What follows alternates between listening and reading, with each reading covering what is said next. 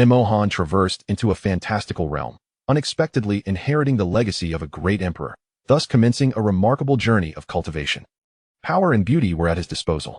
Lacking a background or support, Emohan had been biding his time, cultivating discreetly. After a period as a wandering cultivator, Emohan purposefully joined the Qingyun sect to continue his low-profile development.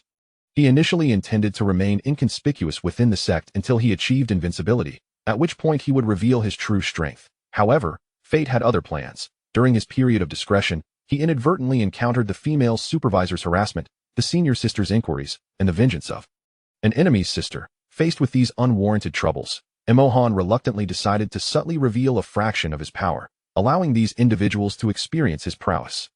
Emohan mused, having traversed into a fantastical world, is it not natural for me to indulge in the pleasures of cultivation? Years later, as Emohan's strength gradually became apparent, he astonished the world. Chapter 1. The Emperor's Memory. In the Tianwu continent, on the southern border of the Daxia Kingdom, lies a dilapidated house in a remote village. 3 levels of qi refinement achieved. In the courtyard, a youth awakened from meditation, tightly gripping a jade ring, his gaze profound as he descended into contemplation. This youth, named Emohan, had crossed over from Blue Star 4 years prior. Everything here starkly contrasted with his former world. This was a realm of fantasy, where the cultivation stages ranged from qi refinement to foundation establishment, golden core, nascent soul, and divine transformation.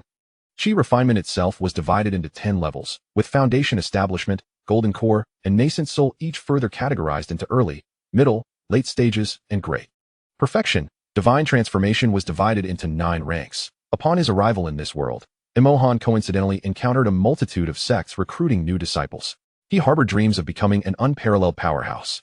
However, during the spiritual root assessment, he was informed that he was born without a spiritual root, doomed to a life devoid of cultivation. Initially, Emohan resisted this fate, tirelessly seeking alternative avenues to realize his dreams. Yet, as time passed, he was forced to confront reality and gradually relinquished his aspirations. An orphan, he was raised by the village chief who had found him as a child. Lacking connections or resources, what else could he do but accept his fate? It was not until the 2nd year after his arrival that Emohan encountered a terrifying beast tide. While tending sheep, in sheer panic, he abandoned the flock and sought refuge in a nearby cave. There, he unexpectedly discovered a ring. This day, Emohan vividly remembers donning the ring, which caused a sudden dizziness before he fell unconscious. When he awoke over a month later, the beast tide had vanished.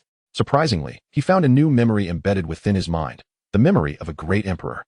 This revelation invigorated Emohan, who had been despondent for an entire year. Within the emperor's memory, he uncovered a cultivation technique that allowed even those without a spiritual root to cultivate, the 9 heavens Yin Emperor scripture. Moreover, the emperor's recollections contained an abundance of divine cultivation techniques. Thus, for the past 3 years, Emohan had diligently practiced within his courtyard. The villagers, witnessing his self-imposed isolation, presumed he was traumatized by the beast tide.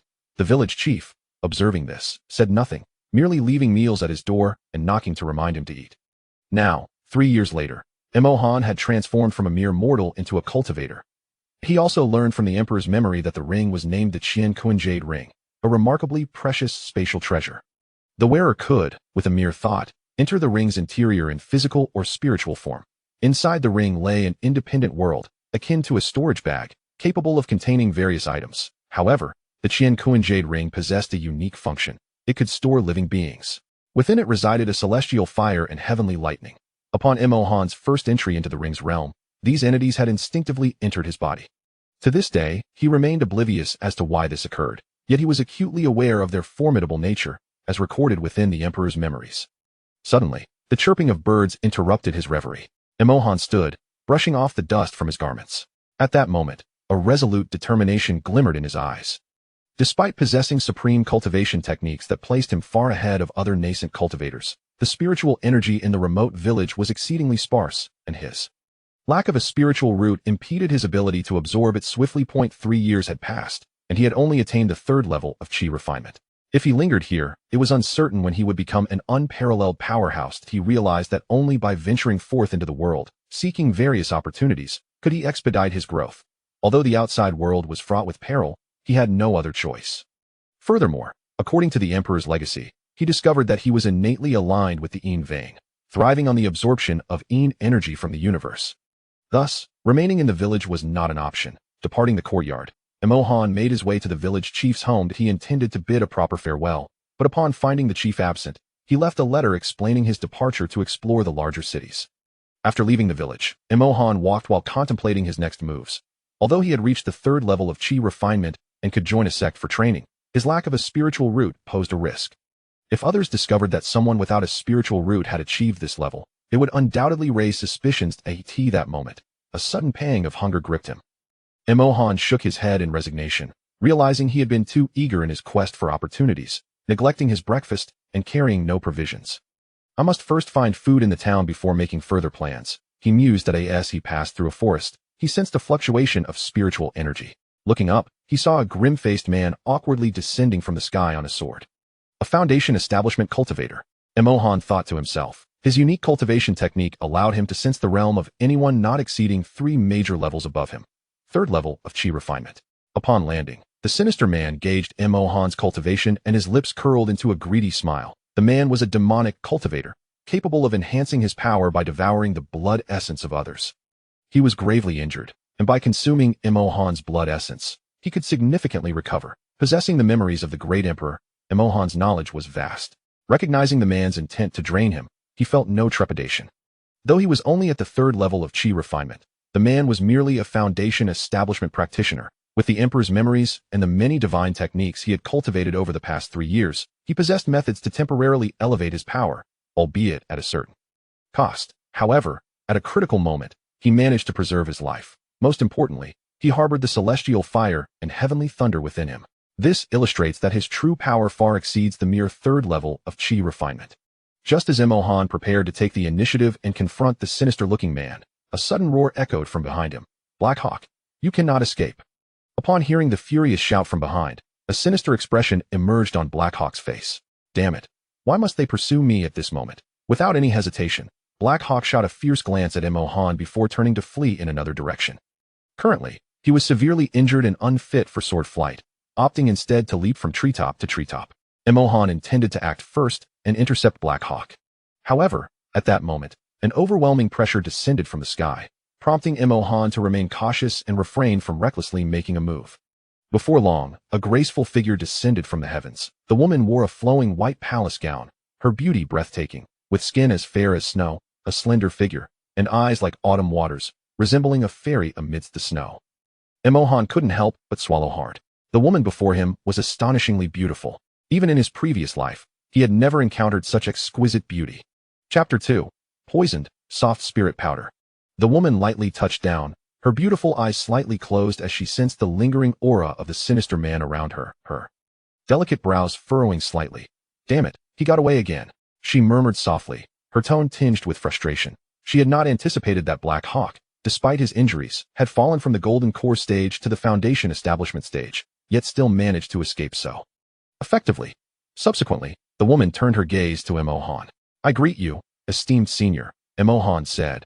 Cupping his hands in respect, he had deduced that this woman was pursuing the sinister man from earlier. Black Hawk was presumably the name of that sinister figure. Moreover, this woman clearly belonged to the righteous path, and, given her beauty, she likely would not pose any threat to him. The woman was somewhat taken aback. The pressure she had just emitted was that of a Golden Core cultivator. She could sense that Emohan was merely at the third level of chi refinement, yet he faced her with an air of calm composure. "Are you searching for a severely injured sinister man?" "He just ran this way," Emohan spoke first, pointing towards a narrow path nearby. Upon hearing this, the woman scrutinized Emohan closely before swiftly pursuing the direction he indicated. Relieved, Emohan sighed in relief, grateful that the woman was not a practitioner of the demonic path. Otherwise, he would surely have faced dire consequences. Once he regained his composure, Emohan recalled the woman's state, clearly one of slight injury. Conversely, the man named Black Hawk was gravely wounded. A Foundation establishment cultivator's storage bag should contain numerous resources. Perfectly, he was born with an innate Yin vein, and places rich in natural Yin energy were exceedingly rare. Under normal circumstances, if he wished to enhance his cultivation efficiency, he would have to seek out a merchant guild to exchange resources for Yin vein cultivation. With this thought, Emohan formed a hand seal with his fingers, and in an instant, his body became hazy, as if blending into the surrounding environment, becoming ethereal and surreal. Divine Concealment Technique, Second Realm, Illusory Veil. This was a supreme technique from the memories of the Emperor, designed to conceal one's presence. The divine concealment technique consists of two realms. The first realm, breath concealment, allows the practitioner to suppress their aura, rendering their cultivation level undetectable to other cultivators. The second realm, illusory veil, enables the practitioner to enter an illusory state, detectable only by those three major realms above them. However, once activated, the divine concealment technique will continuously consume spiritual energy, and any proactive attack by Mohan will cause the technique to fail, revealing his true form. After activating the second realm of the divine concealment technique, Mohan wasted no time and hurriedly pursued the direction Black Hawk had fled. In the depths of the forest, Black Hawk clutched his chest, stumbling as he fled, occasionally spitting out blood. Damn it. If only that woman had arrived a little later, he could have drained Mohan's life force before escaping, avoiding such a miserable predicament. Behind him, a stunningly beautiful woman pursued him relentlessly, her brows furrowing as she observed Black Hawk's ability to escape despite his severe injuries. The task assigned to her by the sect required the capture of the target alive that if she used too much force, she might inadvertently kill Black Hawk. Yet, if she held back, he could easily evade her attacks. This time, she was the only Golden Core cultivator present. If Black Hawk's Golden Core companions arrived, the consequences would be dire. Just as when Lin Xue was lost in thought, Black Hawk suddenly hurled a pill bottle backward. Upon seeing this, when Lin Xue hastily activated her spiritual energy, forming a golden shield around her, she had assumed that the pill bottle thrown by Black Hawk would explode, as the ones he had previously thrown at her had done. However, when this bottle struck her golden shield, it shattered without any explosion, revealing nothing inside. Seeing this, a flicker of anger ignited in Wen Lianshue's eyes. She hadn't expected Black Hawk, despite his severe injuries, to dare mock her. With no time for further contemplation, Wen Lianxue unleashed a sharp wave of sword energy toward Black Hawk. Naturally, she held back her strength, leaving his survival to fate. Ahead, Black Hawk quickly turned, channeling his spiritual energy to defend himself. Thud! Black Hawk was knocked against a tree, blood spilling from his mouth. Fortunately, Wen Lianxue had not used her full power, so that strike did not claim his life. Black Hawk, surrender, and I shall spare your life. Wen Lianxue flashed before Black Hawk, her sword pointed at him, her voice cold as ice.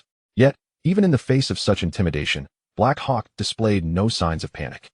On the contrary, when he gazed upon the stunning woman before him, a faint smirk graced his lips. When Lianxue felt a twinge of frustration, he was the second person she had encountered who remained composed in the presence of a Golden Core cultivator.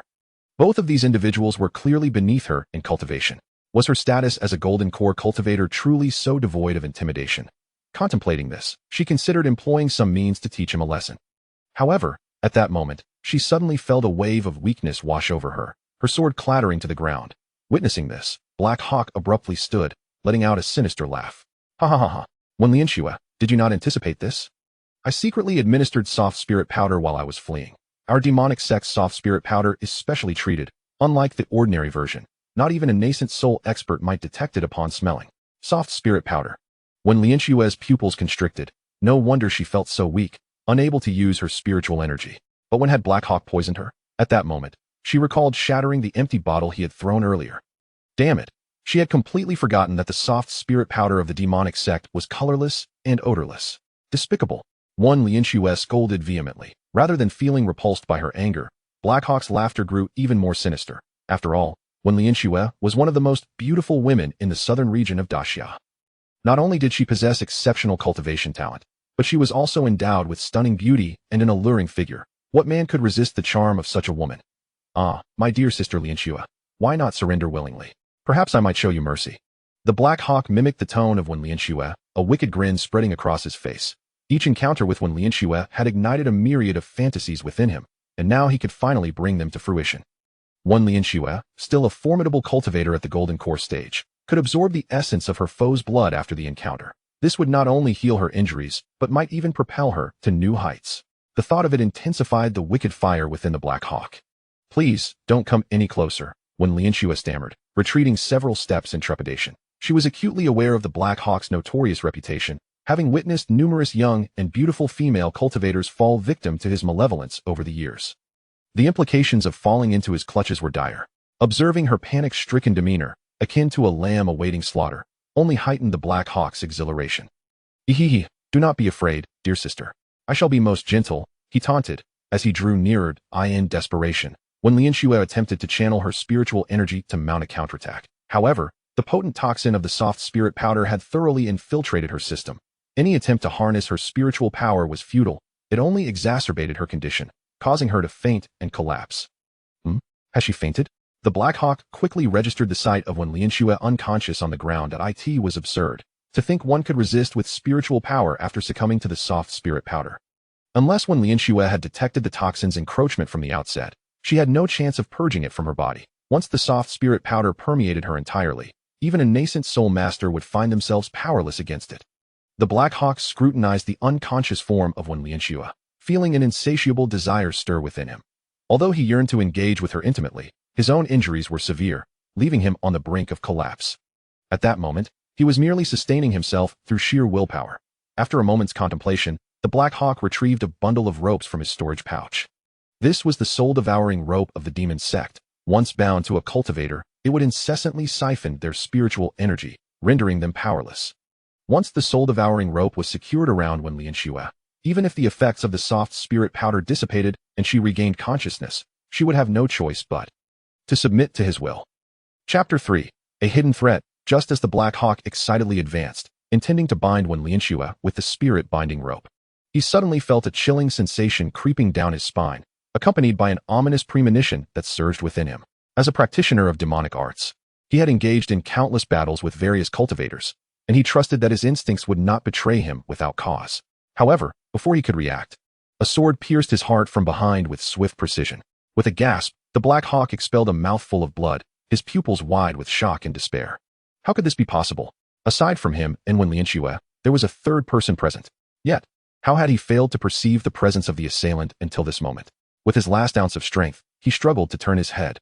There stood Mo Han, wearing a wicked grin as he gazed at him. It was you. The Black Hawk's heart brimmed with resentment as he used his final breath to utter the words. He had never imagined that a formidable golden core cultivator like himself would fall to someone as weak as this mere chi refinement third-layer practitioner. He had anticipated that his demise might come at the hands of Wen Lianxue or a powerful member of her sect, but to perish at the hands of such a trivial adversary was utterly unfathomable. Suddenly, a thought struck him. Had he not secretly administered the soft spirit powder on the road? Why had Wen Lianxue, a golden core cultivator, succumbed to its effects, while this insignificant boy had not? Before the Black Hawk could finish his thought, Mo Han swiftly twisted the sword within the Black Hawk's body and withdrew it. With a dull thud, the Black Hawk collapsed to the ground, lifeless, his eyes wide open, brimming with unfulfilled defiance. Upon witnessing the lifeless form of the Black Hawk, Mo Han exhaled a sigh of relief. The sword he wielded had been acquired during his pursuit of the Black Hawk. He was well aware of the question that lingered in the air. Why had he followed the Black Hawk without succumbing to the poison? Earlier, he had been closely following Wen Lianxue. After she shattered the vial containing the soft spirit powder, he too had been poisoned. However, as the toxin entered his body, it was immediately incinerated by the celestial fire within him. This was his first experience with taking a life. Although he had slain a villain, an indescribable feeling lingered in his heart. Fortunately, he possessed the memories of an emperor, which granted him vast knowledge and wisdom, allowing him to recover swiftly from the emotional turmoil. Next, Mo Han retrieved the storage pouch from the Black Hawk's waist and claimed the spirit-binding rope from his grasp. With the memories of the emperor, he instantly recognized the item as the spirit-binding rope. After probing the contents of the storage pouch with his spiritual sense, a smile spread across his face. He was pleasantly surprised to discover that the so-called Black Hawk was rather affluent. The pouch contained over 10,000 low-grade spirit stones, 100 mid-grade spirit stones, along with an assortment of weapons and manuals.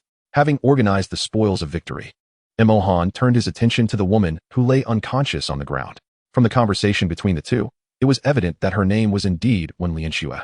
Such a stunning and exquisite beauty now lies unconscious upon the ground. To assert that Mo Han felt no stirrings of emotion would be an outright falsehood. Moreover, Wen Lianxue is a formidable being at the Golden Core stage, setting aside her sword, which is undoubtedly a high-tier spiritual artifact. The treasures within her storage bag would likely surpass even those of the Black Hawk. After considerable contemplation, Mo Han ultimately shook his head. Regardless of circumstances, Wen Lianxue had indeed saved his life. Upon reaching the Golden Core stage, one gains the ability to perceive certain areas with their divine sense. Just moments ago, when she encountered the Black Hawk at the edge of the forest, Wen Lianxue could have silently launched a surprise attack from behind. Yet, she chose to reveal her presence, her aura arriving before her.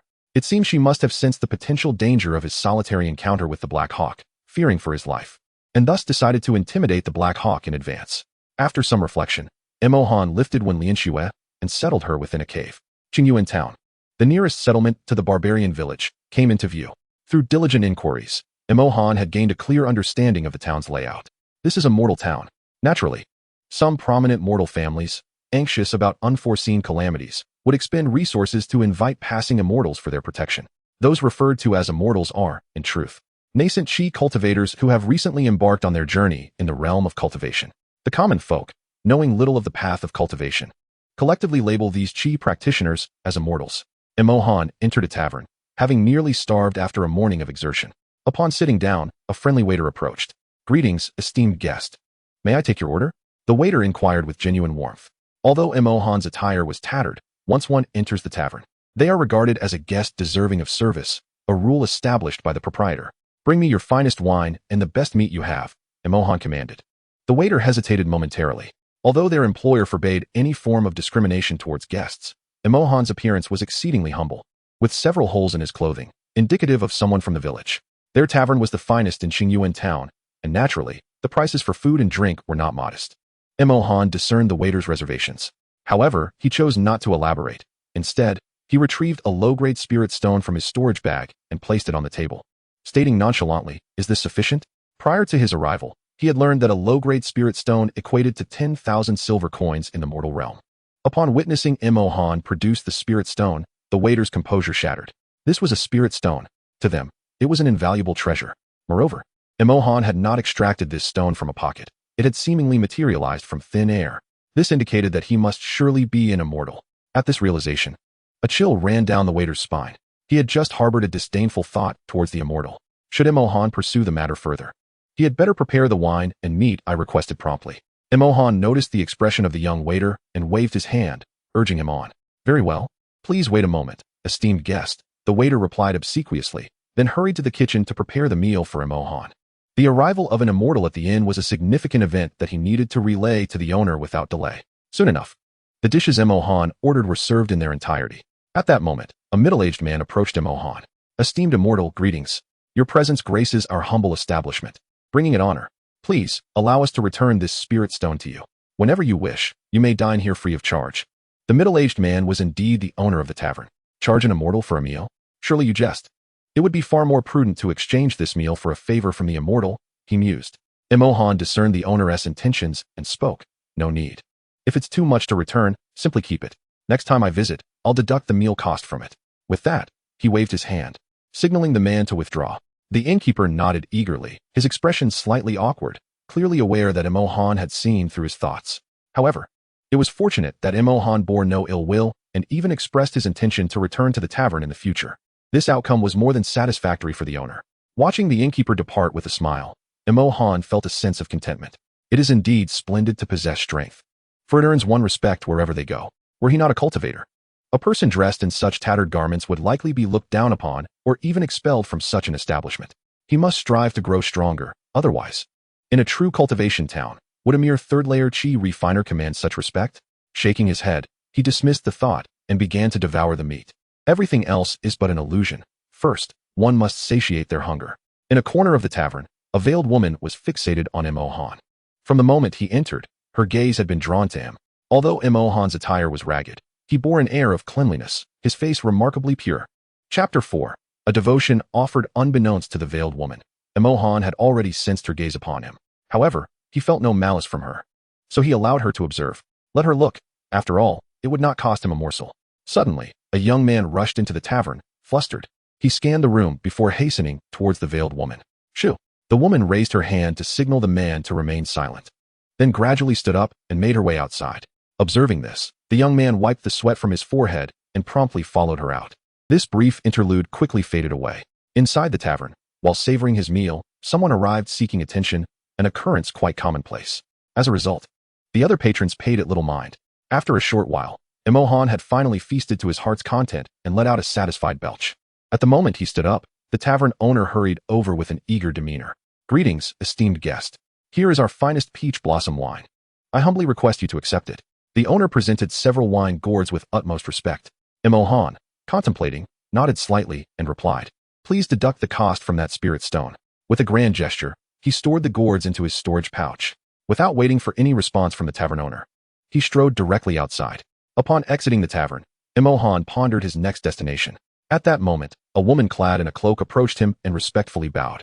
"This humble girl, Jiang Xian, has the honor of meeting you, young master." Imohan glanced at Jiang Xian with some surprise. She was indeed the same woman who had been observing him in the tavern. However, at this moment, Jiang Xian had already removed her veil. "Why have you ceased to wear your veil?" Imohan inquired. At his words, a flicker of astonishment crossed Jiang Xian's eyes. She recalled that during their time in the tavern, Imohan had never glanced in her direction. Truly, a celestial being, to notice such a detail. "I beg your pardon. Noble sir, I did not intend to treat you lightly by wearing the veil," Jiang Xian said, bowing again. "What do you seek from me?" Imohan asked. "Dare I inquire, is this your first visit to Qingyuan town?" Jiang Xian spoke, her eyes betraying a hint of anxiety. Imohan nodded. Jiang Xian glanced around nervously and said, "I boldly request that you accompany me to my humble abode for a private conversation." Noticing her unease, Imohan astutely observed the surroundings and discovered several individuals casting glances in their direction. The expressions of those people suggested they were keeping watch. He found it hard to believe that he would attract attention upon his arrival in Qingyuan town. It seemed these individuals were there to monitor Jiang Xian. Being a newcomer, he had heard tales of several powerful mortal families being backed by celestial beings and wished to avoid any unnecessary trouble. "I have no time." Imohan waved his hand dismissively, turning to leave. Seeing Imohan genuinely about to depart, Jiang Xian grew increasingly flustered and hurriedly stepped forward to block his path, imploring, "I beseech the celestial being to pause. I truly have a matter of great importance to discuss. I hope you can lend your assistance." At her words, a slight smile graced Imohan's lips. Until now, Jiang Xian had addressed him as young master, but now she referred to him as celestial being. It appears that something was discovered during their time at the tavern, showcasing a keen perception. Moments ago, Jiang Xian had been somewhat hesitant, yet he had already surmised that this woman likely discerned his true identity and sought his assistance for certain tasks.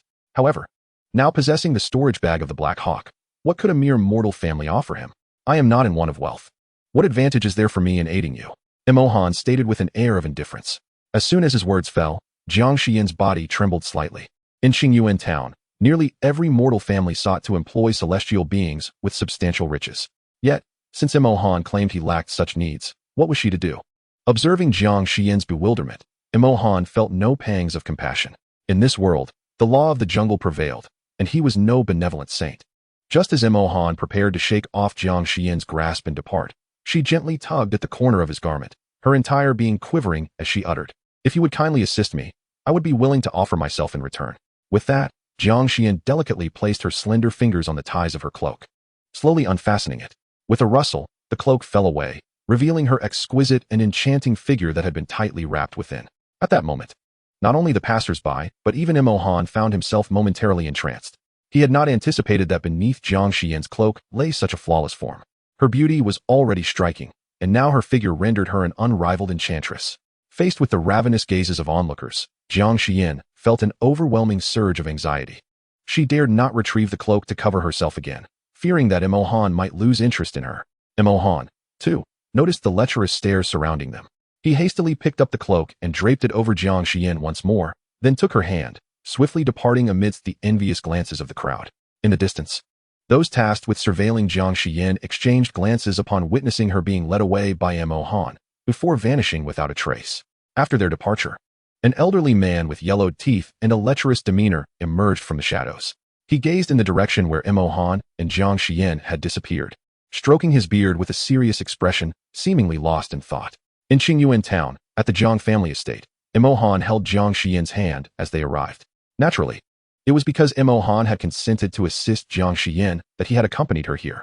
His intentions were not driven by lust for her beauty. Rather, he sought to lend a helping hand, genuinely. Chapter 5. The matter of commission in the Jiang family assembly hall. A flicker of surprise crossed the faces of the gathered individuals upon seeing Jiang Xian return with Imohan. Just a short while ago, she had sent a servant to summon all core members of the Jiang family to await her in the assembly hall. She has found an immortal who may be able to save the Jiang family. Despite the tattered clothing worn by Imohan, none dared to question his identity as an immortal. Jiang Xian, the daughter of Jiang Tian, the head of the Jiang family, asserted that she would certainly bring the immortal back. After all, she is a member of the Jiang family and would never jest about such matters. Upon their arrival at the assembly hall, Imohan and Jiang Xian were taken aback by the gathering. Only one person appeared normal. while the others sat in wheelchairs with their legs encased in plaster. Before Jiang Xian could introduce him, the one normal middle-aged man hurriedly knelt before Imohan and spoke. I am Jiang Tian, honored immortal. The other Jiang family members, unable to kneel due to their plastered legs, could only bow deeply and in unison declare, we greet the honored immortal. Imohan surveyed Jiang Tian, recalling Jiang Xian's earlier words that Jiang Tian was her father. Please rise. There is no need for such formalities. Imohan said. Jiang Tian was internally astonished. Truly, his beloved daughter had brought back an immortal who was so amiable. In previous years, the immortals invited by the Jiang family had commanded them to kneel to converse. Please, honored one, take a seat and sample our Jiang family tea, Jiang Tian said respectfully. Imohan accepted graciously, finding a suitable place to sit, a position reserved for the head of the Jiang family. However, Jiang Tian did not speak further, instead signaling Jiang Xian with his eyes to pour tea for Imohan. Jiang Xian understood instantly, moving to pour tea for Imohan, behaving as obediently as a maid. Imohan nodded in satisfaction, saying, Now, tell me, how may I assist you? Jiang Tian promptly approached to explain the situation. It turns out that in Qingyuan town, the Jiang and Wu families had long been bitter rivals. Prior to Imohan's arrival, both families had engaged immortals for protection, but a month ago, the immortal the Jiang family had summoned abruptly left due to unforeseen circumstances. Fearing that the Wu family would exploit this information and send their own immortal to destroy them, the Jiang family hastily sought another immortal for support. However, unbeknownst to them, the newly acquired immortal, upon learning of the Jiang family's predicament, made exorbitant demands, seeking 80% of the Jiang family's profits each month. Furthermore, upon beholding Jiang Xian's beauty, he harbored ulterior motives, insisting that the Jiang family send Jiang Xian to serve him as a bedmaid, with both demands being non-negotiable.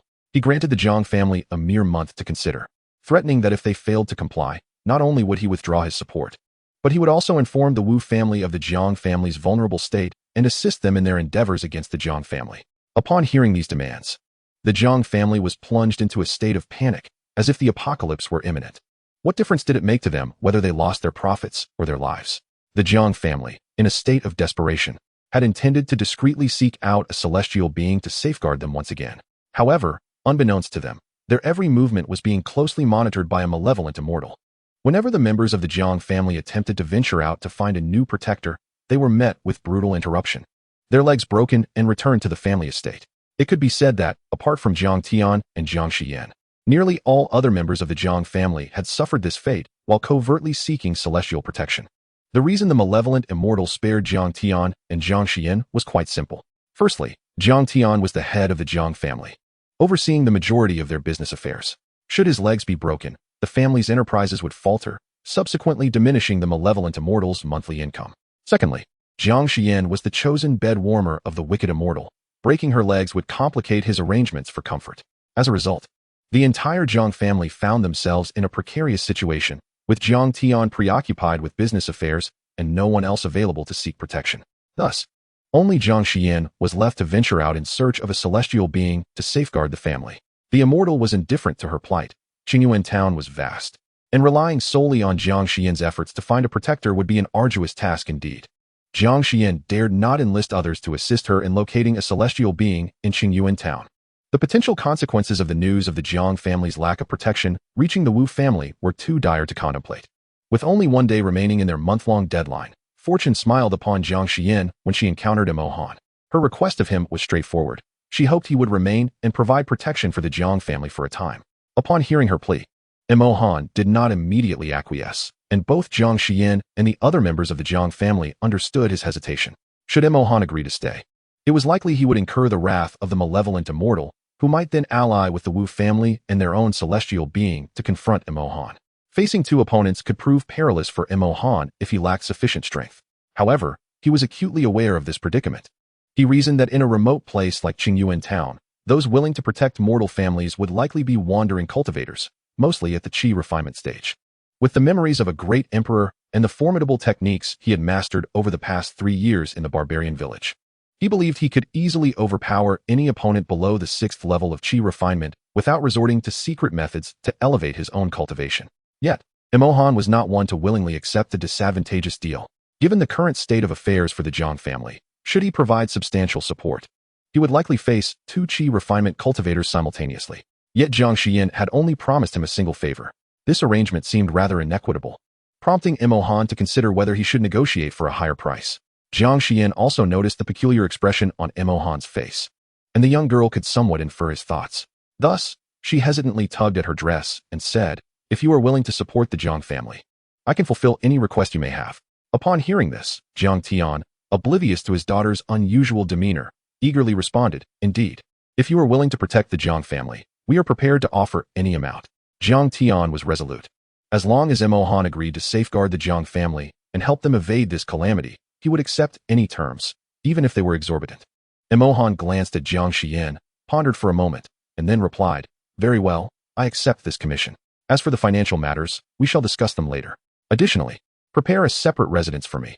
From today onward, I shall reside within the Jiang family." Upon hearing Imo Han's affirmation, Jiang Xian felt a sense of relief wash over her. Thankfully, he had agreed without revealing that she had offered herself in exchange for his assistance.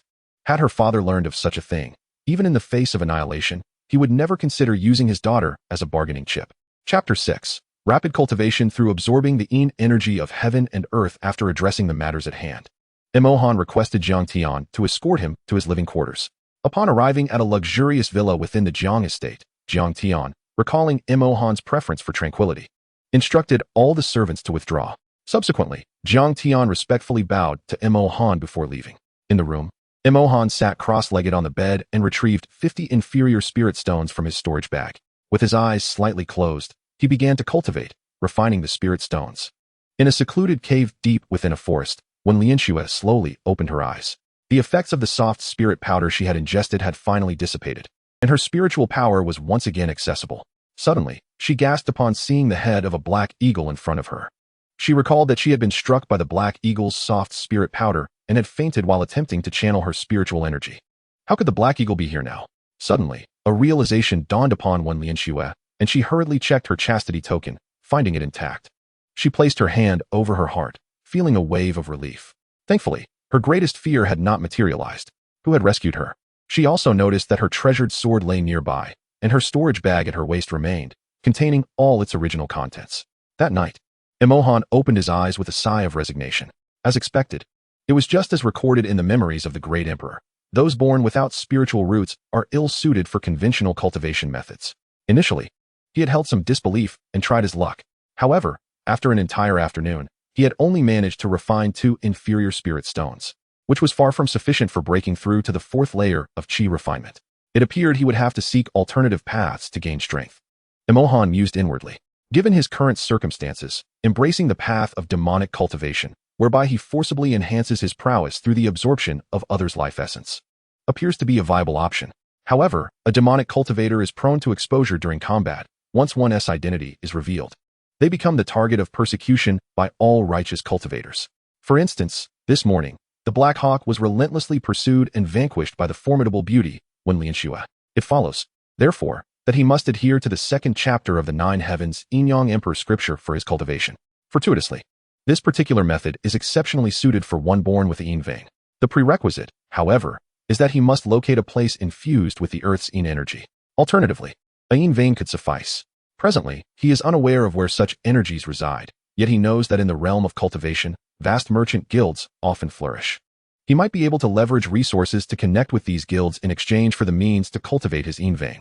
Consequently, after resolving the matters concerning the Jiang family, he intends to fervently gather resources and seek out a merchant guild to facilitate his cultivation journey. As he had just organized his thoughts, Imo Han suddenly sensed something and turned his gaze towards the door. "Young master, it is time for dinner," Jiang Xian announced, bearing an array of delicacies. "Come in," Imo Han replied, realizing that in his engrossment with cultivation, he had nearly forgotten to eat. He had yet to attain the state of fasting. Thus, maintaining regular meals was essential. Initially, he presumed that Jiang Xian was merely delivering a meal. Yet, upon witnessing her enter, he found himself utterly unsettled. At that moment, Jiang Xian was clad in a sheer garment, which did little to conceal her alabaster legs. A closer inspection revealed that droplets of water lingered on her collarbone and hair, indicating she had recently emerged from a bath. The delicate allure of her figure rendered her akin to a celestial being from a painted realm. Imo Han could not help but swallow hard. "Young master, please enjoy your dinner," Jiang Xian said, cautiously placing the exquisite dishes upon the table. Her minimal attire made her wary of any accidental exposure, resulting in her movements being exceptionally stiff and careful. Unbeknownst to Jiang Xian, her current appearance, coupled with her awkward demeanor, had pushed Imohan's patience to its limits. Just as she placed the final dish on the table and intended to turn and remind him to eat, she was taken aback. At that very moment, Imohan, akin to a ravenous wolf, lunged forward and swept her into his embrace. "Young master, please dine first. The food will grow cold," she murmured softly, nestled in his arms. "There's no rush. I'll feast on you first, then the meal," Imohan replied, caressing her silken hair before decisively kissing her lips. With her eyes tightly closed, Jiang Xian's heart raced in a flurry of emotions. The following morning, dawn broke. Jiang Xian opened her eyes, gazing at the still, slumbering Imohan. Her heart entwined with indescribable emotions. She had initially intended to offer herself to him only after he resolved matters with the Jiang family. However, a lingering fear of his potential change of heart compelled her to consummate their arrangement the previous night. After all, celestial beings of such grandeur are presumed to uphold their promises. Yet, despite her preparations for the sacrifice, the reality of the event left her somewhat unmoored. If Imohan truly cherished her, she would willingly embrace him, given his status as a celestial being. However, what transpired last night was merely a transaction between them. With this thought, Jiang Xian gently wiped away her tears, donned her garments, and departed with the blood-stained sheets. Not long after Jiang Xian left, Imohan awoke. Observing the lavish spread of delicacies before him, he sighed. He had not touched a morsel of the feast the previous evening, though he had dined sufficiently. "My lord." Suddenly, Jiang Tian rushed in, flustered. "What is it?" Imohan felt a twinge of annoyance at the intrusion, yet the panic etched on Jiang Tian's face quelled his irritation. "Apologies for my rudeness, my lord. Please do not take offense. The situation is dire. That malevolent celestial being and individuals from the Wu family have arrived and are currently outside the Jiang residence." Imohan was not taken aback by this revelation. The individuals monitoring Jiang Xian at the tavern were likely the minions of the malevolent celestial being Jiang Tian spoke of. After reporting to their master, the Qi refinement cultivator would have surmised Imohan's own cultivation level. The reason for their visit today was likely due to that cultivator seeking allies among the Wu family, as he would need additional support, not knowing how many layers of Qi refinement Imohan possessed. "Very well, you may attend to our guests," Imohan replied coolly. Outside the Jiang residence, upon opening the door, Jiang Tian and the gathered Jiang family members were taken aback by the array of figures standing before them. Just moments ago, they had received word that only the malevolent celestial being and the Wu family had come. Now, to their astonishment, members of the Wang and Li families, as well as representatives from the city lord's manor, had also arrived. The Wang, Li, Wu, and Jiang families constituted the four prominent mortal clans of Qingyuan town, while the city lord's manor represented the most significant power, towering above the four clans. Faced with this scenario, Jiang Tian felt a chill creep down his spine. Aside from the Wu family's sinister glances, the expressions of the Wang and Li families, along with the city lord's representatives, bore a distinctly schadenfreude quality. It appeared they were intent on the annihilation of the Jiang family. Chapter 7. 1 against 2. Effortlessly overwhelmed Jiang Tian. "A month ago, I presented a request to you. I wonder how you have pondered it." An elderly man with a mouth full of yellowed teeth and a lecherous grin spoke maliciously. This man was none other than the wicked immortal who had made two outrageous demands of the Jiang family a month prior. Jiang Tian felt his legs weaken. Although Imohan had assured him yesterday that he could resolve the matter, the current situation left him feeling utterly embarrassed. "Young Jiang, if you wish to avoid your family becoming a mere footnote in the history of Qingyuan town, I advise you to obediently surrender 80% of Jiang family's profits each month. And while you're at it, hand over your precious daughter as well." At the forefront of the Wu family, an elder stepped forward. Upon seeing him, despair washed over Jiang Tian and the other members of the Jiang family. They had not anticipated that the immortal summoned by the Wu family had also arrived. As they had feared, the very immortal who had threatened them a month ago had indeed allied with the Wu family to confront the Jiang family. Unbeknownst to the Jiang family, the immortal stationed at the Wu family had long set his sights on Jiang Xian, but had refrained from making any moves due to the presence of an immortal protecting the Jiang family. It was only yesterday, when the malevolent immortal approached him and revealed that the guardian of the Jiang family had already departed, that he felt emboldened. The immortal Jiang had summoned yesterday was merely a novice, likely at the 3rd or 4th level of Qi refinement. With their combined strength, they would surely subdue Imohan. After annihilating the Jiang family, Jiang Xian would be his to enjoy first. In an instant, the faces of all the Jiang family members turned pale with shock. The Wang family, Li family, and the city lord's officials displayed no sympathy. They had already forged an agreement with the Wu family to eradicate the Jiang family and divide their wealth. The Jiang family had developed far too rapidly in recent years, nearly monopolizing the commerce of Qingyuan town. Previously, the powerful immortal who had protected the Jiang family deterred any rash actions against them, even from the city lord's estate. Now, having learned that the guardian had departed, they were eager to devour the Jiang family. To wish for the destruction of my Jiang family is but a dream. At that moment, Jiang Xian stepped forward, her voice resolute. With her extraordinary poise, she invigorated many members of the Jiang family, instilling a glimmer of hope in their hearts. Observing Jiang Xian's emergence, the Wu family's immortal leered. "Ah, little beauty, such a sharp tongue. I hope you won't disappoint me tonight."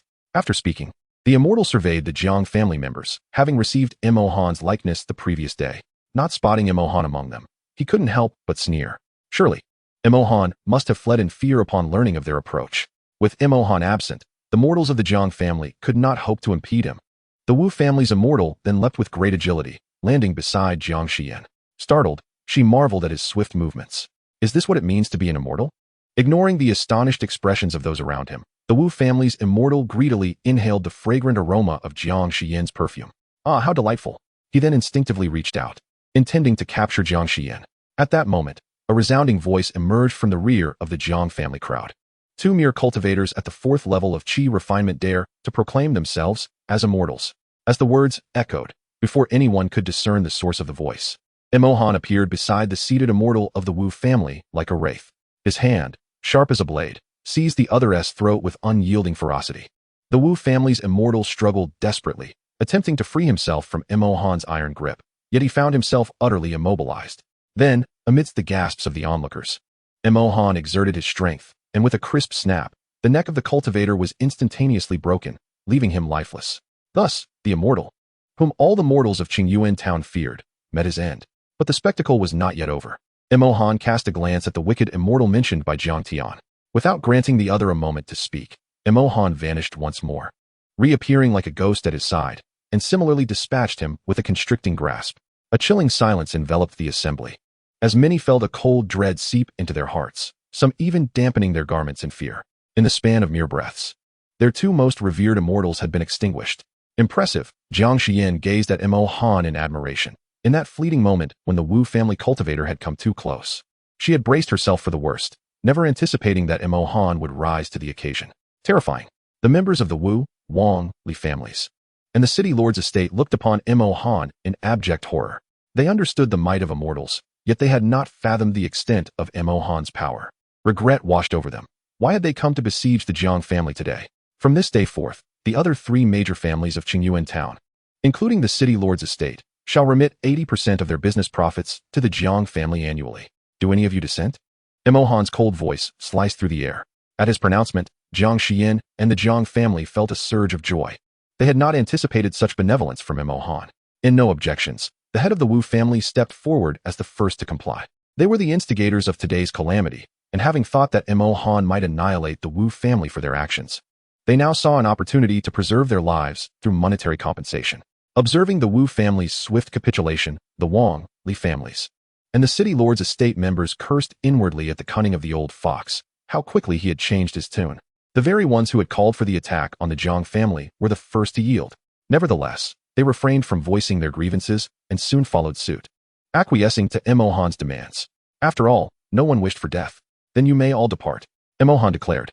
Before the sun sets today, should I not witness your arrival at the Jiang family with last year's business profit in silver coins, the consequences shall be yours to bear. With that, Imo Han swept his sleeve, unleashing a formidable pressure that engulfed the surroundings. The three prominent families and the city lord's residents felt an overwhelming sense of suffocation. They hurriedly proclaimed their compliance with the esteemed immortal's directives, vowing to return and prepare the profits from last year's business. Humph. Imo Han let out a cold snort, subsequently dissipating his imposing aura before retreating to his dwelling. As he departed, he cast a glance at Jiang Xian, finally comprehending why she would rather offer herself to him last night than serve as a warm bed companion for the immortal he had just slain. Upon witnessing Imo Han's exit, the members of the three families and the city lord's residents scurried away, swiftly returning home to prepare their silver coins.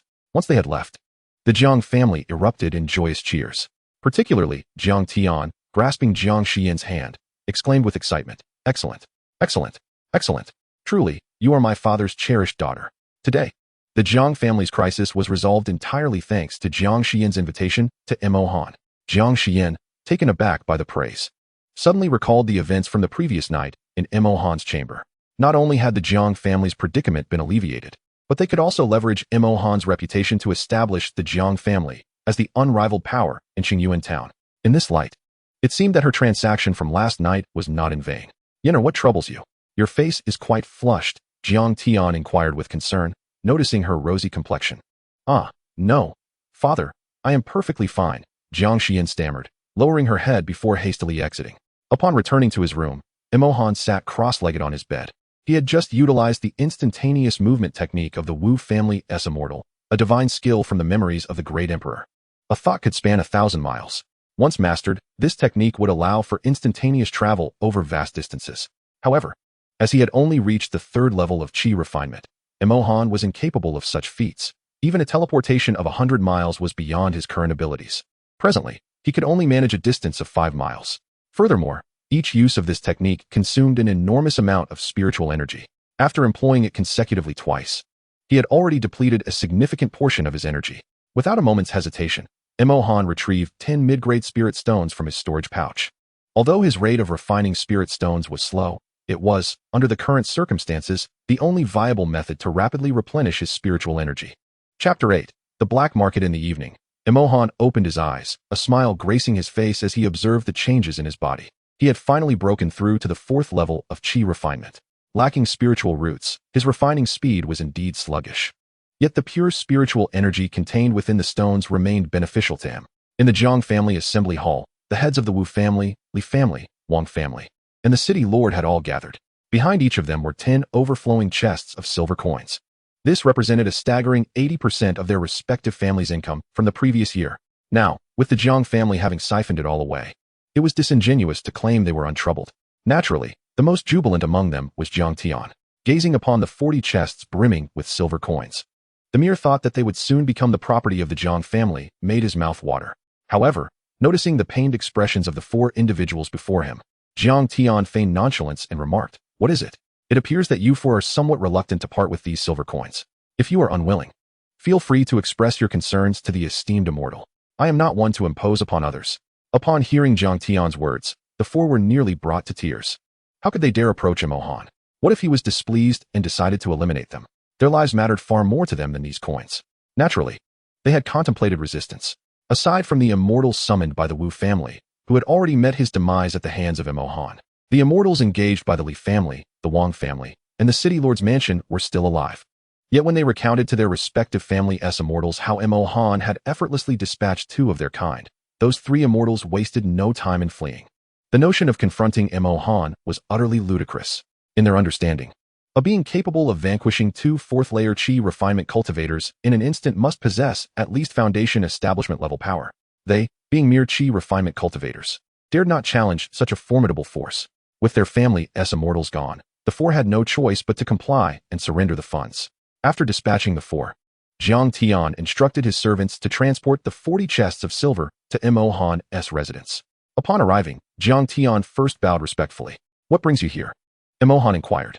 "My lord, these are the silver coins sent by the Wu, Li, Wang families, and the city lord's mansion. I humbly request your perusal," Jiang Tian replied with reverence.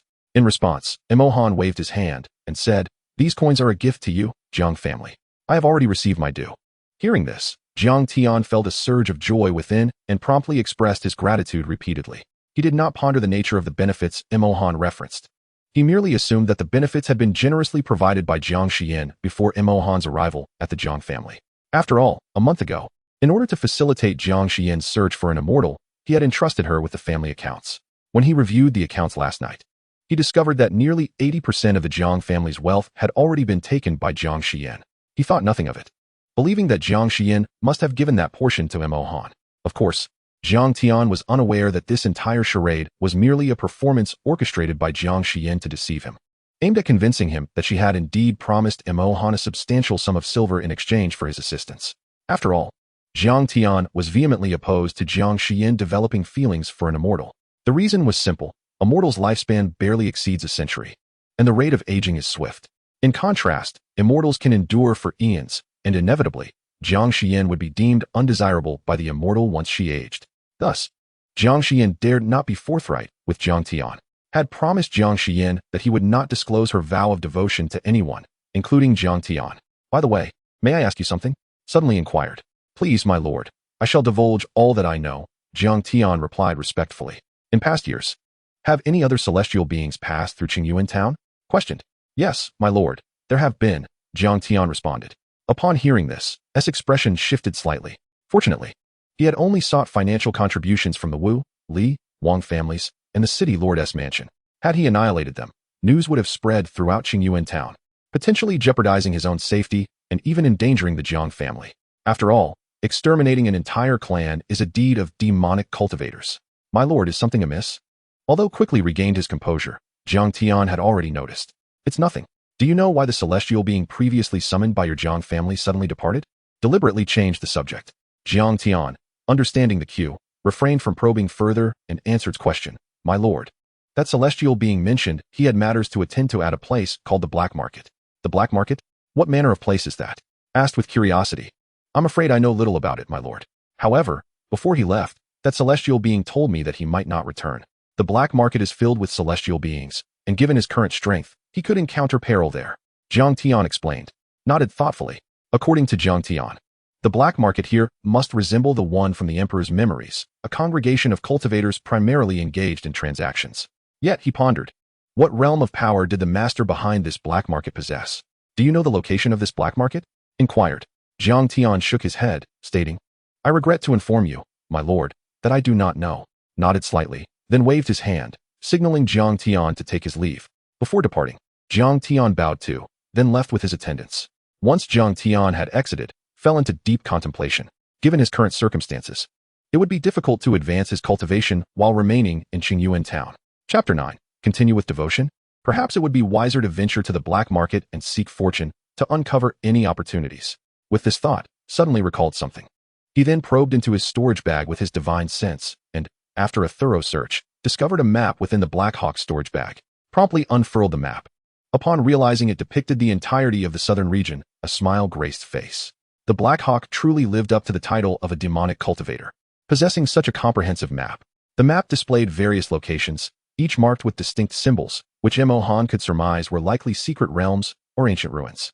However, beside these markers was a red triangular icon, presumably indicating that while treasures may lie within, these places also harbored considerable danger. Mo Han remained unperturbed, deciding to explore them once his strength had sufficiently increased. He then examined the map to locate Qingyuan town and subsequently focused his attention on the vicinity surrounding it. At last, in the upper right corner of the map, he discovered the location of the Black Market. This must be the very Black Market spoken of by the immortal who once resided in the Jiang family. Mo Han estimated that the journey from Qingyuan town would take him 2 or 3 days. Without hesitation, he promptly gathered his belongings and prepared to set off. The southern region of the Great Xia Kingdom was vast, and from the map, it appeared that both Qingyuan town and the Black Market were situated in a rather remote area. Such desolate places were unlikely to attract high-level cultivators. Before his departure, Mo Han intended to request a carriage and a driver from Jiang Tian.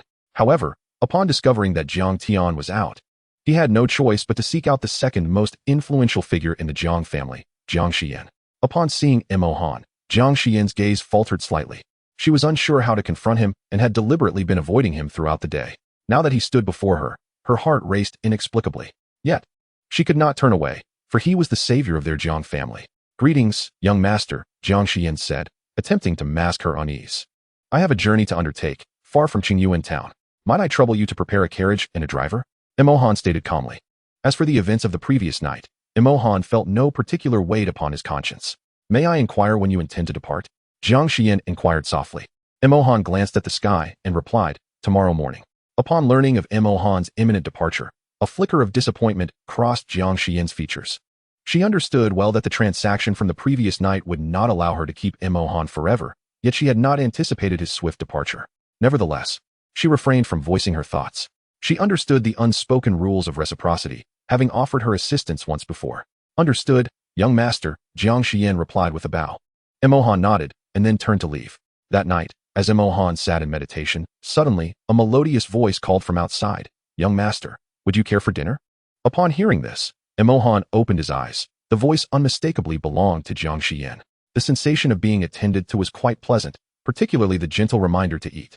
Come in, Mo Han responded nonchalantly. As the door opened, his heart began to race uncontrollably. As before, Jiang Xian held delicacies in both hands, clad in a mere thin garment. However, unlike the previous night, this garment was even more sheer and revealing than before, struggling to suppress the fiery turmoil within her. Jiang Xian placed the sumptuous feast upon the table. Emohan then spoke. Miss Xian, there is no need for such display. Our transaction has concluded. You owe me nothing. And I am not a man driven by lust. Upon hearing his words, Jiang Xian's face flushed deeper with embarrassment. She was well aware that their agreement had reached its end.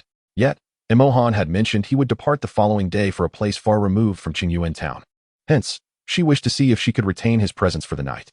She had assumed that by adorning herself in a manner akin to the previous evening, Emohan would exhibit the same eagerness as before. Yet, his solemn demeanor left her feeling somewhat disheartened. Was she not enchanting enough? Nevertheless, she quickly dismissed this thought. Despite Emohan's seemingly serious exterior, his gaze had not strayed from her since the moment she entered. At that instant, he was fixated on the delicate areas she sought to conceal, which only intensified her blush. Sir, could you linger a while longer in Qingyuan town? Jiang Xian stammered, her body stiffening. After uttering those words, she hesitantly removed her hand, no longer shielding the barely concealed parts of her form.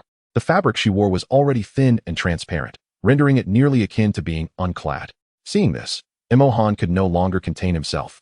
Channeling his spiritual energy into his hand, he summoned Jiang Xian toward him. Ah, she gasped, her body involuntarily soaring into his embrace. In the next moment, she found herself enveloped in his arms. Chapter 10. Departure. Jiang Xian did not resist. Instead, she softly addressed him, Sir.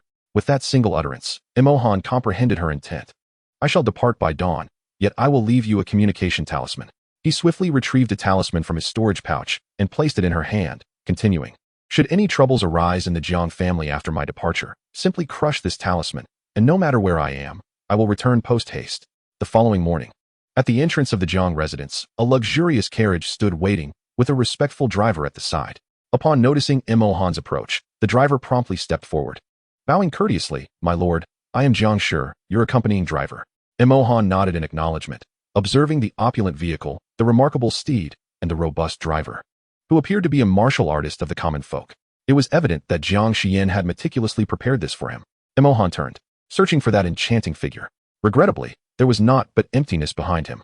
As the gentle breeze swept by, a wave of melancholy washed over Emohan's heart. She was the same as yesterday, awakening early yet reluctant to linger by his side. Even at this moment of impending departure, her silhouette remained unseen. Although there exists a vast chasm between mortals and cultivators, had Jiang Xian chosen to leave with him, he would not have hesitated to take her along. Sighing softly, Emohan turned and boarded the carriage. Jiang Shi, seeing this, promptly took his place as the driver, urging the horses to depart. As the carriage receded into the distance, a graceful figure emerged from the gates of the Jiang residence. Upon witnessing the vehicle vanish from her sight, Jiang Xian could no longer contain her tears, which cascaded down onto the communication talisman in her hand. Some individuals may know each other for a lifetime, yet remain strangers, while others, despite a mere few days of acquaintance, share an intimate familiarity. This farewell left her uncertain of when they might meet again. At noon, en route to the black market. Inside the carriage, Emohan stowed the spirit stones back into his storage pouch. Reflecting on the subtle changes in his body from recent cultivation, he sighed. The efficiency of cultivating with spirit stones in this body was dismally low. It was imperative to swiftly locate a method of harnessing the earth's yin energy or to exchange spirit stone resources at the merchant guild for cultivation of the yin veins. With a sense of resignation, Emohan sighed again. How dreadfully tedious. He mused that had he known the pleasures that awaited, he should have forcibly taken Jiang Xian along from the outset, ensuring a more fulfilling existence. Suddenly, Emohan furrowed his brow. Jiang Shi, halt. Yes, my lord. Jiang Shi replied respectfully, fully obedient to Emohan's command. Emohan drew back the carriage curtain and glanced outside, noting the absence of any anomalies nearby. He then closed his eyes, realizing that with his cultivation at the 4th level of qi refinement, he was incapable of using spiritual perception to scan his surroundings. However, his hearing was exceptionally acute, far surpassing that of an ordinary qi refinement cultivator. After a moment, Emohan lowered the curtain and resumed his seat within the carriage, instructing. Jiang Shi, advance swiftly for 200 meters. Yes, my lord. Jiang Shi urged the steed into a swift gallop. Before long, they arrived at the location Emohan had specified. Before the carriage, a woman clad in a cloak and veiled appeared visibly anxious as she gazed ahead. In front of her stood 4 men in dark attire, their intentions toward her unmistakably nefarious.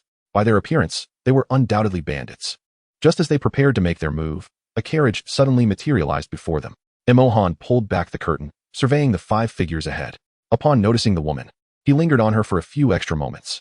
If it were not for the considerable distance from Qingyuan town, he would have doubted whether the veiled woman before him, cloaked in a cape, was indeed Jiang Xiyan.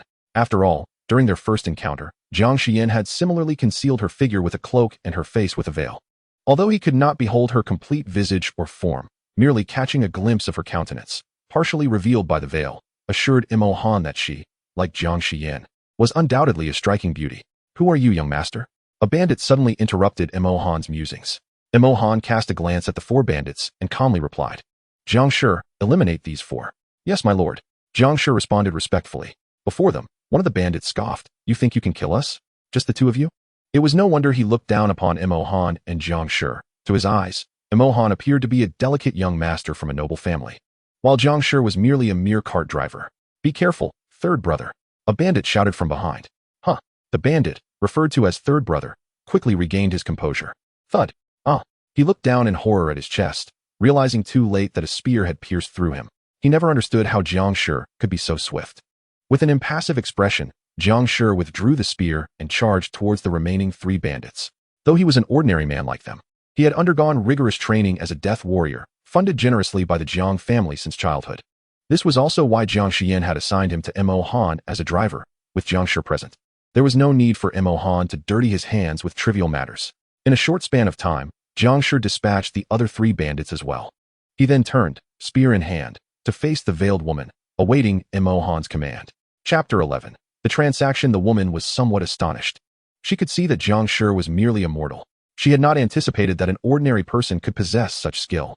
However, her surprise was fleeting, and her expression quickly returned to normal. She did not take Jiang Shi's hostility to heart, but instead directed her gaze toward Imohan, saying, "Thank you, young master, for saving my life."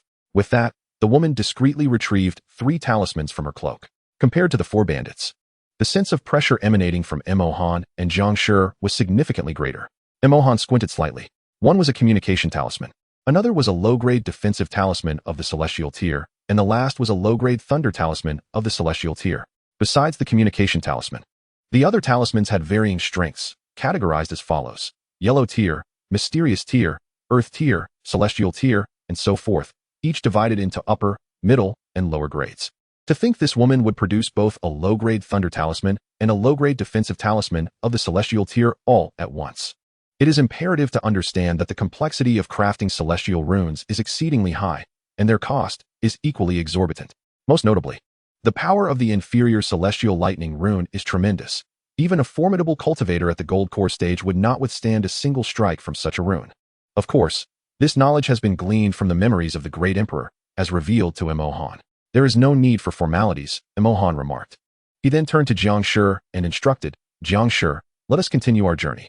After speaking, Imohan returned to the carriage. He had briefly entertained thoughts about the woman, but upon witnessing her produce the inferior celestial lightning rune, he immediately abandoned that notion. He had no desire to be reduced to mere ash. Is it so? The woman was taken aback. Were these 2 departing just like that? Had she perhaps misjudged the situation? Yet, when Imohan had been gazing at her, she felt as if she were being scrutinized by a predatory wolf. Was it merely an illusion? Or could it be that Imohan recognized the 3 runes she had displayed? The woman quickly dismissed the notion. She was acutely aware of her surroundings. This was the most remote part of the southern region of the Great Xia Kingdom, where the cultivators were relatively primitive. They might be aware of the existence of runes, but it was unlikely they could identify them. Therefore, even if Imohan was indeed a cultivator, he should not be able to recognize the 3 runes in her possession. Jiang Shi, however, was not preoccupied with such thoughts. When Imohan instructed him to proceed, he simply complied. Yet, as he prepared to guide the horses onward, the woman suddenly interjected, "Young master, please wait." Upon hearing this, Jiang Shi halted his actions and glanced towards Imohan in the carriage, awaiting his command. "What is it?" Imohan inquired from within the carriage. "Would it be possible for the young master to escort this humble woman to Qingyuan town? Upon our arrival, I shall offer a significant reward," the woman tentatively proposed. Should it be feasible, she preferred not to resort to using the inferior celestial lightning rune to seize the carriage from Imohan. After all, he had, in a way, saved her. "Come aboard," Imohan replied nonchalantly, harboring some concern that denying her request might provoke her into forcibly commandeering the carriage. It was not that he feared the power of the rune in her possession. Though the lightning rune was indeed potent, its activation was not instantaneous.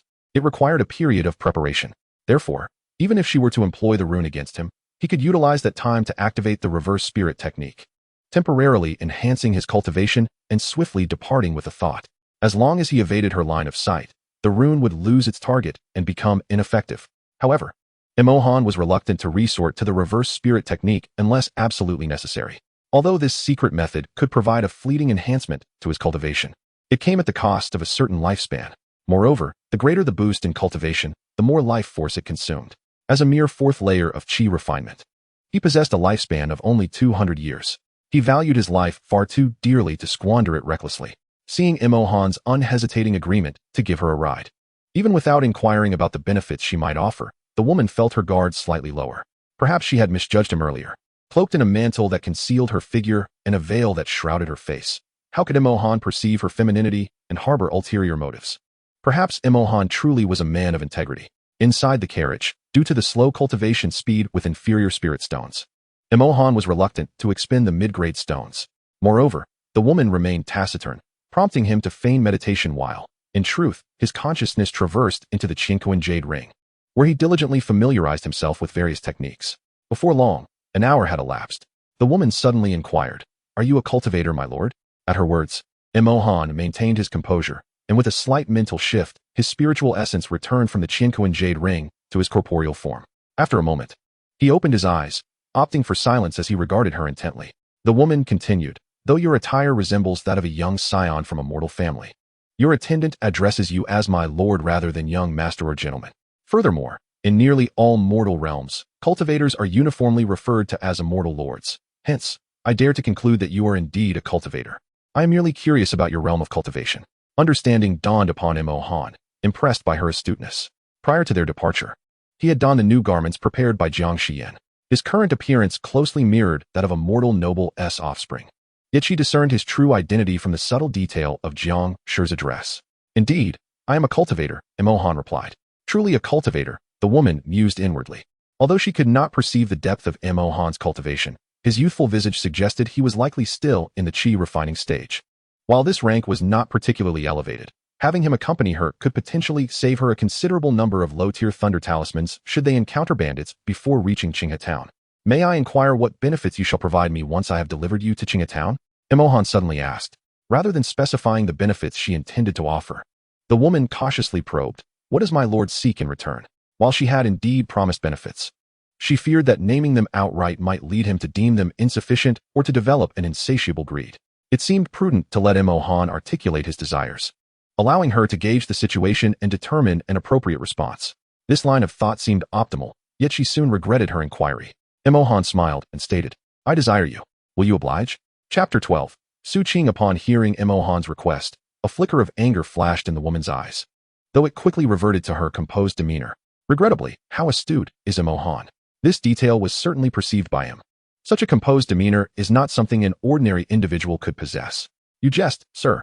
This humble girl is plain in appearance and ample in figure. How could I possibly be worthy of you?" she replied delicately. Upon hearing this, Emohan chuckled. "Is that so? Then remove your veil and cast aside your cloak. If you truly are, as you claim, unattractive and portly, then I shall not pursue you further." A sudden surge of indignation flared within her. She was Su Qing, hailing from the unparalleled city of the Great Xia Kingdom, and her family, the Su clan, was among the four foremost immortal cultivation families of that city. Moreover, the Su clan was the clandestine overseer of the Tianbao Chamber of Commerce, one of the premier powers throughout the Great Xia. It could be said that the influence of the Tianbao Chamber is pervasive across the entire kingdom. Throughout her life, no one had dared to converse with her in such a manner. What did he take her for? To desire her or dismiss her at will? However, she was aware that she could not afford to display her fury, for should she unleash her wrath and employ a low-tier thunder talisman, the ensuing commotion might indeed attract the attention of nearby cultivators, potentially leading to even greater complications.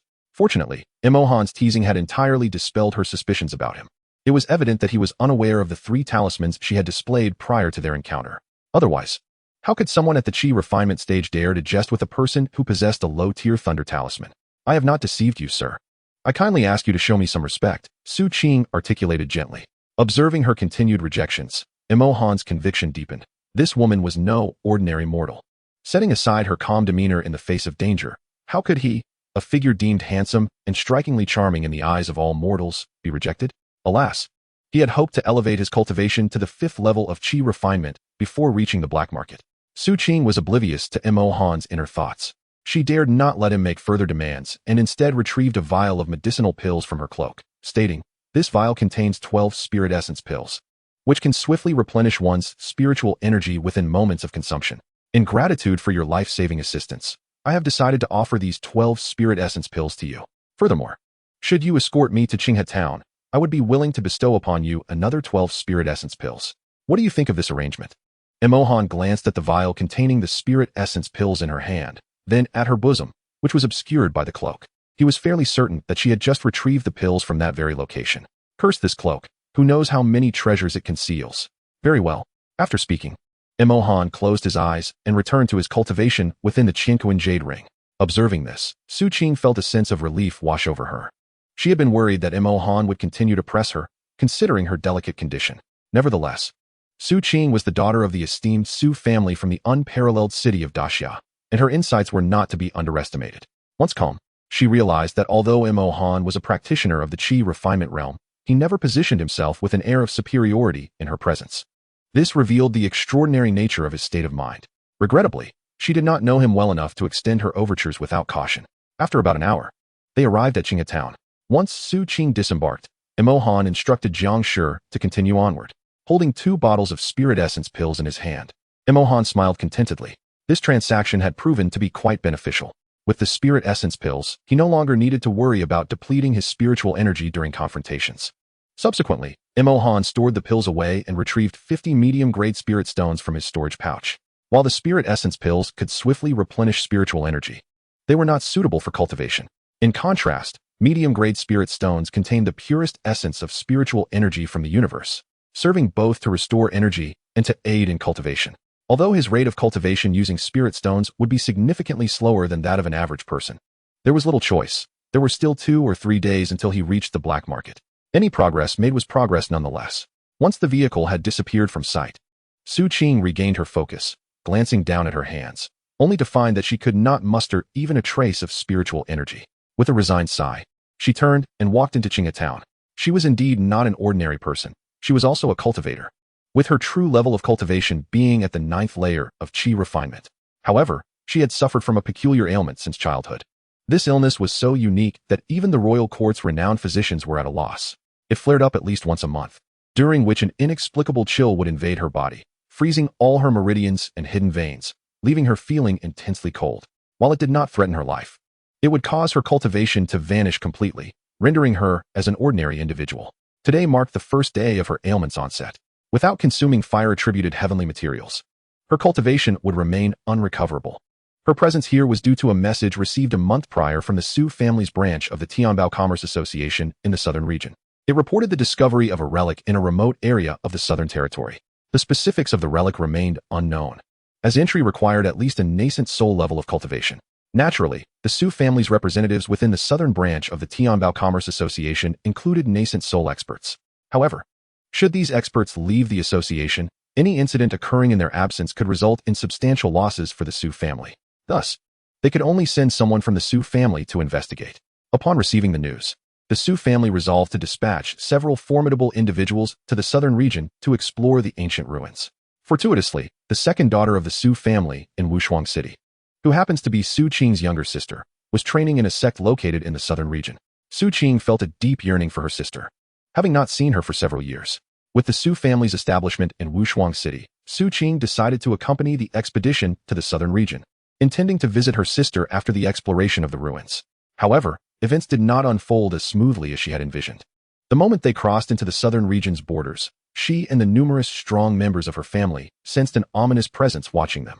As anticipated, they soon encountered demonic cultivators, an unrelenting group that disregarded the moral codes of the cultivation world and killed without a flicker of remorse. Remarkably, it appeared that these demonic cultivators were well prepared, and the Su family's formidable members found themselves unable to contend with them. In a desperate bid, the family's warriors fought valiantly to carve a path for Su Qing's escape. Understanding the gravity of the situation and recognizing her limitations in such a fierce battle, Su Qing prudently took flight on her magical artifact. After her escape, She was not particularly concerned about the fate of her family. For although the Su family's strong members could not overpower the demonic cultivators, the latter could not easily vanquish the Su family either. As long as Su Qing was absent, the Su family would not recklessly engage in prolonged confrontation with the demonic foes, especially in the southern region, where these assailants likely had accomplices.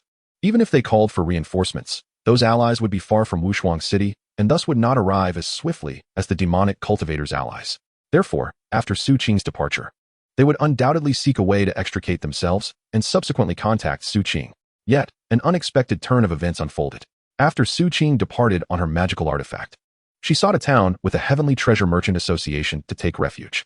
However, en route, her ailment unexpectedly flared up.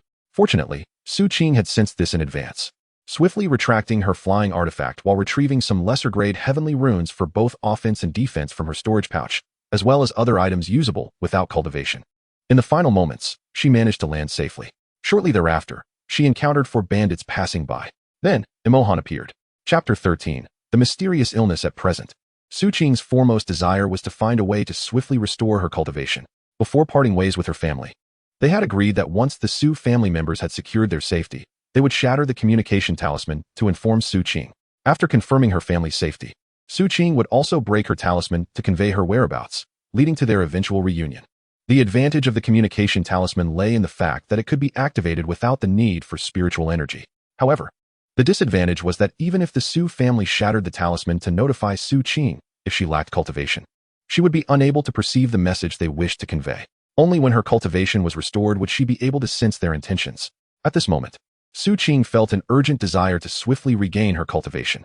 Otherwise, even if the members of the Su family were safe and had shattered the communication talisman to inform her, she would be unable to sense it. Moreover, she dared not recklessly break the communication talisman she carried, for given her current predicament, even if she did shatter it, her lack of spiritual energy would render her incapable of transmitting any message. The best the Su family could achieve would be to discern her location at the moment she broke the talisman. Furthermore, it had been agreed that once the Su family had completely evaded the pursuit of the demonic cultivators, they would first shatter their communication talismans to notify Su Qing, who would then do the same. Should Su Qing shatter her talisman now, without confirming whether the Su family had indeed escaped their pursuers, the demonic cultivators might stealthily follow them to this very spot, trapping them all. Fortunately, prior to her loss of power, Su Qing had produced a map detailing the locations of the various Tianbao merchants associations throughout the southern region. Unlike Qingyuan Town, which was governed by the 4 major mortal families, Qinghe Town was under the dominion of the 4 renowned cultivation families. Although the strongest cultivators among these families were not exceedingly powerful, Qinghe Town housed a branch of the Tianbao Merchants Association founded by her Su family, with a president whose strength was not insignificant. Without hesitation, Su Qing made her way to the center of Qinghe Town, where the Tianbao Merchants Association was situated. As she gazed upon the magnificent and grand edifice before her, her eyes sparkled.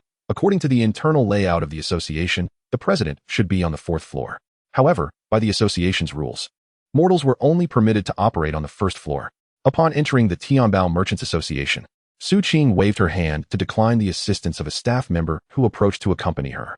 Scanning the crowd, she noticed an individual adorned in resplendent purple attire and promptly made her way towards this person. As the founder of the Tianbao Merchants Association, she was well aware of how to distinguish the ranks of its various members.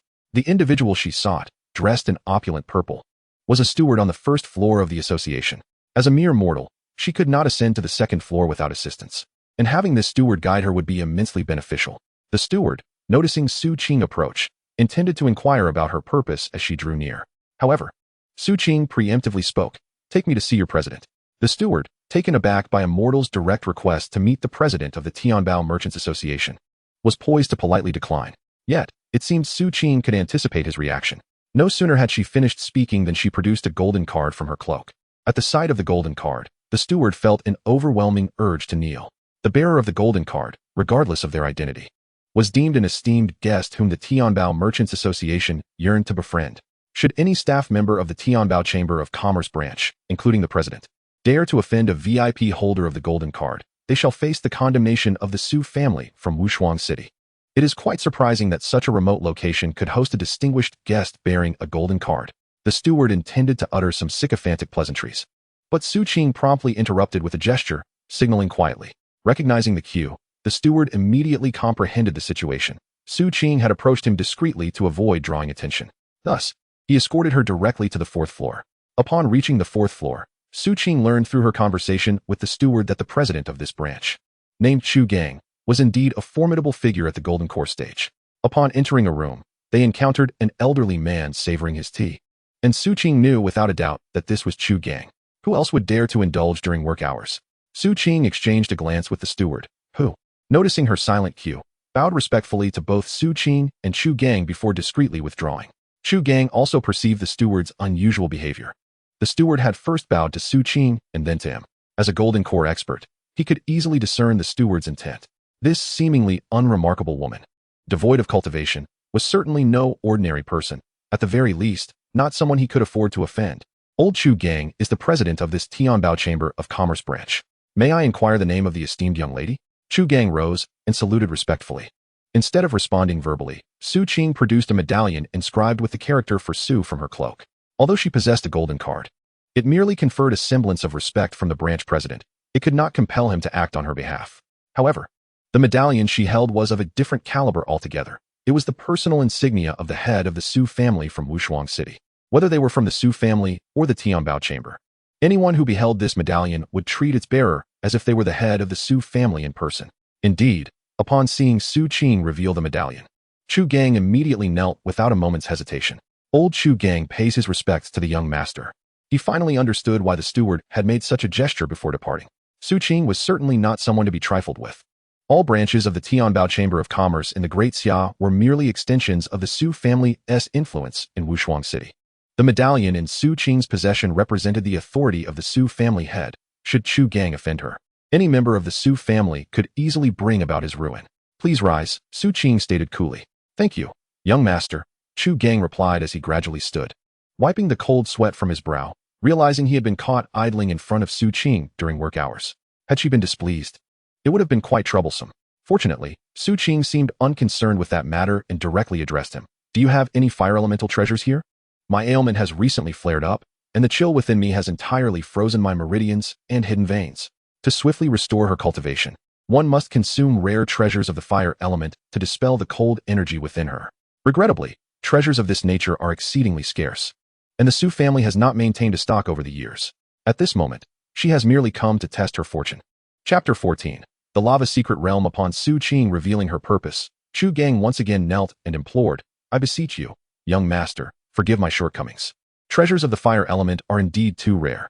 At present, I have none in my possession. Hearing this, a flicker of disappointment crossed Su Qing's eyes.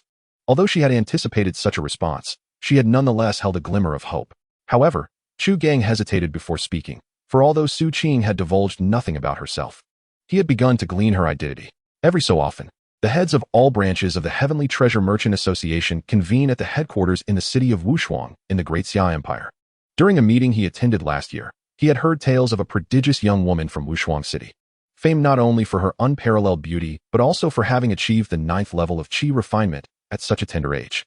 Alas, this remarkable figure suffers from a peculiar ailment that causes her cultivation to inexplicably vanish during episodes of illness. To restore her cultivation, she must either wait for this strange affliction to pass or consume treasures of the fire element to dispel the cold energy within her. Coincidentally, this prodigious young woman is none other than the daughter of the head of the Su family in Wushuang City. Presently, with no fluctuations of spiritual energy emanating from Su Qing and her urgent need for fire element treasures, her identity becomes evident. Noticing Chu Gang's trembling form, Su Qing promptly urged, Rise and speak of what you know. Yes, young master, Chu Gang replied respectfully as he stood.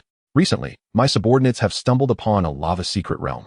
At this proclamation, a glimmer of excitement illuminated Su Qing's gaze. The lava secret realm. This place holds immense potential for discovering fire element treasures, even if such treasures were not found within. Every lava secret realm invariably contains a magma zone, regardless of whether one is a commoner or an ordinary cultivator. Sitting at the edge of the magma will allow a continuous influx of fiery energy into their being. For mortals, this fiery energy can yield unexpectedly beneficial effects for body refinement. For cultivators, especially those with a fire affinity, this energy is nothing short of a boon. Absorbing this energy can not only advance one's cultivation but also lead to significant physical transformation. For Su Qing, even if she does not find fire element treasures within the lava secret realm, she can still absorb the fiery energy from the magma to dispel the cold energy within her. Thus, her cultivation may indeed be restored. Yet, from Chu Gang's tone, it seemed this matter was not as straightforward as it appeared. What do you mean? Su Qing inquired. Upon hearing this, Chu Gang initially intended to remain kneeling, but was promptly interrupted by Su Qing. There is no need for such excessive courtesy. Please express your concerns. Yes, young master, Chu Gang replied respectfully. It is just that my subordinates have discovered that the lava's secret realm possesses certain peculiarities. This secret realm can only be accessed by those below the foundation establishment stage. Upon hearing this, Su Qing immediately grasped Chu Gang's apprehension. As a golden core expert, Chu Gang would be unable to enter the secret realm if Su Qing insisted on doing so, due to the realm's natural laws, which would render him unable to protect her. Noticing Su Qing's hesitation, Chu Gang mentally chastised himself. He wished he had remained silent. Should Su Qing venture into the lava secret realm and encounter danger, his own life would be at stake. After contemplating for a moment, Su Qing was unwilling to relinquish such an opportunity. With the fate of the Su family experts who accompanied her to the southern domain unknown, the sooner she regained her cultivation, the sooner she could learn of their whereabouts. Do you know the precise location of that lava secret realm? Su Qing inquired. Chu Gang nodded and replied, in response to young master, it is located within the falling sunset mountain range. Upon hearing this, Su Qing appeared contemplative as she retrieved a map. After locating the falling sunset mountain range, she noticed that a black market lay a mere 20 miles nearby. Coincidentally, this black market housed a branch of the Heavenly Treasure Guild. In that case, this might be much easier to manage, Su Qing thought, tucking the map away. She looked at Chu Gang and asked, you must have surmised my identity. Chu Gang broke into a cold sweat upon hearing this. Su Qing's mysterious disguise was meant to prevent recognition. The Su family of the unparalleled Great Xia City was the founder of the Heavenly Treasure Guild, and their wealth was undoubtedly immense. If those reckless enough to pursue danger were to discover that the daughter of the Su family master was wandering alone, the consequences would be unimaginable. Observing Chu Gang's terrified expression, Su Qing had already deduced the answer. She did not press him further, but instead stated, it matters not if you know. I hope President Chu can keep this confidential. Before we head to the falling sunset mountain range, I must visit another location. I wonder if President Chu has time to accompany me? Chu Gang quickly nodded and responded, I am willing to serve young master in any capacity. After speaking, Chu Gang seemed to recall something and continued, young master, would you like to bring along some Qi refinement stage cultivators from the guild? He had surmised that Su Qing intended to recruit some Qi refinement cultivators to accompany her into the lava secret realm. Unbeknownst to him, the black market near the falling sunset mountain range also housed the Heavenly Treasure Guild. He thought that bringing guild members along would be advantageous, as they were allies. However, Su Qing shook her head decisively. No need. Each member of the Heavenly Treasure Guild requires a certain amount of time to be trained. The geographical location here is rather remote. If I were to bring them into the secret realm and any misfortune were to occur, it would be quite troublesome to cultivate new members. However, before Chu Gang could further persuade, Su Qing interjected, rest assured, near the Luoxia mountain range, there exists a branch of the Tianbao Chamber of Commerce. Understanding dawned upon Chu Gang. That is indeed favorable with Su Qing's identity. The branch will surely dispatch an alchemist to accompany her into the lava secret realm. Even if those alchemists were to perish within, it would have little impact on the branch. May I inquire, young master, when shall we set forth? Chu Gang asked. Su Qing gazed out the window, observing the twilight, and softly replied, tomorrow morning. Please arrange a guest room for me. You have half a day to ensure all matters concerning the chamber are addressed. We shall depart early tomorrow. After a brief pause, she continued, moreover, I do not favor the title young master. Upon hearing this, Chu Gang promptly bowed respectfully, of course, Mississippi. He then escorted Su Qing to a lavish guest room. Once Su Qing was settled, Chu Gang began to summon all the stewards to outline their responsibilities for the upcoming month. Afterward, he privately retained a steward from the first floor.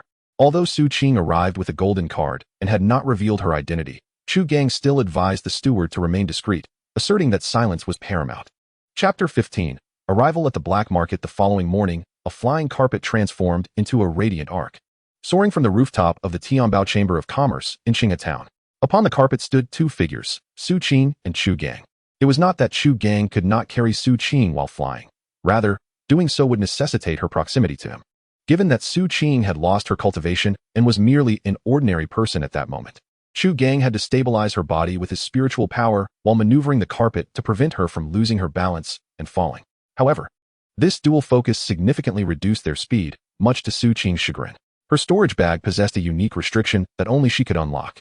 If anyone else were to force it open, the restriction would trigger, resulting in the automatic destruction of the bag. Otherwise, the speed of her flying vessel would have been considerably faster. and she would not require special care aboard the vessel. Approximately an hour later, Su Qing noticed a familiar shadow moving below. Chu Gang, noticing her gaze, quickly descended until the figure became discernible. It was him, Su Qing mused. The figure advancing below was indeed Mo Han's luxurious vehicle. Should she descend and let Chu Gang assert dominance? The memory of Mo Han's teasing from the previous day resurfaced in her mind. She regarded Mo Han, deeming him merely a chi refinement practitioner. How audacious of such a lowly cultivator to dare to tease this young lady. She was well acquainted with the individuals within the carriage below. Chu Gang suddenly interjected, having already employed his divine sense to probe the situation, revealing that indeed, a chi refinement practitioner occupied the carriage. Let us attend to the matter at hand. Su Qing asserted, shaking her head and deciding to spare him, for he had, after all, saved her life. Chu Gang nodded in agreement and swiftly maneuvered the flying carpet onward.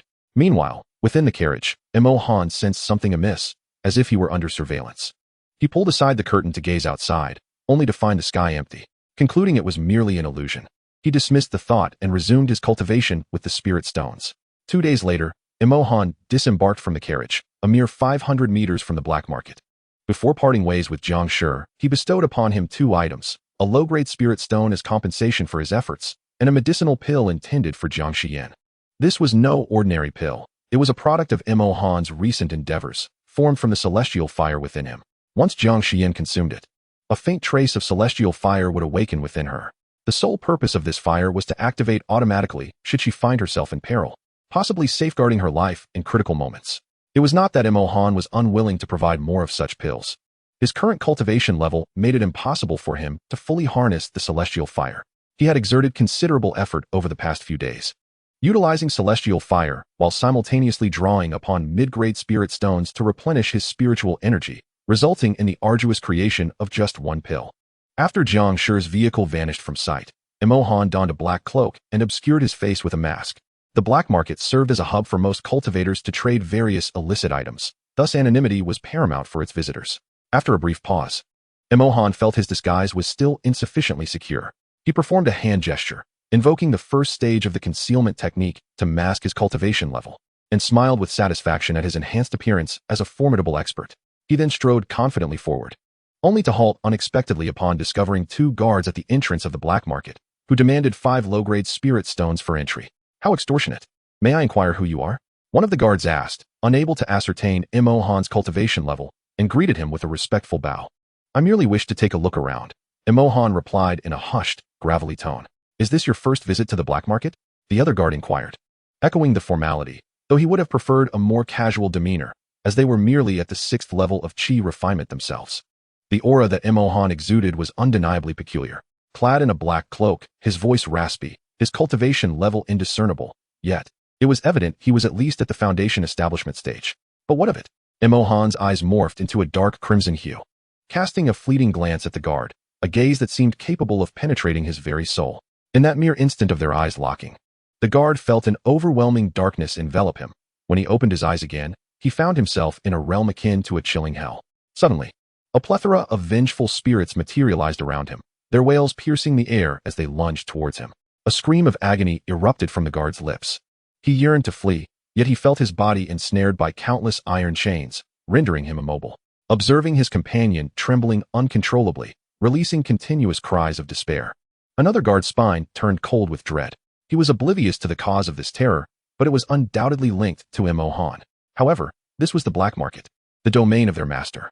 Swallowing hard, he mustered his politeness and clasped his hands in a respectful gesture, stating, "We harbor no ill intentions, esteemed senior. Please show mercy." To his astonishment, Mo Han's response was a chilling laugh. "Are you instructing me on how to conduct myself?" In immediate response, the guard knelt on one knee, pleading, "I dare not presume, esteemed senior. I implore you to exhibit magnanimity. We truly meant no offense. Perhaps there has been a misunderstanding. My companion was merely suggesting that if you are a first-time visitor to the black market, we would be honored to provide you with a complimentary map and a manual outlining the rules of the black market." With that, the guard hastily retrieved the map and manual from his storage pouch, presenting them to Mo Han with utmost reverence. Observing this, Mo Han accepted the items, letting out a cold huff. "Let this be the last time," he declared, locking eyes with the guard once more before lifting the enchantment. The guard, now regaining his senses, promptly knelt in apology. "I acknowledge my error. Please do not hold it against me, esteemed senior." Mo Han paid him no mind, casting a detached glance at the two guards before striding boldly into the depths of the black market. Faced with this, the guards dared not impede Emohan further, not even uttering a word about the 5 low-grade spirit stones required for entry. This maneuver not only spared them 5 spirit stones, but also gifted them a map and manual of the black market. An astonishing profit. The eye technique he had employed was a forbidden art from the memories of the Emperor. Hell's Eye.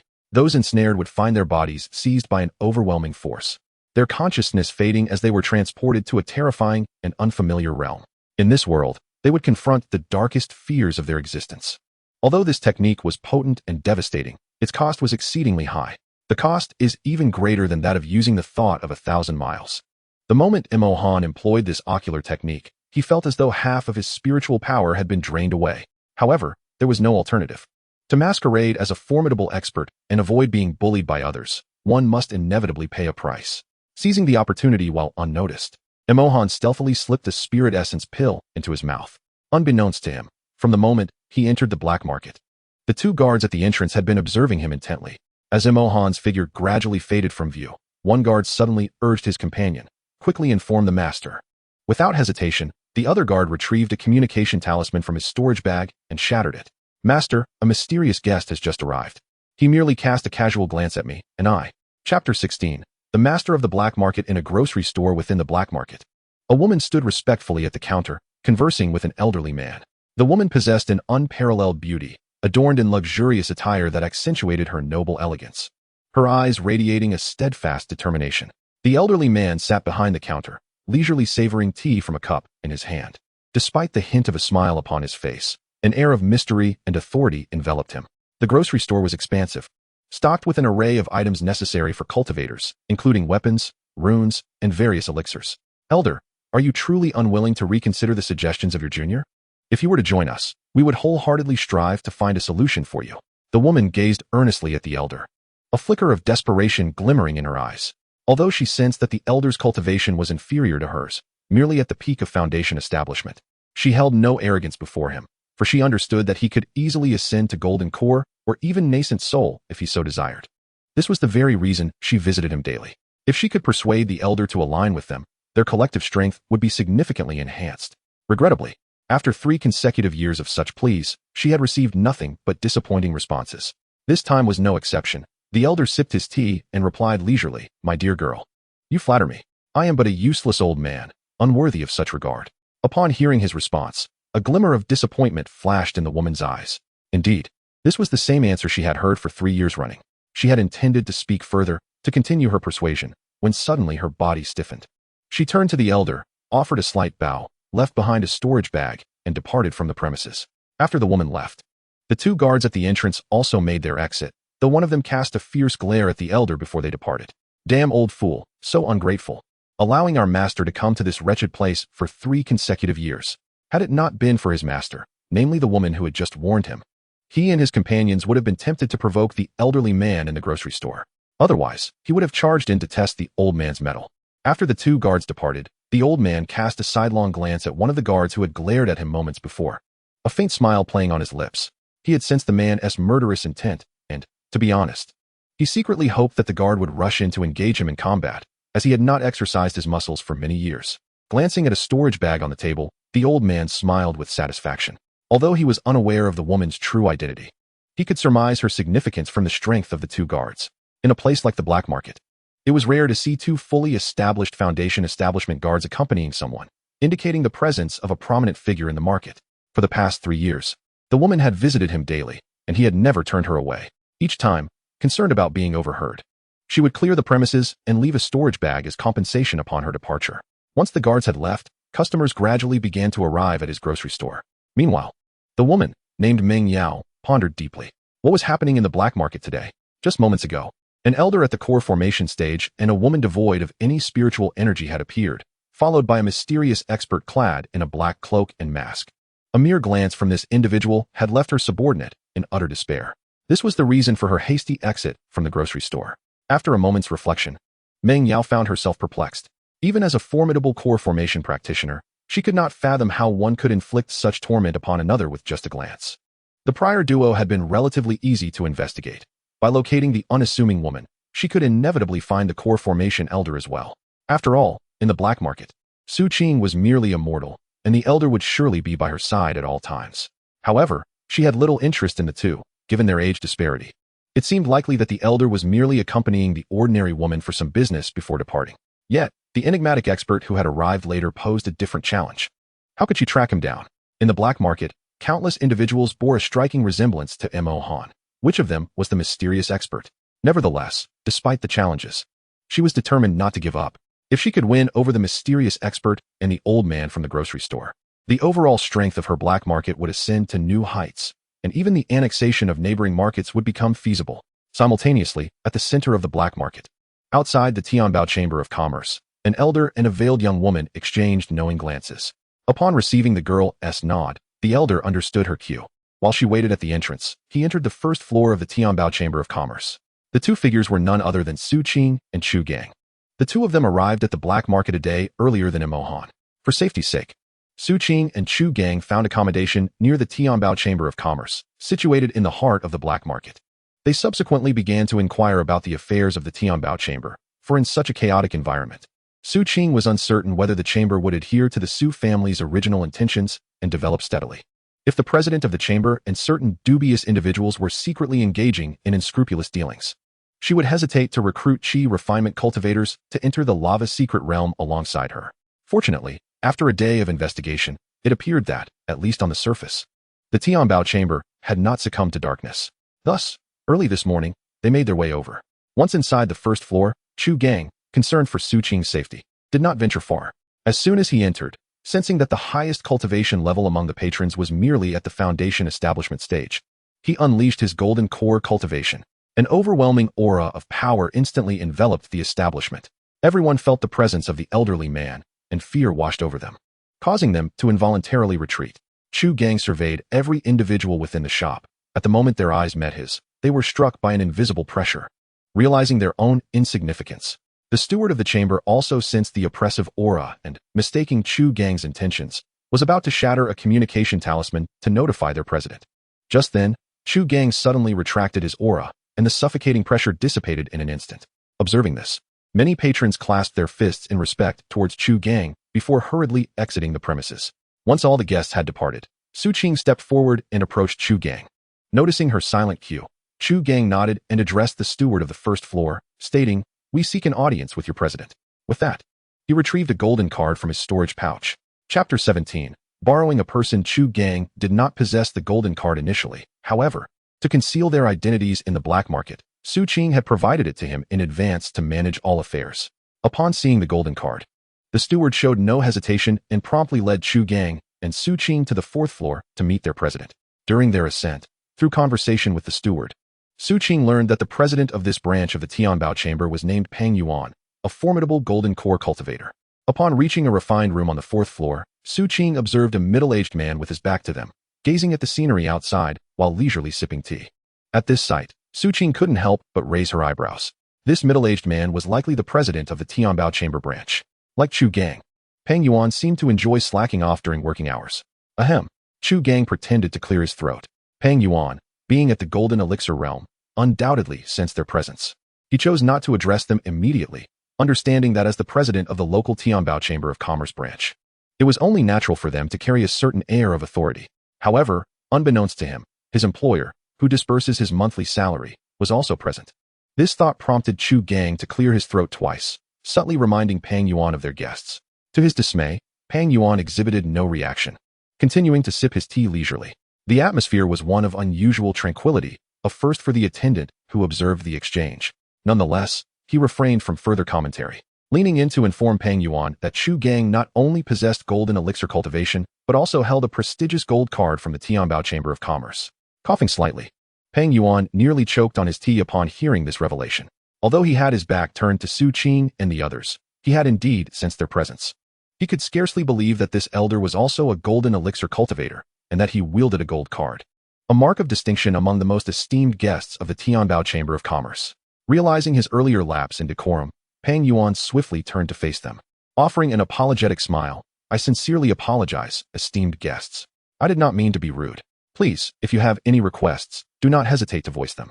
Chu Gang remained silent, casting a glance at Su Qing. He had initially intended to be forthright, but Peng Yuan's nonchalance before his employer piqued his curiosity. He wondered if he could demonstrate his prowess in front of Su Qing. If she were to speak, he could seize the opportunity to teach this young man a lesson. Despite both being at the golden elixir level, Chu Gang had sensed Peng Yuan's cultivation to be merely mid-level. Thus he did not regard him as a significant threat, especially considering he himself was at the late golden elixir stage. However, Su Qing had no intention of engaging in such matters. She was there on a mission, eager to restore her cultivation and reconnect with the members of the Su family. She subtly nodded to Chu Gang, signaling him to proceed. This prompted Peng Yuan to steal a few more glances at Su Qing. The respect displayed by the elder towards the young woman suggested her high status. Yet, he found it peculiar that she emitted no aura of spiritual energy. Could it be that her cultivation surpassed his, rendering him unable to sense her energy? He promptly dismissed this notion, recognizing that despite her veiled appearance, she was undoubtedly a young and beautiful woman. The idea that someone so youthful could possess a higher realm than he did seemed utterly implausible. After receiving Su Qing's cue, Chu Gang chose not to speak immediately. Instead, he surveyed the attendant beside Peng Yuan. Upon catching Chu Gang's gaze, the attendant, displaying discernment, bowed to the trio before discreetly withdrawing. Once the attendant had departed, Chu Gang began to speak. I have come here to request the assistance of some reliable qi refining cultivators from President Peng. The greater the number and higher the cultivation level, the better. Before arriving, Su Qing had instructed that she did not intend to reveal her identity to borrow personnel. Thus, Chu Gang must also conceal his own identity as the president of the Tianbao Chamber of Commerce. Otherwise, should Peng Yuan discover his identity, he could inadvertently deduce Su Qing's as well. If Peng Yuan were to act unpredictably, it could pose a threat to Su Qing. Therefore, at this moment, he merely spoke as a distinguished guest of the Tianbao Chamber to request assistance. Peng Yuan hesitated, surmising that Chu Gang's request was likely for a matter of great importance. Perhaps it was the fear of unforeseen complications that prompted him to seek assistance from the Tianbao Chamber. After a moment's contemplation, Peng Yuan inquired, might I ask what purpose you intend to employ these qi refinement practitioners for? Is there any danger involved for them in your undertaking? Chu Gang paused, then responded, there is a degree of risk involved. Should President Peng be willing to lend assistance, regardless of the outcome, I assure you I shall express my gratitude generously. Upon hearing Chu Gang's lack of clarity regarding the purpose of borrowing the personnel, along with the implied dangers, Peng Yuan grew even more hesitant. It was not that he was unwilling to assist. Rather, the cultivation of each member of the Tianbao Chamber was an arduous endeavor. Before joining the chamber, each individual was thoroughly vetted by the Su family in the capital. If he were to lend personnel to Chu Gang and misfortune were to befall them, it could lead to significant complications due to insufficient manpower. Conversely, should he refuse, Chu Gang was, after all, a gold card guest. If Chu Gang were to later present his gold card at the Tianbao Chamber's headquarters in the capital to lodge a complaint against him, the repercussions would be dire. Noticing Peng Yuan's indecision, Su Qing and Chu Gang refrained from pressing him further. It was only natural for Peng Yuan to hesitate. As president, he must prioritize the greater good in all his decisions. With a heavy sigh, Peng Yuan conceded, I can lend you personnel, but I can only offer 2 qi refinement practitioners, one at the 8th level and the other at the 9th level. After a moment's thought, he added, I hope you understand that our resources here are limited, and if I were to lend more than I can afford, it would be difficult for me to explain should any harm come to them. Chu Gang was somewhat taken aback by this outcome, fully aware of the weight that the gold card carried. He had expected Peng Yuan to cooperate wholeheartedly, yet it became evident that the latter prioritized the overall situation. Chu Gang refrained from speaking and turned his gaze to Su Qing. Given Peng Yuan's stance, obtaining more qi refinement practitioners would necessitate Su Qing revealing her identity. However, to his surprise, Su Qing still harbored no intention of disclosing her identity. She merely nodded at Chu Gang, indicating that this arrangement sufficed. Understanding her cue, Chu Gang promptly expressed his gratitude to Peng Yuan, saying, in that case, I thank you, President Peng. Regardless of the outcome, I assure you my deep appreciation. After concluding their conversation, Chu Gang presented a jade slip to Peng Yuan, which contained details of his and Su Qing's current residence. After instructing Peng Yuan to have the 2 qi refinement practitioners report to their lodging the following day, Chu Gang and Su Qing took their leave. The lava secret realm was fraught with peril, and merely having 2 qi refinement cultivators accompany Su Qing would be far from sufficient. They would also need to recruit additional qi refinement practitioners from the black market. Chapter 18. Conflict upon entering the black market. Emohan realized that not all individuals concealed their identities. However, the majority dressed similarly to him, shrouding their true selves in anonymity. Through examining the complementary black market map and the regulations manual at his disposal, Emohan gleaned that within the black market, no one was permitted to engage in conflict for any reason. Should anyone contravene this rule, the black market's proprietor would dispatch enforcers to quell the situation, followed by a 7-day incarceration in the black market prison. In more severe cases, violators would be executed on the spot by the enforcers dispatched by the proprietor. Apart from the formidable power of the black market's owner, there existed two other immensely powerful factions, the Shadow Tower and the Tianbao Merchants Guild. Both of these entities were fortified by golden core experts, and notably, they were merely branches of larger organizations, the locations of their headquarters remaining unknown to Emohan. According to the Black Market Manual, the Shadow Tower was an assassin organization that spanned the entirety of the Great Xia. Within the Shadow Tower, as long as one could afford the price, there was no individual they would hesitate to eliminate, including those above the golden core level. As for the Tianbao Merchants Guild, the manual described it as a 4-story pavilion. The first floor primarily dealt in elixirs, the second in talismans, the third in weaponry, while the fourth floor served as an auction house. It could be said that the auction venue on the 4th floor of the Tianbao Merchants Guild was the most favored spot among all cultivators, as it allowed individuals to sell various items of dubious origin at premium prices. Furthermore, the Tianbao Merchants Guild was renowned for its integrity, never disclosing any information regarding buyers or sellers. Naturally, upon the completion of a transaction, the Tianbao Merchants Guild would retain a 20% commission. Additionally, the guild was not merely a commercial entity, it also provided a plethora of information. Virtually any tidbit regarding the Great Xia could be procured for the right price. Even if the Tianbao Merchants Guild did not possess the desired information at the time, the responsible party would inquire if one was willing to wait a few days, allowing them time to investigate. If they succeeded in uncovering the sought-after information, the standard charge would apply. If they failed, no fee would be incurred. In light of this, Emohan mused that the Tianbao Merchants Guild was indeed a formidable force. However, despite its reputation, not everyone would entrust their items to the guild for auction. Upon arriving at the black market, Emohan meandered aimlessly, observing the numerous vendors lining the streets. A plethora of goods was available for sale, and Emohan understood the reasons behind this phenomenon. Firstly, the Tianbao Commerce Association did not hold auctions daily. Rather, they selected a few days at the end of each month for such events. Secondly, the items sold by those frequenting the black market tended to lack significant value, with only those that caught the eye of the association's leaders eligible for auction. Thus, the individuals opting to set up stalls at the roadside were either eager to hastily sell their wares or possessed goods of little worth, seeking merely to exchange them for some spirit stones. The black market was vast, even larger than Qingyuan town. After wandering for the duration of an incense stick, Emohan had yet to traverse the entirety of the market. Suddenly, as he passed a general store, he halted in his tracks. Emohan felt perplexed. The store was quite large, yet there was no detailed description of it in the black market manual. Furthermore, he sensed a chaotic aura emanating from within. After a moment of contemplation, he stepped into the store. Inside, he observed an elderly man leisurely sipping tea behind the counter. Emohan instantly discerned the old man's cultivation level. He had reached the pinnacle of foundation establishment. The old man seemed to sense Emohan's presence and glanced in his direction. Upon realizing he could not discern Emohan's cultivation, he scrutinized him more closely. He was not naive enough to assume that Emohan was merely a mortal, devoid of spiritual energy fluctuations. The inability to perceive Emohan's cultivation could stem from two possibilities. Either Emohan practiced a unique technique or possessed an artifact that concealed his aura, or his true cultivation level was on par with, if not superior to, the old man's.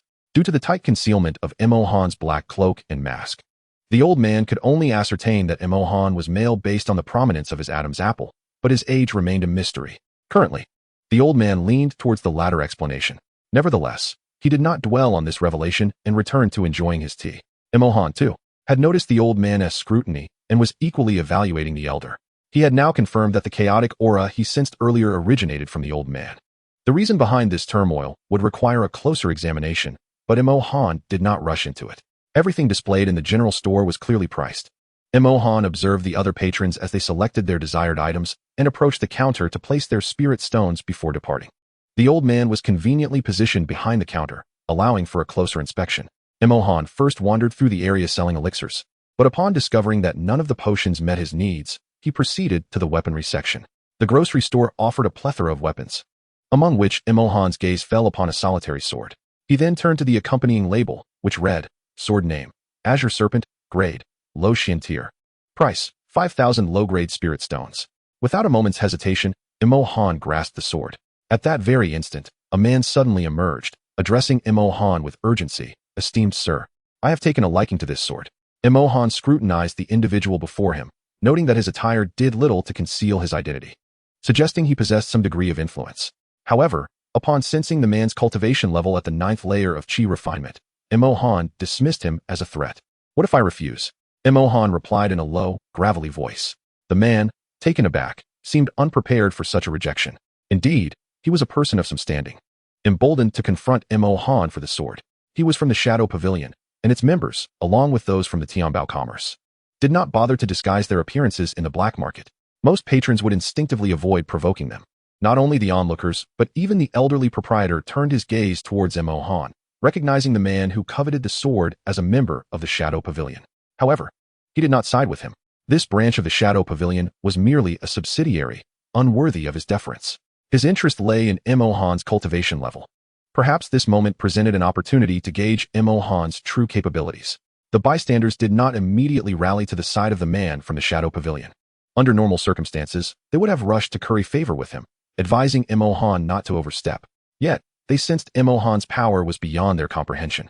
As mere practitioners of Qi refinement, they assumed him to be at the Foundation establishment stage. Otherwise, he would not dare show such disrespect to a member of the Shadow Pavilion. Chapter 19. The Spirit-Devouring Curse. The man's name was Teng Ying, one of the assassins from the Shadow Pavilion. Do you know who I am?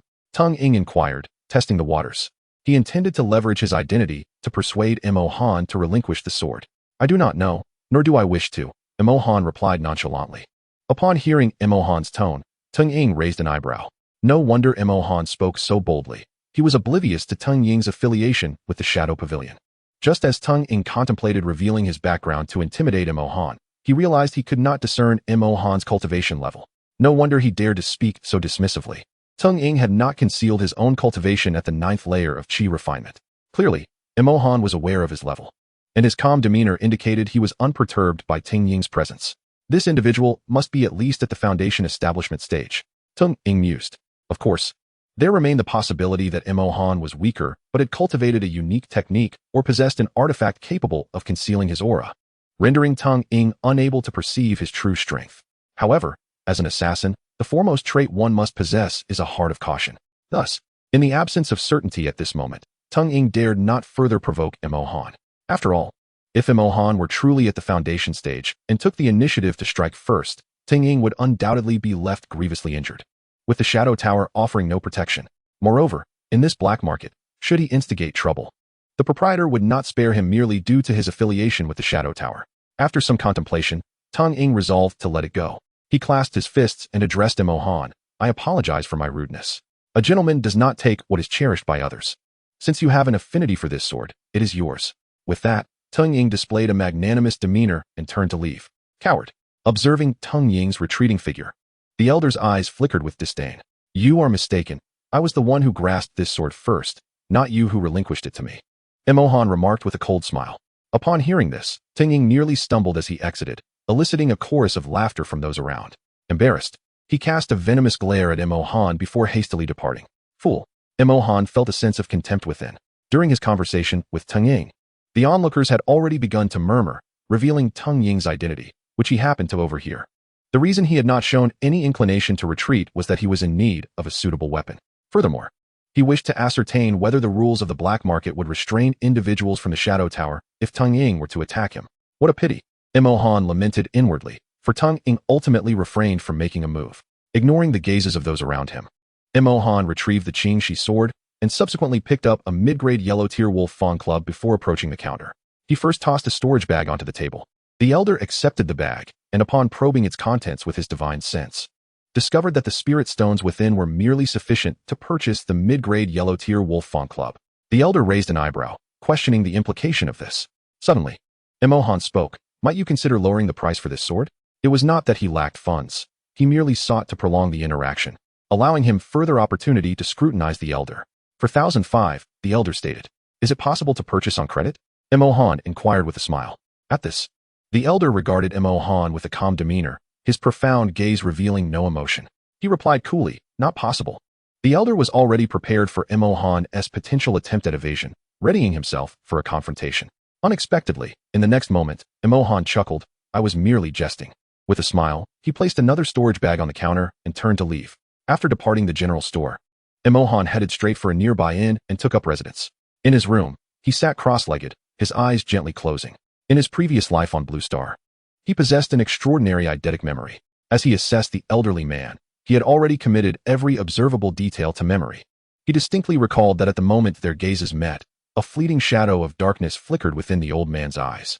Simultaneously, a wisp of that same darkness emerged beneath the collarbone, just above the chest. Under normal circumstances, no one would deliberately emit such a sinister aura unless they were unable to control it. Most crucially, Emohan could clearly sense that although the old man's cultivation was at the pinnacle of the foundation establishment stage, the moment that faint black mist dissipated, the abundant spiritual energy within him would surpass that level. This was the reason he could perceive the old man's chaotic aura, entangled in black mist. The fluctuation of spiritual energy within him was inconsistent with his apparent cultivation. Suddenly, Emohan opened his eyes wide. This phenomenon indicated that the old man's true power was indeed beyond the pinnacle of foundation establishment. As to why this was the case, Emohan's heart was already certain. The old man had fallen victim to a curse, the soul-devouring curse. Similar to the soul-devouring rope, the soul-devouring curse is a forbidden technique. Those afflicted will find their cultivation decline over time, ultimately dropping by 3 major realms. Once this descent occurs, no matter how the afflicted cultivates, they can only advance if they discover a means to temporarily suppress the curse. Given this, it seemed that the old man's true strength should be at the transformation stage. Emohan mused. If he could subdue a being of such caliber, he would find future troubles significantly easier to navigate. That night, at the general store, the elderly man prepared to close up as the last of the patrons departed. However, just as he was about to shut the door, a swift arrow shot forth from the adjacent high-rise. A mere parlor trick, the old man scoffed, standing unperturbed as he raised 2 fingers to deftly catch the arrow mid-flight. Upon inspection, he discovered a jade slip affixed to the arrow. Recognizing it as a communication slip, the old man crushed it in his hand. A raspy voice immediately echoed in his mind. The taste of the soul-devouring curse is unpleasant, is it not? If you wish to lift it, come to a clearing 50 miles east of the city. It was him. The old man instantly recalled the audacious Emohan, who had sought to purchase the green serpent sword on credit earlier that day. But how did that fellow know he was cursed?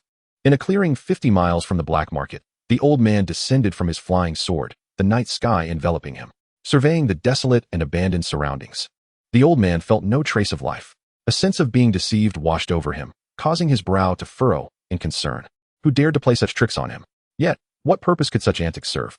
I have arrived. If you are here, please reveal yourself, he called out, hoping for a response. Instead, he was met only by a series of gentle breezes. Damn it, it appears I have truly been toyed with. The old man fumed. Initially, he intended to unleash a tirade against Emohan, cursing him as a fool for luring him to this forsaken place in the dead of night. However, at that moment, as a cool wind swept by, an ethereal shadow, akin to a specter, swiftly approached from behind. In an instant, the shadow raised a hefty wolf-toothed club and struck forcefully at the back of the old man's head. Chapter 20. A grievous departure in a critical moment. Just as the club was about to land a resounding blow on the old man's skull, he felt a chilling sensation run down his back. He spun around just in time to see the massive club descending toward him. His heart sank, yet he quickly regained his composure. You wretched spawn, he exclaimed. The old man swiftly channeled his spiritual energy and conjured a protective shield before him. Boom. The club smashed against the shield with a thunderous sound. Immediately, due to the vast disparity in their cultivation levels, the shield shattered with a crack, and the wolf-tooth club was obliterated. The old man harnessed his internal energy, gathering it in his right arm, and unleashed a powerful punch aimed directly at Emohan's face. Sensing the murderous intent emanating from the old man, Emohan was too wary to take the blow directly. This was a full-force strike from someone at the pinnacle of foundational cultivation. Like a wraith, Emohan nimbly dodged to the side, retaliating with a swift kick toward the old man. The old man, caught off guard, raised his other hand to defend himself. However, as all of his spiritual energy was concentrated in his right arm, Emohan's kick caused him to lose his balance, forcing him to stagger backward. This allowed Emohan to create distance between them. What a cunning little rascal. The old man cursed inwardly. Had he not reacted with such swiftness, his head would surely have been split open. Emohan felt a twinge of disappointment. He had anticipated that by effectively utilizing the second stage of the divine concealment technique to render himself invisible, he could ambush the old man from behind and incapacitate him. Then, he could ensnare the old man with the soul-devouring rope and subdue him. Alas, he had underestimated the old man's perceptive abilities. However, this failure served as a lesson. He would no longer recklessly attempt such ambushes. If even a foundational cultivator possessed such keen awareness, he would surely be doomed if he tried the same tactic against a more formidable opponent at the level of divine transformation. Youngster, while you may play your tricks, do you truly comprehend the consequences of deceiving me? The elder declared. In the fleeting moment of their encounter, Han's cultivation level had been revealed, merely a fledgling at the 4th layer of chi refining. Fortunately, his quick reflexes had saved him, or he would have undoubtedly fallen victim to this young man. Senior, you are indeed a master at the pinnacle of foundation establishment. I am in awe. Han responded with a respectful gesture. The elder, astonished that this youth could discern his cultivation, inquired, how did you come to know that I have fallen victim to the soul-devouring curse? It's a long story. Perhaps, senior, we could sit down and discuss it? Han suggested with a smile. Humph. The elder scoffed, a mere chi refiner like you. Do you think you are worthy? Before Han could react, the elder lunged forward like a tiger descending from its mountain, his spiritual energy surging with great velocity, converging in his right arm. A terrifying force amassed upon his fist, ready to strike. Capturing Han would render any secrets easily unveiled. Han, sensing the impending danger, felt a surge of alarm. He hastily channeled his spiritual energy, forming a golden ancient bell that enveloped him entirely, providing a protective barrier. The golden bell shield, a divine technique from the Emperor's memory. Yet, could a full-force strike from a master at the peak of foundation establishment be so easily withstood? With a resounding crash, the elder's fist collided with the ancient bell, which emitted a mournful cry before shattering into shards. However, the elder's fist continued its relentless trajectory, striking heavily against Han's chest. With a gut-wrenching pain, Han felt as though he had been struck by a 1,000-pound hammer, blood spurting from his mouth as he was sent reeling backward, ultimately collapsing against a tree to regain his balance. He survived. The elder was taken aback, astonished that his full-force blow had failed to extinguish the life of a mere 4th-layer chi refiner. Judging by Han's condition, though disheveled, he bore no severe injuries. Impressive, Han thought, clutching his chest. He had naively believed that with the various divine techniques in the Emperor's memory, he could contend with a master at the peak of foundation establishment without resorting to the reverse spirit technique. Yet, the practical outcome was a stark realization of his overestimation. The chasm between chi refining and foundation establishment was a significant barrier, not easily traversed. However, based on the elder's earlier strike, it seemed that several more blows would be required to bring him down. The Buddhist Golden Bell Shield. Youngster, how is it that you possess the techniques of the Buddhist sect? The elder's eyes narrowed, his profound gaze seemingly penetrating Han's very essence. This youth, merely a 4th-layer chi refiner, wielded such remarkable techniques. Despite having effortlessly shattered Han's Golden Bell Shield, the elder understood that had they been of equal cultivation, he would have likely been sent reeling by the force of Han's protective barrier. Let us engage without further ado. There is no need for needless chatter. Han rose to his feet, brushing off the dust from his attire. Very well, once I capture you, the truth will soon unfold. The elder suddenly soared into the air, palms pressed together, channeling his entire spiritual energy to unleash a colossal golden palm strike directed at Han. Youngster, I, Lihen's, do not slay nameless individuals. Do reveal your name at once. Although one at the foundation establishment stage cannot fly directly, lingering in the air for a brief moment is still within reach. Lihen's anticipated that Han would activate his Golden Bell Shield for defense. However, Han tightly closed his eyes. Was this an admission of defeat? A smirk appeared at the corner of Lihen's mouth. Yet, in the next instant, Han abruptly opened his eyes, his icy gaze ignited with fervent flames, his aura surging in strength. 5th layer of chi refinement. 6th layer of chi refinement. 7th layer of chi refinement. Until he reached the consummation of foundation establishment. What? Lihen's pupils widened in disbelief, within mere moments. This lad's cultivation had ascended to the pinnacle of foundation establishment. Ignoring the elder's astonishment, Han drew the Qing Shi sword from his waist, swinging it with fierce intent. Boom! The sharp sword energy instantly severed the elder's golden palm strike. The golden energy exploded, splitting in two, with residual sword energy striking Lihen's. Puff! Lihen's spat out a mouthful of blood. How could this be? Han's casual sword strike was so formidable? Before Lihen's could react, Han immediately employed a technique to traverse great distances, vanishing from his original position and reappearing before Lihen's. You old cur. Did you enjoy that strike? Han emulated Lihen's, concentrating his entire spiritual energy into his right fist, unleashing a tremendous force aimed directly at Lihen's. Lihen's expression turned grave. He sensed the immense power behind the punch and dared not underestimate it, summoning all his strength to activate his spiritual energy shield for defense. Thunderous roars. The overwhelming energy shattered the spiritual shield, crashing down heavily upon Lihen's chest. Puff, puff, puff. Lihen's body tumbled through the air, blood spurting from his mouth. Seizing the moment of Li Hunshang's dazed consciousness, Imohan rapidly employed his technique again, teleporting to the elder's side. Subsequently, Imohan retrieved the spirit-devouring rope from his storage pouch, binding Li Henzhang tightly. At the moment, the spirit-devouring rope drained his spiritual energy. Li Henzhang plummeted heavily from the sky. Imohan also landed safely at that moment. Curious to ascertain whether Li Henzhang had met his end, Imohan took a few steps forward. However, he suddenly felt his body weaken. Hastily, he drove his sword into the ground, using it for support to prevent himself from falling. At that moment, the flames flickering in Imohan's eyes faded as his cultivation plummeted back to the fourth layer of chi refinement. Cursed be this fate. A hint of helplessness flashed in Imohan's eyes. After the effects of the reverse spirit technique dissipated, his body would remain weakened for at least a minute. 1 minute later, Imohan took out 3 spirit origin pills and swallowed them whole. Moments later, his body trembled violently as a surge of potent spiritual energy erupted from within him, restoring nearly 70 to 80% of his previously depleted reserves.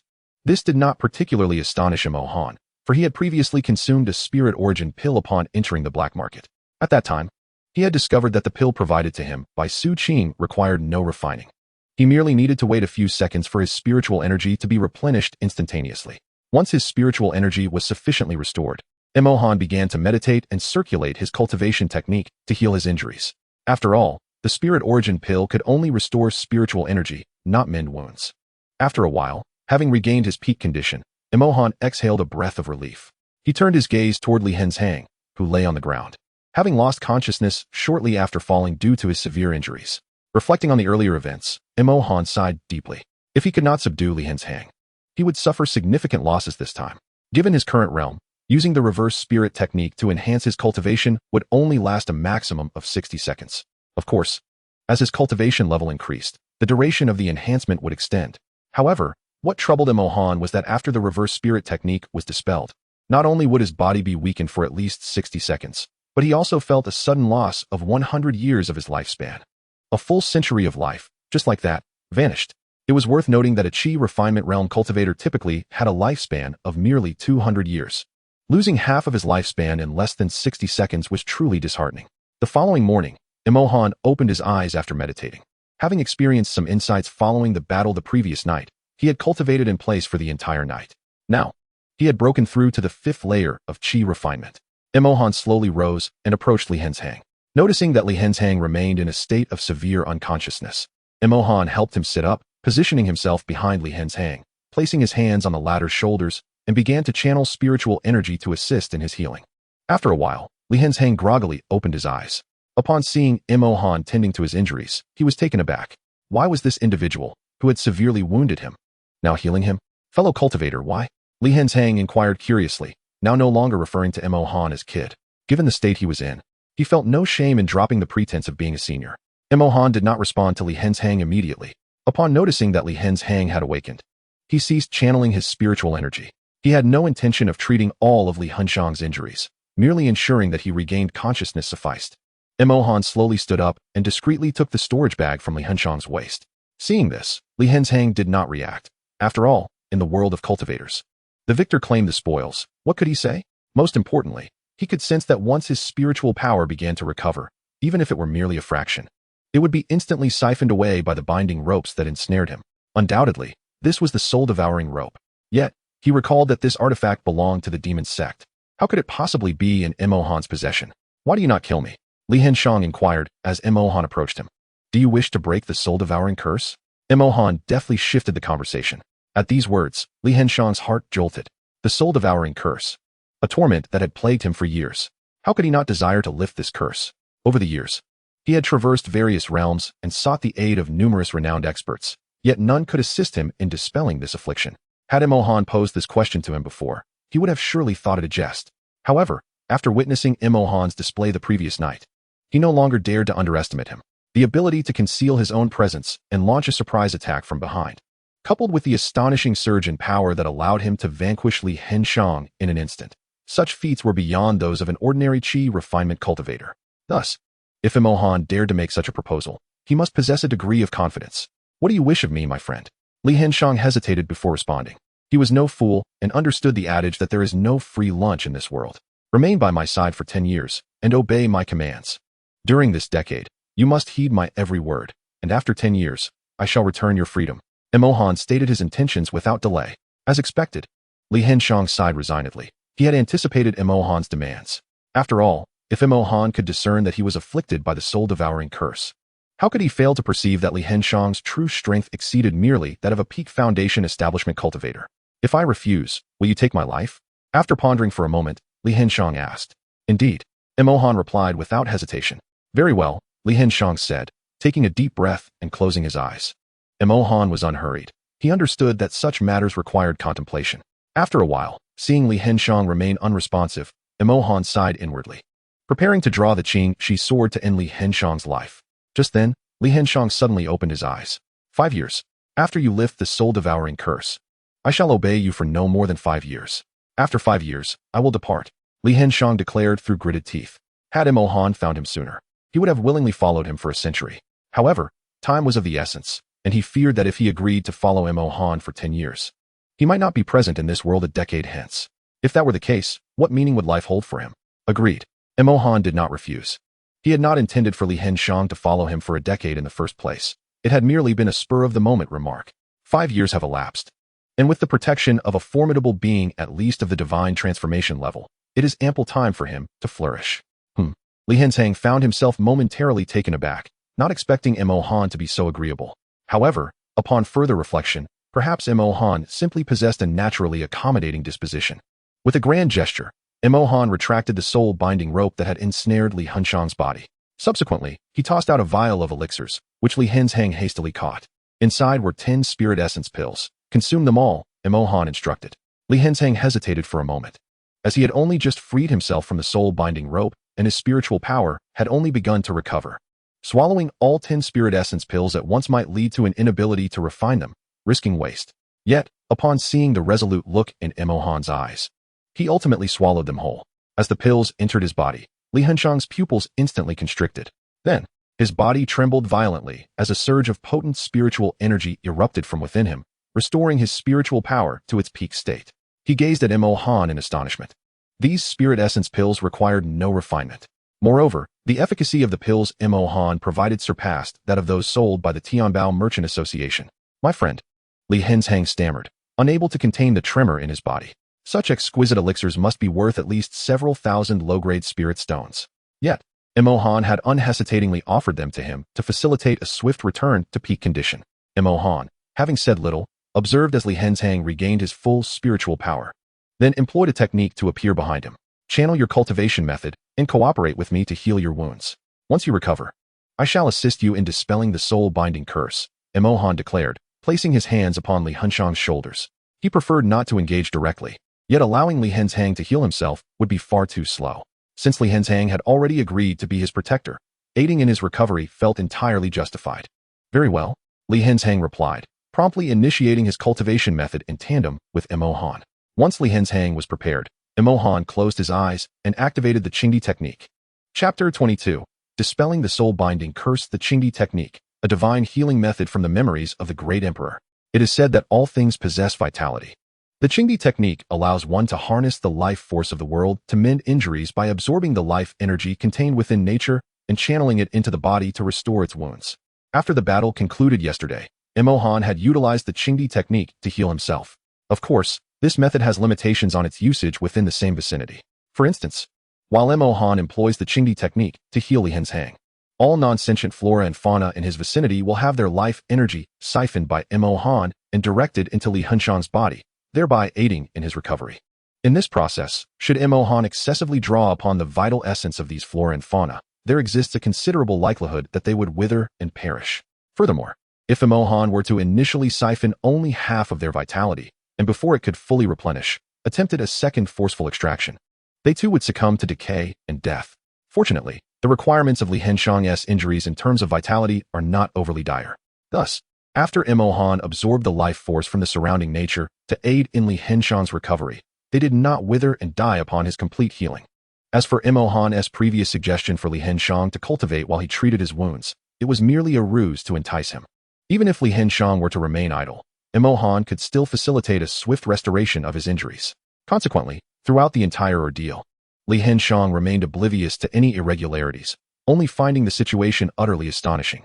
Logically, such a severe injury would require at least a day of recuperation for complete healing. Yet now, merely a span of time equivalent to the burning of a stick of incense had sufficed, leaving him utterly astounded. "Thank you, my friend," Li Henshan expressed gratefully. "It is of no consequence," Emohan replied, gradually rising to his feet and appearing before Li Henshan in an instant. "Let us commence," he stated. "Hold on, my friend," Li Henshan suddenly interjected. "What is it?" Emohan inquired, perplexed. "Do you possess any toxic pills or similar substances?" Li Henshan posed the question. "What do you require such things for?" Emohan shook his head, intrigued. Li Henshan hesitated before responding. "Are you not concerned that after I lift the soul-devouring curse, I might prove untrustworthy or even turn against you?" Upon hearing this, Emohan understood the reason behind Li Henshan's request for toxic pills. It turned out that the latter wished to exert control over him through poison, ensuring his compliance. With this thought, a subtle smile graced Emohan's lips as he remarked, "If I could incapacitate you once, I can certainly do so again.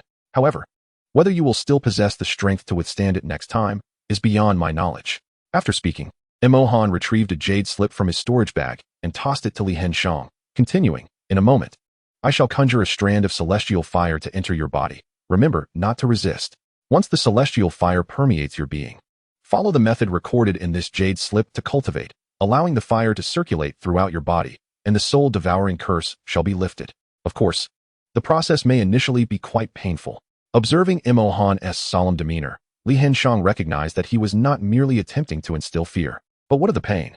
After enduring the torment of the soul-devouring curse for so many years, what more could he possibly suffer? "Thank you for the warning, my friend. I am prepared," Li Henshan declared earnestly.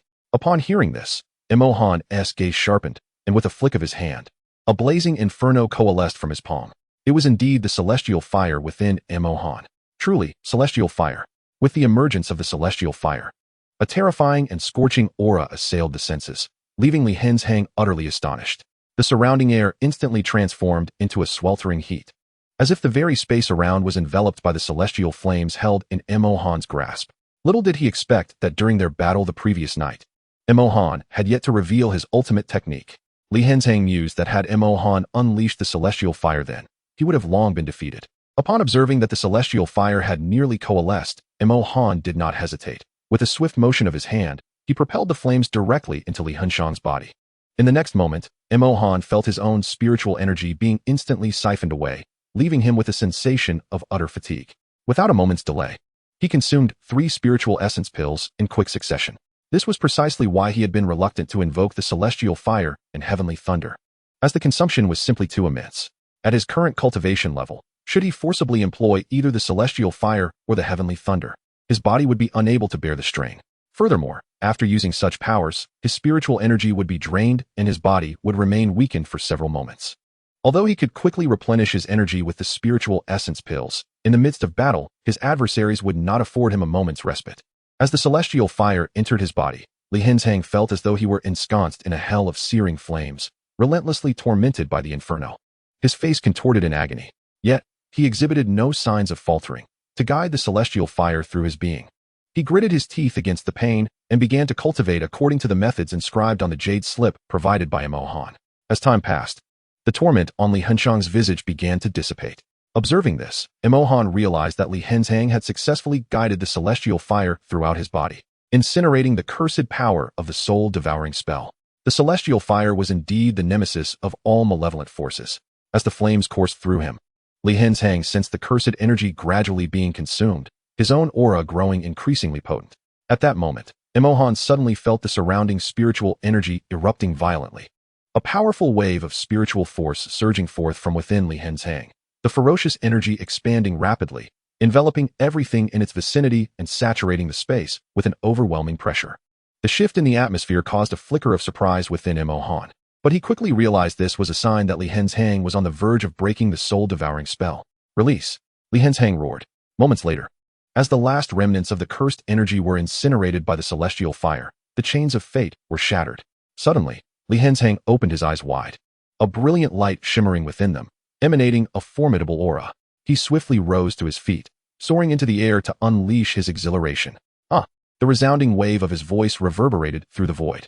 Sensing the abundant strength coursing through his body, Li Henshan howled with unrestrained fervor. "Excellent! Excellent! Excellent! I have reached the early stage of the golden core." His soul-devouring curse has finally been lifted. As for regaining his peak cultivation, it is merely a matter of time. This fellow, Emohan shook his head in exasperation. Was it truly necessary to be so exhilarated merely because the curse was lifted? Just moments ago, while he was utilizing the Qing Emperor's technique to aid Li Hengshang in healing, he was careful not to fully absorb the vitality of the surrounding flora. Yet now, the violent aura radiating from Li Hengshang has severed those very plants. This old fellow is already at the golden core stage. I wonder if he might cast aside the donkey after grinding the mill. With this thought, a meaningful smile crept onto Emohan's lips. Chapter 23. The promise. After a considerable time, Li Hengshang's excited heart finally calmed. At this moment, he suddenly turned to Emohan, eager to observe his expression upon witnessing his breakthrough to the golden core stage. However, the result disappointed him. Emohan still donned his black market attire, a black cloak and a sinister mask, rendering any expression unreadable. Noticing Li Hengshang's gaze upon him, Emohan maintained his composure, meeting his eyes while deftly fiddling with the storage bag he had pilfered from Li Hengshang. The corners of his mouth involuntarily curved into a slight arc.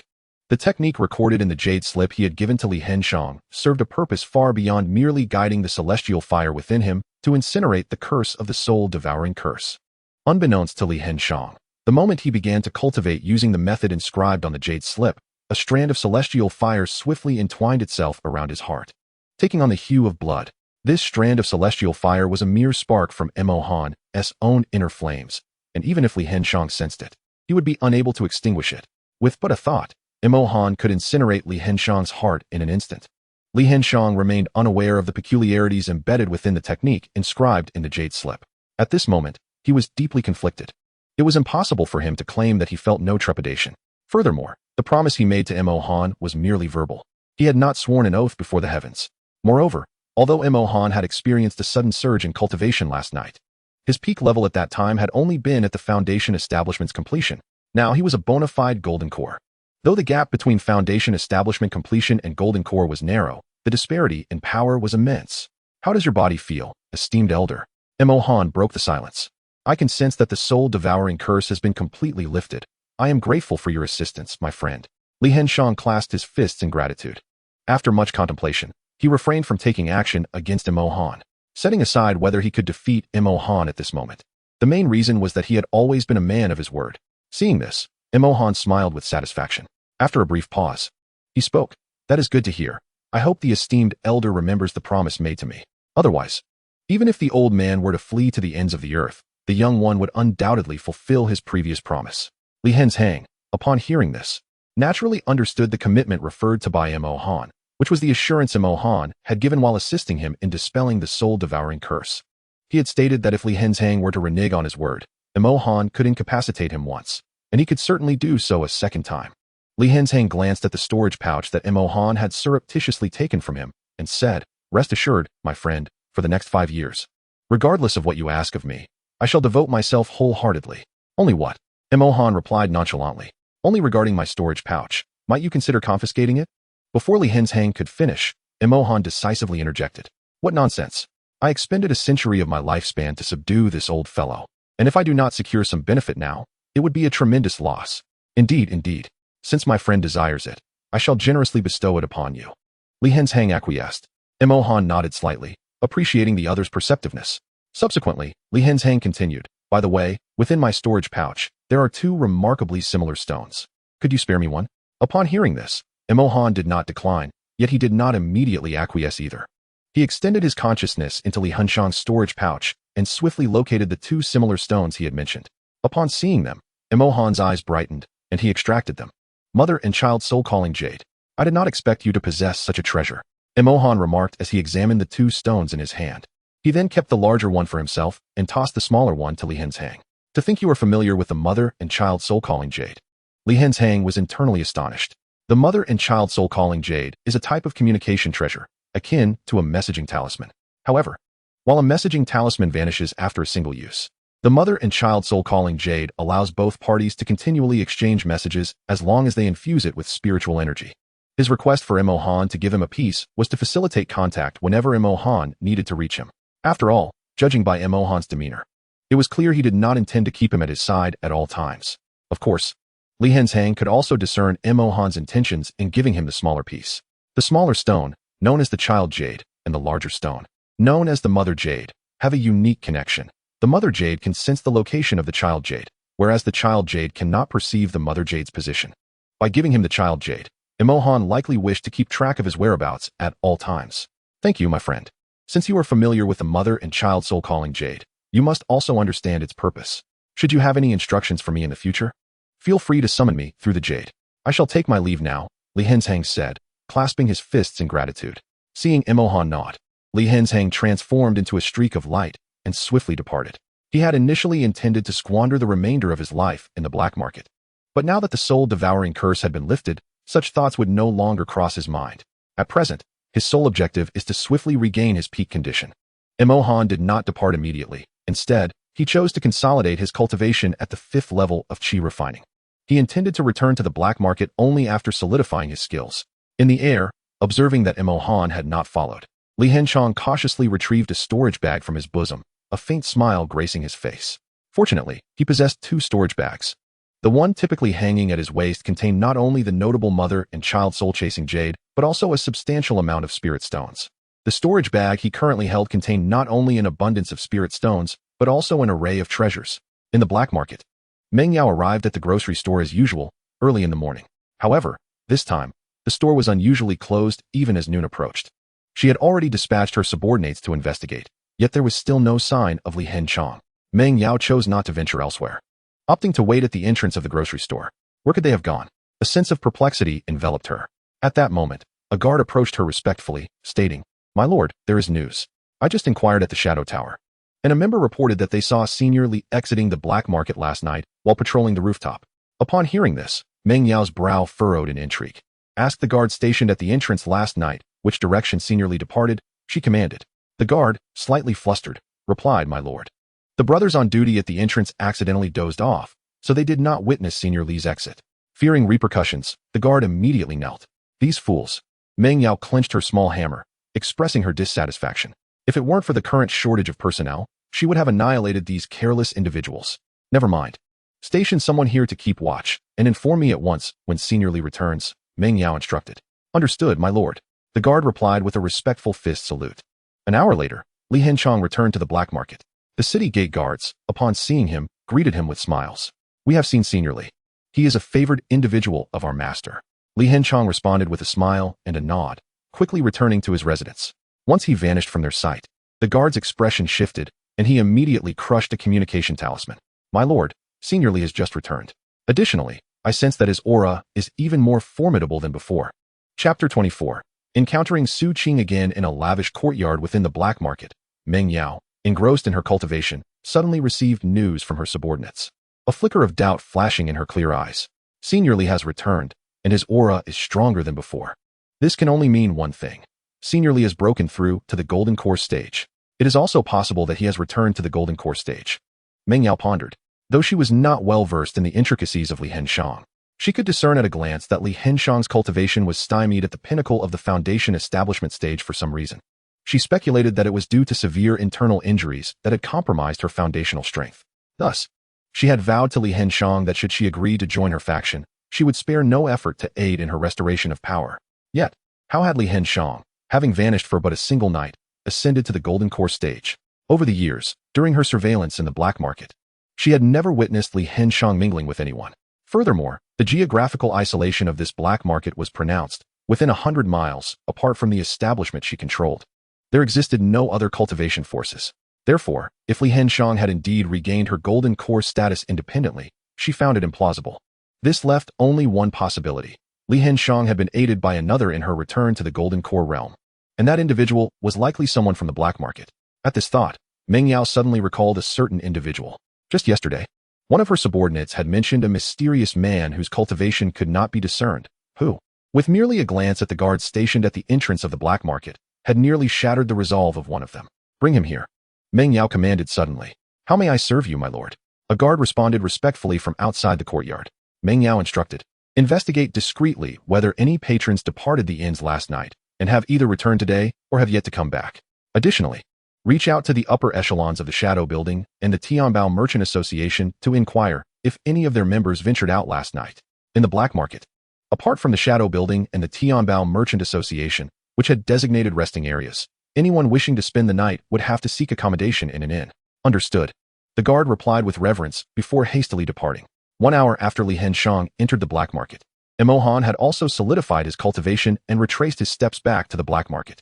Approaching a grove not far from the market, he activated the second layer of the divine concealment technique, the illusory veil, and strode confidently within. The previous night, he too had used the second layer of the divine concealment technique to exit the black market from his inn room. Upon returning to his dwelling, Emohan dissipated his invisibility and stepped outside. At the Tianbao Merchant Association, Emohan made his way directly to the first floor where elixirs were sold. At this juncture, he had activated the first layer of the divine concealment technique, the breath veil, concealing his cultivation. Greetings, esteemed guest. What elixirs may I assist you in procuring? A steward inquired, noting Emohan's wandering demeanor, mistaking him for someone in search of a specific elixir. Do you have any lifespan elixirs? Emohan replied, keeping his voice low and raspy. The steward smiled and explained, I apologize for any amusement caused to our esteemed guests. Our association would never consider selling the longevity elixir. Rather, it is reserved for auction. If you are interested, I invite you to visit the auction house at the end of this month. Under ordinary circumstances, if someone inquired about the availability of the longevity elixir, he would undoubtedly ridicule them as a rustic who had never experienced the world. What is the longevity elixir? It is a potion that drives all cultivators to madness. After all, who would ever wish for a shorter life? However, the aura emanating from Emohan was exceedingly peculiar. Clad in a black cloak and donning a black mask, he was an enigma. Most importantly, as a cultivator at the foundational stage, he was unable to discern Emohan's true power. This suggested that Emohan's abilities were likely superior to his own. A person of such caliber was not one to be trifled with. Understanding this, Emohan nodded slightly, then purchased several bottles of spirit essence pills before taking his leave. Although the spirit essence pills available here were inferior to those provided by Su Qing, he had only 10 remaining from her supply. To prepare for any unforeseen circumstances, he thought it prudent to stock up. As he walked, Emohan sighed in resignation. He was aware of the rarity of the longevity elixir, yet he had not anticipated its scarcity. Even a force as formidable as the Tianbao Trading Association did not possess it for sale. What was he to do? He had but a century left to live. And should he encounter a formidable adversary like Li Hengshang, advancing his cultivation once more could very well lead to his demise. With this in mind, Emohan retrieved the soul-tracking jade, contemplating whether to ask Li Hengshang for information regarding the longevity elixir. However, after a moment's reflection, he abandoned the idea. After all, Li Hengshang was a peak cultivator of the transformation stage. Should he suddenly inquire about the whereabouts of the longevity elixir, it might raise suspicions. If Li Hengshang were to discover that he had temporarily elevated his cultivation to the pinnacle of the foundational stage by consuming his own lifespan, it could prove detrimental to him. Thus, Emohan put away the soul-tracking jade. Just as he found himself at a loss, two figures emerged from the inn, capturing his attention. An elderly man accompanied by a cloaked woman veiled in mystery. It was her. Emohan felt a surge of surprise. This woman was none other than the one who had provided him with the spirit essence pills. Although there were many cloaked and veiled women in the black market, he recognized her unmistakably as Su Qing. The reason was simple. Despite his attempts to sense her, there was no trace of spiritual energy emanating from her. As for the elderly man beside her, Emohan sensed him carefully and furrowed his brow. This elder was actually at the late stage of the golden core. Emohan was taken aback. Observing their interaction as they walked, it was evident that the elder held Su Qing in high esteem. What was Su Qing's true identity? A person devoid of cultivation, possessing a heavenly tier lightning talisman capable of vanquishing golden core cultivators, and yet able to command the companionship of a golden core powerhouse. Ahead, Chu Gang furrowed his brow slightly and glanced back, finding nothing unusual. What is the matter? Su Qing inquired, replying to the young lady. I have just experienced a sensation of being watched, Chu Gang stated. After a moment of contemplation, Su Qing responded. Those who frequent the black market tend to be quite vigilant. Perhaps our attire and the age difference are rather conspicuous, causing others to cast more than a mere glance in your direction. Your words hold merit, Chu Gang concurred. After a while, as the feeling of being observed faded, Chu Gang began to align with Su Qing's perspective. Unbeknownst to him, Emohan, upon witnessing Chu Gang's backward glance, discerned that golden core realm experts are often sensitive. Thus he refrained from keeping his gaze fixed upon Chu Gang any longer. Chapter 25, Recruitment. After trailing the two for some time, Emohan suddenly halted, as Chu Gang and Su Qing abruptly turned and entered a narrow alley. After a brief pause, he resolved to follow them further. Su Qing had bestowed upon him 24 spirit essence pills, and with a golden core bodyguard in tow, it was evident she was of considerable means. Perhaps Su Qing knew the whereabouts of longevity pills. Upon entering the alley, Imohan noticed that the two had not ventured far before they turned into another alley. His brows knitted in concern. Could it be that they had sensed his presence and intended to shake him off? After glancing behind him and confirming he was alone, Imohan promptly activated the second stage of the concealment technique. With his form rendered invisible, he followed suit without hesitation. To his shock, as they turned into yet another alley, he was momentarily startled. Two individuals were brazenly lying in wait. Fortunately, he had already cloaked himself and his pace was measured, producing no sound. Thankfully, Chu Gang was merely 2 major realms above him. Had he been even one more, he would have sensed Imohan's presence. He had no desire to engage in a confrontation beyond his means, especially with only a century of life remaining. Another use of the reverse spirit technique could spell his doom. After a while, Chu Gang raised an eyebrow. He had distinctly felt someone following him when he first turned into the alley. Could it have been a mere illusion? I beg your pardon, young lady. I may have misperceived. Chu Gang bowed respectfully. It's of no consequence. Let us proceed, Su Qing replied, her tone devoid of reproach. For Chu Gang's caution afforded her a measure of safety. Imohan stealthily trailed behind them until they entered a courtyard, at which point he ceased his pursuit. Once inside, they closed the door. If he were to enter as well, he would undoubtedly be discovered upon opening it. Even climbing over the wall would create noise. What should he do? Imohan scratched his head in frustration. He had intended to follow them until Chu Gang departed, allowing him to incapacitate Su Qing and interrogate her regarding the whereabouts of the longevity pills. As the twilight lingered, Imohan resolved to remain in his current location for a while longer. Although the second stage of the divine concealment technique, the illusory veil, drained his spiritual energy with each passing moment, he understood that as long as he refrained from initiating an attack, he would remain undetected. Should his energy deplete by a quarter, consuming a spirit essence pill would suffice to restore his vitality. After the passage of a fragrant incense stick, Imohan sensed a familiar presence approaching from behind. It was he. Imohan instantly recognized the figure as the individual from the previous day at the Li Henshang General Store who had sought his Qingshi sword. This was one of the Shadow Pavilion's assassins, Teng Ying. Upon reaching the entrance of the courtyard, Teng Ying consulted the markings on his map before stepping inside. Moments later, Teng Ying emerged from the courtyard, and Imohan keenly observed the expression on his face, which bore a hint of reluctance. Moreover, Imohan noted that the storage pouch at Teng Ying's waist had vanished. He distinctly remembered it being present before Teng Ying entered. Once Teng Ying departed, another man appeared after an hour. Sensing the newcomer's cultivation level at the 7th layer of Qi refinement, Imohan watched quietly as the man, like Teng Ying, approached the courtyard, glanced at the map in his hand, and entered through the door. After another fragrant incense stick, the man exited, and similarly, his waist pouch was missing. Thus, 2 more hours passed, during which 2 additional individuals, both at the Qi refinement stage, arrived. They, too, left the courtyard pouchless, mirroring Teng Ying's fate. As evening descended, yet another man appeared behind Imohan. Upon sensing his cultivation at the 7th layer of Qi refinement and casting a glance at the map he held, Imohan acted swiftly, moving behind him and rendering him unconscious. At the moment of the man's collapse, Imohan's concealed state dissipated. With a mere thought, Imohan transported the unconscious man to the independent realm of the Qinquan Jade Ring, allowing the ring itself to transform into a speck of dust that settled on the ground. As the master of the Qinquan Jade Ring, Imohan could enter its independent world at will. He was also capable of bringing other living beings within, provided they lacked the consciousness to resist. Once the man was brought into the Jade Ring, Imohan promptly revived him. "Who are you?" the man asked, awakening to find himself bound tightly and in an unfamiliar environment. The sight of Imohan, clad in a black cloak and wearing a ghostly mask, filled him with terror. Most unsettling was the realization that he could not discern Imohan's cultivation level. "If you wish to survive, you will answer my questions truthfully. Should I discover any deceit, you shall bear the consequences," Imohan stated firmly. "Why yes, senior, please ask whatever you wish, and I shall certainly comply," the man stammered, fearful of refusal. "What is your name, what is your identity, and what brings you here?" Imohan inquired. In response, "Esteemed senior, I am Chen Yuan, a wandering cultivator. I arrived here because yesterday, individuals from the Tianbao Chamber of Commerce contacted me, informing me of a task that requires a cultivator at the Qi refinement stage. They assured me that if I agreed to assist them and maintain confidentiality, regardless of the outcome, I would receive a generous reward. In fact, I could propose various forms of compensation. As long as they were not excessive, they would comply. Hence, I readily accepted their offer.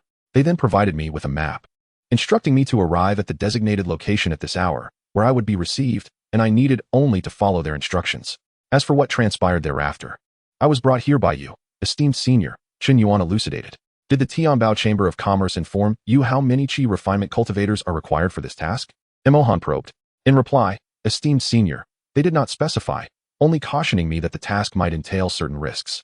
As a wandering cultivator, my avenues for acquiring resources are limited, so I agreed, Qin Yuan responded. What is your reputation within the Tianbao Chamber of Commerce? Emohan continued his inquiry. Esteemed sir, I am uncertain of my standing within the Tianbao Chamber of Commerce. I frequently purchase items from them, and over time, I have become acquainted with some of their members. Qin Yuan explained. I see, Emohan mused, beginning to comprehend the overall situation. It appeared that the affluent young lady and the elder of the Golden Core wished to undertake certain endeavors that only Qi refinement cultivators could accomplish. Perhaps due to the chaotic nature of the black market, they were concerned about unforeseen complications, prompting them to enlist the Tianbao Chamber of Commerce's assistance in selecting trustworthy Qi refinement cultivators. The remuneration for these summoned cultivators was likely funded by the wealthy young lady. Furthermore, it seemed she doubted the reliability of the Qi refinement cultivators chosen by the Tianbao Chamber of Commerce, hence her insistence on a staggered interview process.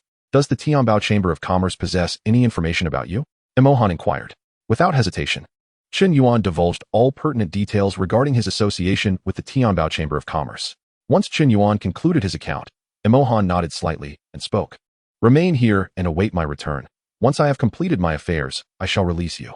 With that, Emohan activated the second stage of the divine concealment technique, and with a mere thought, he departed from the Qianquan Jade Ring. Upon observing that the surroundings were devoid of any presence, Emohan revealed his true form and strode purposefully into the courtyard. As the door swung open, within the courtyard, Chu Gang and Su Qing exchanged concerned glances. What is the matter? They queried. After the president of the Tianbao Chamber of Commerce, Pang Yuan, stated that they could only borrow 2 Qi refinement cultivators. They had initially intended to recruit some Qi refinement cultivators from the black market to serve their purposes. However, they were not well acquainted with this black market and were hesitant to make rash moves, so they returned to seek Pang Yuan's assistance in recruiting some Qi refinement practitioners. With the promise that they would bear the expenses, they arranged for those individuals to meet with them today. Given that Su Qing and Chu Gang were aware of the perils within the lava secret realm, they had specifically instructed Pang Yuan the previous day to ensure that only cultivators of the 6th level of Qi refinement or higher would suffice. Yet, now Chu Gang found it perplexing that Emohan was merely at the 5th level. What bewildered Su Qing was that she had clearly advised Pang Yuan to recruit practitioners of reputable standing. Yet here was Emohan, cloaked and masked. What did this signify? Was he afraid of being recognized? Only demonic cultivators harbor such fears. Who are you? Chu Gang inquired, hoping that Emohan had merely made a mistake. Qin Yuan. Emohan replied. Qin Yuan. Upon hearing Emohan utter that name, Su Qing and Chu Gang were taken aback. According to the list provided by Pang Yuan yesterday, Qin Yuan was indeed one of those recruited by the Tianbao Merchant Association. Aren't you at the 7th level of Qi refinement? Chu Gang asked. Having reviewed the cultivation levels of all those brought in by the association the night before, I have recently encountered unforeseen circumstances in my cultivation, resulting in a drop to the 5th level. However, I can still exhibit the combat prowess of a 7th level practitioner. Emohan explained. Then why do you conceal your identity so mysteriously? Is there something shameful? Chu Gang pressed further. In response, Emohan stated, I have been unfortunate in appearance since childhood, leading to an inherent self-consciousness and a reserved nature. Consequently, I have maintained this guise when venturing out into the world. Su Qing furrowed her brows, a sense of familiarity washing over her from his words, though she could not pinpoint why. Is that so? Then remove your mask so I may see your face. Chu Gang insisted. His skepticism towards Emohan's claims stemmed from the fact that the Tianbao Merchant Association's dossier on Qin Yuan did not include details about his character or cultivation methods. However, it was fortunate that the association had provided an image of Qin Yuan. Given Su Qing's exceptionally unique status, he could not allow any unforeseen complications to arise. If you do not trust me, I shall take my leave. Why must you subject me to such humiliation? Emohan feigned sorrow. Remove it when asked. Chu Gang's voice carried an undeniable authority, as the aura of a late-stage golden core cultivator enveloped the space. The terrifying pressure caused cold sweat to bead on Emohan's brow. He had no desire to engage in a confrontation with this elder using the reverse spirit technique. Are you attempting to bully the weak? Emohan replied in a low tone. Seeing Emohan's repeated refusal to unmask, Chu Gang's anxiety deepened. He then glanced at Su Qing, who nodded in agreement. In an instant, Chu Gang leaped before Emohan, his gaze sharp as if he intended to pierce through Emohan's very essence. Feeling the formidable aura radiating from Chu Gang, Emohan could not help but feel a twinge of apprehension. However, just as Chu Gang was poised to subdue Emohan, the latter's figure suddenly vanished from sight. In a flash, not only was Chu Gang taken aback, but even Su Qing was astonished. How could Emohan disappear so abruptly? At that moment, Su Qing felt a cold blade pressed against her neck, emanating a chilling aura of lethal intent from Emohan. Chu Gang, alarmed and horrified, sought to intervene immediately. If you dare move, she will surely perish, Emohan declared coldly. With that, aware that Su Qing's hands were still concealed beneath her cloak, Emohan, fearing she might secretly employ a low-grade defensive talisman to repel him, swiftly struck several acupoints on her back, rendering her temporarily immobile. Su Qing's expression turned to one of sheer panic. It seemed she was now utterly at his mercy. Please, my lord, remain calm, Chu Gang implored. He had underestimated Emohan. Despite being merely at the 5th level of qi refinement, he possessed an astonishingly peculiar agility. My lord, perhaps you would share your terms, Su Qing suggested once she regained composure, fortunate that Emohan had only restricted her movements. Emohan cast a penetrating gaze at Su Qing. This marked the second time she had fallen into his hands. Though he donned a mask and mimicked Chun Yuan's voice, she failed to recognize him. Nonetheless, even in her incapacitated state, she maintained an air of composure. Her demeanor was remarkably stable. What I seek is simply a second-grade longevity pill, Emohan stated with ease. The quality of medicinal pills ranges from 1 to 9, with the first being the least potent and the 9th the most superior.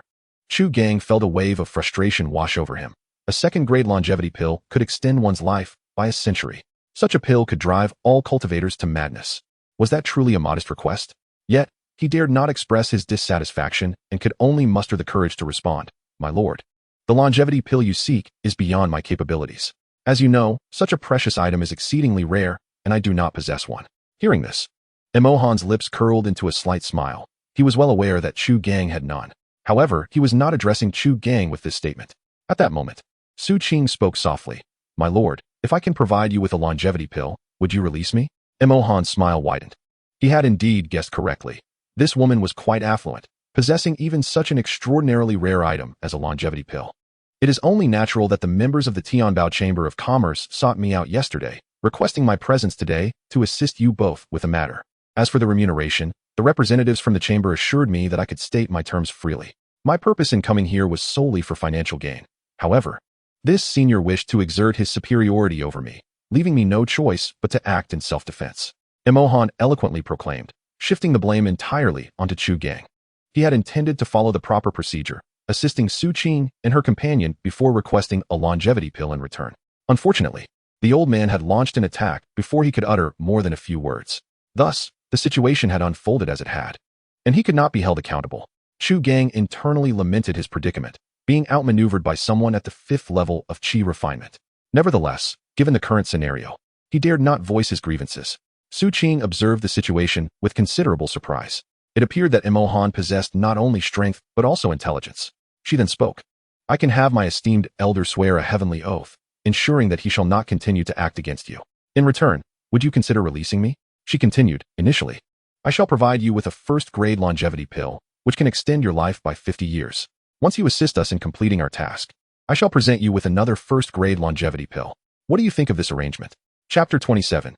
Joining Su Qing raised an elegantly arched eyebrow, eager to continue, but was interrupted by Emohan. The young lady is merely speaking her thoughts. Do you not find this lacking in sincerity? With a hint of exasperation, Su Qing replied, what would you deem appropriate? Emohan glanced at the wary Chu Gang and stated, first, let this old man swear a heavenly oath, then you shall follow suit. Initially, provide me with a first-grade longevity pill, and only then will I release you. As for the second longevity pill, you may present it to me after I have assisted you. Su Qing felt a twinge of confusion. Why must she also swear a heavenly oath? Had Emohan discerned something? She clearly exhibited no signs of spiritual energy. She was merely a mortal. She had considered having Chu Gang swear the oath first, then giving him a longevity pill, all while using a heavenly lightning talisman against Emohan. However, Emohan's insistence that she also swear an oath implied that even if he released her, she could no longer act against him. This man was excessively cautious, she mused to herself. After a moment's hesitation, Su Qing softly said, esteemed sir, I am currently unable to move. Only by your release can I provide you with the elixir.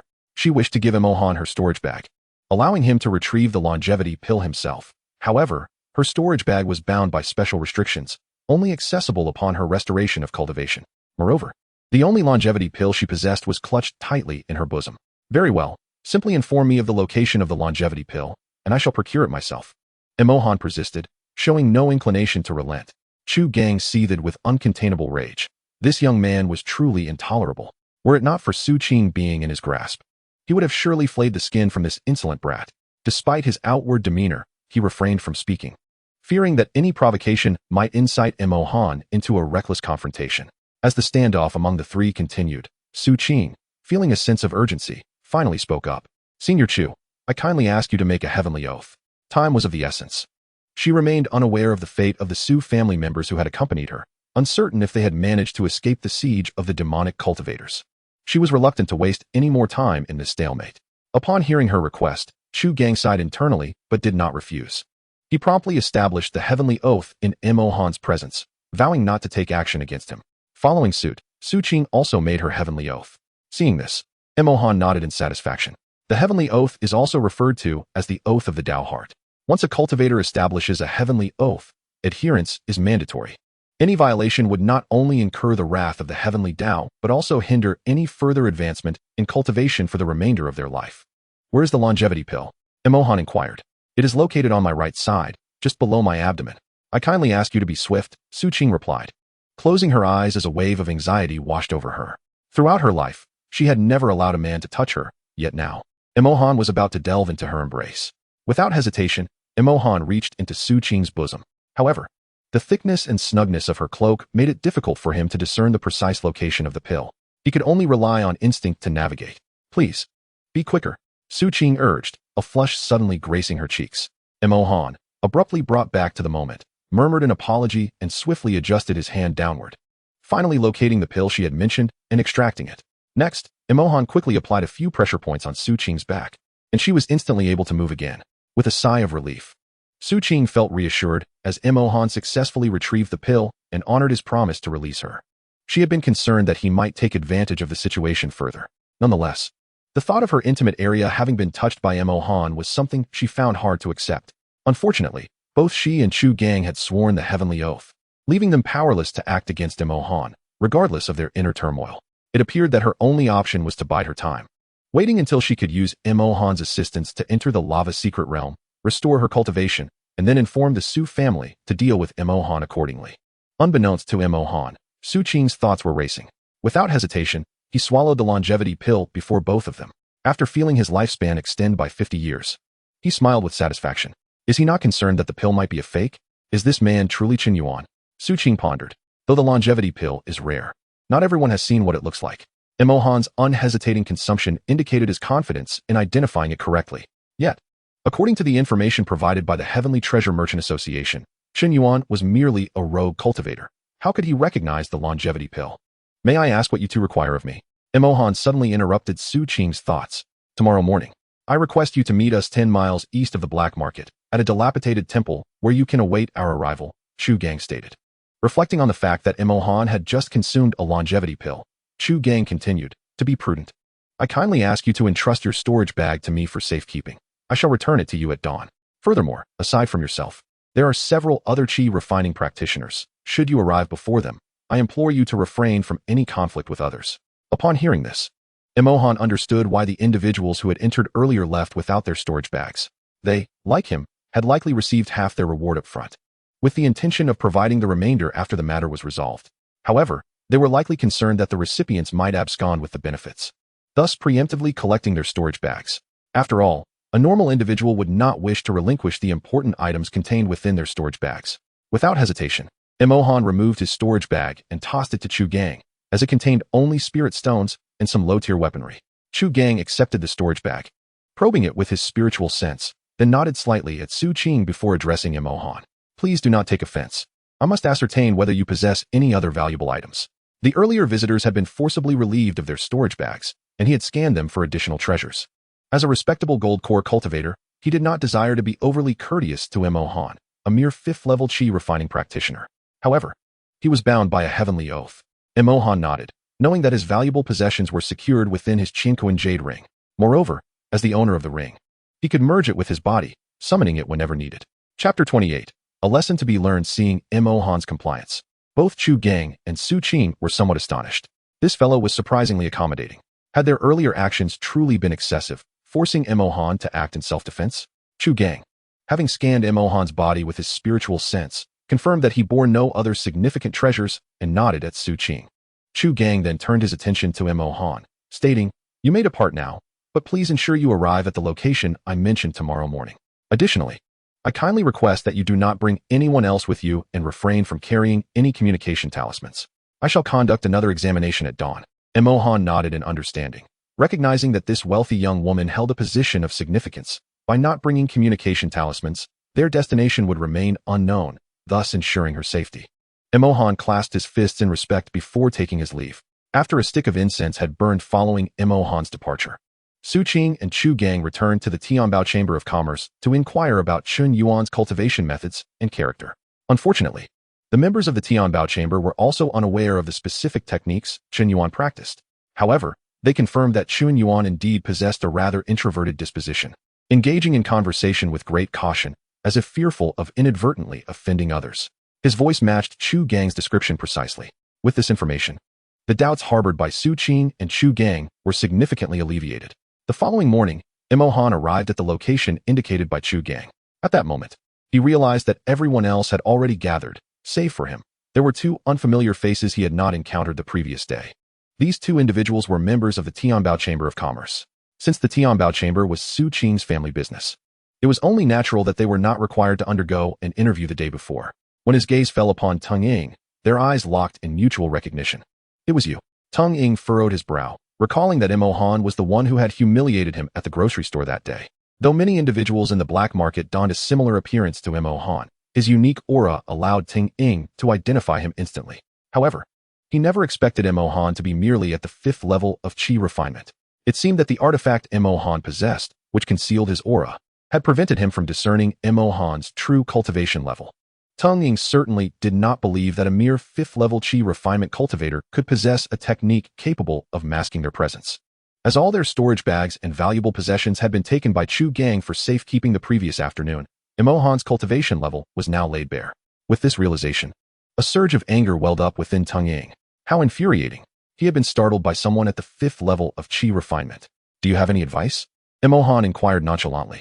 "You little brat, a mere 5th-level Qi refinement waste. Do not be so arrogant."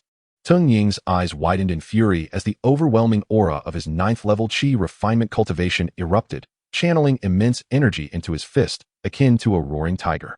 As he launched a powerful strike toward Imo Han exhibited no fear. The corners of his mouth curled into a slight smile. This was fine. Apart from Su Qing, he was the lowest in cultivation here. Though he was unaware of what lay ahead, demonstrating his strength by intimidating Teng Ying seemed a worthy endeavor. With a subtle shift of his body, Imo Han's spiritual energy surged rapidly within him, his right fist glowing with a fiery crimson light as it coalesced into a formidable force, resembling a blazing sword of fire aimed at Teng Ying. Boom! Their fists collided with a thunderous roar, producing a resounding echo. A tempestuous aura swept through the surroundings. Chu Gang, sensing the unfolding chaos, quickly positioned himself in front of Su Qing to shield her from the violent energies unleashed. "How is this possible?"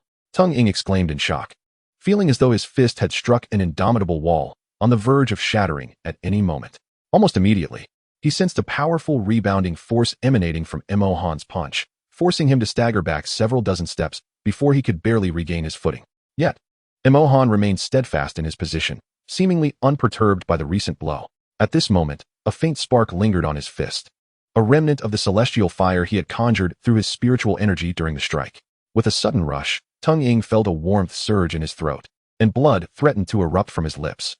However, with so many witnesses present, he could not bear the thought of being seen as a mere practicing Qi cultivator of the 9th layer, wounded by a 5th layer Imo Han.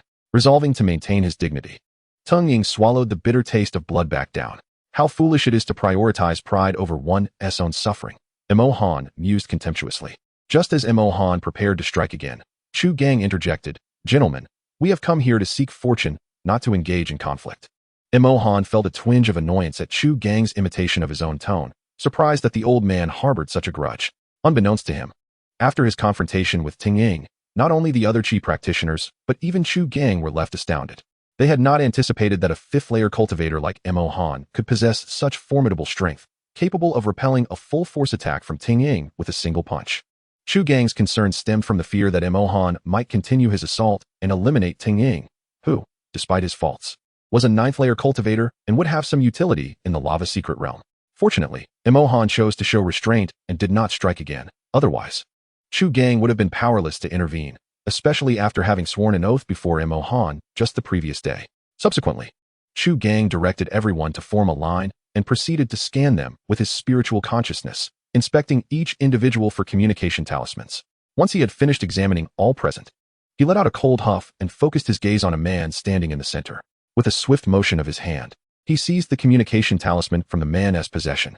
The man, upon realizing his predicament, broke into a cold sweat and quickly fell to his knees, pleading, "Senior, spare me.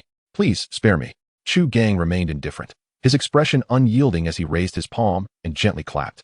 In an instant, the man's body erupted into a mist of blood, the metallic scent pervading the air. A chilling silence enveloped the scene. Even Imohan was taken aback by the sheer brutality of Chu Gang's actions, realizing just how merciless the old man could be. Thankfully, Chu Gang had intended to capture him alive rather than kill him. Otherwise, with his fifth-layer cultivation, Imohan could not have hoped to withstand such a lethal technique. Imohan understood Chu Gang's motives well: to kill the chicken to frighten the monkey. This was a stark reminder to the assembled crowd that any betrayal or leakage of information would lead to a similarly grim fate. Observing the expressions of shock on their faces, Chu Gang could not help but smile with satisfaction. What he desired was precisely this effect.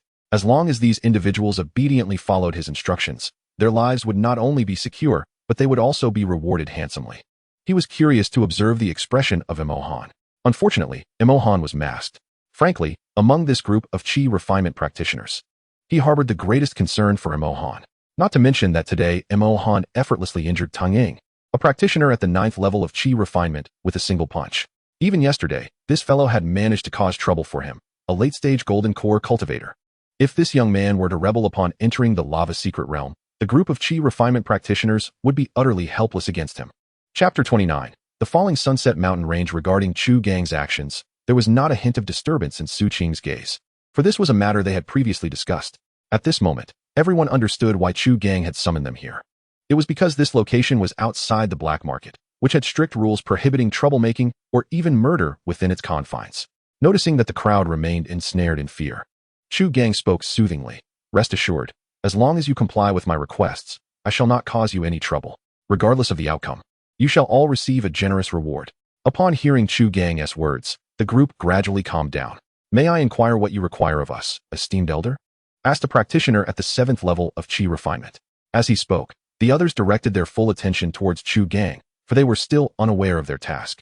Should their forthcoming actions go awry, they might meet the same unfortunate fate as the previous Qi refinement practitioner. Chu Gang did not respond immediately. Instead, he glanced at Su Qing. Once she nodded, Chu Gang began to speak. "It is quite simple.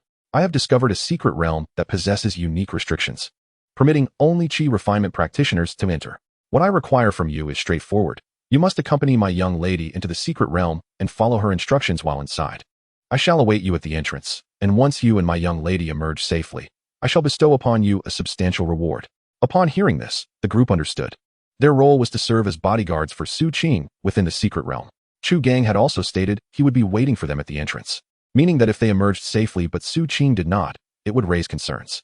Reflecting on this, one practitioner hesitantly asked, "May I inquire, esteemed elder, how perilous is that secret realm?"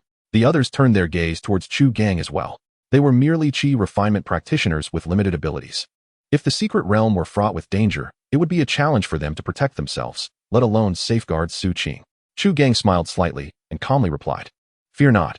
As long as you follow my young lady's lead once inside the secret realm, your safe return is assured." This was indeed the truth. Chu Gang did not deceive them. The lava secret realm is distinct from other realms, while it poses a lower degree of danger. It is replete with rare and extraordinary treasures.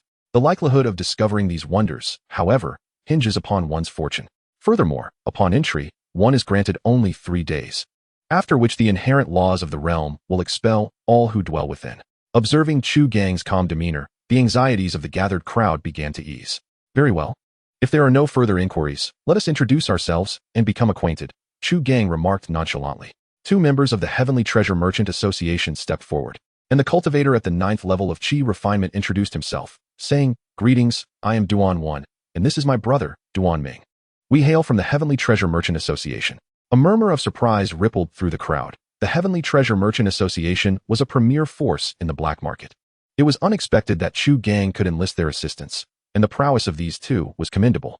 Rumors suggested that all members of the association were elite and formidable. Thus their presence might afford a measure of safety. I am Tung Ying, representing the Shadow Pavilion, Tung Ying stated, stepping forward to bow. Having just been bested by Mo Han, he refrained from boasting, retreating swiftly after his introduction. Nevertheless, his presence was met with intrigue. Even members of the Shadow Pavilion, a power on par with the Heavenly Treasure Merchant Association, were here. Ladies and gentlemen, I am Lin Shan from the Dragon Gate Hall. Another introduced himself, stepping forward respectfully.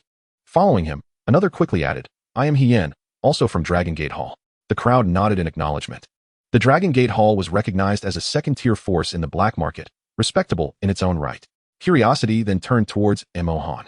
I am Chen Yuan, a lone cultivator, Mo Han stated plainly. The assembly was taken aback, realizing that such strength could belong to a solitary cultivator. Let us depart, Chu Gang declared. He then produced 2 flying carpets from his storage bag. With 8 individuals in their company, and each carpet accommodating 4, they had just enough. To mitigate potential conflict between Mo Han and Ting Ying while on the carpet, Chu Gang strategically placed Mo Han beside himself, along with Duan Wan, while he and Su Qing filled the remaining spots. Once everyone was positioned atop the flying carpets, Chu Gang harnessed his spiritual energy to set them in motion. As they traversed the skies, Duan Wan maintained a vigilant watch from the rear of the carpet. With Chu Gang leading the way, Mo Han felt assured and promptly seated himself, focusing his thoughts to enter a meditative state within the Qian Kuan Jade Ring. This fellow, Chu Gang mused as he glanced back at Mo Han, is remarkably audacious, practicing so openly without fear of a surprise attack from Duan Wan. Before their departure, Peng Yuan had specifically instructed Duan Wan and his companions to heed the commands of both himself and Su Qing throughout their journey. Thus, at this moment, had he so desired, he could have discreetly communicated with Duan Wan to launch a surprise attack on Mo Han. Su Qing, too, glanced in Mo Han's direction, inexplicably struck by a sensation that she had encountered him before. 2 hours later, Chu Gang maneuvered the 2 flying carpets to a halt in midair. After consulting the map in his possession, he guided the carpets to descend slowly. Upon landing, the group discovered that they were enveloped in a thick mist, rendering them momentarily disoriented. Were it not for their proximity on the flying carpets, they would have been utterly unable to see anything. The Ghost Shadow Concealment Formation. Mo Han immediately recognized that the mist was a result of this formation. The Ghost Shadow Concealment Formation possessed no offensive capabilities. It merely obscured vision and hindered spiritual detection. Judging by Chu Gang's expression, it was evident that he was aware of the formation's presence. Indeed, Chu Gang merely cast a fleeting glance at the dense fog. With a gentle wave of his hand, the mist dissipated instantaneously, revealing the entrance to the lava's secret realm before the group. With clarity restored, they observed their surroundings. Towering peaks surrounded them, and the spiritual energy was palpably rich. They had arrived at the falling Sunset Mountain range. Instantly, fear washed over the faces of the crowd. Although the falling Sunset Mountain range was abundant in spiritual energy, it was fraught with peril. A moment's carelessness could lead to an assault from ferocious beasts, or even death, in this treacherous locale. It was rumored that many wandering cultivators, lacking the aptitude to join the major sects, had previously banded together to train in this very place, seeking to absorb the profound spiritual energy to swiftly elevate their cultivation levels. Yet, without exception, they had all perished here. Moreover, they had heard tales of a beast of golden core perfection residing within the falling Sunset Mountain range. Chapter 30. Entering the lava secret realm, observing the renewed terror etched on the faces of the group, Chu Gang, with a hint of exasperation, sought to reassure them. Dear friends, please remain at ease. Although the falling Sunset Mountain range is indeed perilous, once you enter the lava secret realm, you will be transported to a secluded space. After you and my young lady emerge safely, I shall promptly escort everyone away from this place. One could not deny the effectiveness of the reassurance from a late-stage golden core expert. The group quickly regained their composure. May I inquire, esteemed elder, when shall we enter the secret realm? Lin Shan asked. Chu Gang glanced at Su Qing, who nodded in affirmation, and replied, let us proceed at once. With that, Chu Gang returned each individual's storage pouch, stating, I have placed half of your remuneration within your storage bags. 3 days hence, upon your safe return with my young lady, I shall provide the remaining half.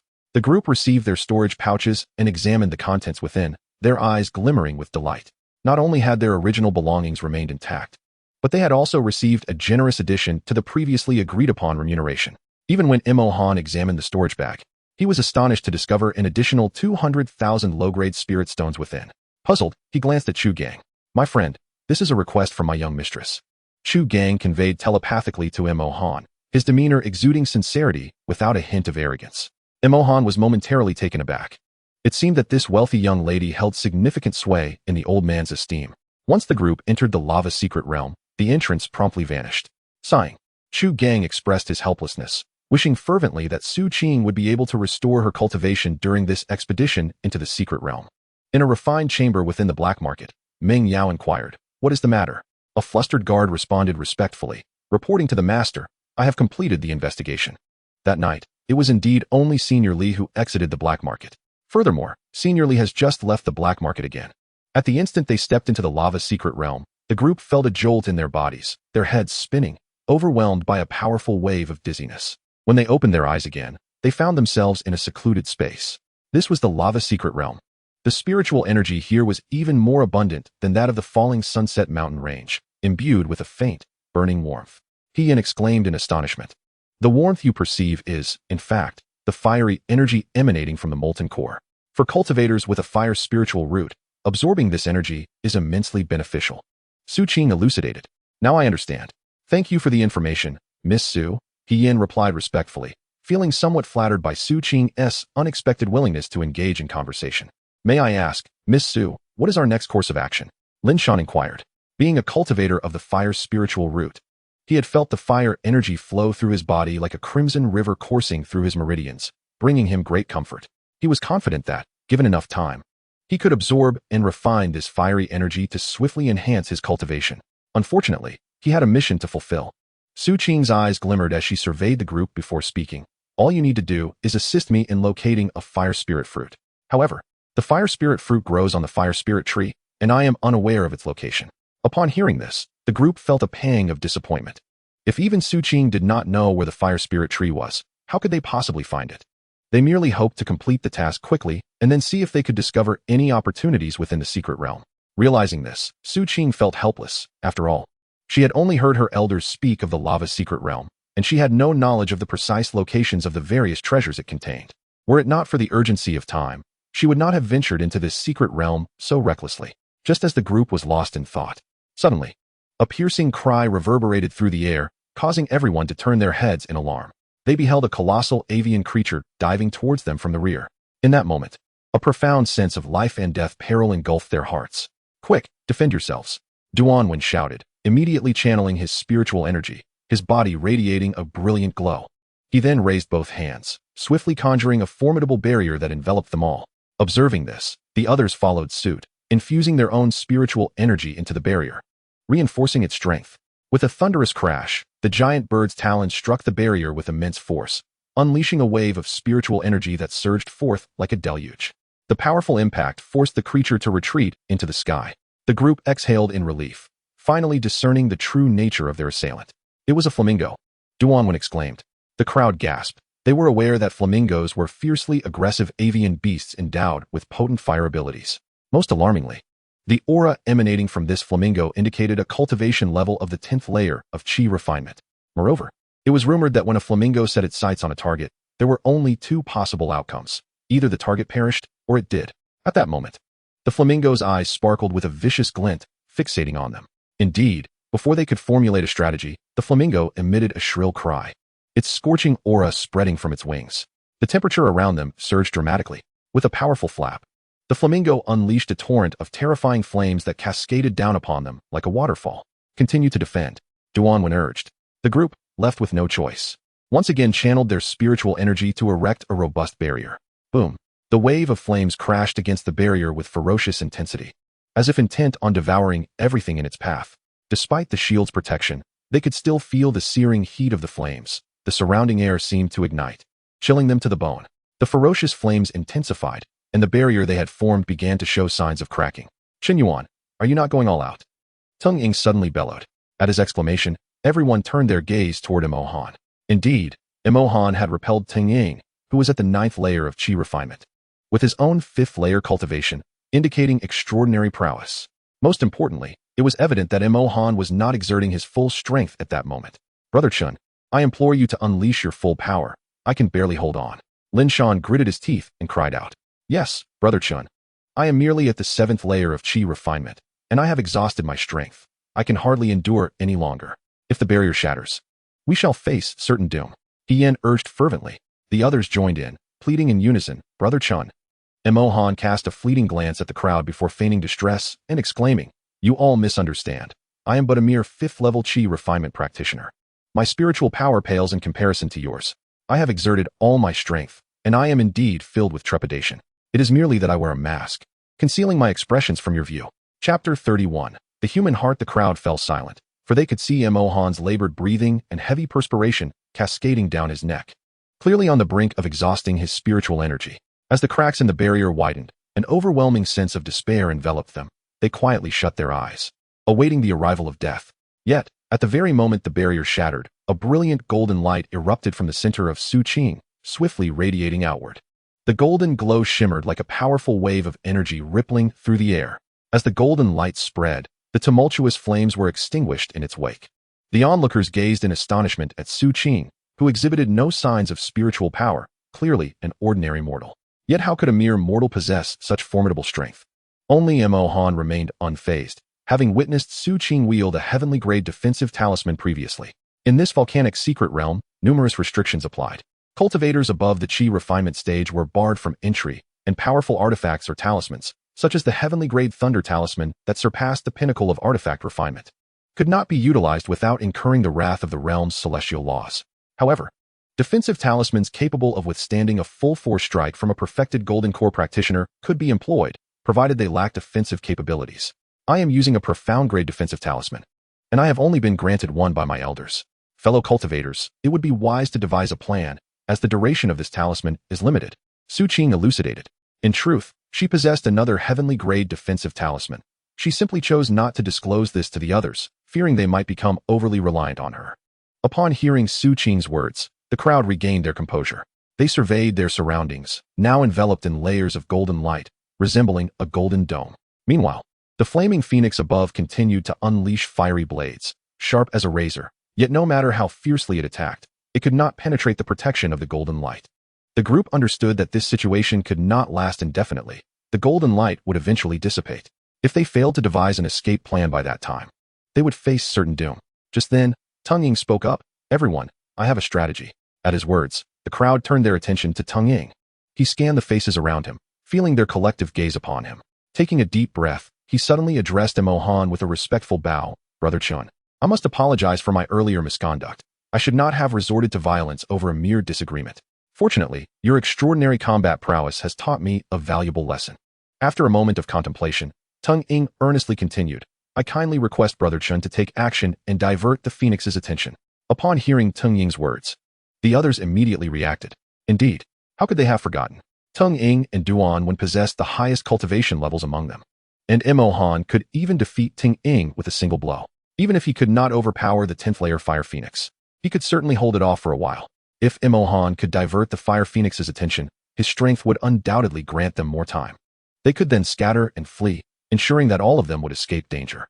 Before Emohan could speak, Lin Shan eagerly echoed, "Yes, Brother Chun. Your combat prowess is unparalleled. We implore you to assist us in evading this crisis." He followed suit, clasping his hands in respect. "Brother Chun, we beseech you." Duan Ming also turned to Emohan, bowing deeply as he said, "Brother Chun, I beg you. This favor will not be forgotten." Duan Wen joined in, "Brother Chun, we rely on you. I promise that once we safely leave the lava secret realm, I will recommend you to the Tianbao Merchant Association steward. With your character and strength, I am confident you will attain the platinum card." As the atmosphere grew tense, Teng Ying suddenly knelt on one knee, earnestly clasping his hands. "Brother Chun, I implore you." Emohan cast a calm gaze over the group. He could easily discern that Teng Ying was being disingenuous. He had learned in the black market that this man harbored a narrow-minded nature, quick to seek revenge. Thus, Teng Ying's ostentatious apology and plea for help to divert the Fire Phoenix was merely a ploy to lead him to his demise. After all, under normal circumstances, a 5th-layer Qi refining practitioner, no matter how formidable, could hardly contend with a 10th-layer beast. As for the others, they merely sought to exploit him to divert the Fire Phoenix and secure their own survival. Emohan chose not to respond immediately, but instead turned his gaze to Su Qing, wishing to ascertain her stance amidst this turmoil. The outcome was as he had anticipated. Upon meeting his gaze, Su Qing deliberately averted her eyes. Truth be told, she did not wish to side with the others, hoping that Emohan would independently draw the Fire Phoenix away. However, The atmosphere had escalated to this point, and among the 6, 5 had already proposed sacrificing Mo Han for their own chance at survival. Indeed, noticing Su Qing's hesitation, the others unitedly implored, "Miss Su." Though their words were not explicit, their intent was unmistakably clear. Su Qing held the most influence among them. Should she request Mo Han to divert the fire phoenix, he would have no choice but to comply. Seeing a flicker of doubt in Su Qing's eyes, Mo Han sighed inwardly, realizing her true thoughts. It was evident that she sided with the others. Her reluctance to directly command him stemmed from her apprehension of his capabilities, fearing he might refuse and retaliate against the group. After all, he had previously injured Ting Ying with a single punch. If he were to engage in battle with this group now, the only beneficiary would be the flamingo. Contemplating this, Mo Han sighed and said, "I can divert the flamingo's attention, but I have one condition." Before anyone else could speak, Ting Ying stepped forward, clasped his fists, and declared, "Brother Chun, as long as you are willing to help us escape this crisis, not just one condition, even 10 conditions," Tung would not hesitate. "Very well, then it shall be 10 conditions," Mo Han replied.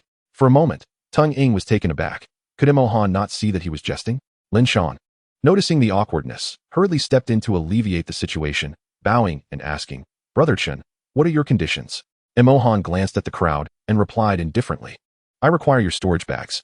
Upon hearing this, a wave of indignation surged within the group. To demand their storage bags was tantamount to demanding their very lives. Why had they come here if not to earn a profit? Their entire wealth was contained within those bags, and handing them over to Mo Han would mean they had toiled in vain. Moreover, even if they relinquished their bags, Mo Han might still perish at the hands of the flamingo, leaving them vulnerable to the loss of their possessions. Therefore, giving their storage bags to Mo Han would be a futile sacrifice. Seeing Mo Han's demeanor, the others realized he was intentionally putting them in a difficult position. However, they refrained from expressing their discontent, knowing that provoking Mo Han could lead to disastrous consequences. At this moment, they felt a sense of hesitation. If they did not surrender their storage bags, Mo Han might indeed refuse to distract the flamingo. As time ticked away and the golden light surrounding them gradually dimmed, they understood that they could not afford to delay any longer. Suddenly, Duan stepped forward and proposed, "Brother Chun, how about this? We will offer you half of the reward given to us by Elder Chu." After speaking, he glanced at the others, and Duan Ming was the first to express his agreement. The rest soon followed suit. The reward of spirit stones they received from Chu Gang was substantial. Although giving half to Mo Han was a significant concession, they were willing to do so if it meant preserving their lives. After all, once they safely exited, Chu Gang would provide them with another generous reward. Seeing this, Mo Han realized that further delays were futile. He could easily eliminate these individuals while also dispatching the flamingo, or wait until the flamingo had slaughtered them before roasting it himself. However, should he proceed in that manner, explaining himself to Chu Gang after leaving the secret realm would prove challenging. Although he could employ the reverse spirit technique, combined with the Lion Shang, to deal with Chu Gang, a late-stage gold core cultivator, it would still complicate matters. However, his concern lay in the fact that Chu Gang, a formidable cultivator at the late stage of the golden core realm and the protector of the affluent young lady, surely possessed means of self-preservation. Should Chu Gang manage to escape, the possibility of him reporting to the forces aligned with the young lady would leave him and Li Henzhang with no option but to flee perpetually. Mo Han let out a sigh, feigning difficulty as he said, "Very well then." Upon hearing this, the hearts of the others breathed a sigh of relief. Fearing that Mo Han might change his mind, Tung Ying was the first to step forward, producing half of the remuneration that Chu Gang had promised them before entering the secret realm, placing it into a separate storage bag, which he then handed to Mo Han. Observing this, the others hastily followed suit, each producing half of their remuneration, depositing it into separate storage bags, and presenting them to Mo Han. As Mo Han accepted the storage bags, he probed them with his spiritual sense, feeling somewhat surprised. Each of the 5 individuals had provided a bag containing nearly 50,000 low-grade spirit stones. This indicated that Chu Gang had only offered them a total of 100,000 low-grade spirit stones as their advance payment. Not to mention, he had already received a precious first-grade longevity pill prior to entering the lava secret realm. Chu Gang had generously bestowed upon him an additional 200,000 low-grade spirit stones. It seemed that the golden core elder held him in high regard.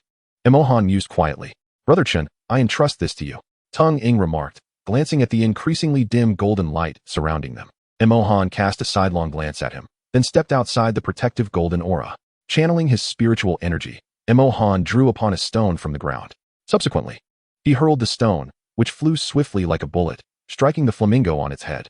With a resounding thud, the flamingo was stunned, a faint trail of blood appearing on its forehead. Furious, the flamingo glared at Mo Han, then turned its gaze towards the group sheltered by the golden light. Without hesitation, it emitted a sharp cry and charged towards Emohan. Seeing this, Emohan wasted no time, swiftly employing his agility to dart away, vanishing in an instant. As the group witnessed Emohan successfully divert the flamingo's attention, their anxious hearts finally found solace. At that moment, Tung Ying suddenly proposed an idea. Everyone, now that we are 6 in number, perhaps we should split up our efforts. This way, we not only mitigate the risk of being annihilated should the flamingo return, but also increase our chances of locating the fire spirit fruit that Miss Su requires more swiftly. Let us reconvene here by dawn. If we have not found the fire spirit fruit by then, we can regroup and explore more perilous areas. Su Qing was about to voice her dissenting opinion, but before she could speak, the others quickly expressed their agreement. Seeing this, Su Qing felt it was futile to argue further. In that moment, she cast a deep glance at Tung Ying, sensing that he had unwittingly emerged as the leader among their group. She harbored no objections to Tung Ying's actions. However, she remained uncertain of this individual's true intentions. With Emohan no longer present, if Duan was not a match for Tung Ying, it was likely that no one could restrain him here. Under Tung Ying's command, the 6 of them swiftly divided into 2 small teams. Tung Ying, Lin Shan, and He Yin formed one group, while Su Qing, Duan, and Duan Ming made up the other. Once the teams were established, the members hastily departed in opposite directions. An hour later, Emohan calculated the time and realized it was nearly the right moment. Suddenly, he came to a halt, ceasing his flight. In the sky behind him, the fire phoenix also paused. This fire phoenix possessed a hint of intelligence, keenly aware that Emohan's realm was inferior to its own. Yet, it could not fathom that Emohan's speed on land surpassed its own in flight, compelling it to pursue him for an entire hour. As Emohan stopped, the fire phoenix emitted a piercing cry, flapping its fiery wings. Instantly, a torrent of flames cascaded from the sky, surging towards Emohan with ferocity. Wherever the flames touched, the flora on the ground was reduced to ashes, and the air became thick with a burnt aroma. Nevertheless, in the face of such terrifying flames, Emohan remained unperturbed. Leisurely retrieving the Qing, she soared from his storage bag. In an instant, the flames reached Emohan. At that moment, a faint smile graced his lips as he executed a thought that allowed him to vanish from his original position, reappearing like a phantom behind the fire phoenix. Following this, Emohan's internal spiritual power surged rapidly, channeling all his strength into the Qingshi sword, which he swung with the force of a thunderclap towards the fire phoenix. Due to Emohan's incredible speed, the fire phoenix had no time to react. In a heartbeat, it was cleaved in two, plummeting from the sky and stirring up a cloud of dust. At that moment, however, Emohan's spiritual energy was completely drained, and he fell to the ground in a disheveled state. Indeed, given my current condition, without employing the reverse spirit technique, contending with someone at the 10th level of Qi refinement had reached its limit. Emohan sat up from the ground and hastily consumed 3 spirit essence pills, restoring himself to peak condition, and he exhaled a sigh of relief. Fortunately, the fire phoenix had not fully awakened its intelligence, and the fiery assault it had just unleashed had obscured its vision. Otherwise, had it realized his presence the instant he appeared behind it, it might have been able to counter his strike. Emohan approached and collected the fire phoenix's remains into his storage bag before swiftly departing from the area. Upon returning to the starting point where they had entered the lava secret realm, he found it devoid of any presence. Glancing at the 2 narrow paths beside him, one clearly bore the marks of Su Qing's cloak dragging along, while the other path displayed only 3 sets of footprints. After a moment of contemplation, Emohan chose to follow the latter path. Chapter 33. Fire Spirit Mushroom. Reflecting on the moment when he was cast into the abyss by the others, Emohan was overwhelmed by a profound sense of powerlessness. Although he had successfully demonstrated that he was more formidable than Tung Ying, the shadow tower behind Tung Ying was one of the most powerful forces in the Great Xia. He, on the other hand, was merely a loose cultivator. No matter how exceptional his abilities were, how could he contend with the shadow tower? In the eyes of those individuals, offending Tung Ying for his sake was tantamount to offending the shadow tower. They were eager to curry favor with the shadow tower. How could they dare to offend it? Perhaps this is the nature of humanity, Emohan mused inwardly. At this moment, a fierce murderous intent flickered in his eyes. This group of people, with the exception of Su Qing, would have to pay a certain price. Tung Ying's small team had been running for over an hour, their steps growing increasingly heavy, and their breaths more labored. As they neared a suitable point to halt, Tung Ying was the first to stop. If the fire phoenix intended to retaliate, it would have caught up to them long ago. Lin Shan and He Yin, seeing Tung Ying come to a halt, also paused to recover their strength. After a moment, Lin Shan clasped his fists and spoke. Brother Tong, your intellect is commendable. In such a perilous situation, you devised such a brilliant strategy, allowing us to escape. I am truly grateful. Yin echoed. Indeed, Brother Tung, you are truly one of the finest assassins of the Shadow Tower, possessing both wisdom and valor. I am in profound admiration. Hearing their praises, Tung Ying felt a sense of pride swell within him. Thank you for your compliments. Once we return safely, should you wish, I would be glad to recommend you both to the overseer of the Shadow Tower, facilitating your entry, Tung Ying offered. Upon hearing this, Lin Shan and He Yan's faces lit up with joy. They had not anticipated Tung Ying would aid them in joining the Shadow Tower. That was one of the premier factions throughout the Great Xia. If they could enter and cultivate within the Shadow Tower, with sufficient resources, it would take them merely a few years to break through to the Foundation establishment stage. Thank you, Brother Tung. They both exclaimed in unison. Haha, we shall all be brothers in the future. Why the formality? Let us proceed and complete our mission, Tung Ying replied with a smile, turning to continue forward. Lin Shan and He Yan exchanged delighted glances and promptly followed suit. As the three traversed the mountain path, they were suddenly met with a wave of heat. They paused among the grass and looked up, their attention captured by a plant not far ahead. It was a vibrant red spirit mushroom, exuding an enticing fragrance that made one's mouth water. Lin Shan exclaimed with excitement, the fire spirit mushroom. This is a treasure. If we take it to the Tianbao Trading Association for auction, it could fetch at least 100,000 low-grade spirit stones. Just as Lin Shan was about to step forward to harvest it, Tung Ying halted him. Brother Lin, wait. Lin Shan, puzzled, assumed Tung Ying was concerned that he might claim it for himself and wished to take action personally. After all, Tung Ying possesses the highest cultivation level among the three. If he truly intends to claim the fire spirit mushroom for himself, neither he nor He Yan would stand a chance. Unaware of Lin Shan's thoughts, Tung Ying surveyed the surroundings and remarked, Brother Lin, the terrain here is exceedingly intricate. Should you advance, you would find yourself with only two paths of retreat. Moreover, the fire spirit mushroom is an exceptional tonic for demon beasts. If you recklessly approach, the consequences could be dire. As soon as he finished speaking, a colossal figure emerged from behind a large rock adjacent to the fire spirit mushroom. This imposing silhouette was engulfed in flames, radiating a searing aura. Lin Shan gasped. It is the earth fire lizard. Sensing its aura, which indicated it was at the peak of the 9th level of qi refinement, Lin Shan turned to Tung Ying, expressing his gratitude. Brother Tung, thank you. Were it not for your intervention, I would have become the earth fire lizard's next meal. Reflecting on this, Lin Shan felt a pang of regret for having doubted Tung Ying's intentions. What shall we do now? He Yan inquired. This earth fire lizard, with its formidable cultivation and remarkably tough scales, posed a significant threat, even against the combined efforts of the three of them. Yet, the thought of retreating left a bitter taste in his mouth. After a moment of contemplation, Tung Ying spoke. I have a plan to acquire the fire spirit mushroom. Upon hearing this, Lin Shan and He Yan looked at him with eager anticipation. Tung Ying continued, as a member of the Shadow Tower, my greatest strength lies in my speed. You too should lure the earth fire lizard away.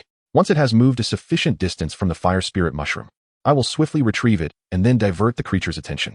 Once you are safe, I will quickly join you. Lin Shan and He Yan hesitated. Although Tung Ying's plan was sound, it was he who had previously devised a scheme that led Mo Han to distract the fire phoenix. Given Mo Han's current state, the odds of his survival seemed grim. Tung Ying, perceiving their apprehension, reassured them, Brother Lin, Brother He Yan, while the earth fire lizard's cultivation surpasses mine, it is considerably slow. I am confident that with your skills, you can keep it occupied for at least a stick of incense's duration. I assure you, once I have secured the fire spirit mushroom, I will promptly attack to draw the earth fire lizard's focus. After hearing Tung Ying's earnest promise, Lin Shan and He Yan felt compelled to trust him this once. Very well, Brother Tung, I believe in you, exclaimed Lin Shan. So do I, added He Yan. With that, the two of them positioned themselves before the earth fire lizard, intending to flee as soon as they drew its attention. Who could have foreseen that the fire lizard was peacefully slumbering beside the fire spirit mushroom? Lin Shan and He Yan exchanged covert glances of delight, believing they could stealthily pluck the mushroom while the creature remained in its deep slumber. However, as they approached the coveted prize, a colossal figure suddenly emerged behind them, casting an immense shadow before them. A sense of foreboding surged within their hearts, prompting them to turn swiftly. To their horror, they discovered that this gargantuan creature was yet another fire lizard, at the pinnacle of the 9th level of qi refining. Instantly, panic engulfed them, for this beast had effectively blocked their only means of escape. Moreover, its appearance roused another fire lizard that had been peacefully dozing beside the fire spirit mushroom. With thunderous roars, both fire lizards prepared to pounce upon Lin Shan and He Yan. Recognizing the grave danger, the duo wasted no time in channeling their spiritual energy. Utilizing their agile movements to dash towards an alternate path, the two fire lizards, undeterred, pursued them relentlessly. Observing this, Tung Ying wore a sinister smile. When Lin Shan, He Yan, and the two fire lizards vanished from his sight. He refrained from hastily seizing the fire spirit mushroom. Chapter 34. A deceitful trap. As time pressed on, Teng Ying made his way towards the fire spirit mushroom. Yet, upon reaching it, he had no intention of harvesting the mushroom. Instead, he ventured down the path where Lin Shan and He Yin had fled. After a brief while, he spotted two figures sprinting towards him. It was Lin Shan and He Yin. Teng Ying scrutinized them closely, noting their tattered attire and numerous wounds, a clear indication that they had endured a harrowing chase by the fire lizards. Teng, hurry. Behind us is a dead end. Lin Shan called out, his heart swelling with gratitude, assuming Teng Ying was there to draw the fire lizard's attention away as per their plan. Ah, I see, Teng Ying mused, a faint smirk gracing his lips as he retrieved a long sword from his storage bag. Lin Shan and He Yin exchanged confused glances, uncertain of Teng Ying's intentions. Did he intend to single-handedly hold off the two fire lizards? Before they could process this thought, Teng Ying unleashed his inner spiritual energy, sending forth a razor-sharp sword chi directly towards Lin Shan and He Yin. Teng Ying, you beast! Lin Shan and He Yin exclaimed in outrage. They had expected assistance, only to find him attacking them in this life-and-death scenario. As the sword chi drew closer, they immediately halted, channeling all their energy to form a defensive barrier against the impending strike. However, as ordinary practitioners at the 7th level of chi refining, they lacked the combat prowess of someone like Mo Han, and having just endured a fierce confrontation with the fire lizards, they were already gravely injured. At that moment, they possessed insufficient spiritual energy to withstand a full-force assault from a 9th level practitioner. With a thunderous impact, the fierce sword chi shattered their barrier, striking them down. The two individuals suddenly spat out a mouthful of fresh blood, their bodies uncontrollably tumbling backward. How despicable! Lin Shan and He Yin glared fiercely at Teng Ying, perplexed by his actions. Before they could voice their inquiries, two fiery lizards roared from the distance, rushing towards them. Upon witnessing Lin Shan and He Yin sprawled on the ground, they exhaled flames that surged towards the two. The terrifying blaze engulfed them like a monstrous wave, instantly consuming them. Lin Shan and He Yin emitted chilling cries, their bodies writhing violently in the flames until they were reduced to ashes. Observing this, Teng Ying revealed a sinister smile. Noticing the two fiery lizards glancing in his direction, he swiftly utilized his agility to flee. Meanwhile, Su Qing and her companions had been searching diligently for quite some time, yet had failed to locate the fire spirit fruit. As twilight approached, they resolved to seek a cave for the night. The following morning, Su Qing and her companions intended to retrace their steps according to Teng Ying's plan to reunite with the other three. Brother, do you think Qin Yuan is still alive? Duan Ming inquired during their journey. Duan Wen pondered for a moment before replying. It is unlikely. Even if Qin Yuan possesses extraordinary combat prowess, he is ultimately only at the 5th level of chi refinement. While that fire phoenix is at the peak of the 9th level, it is improbable that Qin Yuan has survived. Then our provision for him was a waste. Duan Ming lamented. Duan Wen sighed. There is nothing to be done about it. Listening to their conversation, Su Qing recalled the moment when Mo Han had threatened her in the courtyard. Could he truly have evaded disaster at the hands of a late-stage golden core expert, only to perish at the hands of a fire phoenix at the pinnacle of chi refinement? Before long, the trio arrived at their destination. Strange. Where are Teng and the others? Duan Ming asked curiously. They must have been delayed by some matter on the road, Duan Wen responded. Hiss. A sound emerged from a nearby thicket. Who is there? Duan Wen asked warily. It's me, Teng Ying declared, raising his hands as he emerged from the bushes. Teng, why are you alone? What happened to Lin and he? Duan Ming inquired. Upon hearing this, Teng Ying sighed. Alas, it's my fault. After we had traveled for a while yesterday, I realized that our method of searching for the fire spirit fruit was far too inefficient. Thus, I suggested to Lin and he that we separate to search, and that we would reconvene here at dawn. Now, I have no idea how Lin and he are faring. I wonder if they Teng Ying feigned sorrow, adopting an expression of self-reproach. Seeing this, Duan Wen and Duan Ming harbored no suspicions, as Teng Ying had just explained that his suggestion to search separately was for the sake of efficiency. Teng, do not fret. Perhaps Lin and he have merely encountered some delay on their journey, Duan Wen comforted. Indeed, Teng, Lin and he are quite adept, even if they face danger. As long as they do not engage recklessly, they should be able to extricate themselves safely, Duan Ming added in reassurance. Teng Ying nodded gravely, his demeanor suggesting unwavering belief in their words. Yet, Su Qing sensed an underlying discord, an inexplicable oddity about Teng Ying today that eluded her grasp. The four of them waited until noon, but Lin Shan and He Yin remained conspicuously absent. Brother, could it be that Lin and he have? Duan Ming hesitated to finish his thought. Upon hearing this, Duan Ming took a deep breath and replied, at present, this explanation seems the most plausible. Alas, it is all my fault. Had I not suggested we act separately, Lin and he would not. Tung Ying lamented, burdened with guilt. Duan stepped forward, placing a reassuring hand on his shoulder as he comforted, Tung brother, there is no need for such self-reproach. None could have anticipated the events that would unfold, and your intentions were for the greater good, to expedite our mission and ensure our safe return. Tung Ying, his eyes glistening with suppressed emotion, responded, Duan continued, now that Lin and he are in peril, we must muster our spirits, unite our efforts, and strive to locate the fire spirit fruit to fulfill our mission. Indeed, Tung brother, we must rise to the occasion. Duan Ming echoed. Tung Ying nodded vigorously. Tung Ying, perhaps you could first lead us to the place where the three of you parted ways, Su Qing suggested. Understanding Su Qing's intent, Duan chimed in. Yes, Tung brother, please guide us to the spot where you separated yesterday. Subsequently, we can proceed in the direction that Lin or he took. Perhaps they have encountered some peril and are temporarily ensnared. Very well, please follow me. Tung Ying nodded repeatedly before turning to lead the way.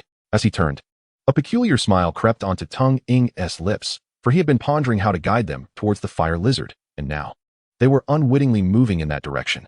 Chapter 35. The true identity of Tung Ying. Upon reaching a fork in the road, Tung Ying halted, turning to Su Qing and the others. Friends, it was here that I parted ways with Lin. The trio nodded slightly, recognizing that there were indeed three distinct paths. Tung brother, when you separated, which direction did Lin take? Duan inquired. Tung Ying pointed, stating, it was this path. Then let us proceed down this route to investigate. Duan Ming suggested.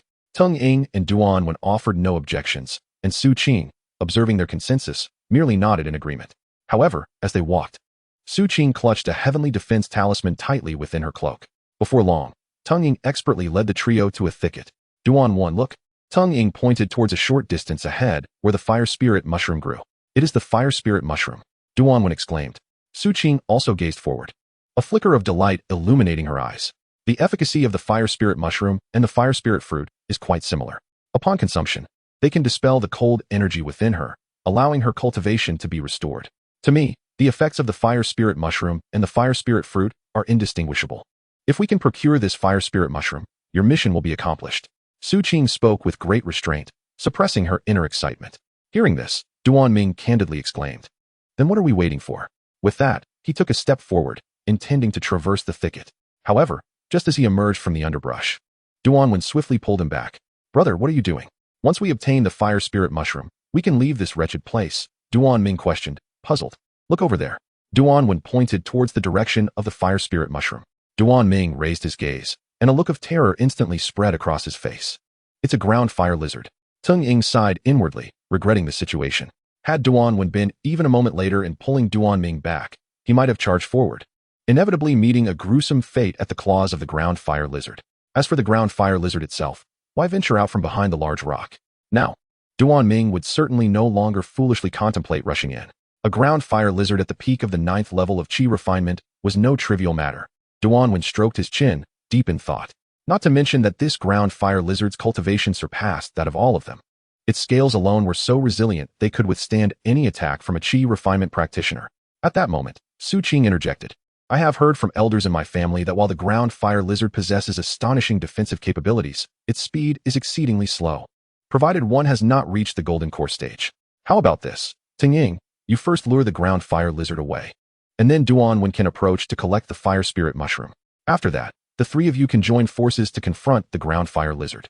Upon hearing her suggestion, both Duan and Duan Ming deemed it feasible and promptly turned their attention to Tung Ying. Seeing their expressions, Tung Ying inwardly cursed. This wretched woman. Clearing his throat, he said, Miss Su, I fear I cannot bear this burden. To be candid, when I parted ways with Brother Lin and the others yesterday, I encountered a ground fire lizard. I was ambushed by it and sustained severe injuries. Thankfully, as you mentioned, Miss Su, its speed is indeed slow, allowing me to narrowly escape. However, I have refrained from disclosing this, fearing it might dampen everyone's spirits. I hope for your understanding. With that, Tung Ying promptly bit his tongue, spitting out a mouthful of blood. Su Qing, witnessing this, hurriedly produced healing elixirs for Tung Ying. She had originally intended to wait until his injuries healed before sending him to lure the ground fire lizard. But unexpectedly, Duan rushed forward to support Tung Ying, as if fearing he might collapse. Just as Su Qing was about to say something, Duan preempted her, saying, Tung, there is no need for guilt. How about this? You and Miss Su remain here, while I draw the ground fire lizard away, and Duan Ming can retrieve the fire spirit mushroom. Upon hearing this, Su Qing inwardly shook her head, deeming Duan Wen excessively reckless. Yet, given the circumstances, she chose not to voice her concerns. Otherwise, should Teng Ying accuse her of harboring doubts, it could jeopardize her standing in the eyes of the Duan brothers. All right, Duan Ming acquiesced. Brother, do take great care. This earth-fire lizard possesses the cultivation of the 9th layer of qi refinement. Rest assured, Miss Su and Brother Ting have both stated that the earth-fire lizard is exceedingly slow. I am merely diverting its attention, not engaging it in combat. Duan Wen confidently proclaimed, patting his chest. With that, he quickly prepared himself and dashed forward, arriving at the side of the earth-fire lizard. However, to his astonishment, he discovered another earth-fire lizard had emerged behind him. Duan Wen was consumed by terror. How could there be another earth-fire lizard? To make matters worse, this one had blocked his retreat. Roaring in unison, the two earth-fire lizards charged menacingly at Duan Wen. Seizing the moment, he swiftly employed his agility to evade their attacks and hastened towards an alternate path. The two earth-fire lizards, undeterred, pursued him relentlessly. After a short while, Duan Ming called out, Miss Su, Brother Tong, wait here for me. I shall retrieve the fire spirit grass. Without waiting for a response, he executed his technique and raced towards the fire spirit grass, swiftly plucking it before returning to the thicket. Miss Su, behold, the fire spirit grass, Duan Ming exclaimed, his heart brimming with joy as he presented it to Su Qing. Just as she was about to reach out for it, a sudden, chilling sound pierced the air. A sharp sword, like a bolt of lightning, plunged into Duan Ming's heart. Teng Ying. Duan Ming sputtered blood, clutching the blade with all his might. Teng Ying's gaze was devoid of warmth, indifferent to Duan Ming's struggles as he swiftly withdrew the sword and aimed it at Su Qing. In a state of panic, Su Qing hastily retreated, yet the blade still grazed her veil. In an instant, an unparalleled beauty emerged before Teng Ying's eyes. Exquisite. A flicker of wicked desire danced in Teng Ying's eyes. He had known the woman before him was Su Qing and was aware of her beauty. Yet he had not anticipated her to be so breathtaking upon the unveiling of her visage. With such a captivating face, her form enveloped by the cloak must surely be equally enticing. With this thought, a sinister smile crept across Teng Ying's lips as he said, What a pleasure to meet you, Miss Su Qing. Why not remove your cloak so we may meet openly? Su Qing's heart raced. She had always maintained a low profile, revealing only her surname, Su, without disclosing her full name. How had Teng Ying still recognized her? And judging by his demeanor, it was evident he had identified her long before her veil fell. How did you recognize me? Su Han inquired. Teng Ying's lips curled into a malevolent smile as he remarked, While you took the opportunity to flee amidst the chaos between the Su family and the formidable members of my sect, our people had already received word. They informed us of all your dealings. At this revelation, Su Qing's pupils constricted sharply. You are a demonic cultivator. Miss Su Qing. Is it too late for you to realize this now? Teng Ying responded with a wicked grin, his excitement surging within him. Merely gazing upon Su Qing's unparalleled beauty left him unable to contain himself. In that moment, Su Qing comprehended the truth. So, this is why you previously resorted to moral coercion, sending Qin Yuan to distract the Fire Phoenix, only to propose a 3-person team afterwards. Your aim was to scatter everyone and eliminate them one by one. I am not mistaken, am I? Lin Shan and He Yin also fell at your hands. Did they not? Chapter 36. Slaying Teng Ying. No. Teng Ying shook his head slightly, refuting her claims. Miss Su Qing has misunderstood. Lin Shan and He Yin, those two scoundrels, are not worthy of my hand. They perished at the hands of the earth-fire lizard. With that, Teng Ying leisurely claimed the storage pouch from Duan Ming's waist along with the fire spirit herb in his hand, stowing them away in his own pouch. How despicable. Su Qing realized instantly that even if Lin Shan and He Yin had indeed been slain by the earth-fire lizard, they had undoubtedly been led to their doom by Teng Ying. Miss Su Qing, look over there. Lin Shan and He Yin died precisely where Duan Wen was located. Teng Ying chuckled. Upon hearing this, Su Qing turned her gaze. However, in that fleeting moment, Teng Ying swiftly closed in, intent on capturing her. Fortunately, Su Qing reacted with alacrity, immediately activating the celestial-grade defensive talisman in her possession. In an instant, a powerful golden light emanated from her, forming a colossal halo that enveloped her completely. Seeing this, Teng Ying hastily withdrew, his figure flickering as he retreated with agility. That little wench claimed she had only one defensive talisman left. She was indeed deceiving. Teng Ying mused. Fortunately, he had been prepared. Had his attack collided with that halo, he might have suffered a backlash, potentially leaving him gravely injured. Moreover, the strength of this halo clearly indicated that the talisman Su Qing employed was not the Earth-grade defensive talisman she had mentioned the day prior, but rather a celestial-grade talisman. As Teng Ying failed to ensnare her, Su Qing's visage reflected despair. This was her last celestial-grade defensive talisman, and its effect would only last the duration of an incense stick. What should she do? A wave of helplessness surged within her. Upon witnessing Su Qing's expression of despair, Tengying's wicked desires ignited even further. Who would have thought that the esteemed young lady of the Su family in the grand capital of Daxiao would now fall into my hands? Miss Su Qing, you are so clever. Why not take a guess at what I shall do to you once the talisman fades? Tengying taunted with a sinister smile. You demonic cultivators are beasts, destined for a wretched end. Su Qing retorted fiercely. As Su Qing glared in anger, her beauty remained striking, intensifying Teng Ying's lascivious grin. Curse at me all you wish, Miss Su Qing. I assure you, however fierce your words are now, I will make you scream even louder shortly. Teng Ying remarked with a sinister smile. Su Qing chose silence, fully aware that she had become the lamb led to slaughter. The more she resisted, the more exhilarated her adversary became. She cast her gaze towards Duan Wan, who was preoccupied with the earth-fire lizard, silently hoping he would sense the danger and swiftly return to her aid. Little did she know, Teng Ying shared her thoughts. He too glanced in Duan Wan's direction, fully cognizant of Su Qing's intentions to delay time, wondering if Duan Wan could return in time to save her. Yet, he remained unfazed. Having lurked in the black market for years, he knew Duan Wan's capabilities. While Duan Wan might be formidable in direct confrontation, his agility paled in comparison to Lin Shan and He Yin, and the path he had taken to distract the earth-fire lizard led to a dead end. Thus, Teng Ying held no belief that Duan Wan could escape the clutches of two earth-fire lizards. Indeed, before the incense could fully burn, a piercing scream echoed from a distance. Su Qing turned towards the source of the cry, her heart sinking into despair. Kik. Miss Su Qing, your hopes have been shattered, Teng Ying taunted. As the aura surrounding Su Qing dimmed ominously, Teng Ying seized the moment, his gaze sharpening. Just as the glow was about to vanish, he unleashed a swift surge of sword energy towards Su Qing. Being merely a mortal, he exerted less than 10% of his strength, intending only to render her unconscious. Despair etched on her face, tears blurred her vision, for she knew the dire fate awaiting her should she fall into Teng Ying's hands. Slowly, she closed her eyes, bracing herself to bite her tongue and end her life as the sword energy approached. Yet, at that moment, a figure clad in a black cloak and adorned with a black ghostly mask materialized before her. Mo Han raised an arm effortlessly, blocking Teng Ying's attack. Hearing the clash of the sword energy being halted, Su Qing slowly opened her eyes, her heart stirring at the sight of the familiar silhouette. She never expected that Mo Han would be her savior. It's you, Teng Ying exclaimed in shock, recognizing Mo Han instantly. You're not dead. Mo Han offered no reply. Instead, he fixed his icy gaze upon Teng Ying, his eyes glinting with a chilling light. With a swift motion, he brandished the Qingshi sword, unleashing a fierce wave of sword energy that surged towards Teng Ying like a roaring dragon. Teng Ying, not daring to underestimate this opponent capable of repelling him with a single strike, quickly raised his sword to defend, channeling his spiritual energy into his blade. Despite having successfully parried Mo Han's attack, Teng Ying was still forced to retreat several steps, a trickle of fresh blood escaping from the corner of his mouth. How could this man be so formidable? Teng Ying mused inwardly. That seemingly casual strike from Mo Han had left him drenched in sweat.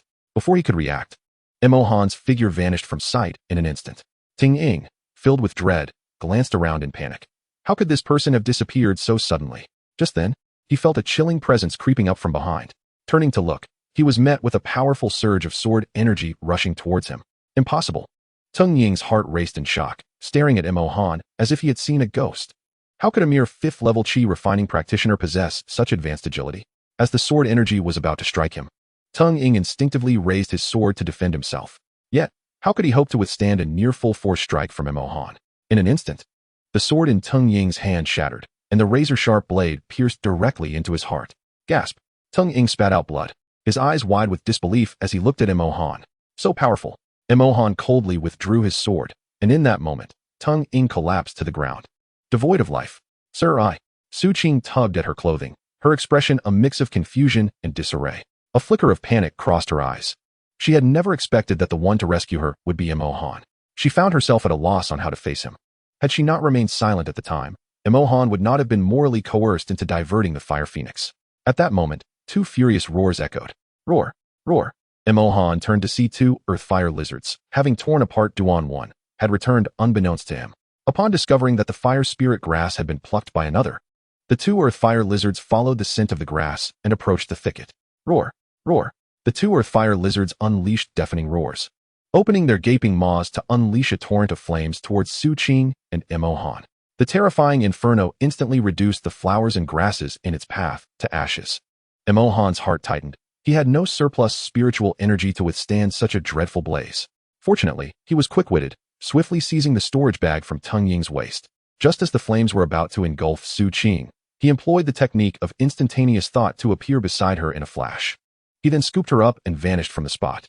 Given that Emohan was only at the 5th level of qi refining, he had already reached his limits after consecutively using instantaneous thought 4 times in a short span, especially after the considerable energy expenditure from slaying Tung Ying. Thus, when he employed instantaneous thought for the last time, he could only teleport a mere 5 meters. Thankfully, this distance was just enough to evade the flames and establish some distance from the 2 earth-fire lizards. Chapter 37. Dispelling the chill after distancing himself from the 2 earth-fire lizards, Emohan swiftly executed his agility technique, leaping atop the treetops to make his rapid escape. Sir, I am sorry. Su Qing's eyes glistened with unshed tears. She had not anticipated that, in her moment of peril, Emohan had already saved her twice. If only she had been more assertive initially and stood by Emohan's side, how wonderful that would have been. It's of no consequence, Emohan replied nonchalantly. Seeing his calm demeanor, Su Qing mistakenly believed he was still upset, which only deepened her sense of guilt. Resting her head against his chest, her tears had thoroughly soaked his garment. Emohan cast a surprised glance at Su Qing, not expecting the esteemed young lady of the Su family to exhibit such vulnerability. After ensuring they had completely evaded the 2 fire lizards, Emohan cradled Su Qing and brought her to a nearby cave. Once they arrived, he gently set her down and swiftly retrieved a spirit recovery pill he had purchased from the Tianbao Chamber of Commerce, swallowing it without hesitation. It was not that he was unwilling to use the spirit recovery pill Su Qing had previously given him. Rather, he was clad in a black cloak and wore a mask to avoid being recognized. Whether it was when his spiritual energy had nearly depleted or at this moment when he contemplated using Su Qing's pill, her keen mind would surely deduce his identity. Unfortunately, the spirit recovery pill from the Tianbao Chamber was not as effective as the one Su Qing had provided. He could only swallow one for now, intending to refine it before consuming more. Excuse me, Su Qing said cautiously. Emohan opened his eyes and inquired, "What is it?" Gazing at Emohan with a hint of trepidation, unable to meet his gaze, she hurriedly produced a vial of pills from her bosom and stated, "I have here a vial of 5-star spirit recovery purple Su pill, a gift for you." The 5-star spirit recovery purple Su pill. Emohan's pupils constricted in shock, his heart racing with astonishment. Truly, she was a little heiress, possessing a whole vial of 5-star pills. It is worth noting that the spirit recovery pill merely restores internal spiritual energy and is suitable only for qi refining and foundation establishment stage cultivators. In contrast, the effects of the spirit recovery purple Su pill are astonishing. For those at the god transformation stage, consuming one can instantly restore half of their spiritual energy, stamina, and injuries. Moreover, over the following moments, it continues to rapidly replenish spiritual energy, injuries, and stamina. Thus, this pill is highly coveted not just by golden core and nascent soul cultivators, but even by the most esteemed figures at the god transformation level. Additionally, unlike the spirit recovery pill, the spirit recovery purple Su pill does not require refinement. Its effects are immediate upon consumption. In scenarios where both sides have suffered grievous injuries, one party can turn the tide of battle simply by taking a single spirit recovery purple Su pill. Hence, even golden core, nascent soul, and god transformation level experts hold it in the highest regard. Thank you. Emohan accepted the entire vial of spirit recovery purple Su pill, feeling a thrill of satisfaction within. Observing that he did not refuse her gift and even expressed gratitude, Su Qing slightly turned her head, a smile returning to her face, which had been clouded by frustration throughout the day. At that very moment, taking advantage of Su Qing's inattention, Emohan stealthily consumed a spirit essence pill, pretending it to be the revitalizing purple Su pill. It was not that he was reluctant to use the revitalizing purple Su pill. After all, he had merely exhausted too much spiritual energy and had already refined 2 spirit essence pills. A single additional refinement would suffice to restore him to his peak condition. Such a precious item as the revitalizing purple Su pill was best conserved whenever possible. After a brief pause, once he had regained his peak state, Emohan turned to Su Qing and remarked, "Have you been afflicted by the cold poison?" During their escape, he had distinctly sensed the chilling aura emanating from her body. Moreover, Su Qing required fire spirit fruits, which were precisely effective against the cold poison. Su Qing shook her head and replied, "I am uncertain if it is indeed the cold poison. My father mentioned that I have suffered from a peculiar illness since childhood. Whenever it manifests, my body accumulates an excessive amount of cold energy, freezing my meridians and hidden veins, reducing my cultivation to that of an ordinary person. Understanding dawned upon Imohan, as he nodded slightly. It was no wonder Su Qing sought assistance from others to find rare fire attribute treasures like the fire spirit mushroom or fire spirit fruit. She aimed to dispel the cold energy within her through these fire attribute materials. The fire spirit mushroom is beneficial to me. I cannot part with it. However, I can help you dispel the cold energy within you without its use, Imohan declared. Initially, upon hearing the first part of his statement, Su Qing felt a tinge of disappointment, yet she bore no resentment towards Imohan.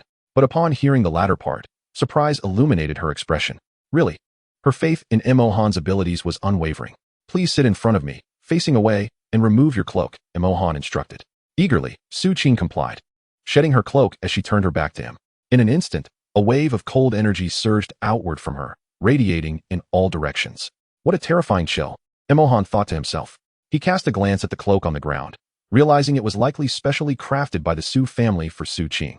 This cloak served to contain the cold energy. Otherwise, if she were to manifest her illness in public, the chilling aura might provoke peculiar glances from passers-by. My lord, I am somewhat at a loss, Su Qing admitted, believing that her emanating cold energy had startled Imohan.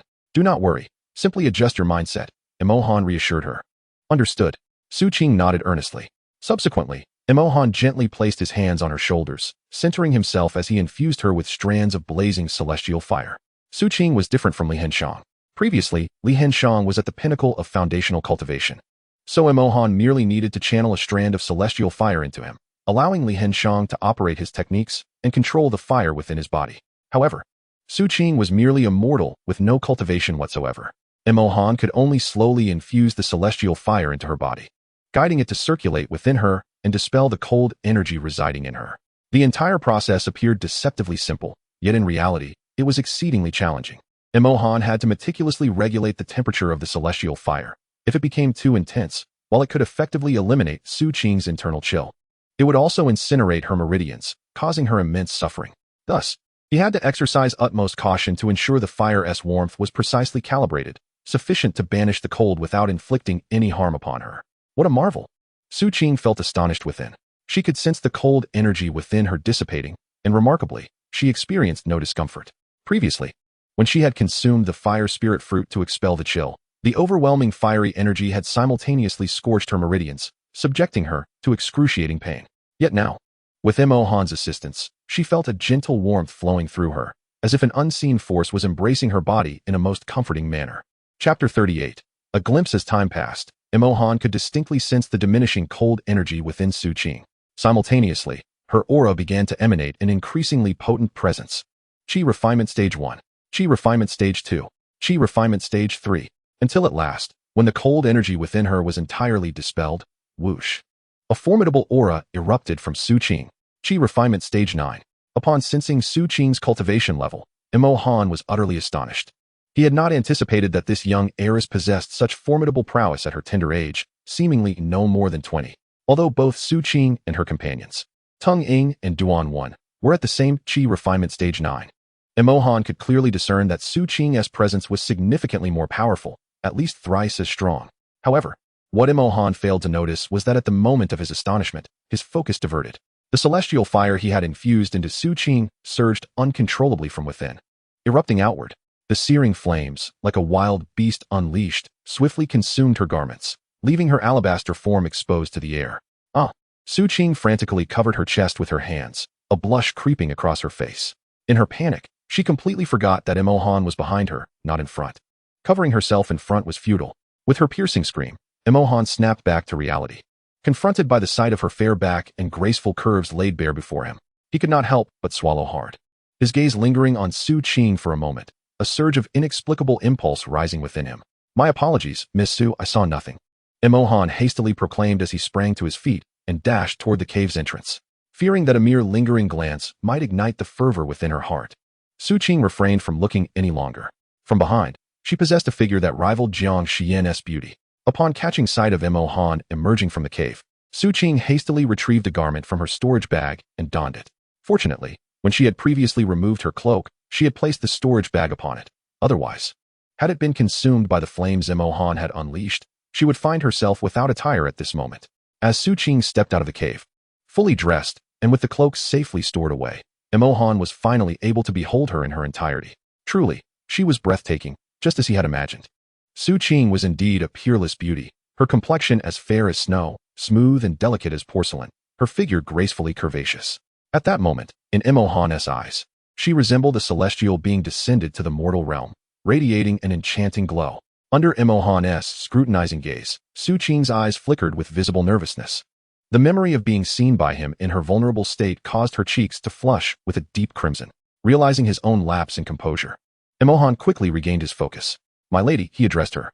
Su Qing, nervously adjusting her dress, ventured, "May I call you young master?" Once the words escaped her lips, she felt her cheeks warm anew, uncertain of why she felt compelled to address him thus. She sensed that referring to him as my lord seemed somewhat inappropriate. Even though he donned a mask and a black cloak, his voice suggested he was likely no older than 20. "Ah," Imohan replied, "it is merely a title. You may address me as you wish." Yes," Su Qing replied, her face aglow as she softly uttered, "Young master." The sight of her bashfulness reminded Imohan of a particular night when Jiang Xian had emerged from her bath, clad only in a sheer garment that left little to the imagination. Although Su Qing was now dressed, her beauty and figure were equally captivating. "Since Miss Su is well now, I shall take my leave as per our agreement," Imohan stated. Without waiting for her response, he utilized a technique to vanish from sight. It was not that he wished to appear aloof. Rather, he was genuinely apprehensive that remaining in the presence of such a captivating woman would unleash an uncontrollable impulse within him. From Su Qing's demeanor towards him, Imohan did not overthink the situation. He believed her gratitude stemmed from his having saved her twice. Yet, he dared not entertain any inappropriate thoughts. After all, Su Qing belonged to one of the most esteemed families in the Great Xia, the esteemed Su family of the capital. Even if their feelings were mutual, her family might not approve. Ultimately, he was but a wandering cultivator, who would be willing to see their cherished phoenix paired with a mere mountain chicken. Su Qing, however, did not ponder too much. Upon witnessing Imohan's abrupt departure, a fleeting glimmer of disappointment flickered in her eyes. It is worth noting that she possessed an unwavering confidence in her appearance and figure. During her time in the capital, not only the scions of the prominent families, but even the princes of the Great Xia dynasty dreamed of forming a matrimonial alliance with her. Yet, why did Imohan refuse to linger with her for even a moment longer? After parting ways with Su Qing, Imohan made his way into the depths of the lava secret realm, heading towards its most searing location, the very heart of the magma. It was not his intention to venture to such a perilous spot. However, according to the memories of the great emperor, the temperature at the magma's core was terrifyingly extreme. Should one inadvertently fall into that molten abyss, not even he, nor the fire attribute beasts like the earth fire lizard or the fire phoenix, could hope to survive the instantaneous incineration. Alas, upon entering the lava secret realm, the celestial fire within him became exceedingly agitated, pulsating with vitality. Had he not suppressed it forcefully, the celestial fire would have long since erupted from his body, revealing itself to Su Qing and the others. In a moment of desperation, while alone, Imohan unleashed the celestial fire. The moment it emerged, it frantically pointed towards the direction of the magma's center. Initially, Imohan was reluctant to heed it, but to his astonishment, the celestial fire seemed to exhibit a spark of sentience. Upon sensing his refusal, it resolutely chose not to return to Imohan's body. With no other choice, Imohan acquiesced, promising to accompany it to this infernal location after it accomplished its mission. Chapter 39. An encounter with an ambush. Gazing at the roiling magma below, waves of heat assailed him. Imohan shivered internally, realizing that a careless misstep could lead to his demise. His curiosity deepened, perplexed as to why the celestial fire within him insisted on leading him here. At that moment, with a whoosh, the celestial fire surged forth from his body, hovering above the very center of the magma. Imohan's eyes widened in disbelief as he witnessed the celestial fire morph into a form with a gaping maw, which suddenly inhaled with great force. The terrifying magma appeared to be devoured, rapidly flowing into the celestial fire. Astonished, Imohan beheld the scene before him, his heart racing. The celestial fire could absorb the magma. Moreover, as the molten material streamed in, the essence of the celestial fire grew increasingly potent. After the passage of a fragrant incense stick's worth of time, the entire magma within the volcano was completely consumed, leaving only a radiant orb of celestial fire flickering with brilliant light in its place. As if still unsated, this celestial fire turned to Imohan, transforming once more into its gaping maw form and inhaling sharply. In the next moment, the fire spirit mushroom shot forth from the storage pouch at Imohan's waist. What the hell? Before Imohan could react and reclaim the fire spirit mushroom, it was swiftly digested by the celestial fire. In disbelief, Imohan contemplated berating the celestial fire. After all, that fire spirit mushroom was intended for trade. However, before he could voice his grievances. The celestial fire belched contentedly and promptly returned to Emohan's body. Emohan let out a helpless sigh, having toiled throughout the day, only to see the coveted fire spirit mushroom slip away. At that moment, he sensed a warm and comforting current flowing within him, as if a mysterious force was mending his body. An unprecedented sense of comfort surged through him. To his astonishment, he discovered that this enigmatic power emanated from the immortal flame within him, and he had unexpectedly developed a fire spirit root. He possessed a spirit root at last. Although it was merely a pseudo-spirit root, Emohan still felt a wave of joy. A pseudo-spirit root, while unable to absorb the essence of heaven and earth as swiftly as a true spirit root, would nonetheless register as a fire spirit root on the testing crystal ball. As long as others were aware of his spirit root, he would no longer fear drawing attention to himself due to the absence of a genuine root, nor would he worry about his inability to cultivate. This realization brought him a sense of security. Reflecting on this, Emohan felt it was a worthwhile exchange. Trading a fire spirit mushroom for a pseudo-fire spirit root was an incredible bargain. Upon the return of the immortal flame within him, Emohan could distinctly feel its newfound strength. The stronger the immortal flame became, the more beneficial it was for him.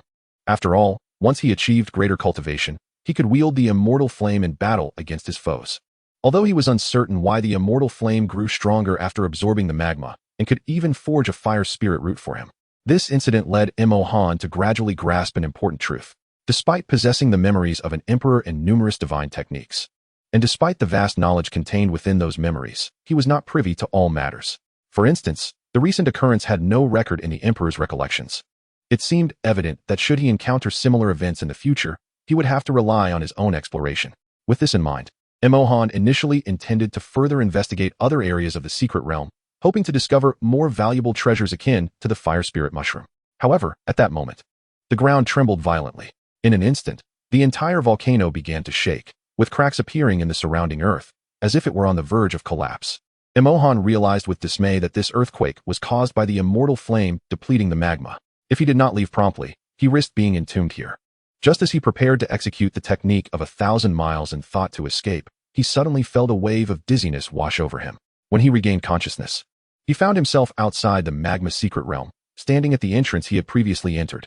Su Qing, too, looked around in confusion, wondering how she had emerged. She had been exploring other parts of the magma secret realm when she was suddenly struck by dizziness, and upon opening her eyes, she found herself back at the entrance. Miss. Seeing the two being teleported out, Chu Gang hurried to Su Qing's side, sensing that his cultivation had indeed returned to the 9th level of qi refinement. Chu Gang gradually relaxed his previously tense heart. He was aware that Su Qing and her companions had truly discovered the fire spirit fruit within the lava secret realm. And judging by Su Qing's demeanor, she had not encountered any peril during their expedition. However, Chu Gang was perplexed. Although he was uncertain why Su Qing and the others had emerged from the secret realm before the 3 days were up, he distinctly recalled that there had been 7 individuals upon entry, yet only Emohan and Su Qing had reappeared. Additionally, why had Su Qing suddenly removed her veil? Did she not fear being recognized? Young master. Upon seeing Emohan also being teleported out, Su Qing felt a surge of joy within her. Young master? Chu Gang gazed at Su Qing in confusion. Her attitude towards Emohan had changed remarkably. Despite his curiosity, Chu Gang began to comprehend the situation. Clearly, during their venture into the lava secret realm, Su Qing's successful restoration of her cultivation was significantly aided by Emohan. Relieved by this realization, he sighed with relief. Grateful for his foresight in bestowing an additional 200,000 lower-grade spirit stones upon Emohan, Emohan intended to approach and greet them, while also requesting the remaining first-grade longevity pill. Just then, a slender silver needle, as fine as a cow's hair, shot forth with astonishing speed from the thicket behind Su Qing, aimed directly at her forehead. Humph! Chu Gang snorted coldly, waving his hand to effortlessly deflect the silver needle. Esteemed one, lurking in the shadows and launching a sneak attack is hardly an honorable act, he admonished. Noticing the assailant hidden in the bushes remained silent, Chu Gang intended to continue his reproach. Suddenly, dozens of silver needles erupted from the thicket behind Su Qing, each entwined with a menacing black aura that sent chills down one's spine. Upon witnessing this, Chu Gang's heart grew wary, and he promptly channeled his spiritual energy, conjuring a protective barrier to intercept the oncoming silver needles. Before he could breathe a sigh of relief, another 20 silver needles shot forth from the thicket, their accompanying black aura even more formidable than before. Chu Gang dared not underestimate the threat and exerted all his strength to withstand the assault. Boom! The silver needles collided with the spiritual barrier, producing a series of crisp, resonant sounds. As he struggled to fully block the 20 needles, yet another 20 surged forth from the bushes, their ominous presence intensifying. Chu Gang's heart sank. It was evident that the assailant was well prepared for this ambush. Miss, step back, Chu Gang commanded. Su Qing nodded immediately, understanding the urgency and retreating a few steps. Once she was out of harm's way, Chu Gang snorted again, unleashing the formidable aura of a late-stage golden core cultivator, creating a tempest that deflected all incoming silver needles. Simultaneously, Chu Gang swiftly thrust his palm forward, conjuring an enormous imprint imbued with potent spiritual energy, which cleaved through the air like a bolt of golden lightning, crashing down into the thicket. With a resounding boom, the palm strike was intercepted by a figure concealed in the underbrush, which was simultaneously obliterated, revealing a shadow before the onlookers. Chapter 40. Fierce battle. Before Mo Han and the others stood a middle-aged man wielding a large saber. Dressed in a long black robe, he was tall and imposing, with a visage marred by grotesque scars that evoked terror. Pray tell, who are you? Why do you assault my lady? Chu Gang inquired. The middle-aged man remained silent, exuding a chilling black aura that coiled around him. This presence was that of a demonic cultivator. Chu Gang's heart raced at the revelation, yet he quickly regained his composure. After days of interaction, Su Qing had already divulged the intricacies of the situation to him. It seemed that her true identity had been exposed, prompting this demon to pursue her. However, Chu Gang was perplexed as to how this demon had located them. Where's my nephew Tingyang? The middle-aged man demanded, directing his gaze at Su Qing. Upon hearing the name, Chu Gang instantly grasped the implication. So, Tingyang is also a demonic cultivator. It was rumored among the demonic sects that they possessed an independent secret technique akin to a communication talisman, enabling brief connections. Presumably, Tingyang had discovered Su Qing's true identity and, prior to entering the lava secret realm, had utilized some secret method to inform the middle-aged man of her whereabouts. I killed him, Su Qing replied nonchalantly. Seeking death. Fury flashed in the middle-aged man's eyes upon hearing her response. In an instant, the aura of a late-stage golden core erupted from his being. Gripping his saber tightly, a torrent of black energy surged along the blade. With a powerful swing, he carved an arc through the air, unleashing a massive wave of black saber energy that shot forth like a bolt of dark lightning, hurtling towards Su Qing. Chu Gang snorted coldly, his figure flashing as he appeared before Su Qing in an instant. Faced with the impending saber energy, he bore no trace of fear, even in the face of a late-stage golden core attack. With rapid movements of his hands, a formidable force surged from his palms, coalescing swiftly into a gigantic palm print before him. The immense palm shimmered with a crystalline brilliance, radiating a potent golden light as if it harbored boundless energy. Go! With a sharp command, Chu Gang unleashed the giant palm. A thunderous roar erupted in the air, akin to an explosion. The golden palm collided with the black saber energy, sending a powerful shockwave that tore nearby trees into countless splinters. As the storm subsided, the middle-aged man chuckled ominously. Tian Gang's spirit palm. So, you are the president of the Wanbao Chamber of Commerce in Qinghe Town. And what of it? Chu Gang replied with indifference. Seeing Chu Gang acknowledge his identity, the middle-aged man erupted into a cackling laugh, soaring into the sky as he called out to Chu Gang. President Chu, dare you engage in battle? Why would I not? Chu Gang retorted coldly. At that moment, he was concerned that fighting the middle-aged man on the ground might endanger Su Qing. Miss, allow this old man to retrieve the head of this demon cultivator, Chu Gang declared to Su Qing, before swiftly soaring into the air to confront the middle-aged man. Upon witnessing Chu Gang's daring challenge, the middle-aged man revealed a sinister smile. With a flourish of his large blade, he unleashed a dazzling display of sword light, radiating an intense aura of murder. Chu Gang's gaze sharpened, and he deftly evaded the middle-aged man's strike, retaliating with a powerful palm aimed at the man's chest. Their figures intertwined in midair, the clash of palm techniques and blade light creating a scene of unparalleled ferocity. On the ground, Su Qing observed as the two engaged in a fierce exchange, clearly unable to gain the upper hand against one another. Just as she hesitated on whether to employ a low-grade thunder talisman for a decisive blow against the middle-aged man, a slender silver needle, as fine as a hair, shot past her side with astonishing speed. Miss, be careful, Chu Gang shouted, instinctively wishing to intercept it. At that moment, the middle-aged man, wielding his large blade, swiftly positioned himself in front of Chu Gang. Where do you think you're going, Chu? He taunted. Damn it. Chu Gang's eyes flashed with anger. He had fallen for a trap. The man had deliberately provoked him to lure him into the air, allowing his accomplice to launch a surprise attack on Su Qing. At that instant, Chu Gang was filled with regret. Given Su Qing's strength, she could not possibly defend against the silver needle. If only he had recognized sooner that the middle-aged man had an ally, he would not have lingered in battle. As Su Qing turned, she was overwhelmed by despair at the sight of the incoming silver needle. The needle was moving too swiftly for her to evade, and her defensive talisman had already been exhausted. In a critical moment, just as the needle was about to strike Su Qing, Emohan activated a technique to teleport instantly to her side and forcefully pushed her away. With a sharp whoosh, the silver needle sliced through the air, narrowly missing Su Qing's delicate brow. The entire sequence unfolded with Emohan's movements as quick as lightning, filled with tension. Chu Gang, relieved, exhaled a breath of relief. Ha ha ha. I never anticipated that a mere 5th-level Qi refinement cultivator could possess such remarkable agility. From the nearby thicket emerged a figure wielding a jade flute. The newcomer was a young man clad in a black robe, much like the middle-aged man, enveloped in tendrils of dark energy. A mid-stage golden core demon cultivator. Emohan mused. It seemed that while Chu Gang had struck the thicket moments earlier, this young man had seized the opportunity to hide elsewhere. Upon seeing the young man reveal himself, Su Qing wasted no time in activating the low-grade thunder talisman in her hand. In an instant, dark clouds gathered in the sky, and a tremendous surge of energy coalesced within the cloud cover. With a resounding crash, a bolt of lightning descended from the heavens, like a dragon of thunder, aimed directly at the young man's head. The lightning summoned by the low-grade thunder talisman could not even be withstood by a fully realized golden core cultivator. As the terrifying thunder dragon loomed before him, the young man curled the corners of his mouth into a slight smile, drawing forth a rune from his bosom and promptly activating it. A radiant golden light erupted from the rune, transforming into a formidable golden shield that enveloped him. A resounding crash echoed as the thunder dragon struck the shield, shaking the very ground beneath them. The shield shimmered with golden brilliance, resisting the onslaught of the beast. Moments later, the shield shattered, yet the young man remained unscathed. Witnessing this, Su Qing's heart sank. The low-grade heavenly lightning talisman could indeed slay a fully realized golden core cultivator. However, the rune the young man had just invoked was a low-grade heavenly defensive talisman, capable of withstanding a full-force strike from a golden core expert. Miss Su, such high-tier runes are not exclusive to your Su family, the young man remarked with a wicked grin. Su Qing chose to disregard him, instead contemplating how to navigate the impending crisis.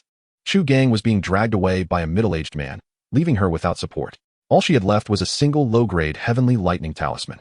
The young man's confident demeanor suggested he possessed a heavenly defensive talisman as well. Chapter 41. Departing grief, Su Qing furrowed her brow. The current situation appeared grim for her. It was not death she feared, but the thought of dragging Emohan into peril. After a moment's deliberation, she retrieved her treasured sword from her storage bag. Even if her strength paled in comparison to that of the young man, she would still rise to the challenge. With Emohan's remarkable instantaneous movement technique, perhaps he could buy her time to escape. In an instant, the young man dashed towards Su Qing with blinding speed, leaving her only able to catch a glimpse of his afterimage. Realizing the urgency, Su Qing swiftly adopted a defensive stance, raising her sword to parry. However, in the next heartbeat, she was horrified to discover that the young man's true target was not her, but Emohan. "Young master, be careful," Su Qing shouted. She longed to rush to Emohan's side to intercept the young man, but as a mere 9th-layer Qi cultivator, how could she possibly outpace a mid-stage golden core cultivator?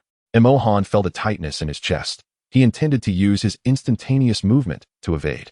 Yet, he noticed that the moment the young man moved, he had swiftly scattered four formation flags around them. These flags formed an invisible net, sealing the surrounding space, so that when he attempted to teleport, an unseen force would firmly bind his body, rendering him immobile. In an instant, Emohan's expression turned grave. Indeed, those who reached the Golden Core realm were not to be trifled with. This mid-stage demonic cultivator, despite not having acted until now, had already severed his means of retreat. "Got you." With a sinister smile, the young man approached Emohan, extending his fingers into sharp, claw-like talons as he lunged for Emohan's throat. It was clear that Su Qing was their target. However, in comparison to capturing Su Qing, he was far more concerned about Emohan's instantaneous movement technique. After all, Su Qing was not adept at such a technique. Even if she managed to escape during the brief moments he was preoccupied with Emohan, his mid-golden core cultivation would allow him to pursue her with ease. Damn it! Emohan's pupils constricted sharply as he contemplated forcibly enhancing his cultivation using the reverse spirit technique. Yet, at that very moment, a dazzling longsword suddenly materialized in the air behind him, its blade enveloped in a fierce sword aura that exuded an overwhelming pressure. The longsword sliced through the void with the speed of thunder, piercing fiercely towards Emohan. The young man, witnessing this, unhesitatingly abandoned his attempt to capture Emohan and swiftly retreated. Boom! As the young man retreated, the longsword struck the ground, unleashing a terrifying sword aura that stirred up a cloud of dust, obscuring the sky. As the dust settled, a figure stood majestically on the sword, hands clasped behind his back, exuding an aura of immense strength, his robes billowing in the wind like a mountain standing firm. I apologize for my delayed arrival. I hope you can forgive me, young master, Li Henzhang spoke solemnly. Seeing the newcomer, Imohan's face broke into a smile. Thankfully, he had narrowly escaped a dire fate. Relieved that Imohan was unharmed, Li Henzhang exhaled deeply. Fortunately, he had achieved a breakthrough to the golden core stage, allowing him to extend his consciousness within a certain range. Just moments ago, sensing the danger Imohan faced from a short distance behind him, he hastily infused spiritual energy into the longsword, ensuring that the sword arrived before him. Who are you, and why do you interfere in the matters of my demon sect? The young man inquired. Emphasizing the words demon sect, he intentionally raised his voice, attempting to intimidate the opponent. To his surprise, Li Henzhang scoffed, casting a disdainful glance at the middle-aged man in the sky, and retorted, I thought you were someone of significance.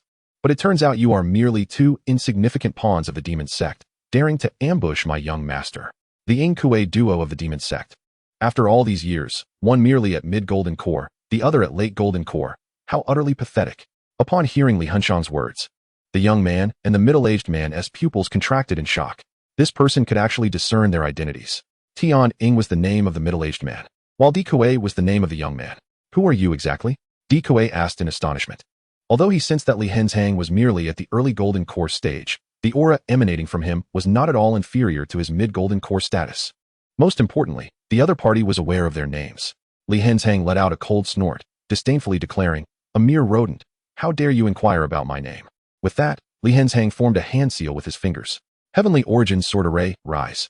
In an instant, hundreds of sword energies, coalescing from spiritual power, emerged behind him. Go. With a sweeping gesture, Li Henzhang sent the hundreds of sword energies flying towards Di Kuei like arrows released from a bow. Di Kuei, not daring to act carelessly, quickly raised a jade flute to his lips, summoning swirling demonic energy that enveloped him, forming a sturdy, demonic shield. Rumble. Hundreds of sword auras descended upon the demon shield, unleashing a cacophony of explosive sounds, as the shield gradually dimmed under the relentless onslaught. In the fleeting moment when the final sword aura struck, the shield shattered instantaneously. At that very instant, Li Henzhuang, wielding a 3-foot azure blade, moved with the swiftness of lightning, appearing before the Earth Lord. Die! A glint of cold light flashed in Li Henzhuang's eyes as his sword erupted with a terrifying sword aura, as if it sought to rend the very heavens apart. The Earth Lord, filled with dread, immediately summoned all his spiritual power to activate his jade flute in a desperate attempt to defend himself. However, in the face of absolute power, all resistance proved futile. The jade flute was instantaneously torn into countless fragments by the sword aura, the razor-sharp blade piercing directly through his body. Gasp! The Earth Lord trembled violently, spewing forth a mouthful of fresh blood, his body uncontrollably flying backward. Earth Lord! Tian Ying exclaimed anxiously, intent on rushing down to assess the Earth Lord's injuries. But Chu Gang, appearing in a flash, blocked Tian Ying's path with a cold smirk, saying, Where do you think you're going? Get out of my way. Tian Ying roared in fury, swinging his great blade and unleashing dozens of terrifying blade auras towards Chu Gang. Chu Gang, undeterred, sneered as he swiftly countered with dozens of Tian Gang's spirit palms, each imbued with formidable energy. Boom! The two attacks collided, producing a deafening explosion, as the surrounding air seemed to freeze in place. Chu Gang had intended to mock Tian Ying, dismissing his blade auras as trivial. Yet, in that very moment he prepared to speak, Tian Ying seized the opportunity, darting past Chu Gang and diving downward. You seek death. Chu Gang's gaze sharpened, and as Tian Ying rushed past him, he swiftly unleashed a Tian Gang spirit palm. Tian Ying had no time to defend himself and could only turn to block with his great blade. Thud! The overwhelming force struck his blade, causing Tian Ying to shudder, blood spilling from his mouth. However, he utilized the momentum to rapidly retreat. Earth Lord. Reaching the Earth Lord's side, Tian Ying was utterly shocked. How is this possible? Li Henzhuang is merely at the early stage of the Golden Core. How could he inflict such grievous injuries upon the Earth Lord? The Earth Lord's black robe was already shredded into countless pieces by the sword aura, revealing a deep wound that exposed bone. You will all die? Tian Ying's eyes turned blood red, instantly erupting with a formidable aura. Chu Gang had intended to ridicule him for his bluster, but soon realized that Tian Ying's aura seemed to be amplifying. Upon closer inspection, Chu Gang's brow furrowed in concern. Tian Ying's cultivation was rapidly ascending. Chapter 42, The Rules of the Jianghu. It is the blood demon curse. Li Henshuang's brows furrowed tightly, his heart sinking with foreboding. The blood demon curse, one of the forbidden arts of the demon sect, once activated, could forcibly elevate one's cultivation by an entire realm, sustaining for an hour. However, the backlash of the blood demon curse is exceedingly severe when its effects wane. The caster not only reverts to their original realm, but also suffers a catastrophic drop in cultivation by an entire level, a state that endures for 3 long years. As Tianying's cultivation continually ascends, his aura grows increasingly formidable, peaking in the late stage of Golden Core, achieving great perfection of Golden Core, and ultimately reaching the early stage of nascent soul. Li Henshuang's heart sank, silently lamenting his plight. Currently, he possessed merely the initial stage of Golden Core. Although his exceptional techniques and extensive combat experience granted him a fighting chance even against late-stage Golden Core practitioners, he found himself utterly powerless against an early-stage nascent soul adversary. "Miss, you must flee. Young master, you must escape." Almost in unison, Li Henzhang and Chu Gang urgently called out to the two behind them. After all, Tianying had forcibly elevated himself to the nascent soul realm through the blood demon curse, and there remained a significant disparity compared to a true nascent soul. The two of them might be able to stall for a while until the effects of the curse dissipated. Yet, if Mo Han and Su Qing were present, and if Tianying was resolute in his intent to eliminate them, they had no assurance of being able to intervene. Su Qing nodded in agreement, displaying no hesitation as she retrieved a palm-sized ship from her storage pouch. She then tossed it upward, and in an instant, the small vessel transformed into a colossal flying boat, soaring high into the clouds. Gracefully, Su Qing leapt aboard the flying boat. "Young master, quickly come aboard," she called to Mo Han. Mo Han cast a glance at Li Henzhang, softly urging caution. Subsequently, he leapt gracefully onto the flying boat. "Where do you think you're going?" Tianying, realizing their intention to escape, bellowed furiously, swinging his great sword, intent on intercepting them. In response to the dire situation, Chu Gang swiftly retrieved a whisk from his storage pouch. He then formed a seal with his fingers, and in an instant, the whisk transformed into countless radiant golden beams, each imbued with formidable energy that sent chills down the spine. "Descend," Chu Gang uttered with a light command. A multitude of golden beams surged like a tempest toward Tianying. Seeing this, Tianying could no longer afford to intercept Su Qing and Mo Han. He hastily swung his great sword, carving an arc in the air to form a robust defensive barrier. Instantly, the golden beams struck the barrier, producing a cacophony of explosive sounds. Meanwhile, in that fleeting moment, Su Qing urged the flying boat to depart swiftly. "You seek death." As the massive flying boat vanished from sight, Tianying let out a furious roar, an immense power surging from within him. In an instant, the great sword in his hand erupted with a blinding radiance, coalescing into a gigantic sword shadow. "Die!" Tianying yelled, wielding the massive sword shadow, which shot skyward, aimed at Chu Gang. Wherever the sword shadow passed, the air reverberated with violent explosions. As if the very fabric of space were being torn asunder, Chu Gang's pupils abruptly constricted, reluctant to confront the impending strike head-on. At the moment the blade descended, he swiftly evaded to the side. Yet, he was still ensnared by the formidable aura emanating from the blade, causing his body to uncontrollably soar backward, ultimately crashing violently to the ground. Uffed! Chu Gang, in agony, clutched his chest as a mouthful of crimson blood erupted forth, staining his garments. In that instant, he felt as though his very organs were being rent asunder, a pain beyond measure. So this is the essence of the nascent soul realm, truly terrifying in its might. Chu Gang mused. Tianying, witnessing that Chu Gang had survived the blow, furrowed his brow. The strength imbued by the blood demon charm seemed somewhat lacking. He intended to advance and deliver another strike to Chu Gang. However, at that moment, hundreds of piercing sword energies erupted from Li Henshuang's rear, hurtling towards Tianying. Upon seeing this, Tianying was instantly enveloped by an overwhelming sense of pressure. He dared not be careless. This was capable of severely wounding even the strongest of foes. With a swift motion, Tianying brandished his great blade, carving an arc through the air to form a solid defensive barrier. Boom! The sword energies battered against Tianying's protective shield like a torrential storm. Although the barrier remained unbroken, it provided Chu Gang with precious time. Hastily, Chu Gang retrieved a pill from his storage pouch and swallowed it without hesitation. The revitalizing purple Su pill. This was one of the rewards bestowed upon him by Su Qing for his unwavering companionship along the way. In an instant, Chu Gang felt as though a mysterious force of revival surged within him, restoring him to his peak condition. He was not surprised by this development. The revitalizing purple Su pill could instantly rejuvenate even a gravely injured transformation stage elder back to half health. Let alone that he was merely at the late Golden Core stage. Returning to his pinnacle state was entirely within reason. Li Henzhang also took note of Chu Gang's circumstances and communicated telepathically. Friend, this fellow has elevated to the nascent soul realm through the blood demon charm, granting him the offensive might of that realm, yet his defense remains at the late golden core stage. Let us alternate our attacks, keeping him in a defensive posture until the effect of the blood demon charm dissipates. Understood. Chu Gang replied telepathically, promptly retrieving various offensive artifacts from his storage pouch. Meanwhile, in the distant sky, a colossal flying vessel sped past. Observing that Tian Ying did not pursue, Su Qing gently patted her chest and exhaled a sigh of relief. She approached Imo Han and produced a pill from her storage pouch, stating, "Young master, this is as promised, another grade 1 longevity pill." Imo Han nodded slightly, reaching out to accept the longevity pill, and without hesitation, swallowed it whole. As the pill slid down his throat, he distinctly felt his lifespan restored to its former state. A profound relief washing over him as he exhaled deeply. From there on, even if he encountered a formidable adversary at the late golden core stage, he felt confident in employing the reverse spirit technique to engage in battle. Is the young master a sword cultivator? Su Qing's eyes shimmered as she spoke softly. Although Imo Han had never hung his sword at his waist, she still recalled that it was indeed a sword he wielded when he vanquished Ting Ying. Yes, Imo Han acknowledged with a nod. Upon his confirmation, Su Qing hastily retrieved her sword from her storage pouch, saying, "Young master, this is a low-grade heavenly sword. A gift for you." Imo Han gazed at the long sword and recognized its low-grade heavenly status, a wave of admiration for Su Qing swelling within him. Truly, she was a wealthy beauty, lacking nothing. Imo Han mused.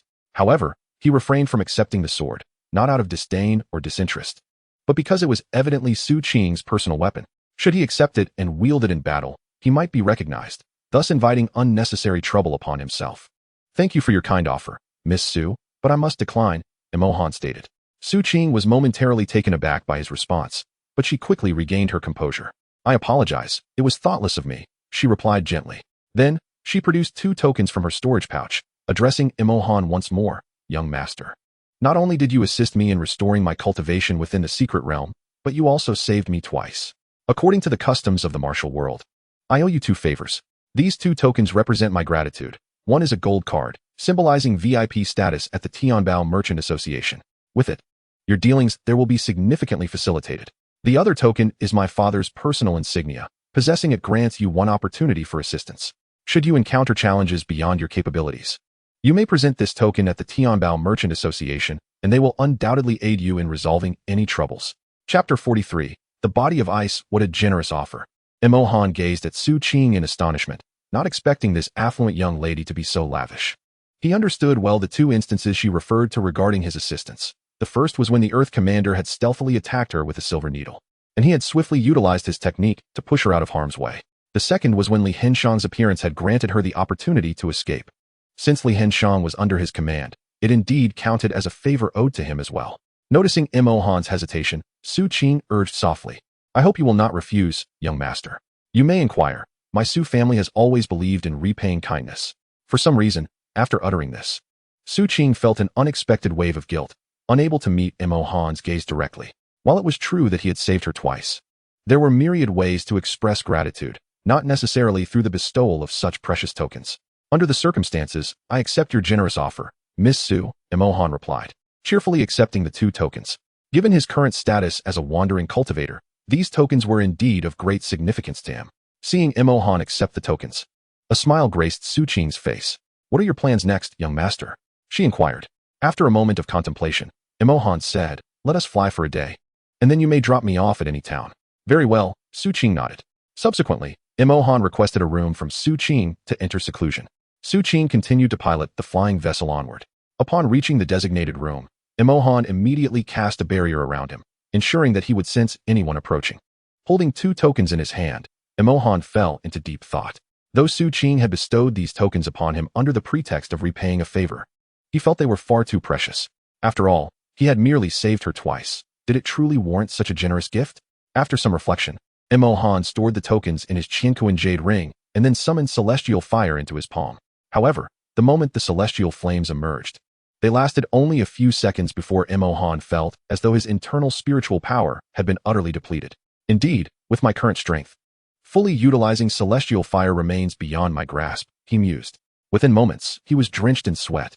Nevertheless, he had no intention of retracting the celestial fire. Instead, he took out 7 spirit origin pills, the last of what Su Qing had previously given him. After consuming 3 of them, Emohan pondered for a moment before retrieving 6 recovery spirit purple Su pills from his Chinkoan jade ring. He then began to channel his spiritual energy, continuously compressing the celestial fire until it was the size of a pill, rapidly solidifying it to resemble a medicinal elixir. Throughout the process, whenever he felt a deficiency in his spiritual power, he would immediately consume a spirit origin pill for replenishment.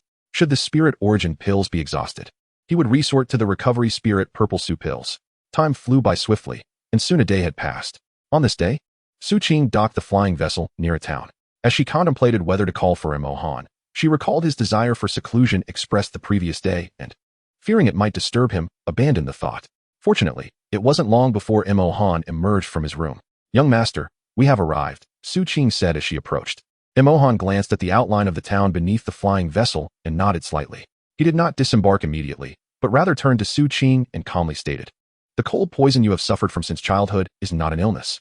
At his words, Su Qing was momentarily taken aback. Had he said this to her before, she would have undoubtedly dismissed it outright. Not only that, but she would have likely reprimanded him for his absurd claims. Her condition had been diagnosed by the foremost physician of the Great Xia, who had been summoned at great expense by her father, leading to the conclusion that she was afflicted by a peculiar congenital ailment. Each episode would leave her as if struck by cold poison. Her veins and hidden channels instantaneously frozen, resulting in the loss of her cultivation. Yet now, Emohan insisted that it was not an illness. Observing that Su Qing did not counter his assertion but instead patiently awaited his further explanation, Emohan felt a sense of satisfaction within. Fortunately, after spending numerous days together, Su Qing has become less guarded around him. Otherwise, he would have wasted his time in the room yesterday.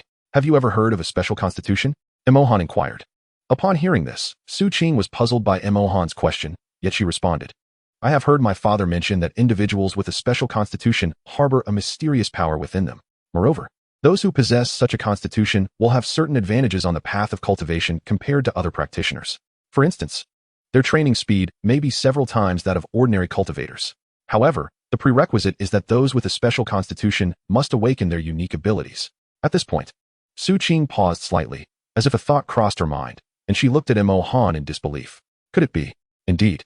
You are one of those who possess a special constitution," Emohan stated earnestly. His words struck Su Qing like a thunderclap, causing her heart to race as she stared at him in shock. She never imagined that the strange illness she had suffered from since childhood, which had always eluded diagnosis, was actually due to her possessing a special constitution. She had considered the possibility that Emohan was jesting, but his subsequent words dispelled that notion entirely. "The special constitution you possess is known as the Ice Body, one of the 10 ancient special constitutions," Emohan explained. "This constitution is rather unique. If a person with the Ice Body does not awaken it innately, they will periodically be overwhelmed by an inexplicable surge of cold energy. This cold energy can render you as if afflicted by a chilling poison, resulting in the loss of your cultivation. Of course, it is not guaranteed that this will always lead to the loss of your abilities. There is a minuscule chance that it may cause you to lose your autonomy and become violent." Upon hearing the last statement, a flicker of emotion passed through Su Qing's eyes. At this moment, she was entirely convinced of Emohan's assertion that she possessed the Ice Body. After all, she had only mentioned to Emohan that her cultivation would be lost during an episode of her illness, but she had not revealed that during some episodes, her cultivation would not dissipate, yet she would become uncontrollably violent. She recalled her father telling her that during one of her episodes, her eyes turned white, and an intensely cold aura emanated from her. In that instance, everyone in the Su family with lower cultivation levels was instantly frozen and killed by her cold energy. It was only after her father knocked her unconscious and administered a fire spirit fruit to dispel the cold energy within her that she returned to normal. "Young master, can my illness truly be cured?" Su Qing's voice trembled slightly as she gazed at Emohan, her eyes glimmering with concern. Although Emohan had identified the cause of her affliction, her illness was one that even the foremost physician of the Great Xia could not remedy. "Rest assured, since I can recognize you as a bearer of the Ice Body, I naturally possess the confidence to help you awaken it," Emohan gently reassured her. Indeed, within the caverns of the lava's secret realm, when he utilized the celestial fire to dispel the cold energy within Su Qing, he had already discerned her icy constitution. However, given the nature of their relationship at that time, it was insufficient to compel him to offer assistance. His current decision to aid Su Qing in awakening her icy body was entirely motivated by the 2 tokens she had gifted him the previous day. Although she presented them as a gesture of reciprocity, he felt that those tokens were indeed of great value, prompting him to extend his help once more. Emohan retrieved 3 items from his storage pouch: a bottle of elixirs, a jade slip, and a communication talisman. This is the fire spirit pill, crafted through the compression of beast fire. Should you consume one during the onset of your cold poison each month, it will effortlessly dispel the chill within you. This jade slip contains the teachings of a technique known as the profound ice method. If you cultivate it to the 3rd layer, you will be able to awaken your icy constitution autonomously. As for this communication talisman, there are only 12 fire spirit pills. Should you fail to reach the 3rd layer of the profound ice method within a year, activate this talisman to inform me of your location. If I am still alive at that time, I shall send you another bottle of fire spirit pills. Emohan feigned a wise demeanor as he spoke. In truth, this was not the fire spirit pill. It was merely a name he had conjured on a whim. It was not that he was unwilling to produce more fire spirit pills for Su Qing, but at his current level, utilizing celestial fire consumed an exorbitant amount of spiritual energy, depleting him in mere moments. He had consumed 7 spirit source pills and 3 spirit restoration pills just to refine the 12 fire spirit pills yesterday. The profound ice method was a technique from the memories of a great emperor, suitable only for those possessing an icy constitution. Su Qing's eyes widened in astonishment. Was Emohan not merely a chi refinement cultivator? How could he possess beast fire and such an extraordinary technique? Not wishing to pry, she simply expressed her gratitude. Thank you, my lord. She carefully accepted the 3 items, her eyes glistening with unshed tears. Throughout her life, the men who approached her were either covetous of her family's wealth or infatuated with her beauty. Emohan was the first man to admire her appearance without ulterior motives, and now he had bestowed upon her precious elixirs and techniques. By the way, my lord, Su Qing suddenly recalled something and spoke. In 4 months, the Tianbao Merchant Association in Luyun City may auction the longevity pill. If you have need of it, you should consider attending. She remembered that Emohan had initially helped her in pursuit of the longevity pill. Thank you. Then, Miss Su, I shall take my leave. Emohan clasped his fists and approached the edge of the flying vessel, preparing to employ his technique to descend. Just then, Su Qing called out, my lord. Will we meet again? Her voice trembled slightly, and if given the chance, she yearned to glimpse the visage concealed beneath the mask. Even if it bore the unflattering countenance as he had claimed upon their first encounter.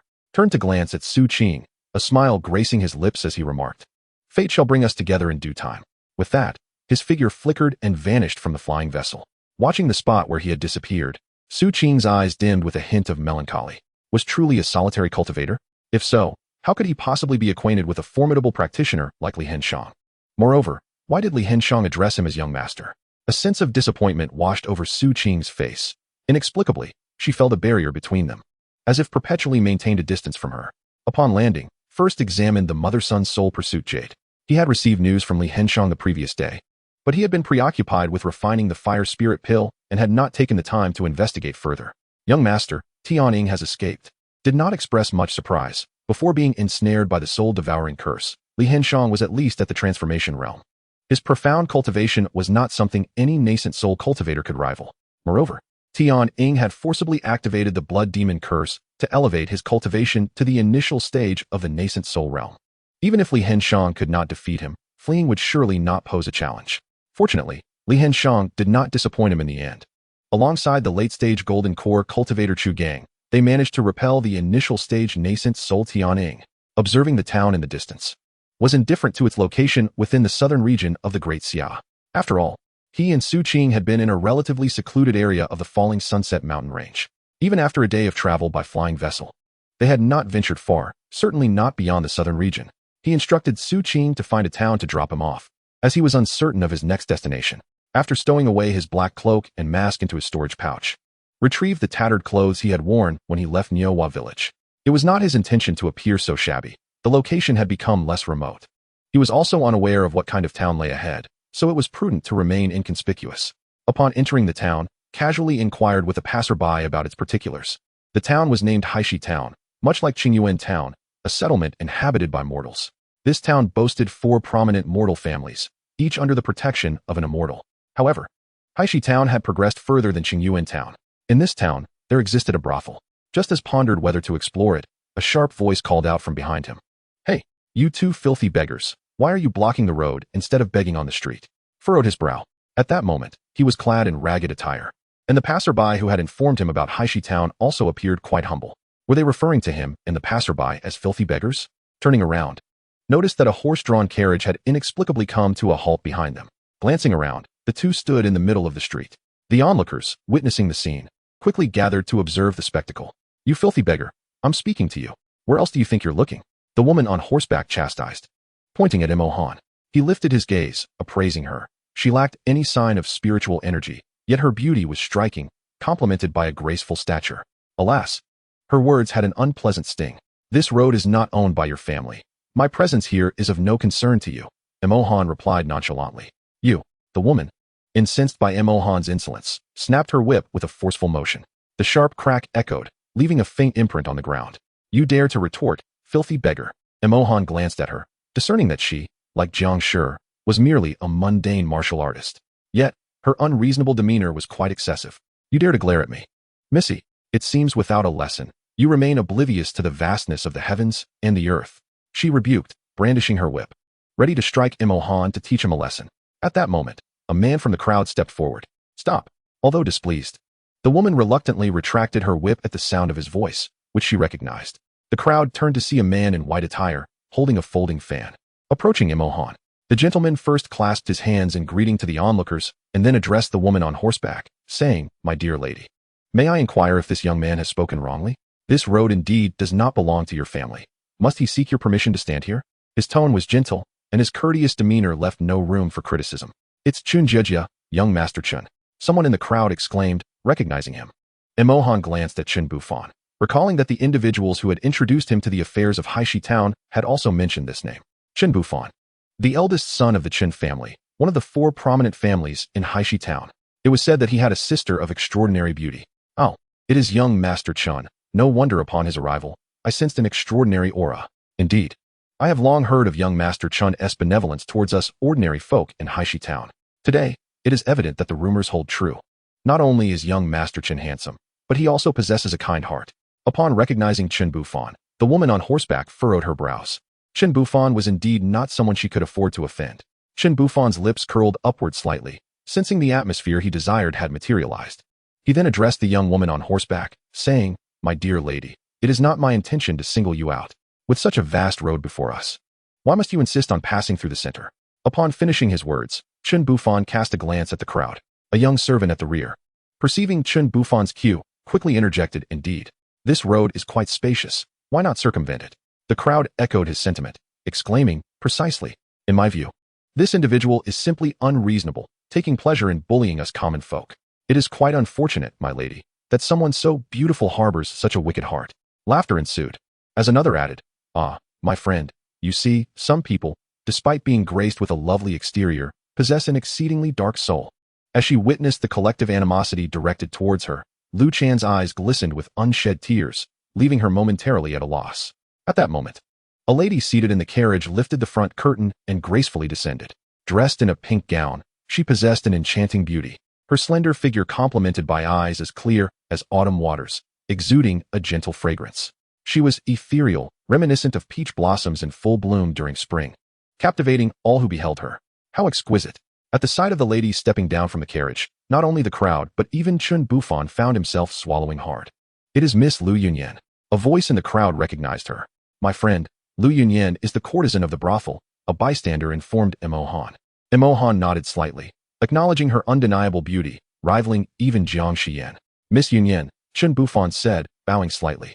The moment Lu Yunyan unveiled the carriage curtain, he had recognized her. Regret flooded his heart. Lu Yunyan was the goddess he adored. Had he known she was within the carriage, he would have never dared to confront Imohan. Lu Yunyan did not return the greeting. Instead, she gazed at Chen Bufan and stated coolly, "Young Master Chun, it is not that my maid refuses to take a detour. Before you all encircled this road, numerous vendors were conducting their business nearby. If my maid were to divert her path, it could adversely affect these merchants. What do you think, young Master Chen?" Chen Bufan, realizing he had no grounds to disagree, promptly replied, "Indeed, Miss Yunyan speaks with wisdom. I have been rash, and I should not have accused this lady without understanding the situation." He then glanced at the young woman on horseback, clasping his fists, and said, "My lady, it was not my intention to offend. I hope you can forgive me." "Humph." Lu Chan scoffed, remaining silent. She did not trust Chen Bufan's words, recognizing that he had clearly acted with intent to garner praise from the onlookers.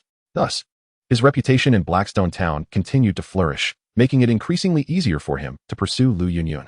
Noticing that she was ignoring him, Chen Bufan awkwardly offered a smile to Lu Yunyun.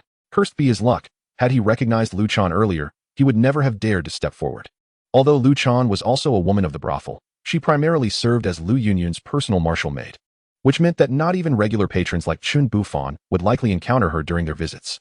Lu Yunyun paid no heed to Chun Bufan, instead gazing at the crowd around her, and gently spoke, "Esteemed guests, my maid did not intend to make things difficult for this young man, Mo Han.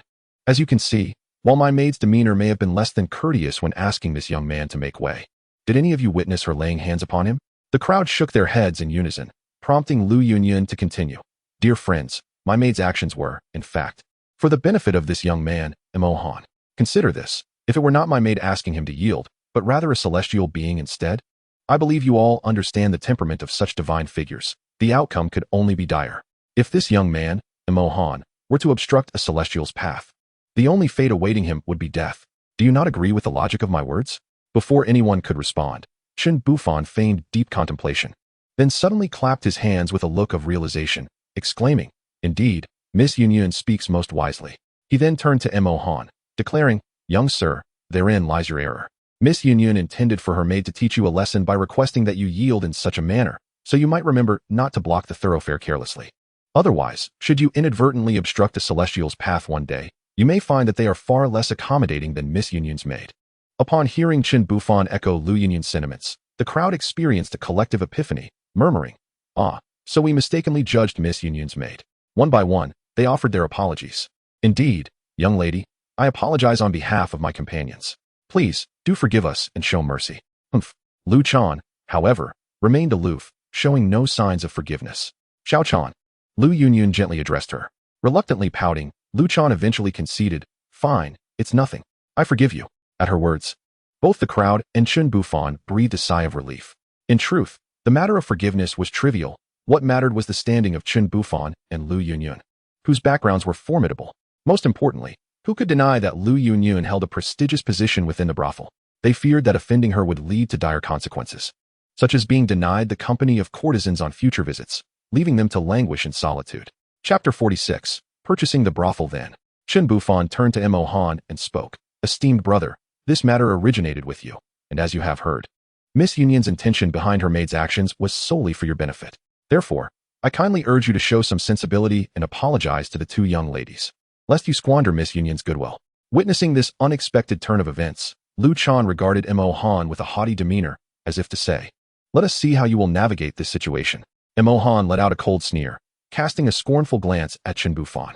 The brazen and unreasonable behavior exhibited by Lu Yunyun was clearly prompted by his tattered attire, emboldening her to act in such a manner.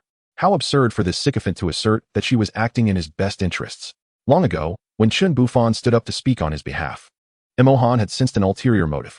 Sure enough, Lu Yunyun's mere nonsensical remarks had incited Chun Bufan's covetousness, twisting the truth in a most egregious manner. "Pray tell, esteemed brother, what do you see in me? I am here for your sake." Chun Bufan feigned indignation upon noticing Mo Han's contemptuous gaze. Mo Han disregarded him, instead surveying the surrounding crowd, who all regarded him with disapproving expressions. Internally, he scoffed at the nature of humanity. In situations that jeopardized their own interests, these individuals could readily distort the truth for their gain. It seemed he had been too benevolent. Mo Han had intended to unleash his spiritual power, to reveal to these onlookers that they were not casting scorn upon a mere beggar, but upon a celestial being. How would their expressions change then?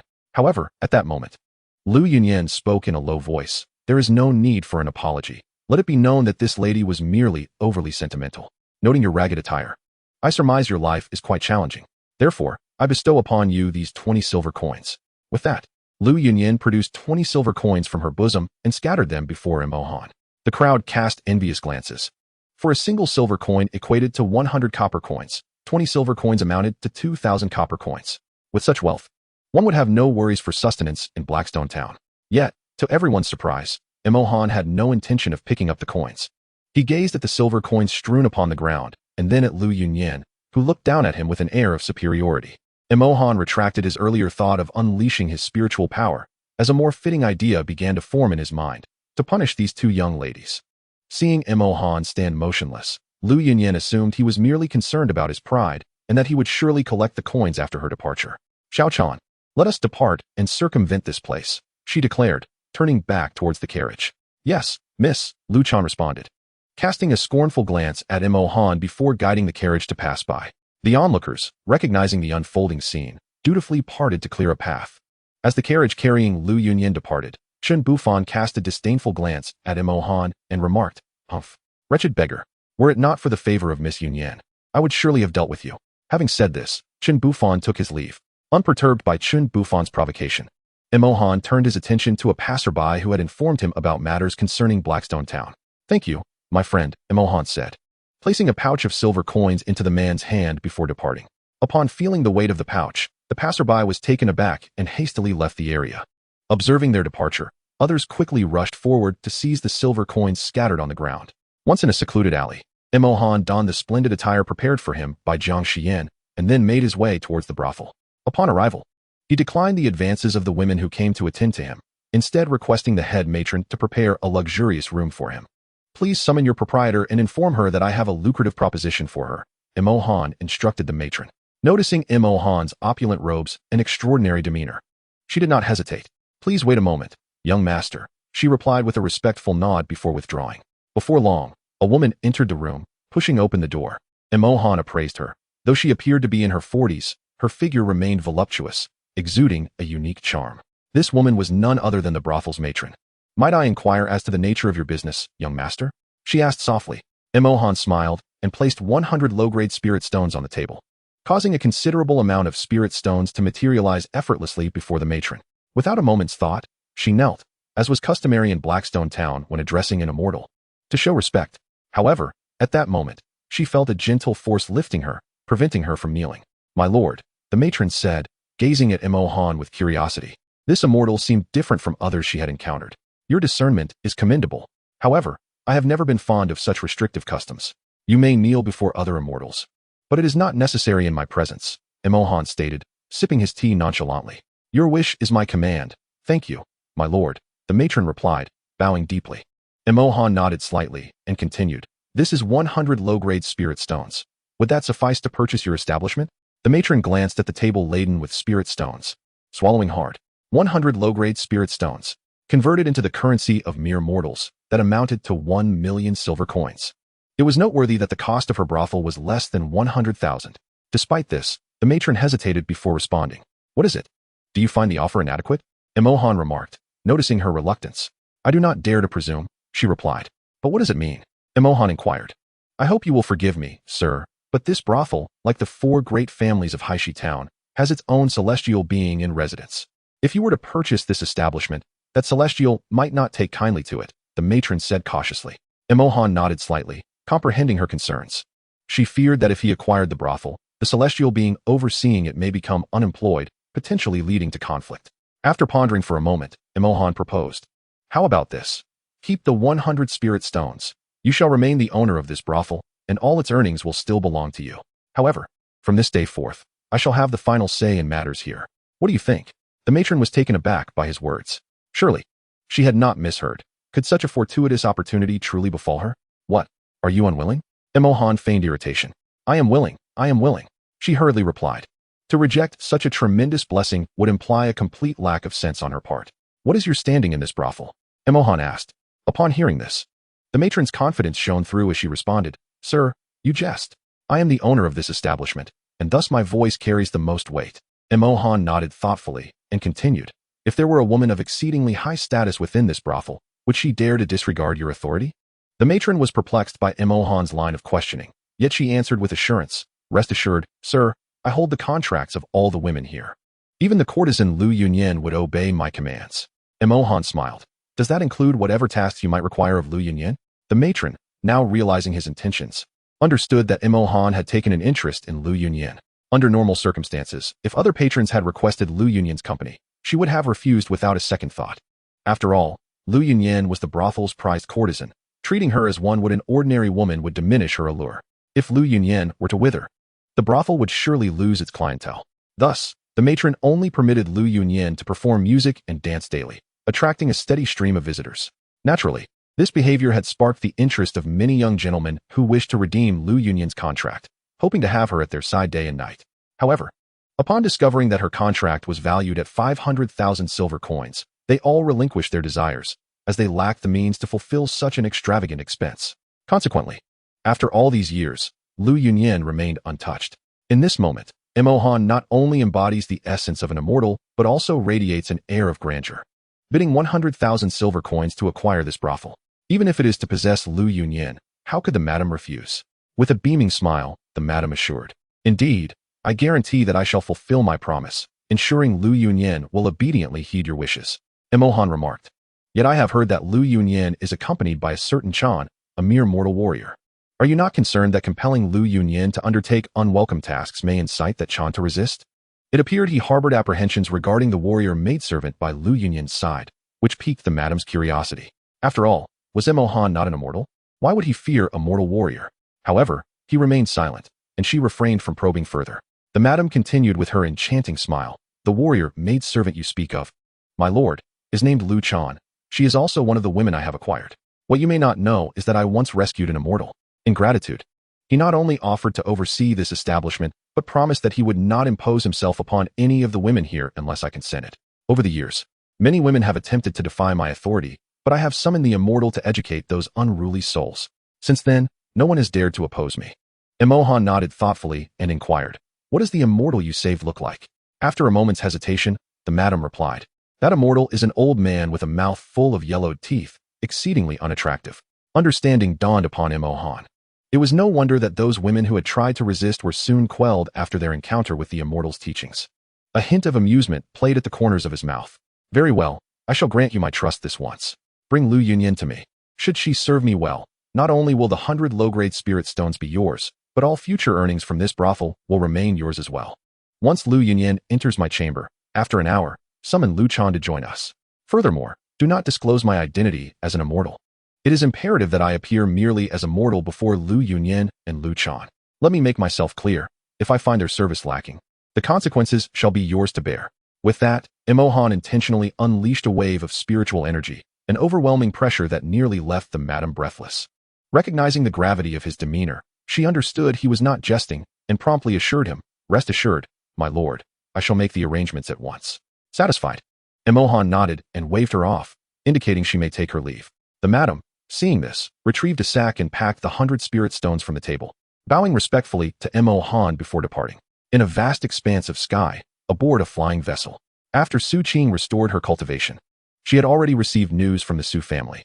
The members of the Su family had long escaped the pursuit of the demonic cultivators, but all had sustained severe injuries and were now recuperating in the mortal town of Qingyuan. Thus, after delivering Mo Han to his destination, Su Qing piloted her flying vessel towards Qingyuan. Given the speed of the vessel, it would take at least a day or two to reach the town, Su Qing mused. At this moment, she felt a twinge of anxiety within her. Although no one from her group had perished during the ambush by the demonic cultivators, they had all been gravely wounded.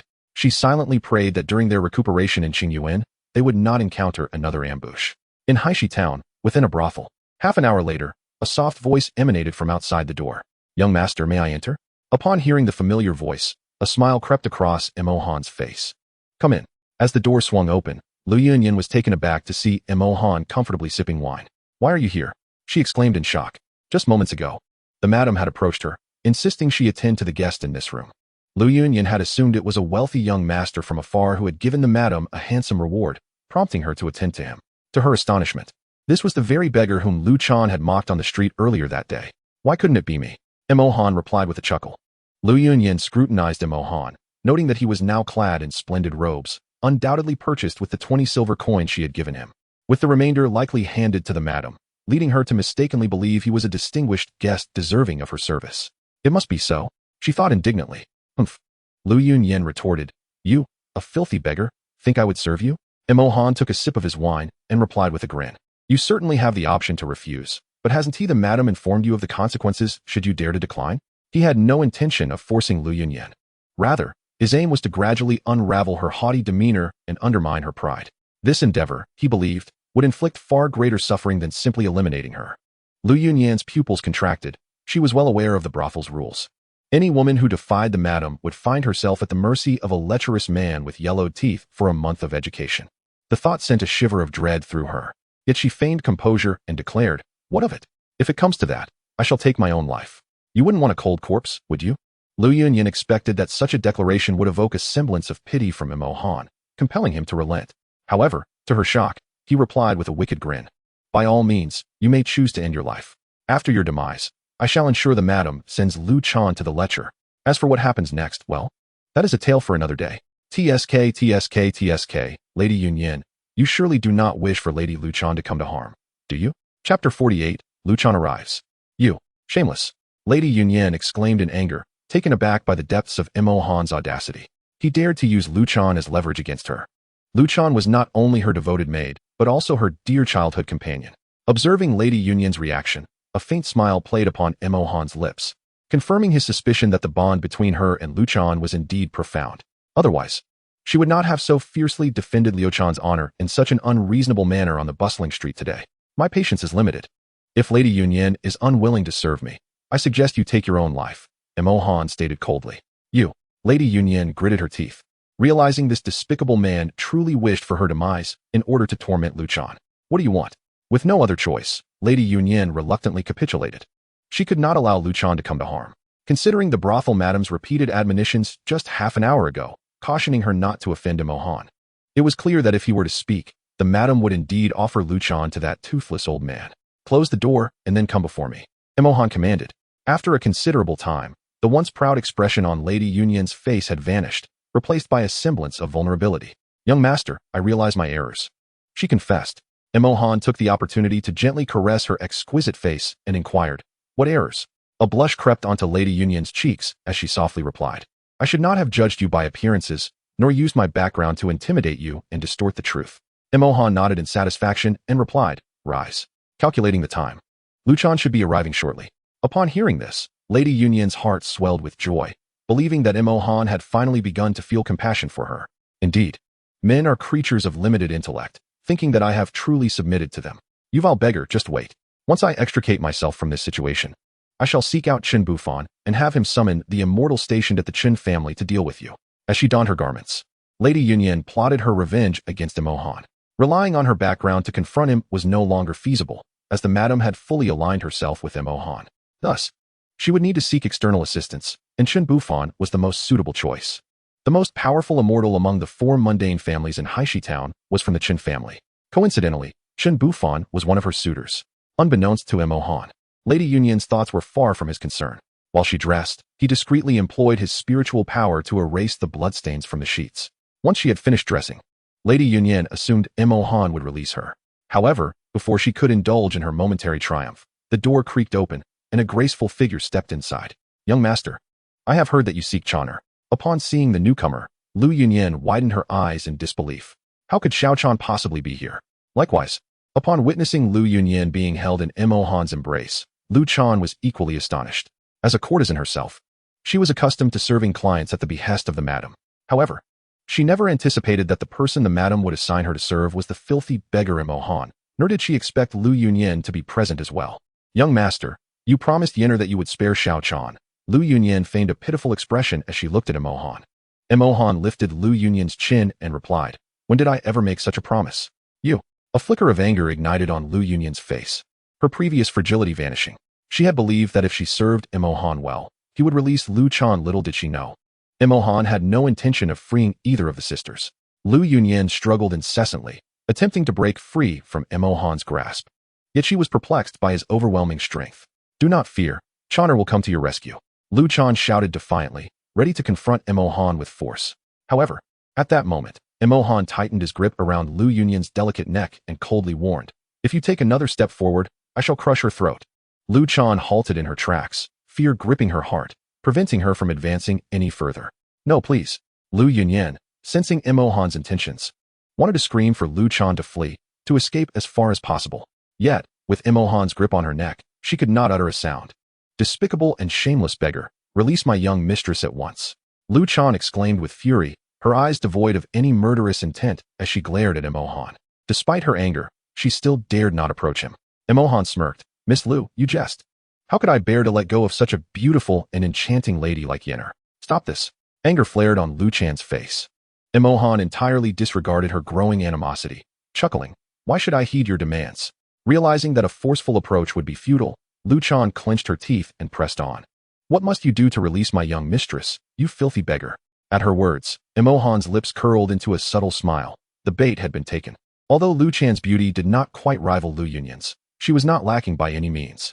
Quite simple. Trade you for Miss Yunyin, Emohan said, grinning. Lu Yunyin's eyes widened in alarm. She understood the kind of person Emohan was. If Lu Chan acquiesced to his request, the outcome would spell doom for both of them. She desperately shook her head, trying to warn Lu Chan not to fall for his trap. But Emohan's grip on her neck was unyielding. Lu Chan, however, was undeterred. If her sacrifice could ensure Lu Yunyin's safety, she would not hesitate. Very well. I promise you, if you release the young lady, I shall submit to your will. Emohan laughed. Do you take me for a mere child, Miss Lu Chan? In this establishment, who does not know that Miss Lu Chan is a warrior, while I am but an ordinary mortal? If I were to release Miss Yunyin, what assurance do I have that you would not go back on your word? Lu Chan retorted, what do you intend to do then? Emohan smiled, then retrieved a small vial resembling one used for elixirs from beneath his pillow. This was the soft spirit powder, discovered within the Black Eagle's storage pouch. For cultivators, being affected by the soft spirit powder would result in a temporary loss of spiritual power. For ordinary martial artists, their internal energy would similarly dissipate for a time. Emohan rolled the entire vial across the floor to Lu Chan, then opened it and inhaled deeply from its contents.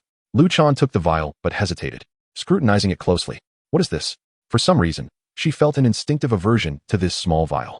You need not know, merely do as I instruct, Emohan said. Observing Lu Chan's reluctance, he swiftly executed a heavy claw move aimed at Lu Yunyin. Instantly, Lu Yunyin felt a surge of panic, a flush creeping across her delicate face. Stop! Lu Chan exclaimed, her expression turning alarmed. I will do as you say, but do not bully my lady. With that, Lu Chan hastily uncapped the vial and inhaled sharply from its opening. A colorless, odorless gas slowly entered her body. In an instant, Lu Chan's body trembled violently, her clear eyes widening in shock. Her internal energy had vanished completely. Seeing Lu Chan's terrified expression, Emohan realized she had fully succumbed to the effects of the soft spirit powder. Chapter 50. Chun Bufan arrives the following morning, as was his custom. Chun Bufan maintained his discipline. He arrived at the brothel early, taking his seat in his designated area, watching the group of elegantly dancing women on stage. He furrowed his brow. Though each woman was beautiful, none compared to the ethereal beauty of his beloved Bai Yueguan. He turned to a nearby woman and inquired, Where's Miss Yunyin? The woman shook her head, replying, I am sorry, sir, but I do not know where Sister Yunyin has gone. At this, Chun Bufan's frown deepened. Yesterday, Lu Yunyin had returned from an outing as usual and taken a day of rest, which he could understand. But today, why was there still no sign of her? Furthermore, on his previous visits, the madam of the brothel would eagerly attend to him. Yet now even she was nowhere to be seen. And what of your boss? Chun Bufan asked. The nearby woman softly replied, Sir, the madam has mentioned that she feels a bit fatigued today and wishes to rest, leaving the affairs of the brothel to other attendants. Chun Bufan stroked his chin, lost in deep contemplation. For reasons unknown, an ominous premonition surged within him. It was not fear for the fate of the madam, but rather concern for his beloved Moonlight. Ignoring the pleas of the woman beside him, Chun Bufan resolutely rose and made his way to Lu Yunyin's chamber. Miss Yunyin, this is Chun Bufan, here to atone for the misunderstanding that transpired yesterday. After knocking several times without a response, his foreboding intensified. Disregarding all decorum, he pushed open the door and entered. To his astonishment, the spacious chamber was utterly vacant. At that moment, his anxious heart trembled even more violently. He hurriedly turned and left, proceeding to the madam's quarters. The guards stationed outside, recognizing Chun Bufan as a distinguished guest of the brothel, did not attempt to hinder him. Is the madam in? He inquired as he knocked on the door. Receiving no reply, he brushed aside the guard's objections and entered without hesitation. He had assumed that, like Lu Yunyin, the madam would be absent from her room. However, upon entering, he found the madam fast asleep, cradling a large burlap sack. Chun Bufan's brow furrowed. Had the woman not just mentioned that the madam was too tired and wished to rest? Yet, despite her slumber, she wore a blissful smile. Was this truly the visage of someone exhausted to the point of sleep? Furthermore, why was she embracing a large sack while she slept? The bag appeared to be quite full. Chun Bufan approached, eager to discern the contents of the sack. Yet, at the moment his hand brushed against it, the madam's eyes flew open, glaring fiercely at him. Startled, he instinctively recoiled several paces. The madam, preparing to berate the intruder who had disturbed her dreams, instantly transformed her demeanor upon recognizing him, adopting a charming smile.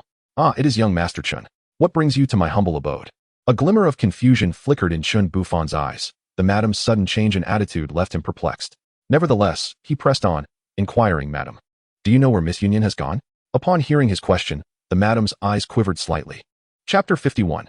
Chen Bufan brings a celestial being to the door. Chen Bufan's inquiry was clearly prompted by his failure to see Lu Yunyan at work early that morning. He recalled instructing her at noon yesterday to attend to Mo Han, and now, hours later, her absence was conspicuous. This indicated that Lu Yunyan remained in Mo Han's quarters. Contemplating this, the madam felt a profound admiration for Mo Han. Truly, he was a celestial being, tirelessly engaged without a hint of fatigue throughout the day. Madam, what occupies your thoughts? Speak, Chen Bufan urged.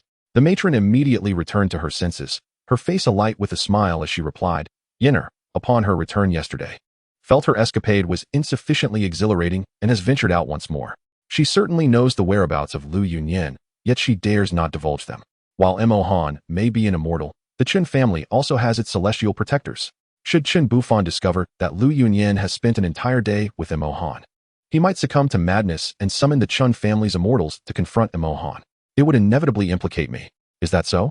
Observing the matron's evasive gaze, a flicker of doubt stirred within Chen Bufan. Pray tell, where has Miss Yunyan gone for her outing? I shall seek her out. The matron hesitated. She understood that, given Chen Bufan's temperament, should she name any location, he would undoubtedly go there. If he failed to find Lu Yunyan, he would surely return to blame her. After contemplating, she hastily concocted an excuse, stating, Yinner departed in such haste that she did not confide in me. Upon hearing this, Chen Bufan let out a cold snort, abruptly shedding his usual affable demeanor. Humph, madam, do you truly believe I am oblivious to your deceit? I advise you to cooperate and reveal the whereabouts of Miss Yunyan. Otherwise, I assure you, you shall face dire consequences. Seeing Chen Bufan's threatening stance, the matron's temper flared. What if he was the eldest son of the Chen family? She too had her own allies. Young Master Chen, she retorted, I speak the truth. Should you doubt me, there is little I can do. Furthermore, if you have no other matters, I kindly request you take your leave, as I am feeling rather fatigued and wish to rest. Humph, if you do not speak honestly, I shall not depart today. Chen Bufan sneered. He could not believe that, with his status, this matron would dare to dismiss him. The matron raised an eyebrow. She had no intention of indulging Chen Bufan. Yes, the Chen family had their immortals, but her establishment was also under celestial protection. She called out towards the door. Come in. As her words fell, 2 guards entered, respectfully addressing the matron. Madam, how may we serve you? The matron cast a glance at Chen Bufan and then instructed. Young Master Chen's temper is rather fiery. Take him to the young ladies to help temper his passion. Yes, madam. The guards understood the matron's intent to show Chen Bufan the door. However, they said nothing as they approached Chen Bufan, preparing to escort him away. Remove your filthy hands. I can walk on my own. Chen Bufan seethed. He had not expected the matron to truly dare to expel him. As he prepared to leave, he turned back to the matron, glaring fiercely. Madam, mark my words, I shall return. Having spoken, Chen Bufan dramatically swept his robe and departed in displeasure. The madam observed Chen Bufan's retreating figure, a flicker of anxiety crossing her eyes. To preempt any unforeseen circumstances, she turned to a nearby guard and instructed. Follow him and ascertain whether Chen Bufan exhibits any peculiar behavior. Yes, the guard replied with a fist salute before hastening after him. Half an hour later, the guard dispatched by the madam returned in a state of panic, rushing into her chamber. The madam had intended to reprimand him for his lack of decorum, but upon seeing his countenance, she held her tongue. Madam, the guard stammered, visibly terrified. The madam stepped forward and delivered 2 resounding slaps to his face, prompting him to regain his composure. Speak slowly. What has caused you to be in such a fluster? Shaking uncontrollably, the guard replied, Madam, Chen Bufan. He has brought along the immortal from the Chun family and the immortal from the Lu family to our establishment. What? The madam's face paled in shock. She had anticipated that Chen Bufan's return would herald trouble for her, and she had prepared herself for such an encounter. Initially, even if Chen Bufan summoned the Chun family's immortal to confront her, she would not have feared it. After all, the immortal who presided over her brothel had once assured her that although the Chun family's immortal was powerful, he could not easily overcome him. Yet now, she was taken aback to learn that Chen Bufan had also enlisted the aid of the Lu family's immortal. It seemed the rumors were indeed true. The Lu family had completely submitted to the Chen family. The delicate balance among the 4 great families of Haishi Town had long since been shattered. With Chen Bufan accompanied by 2 immortals, while she had only one at her disposal, she could not ascertain whether her ally could withstand the odds of facing 2 adversaries. Realizing the gravity of the situation, the madam hastily departed. Upon reaching the residence of her brothel's immortal, she knocked on the door. My lord, I have urgent matters to report, she spoke softly. After a moment's pause, silence persisted within the room. A tremor of unease coursed through her as she pushed the door open, only to find the chamber devoid of any presence. Her gaze fell upon a letter resting on the table. Upon unfolding it and reading its contents, despair washed over her like a thunderbolt. The letter revealed that the immortal had been summoned unexpectedly the previous day and, due to the urgency of the matter, had left without informing her, leaving only this note behind. With her protector gone, the madam broke into a cold sweat, pacing back and forth in distress. Chapter 52. The infatuated one. After a moment's contemplation, the madam wasted no time and hurried back to her chamber, frantically gathering her belongings in preparation for flight. Given Chun Bufan's temperament, he might very well seek to take her life. She contemplated seeking assistance from Imo Han, yet judged that despite his status as an immortal, his youthful appearance suggested he would be no match for the immortals of the Chun and Lu families. Regardless, with 100 inferior spirit stones in her possession, she could abandon this brothel and thrive elsewhere. Unbeknownst to the matron, Chun Bufan had anticipated her potential flight. Thus, he quickened his pace, accompanied by 2 celestial beings. Upon arriving at the brothel, the guards, upon seeing the celestial beings following Chun Bufan, dared not impede their passage. This allowed Chun Bufan to advance unimpeded, directly to the matron's chamber, where he fortuitously discovered her frantically packing her belongings. With a cold laugh, he inquired, "Tell me, my dear aunt, where do you intend to go with such haste?" Upon noticing the 2 celestial beings standing beside Chun Bufan, the matron's face was suffused with terror. She had not expected Chun Bufan to arrive so swiftly. She hastily knelt before him, pleading, "Young Master Chun, I acknowledge my faults. I implore you, show mercy and spare me." Chun Bufan regarded her with a mix of surprise and skepticism. Ordinarily, one would assume the matron's establishment had celestial guardians. Yet she appeared utterly devoid of confidence at this moment. He did not dwell on it. Prior to his conquest of the Lu family, the matron's brothel might have been considered his equal. However, now, even if the celestial guardian of her establishment were to appear, he would not grant them any favor. With a disdainful snort, Chun Bufan kicked the matron aside. She fell clumsily to the floor, and from the large sack hanging from her, a translucent stone tumbled out. The moment the celestial beings affiliated with the Chun and Lu families beheld the stone, their eyes sparkled with intrigue. The celestial being from the Chun family then harnessed his spiritual energy, drawing the sack and the stone into his grasp. "This is a spirit stone," the guardian from the Lu family exclaimed. Spirit stones were invaluable to them, the wandering cultivators. Indeed, the Chun family's celestial replied, and as his consciousness probed into the sack, he discovered it contained an astonishing 99 spirit stones, causing his face to blossom with delight. He turned to his companion, grinning, "My friend, there are 99 spirit stones in this bag. Together with this one, shall we divide them 60-40? The other celestial, momentarily taken aback, soon nodded in agreement.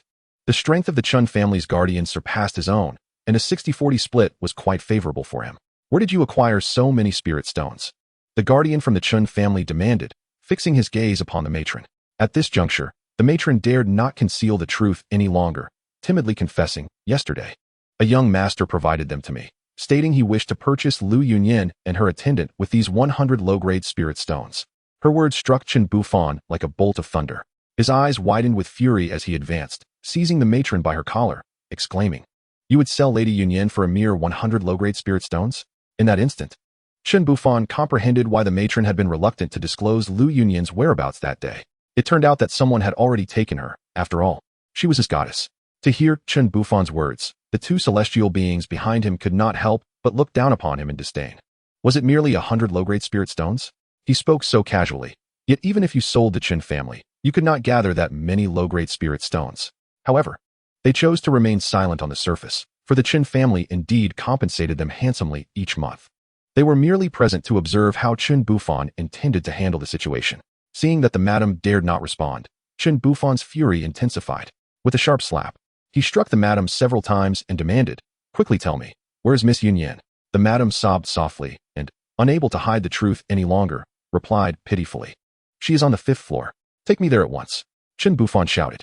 The madam nodded quickly, leading Chun Bufan and the 2 celestial beings toward Imo Han's chamber. Throughout the encounter, she refrained from disclosing that Imo Han was also a celestial being. Inside an opulent room, Imo Han suddenly sensed a strong murderous intent emanating from outside. Just then, with a loud crash, Chun Bufan forcefully kicked open the door. Upon recognizing Chun Bufan, the hypocrite, Imo Han's lips curled into a slight smirk. Yesterday, 3 of his main antagonists had insulted him in the streets, and 2 of them had already faced retribution. Only Chun Bufan remained. Before him, Lu Yunyan was obediently massaging Imo Han's shoulders, while Lu Chan was diligently tending to his legs. "No." Despair etched on his face. Chun Bufan clutched his head and wailed, "Yunyan, You cannot treat me this way. Young Master Chun. Seeing the hopeless expression on Chun Bufan's face, tears streamed down Lu Yunyun's cheeks. It was not that she felt remorse for him. She harbored no romantic feelings towards him. Rather, Chun Bufan was the one with the most hope of rescuing her at that moment.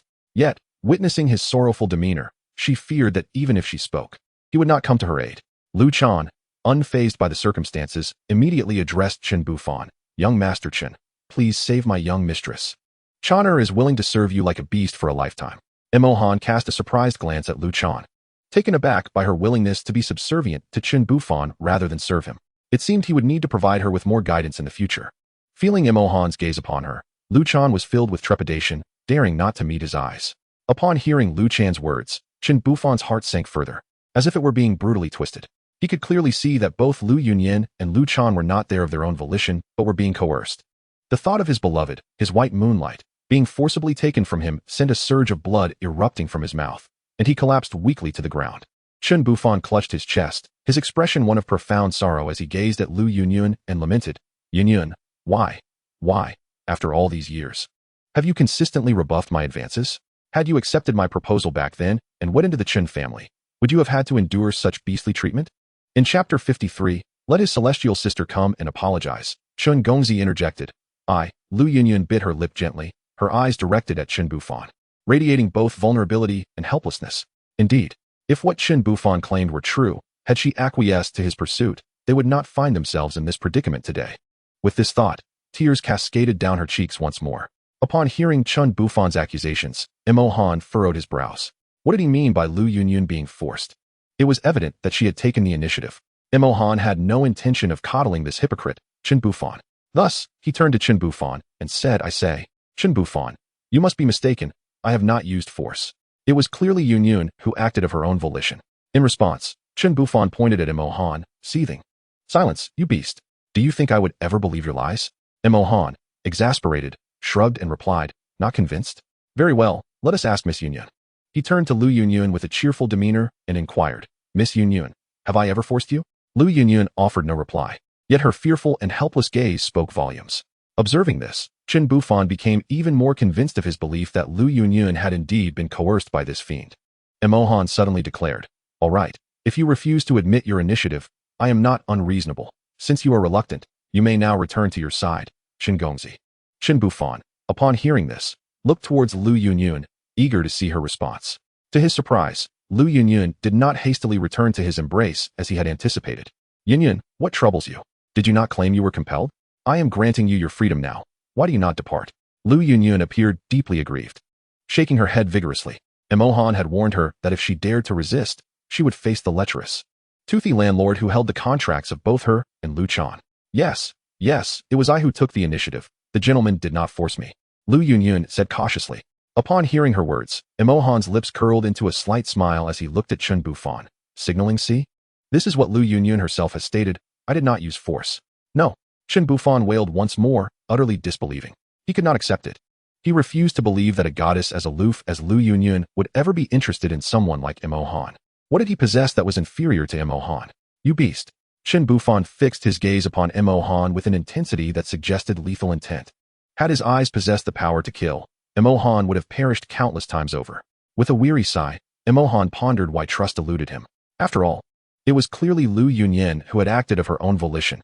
Turning to the celestial being presiding over his household, Chun Bufan implored, My lord, I beseech you to take action and subdue this beast. The celestial being, upon hearing his plea, nodded slightly, signaling Chun Bufan to remain calm.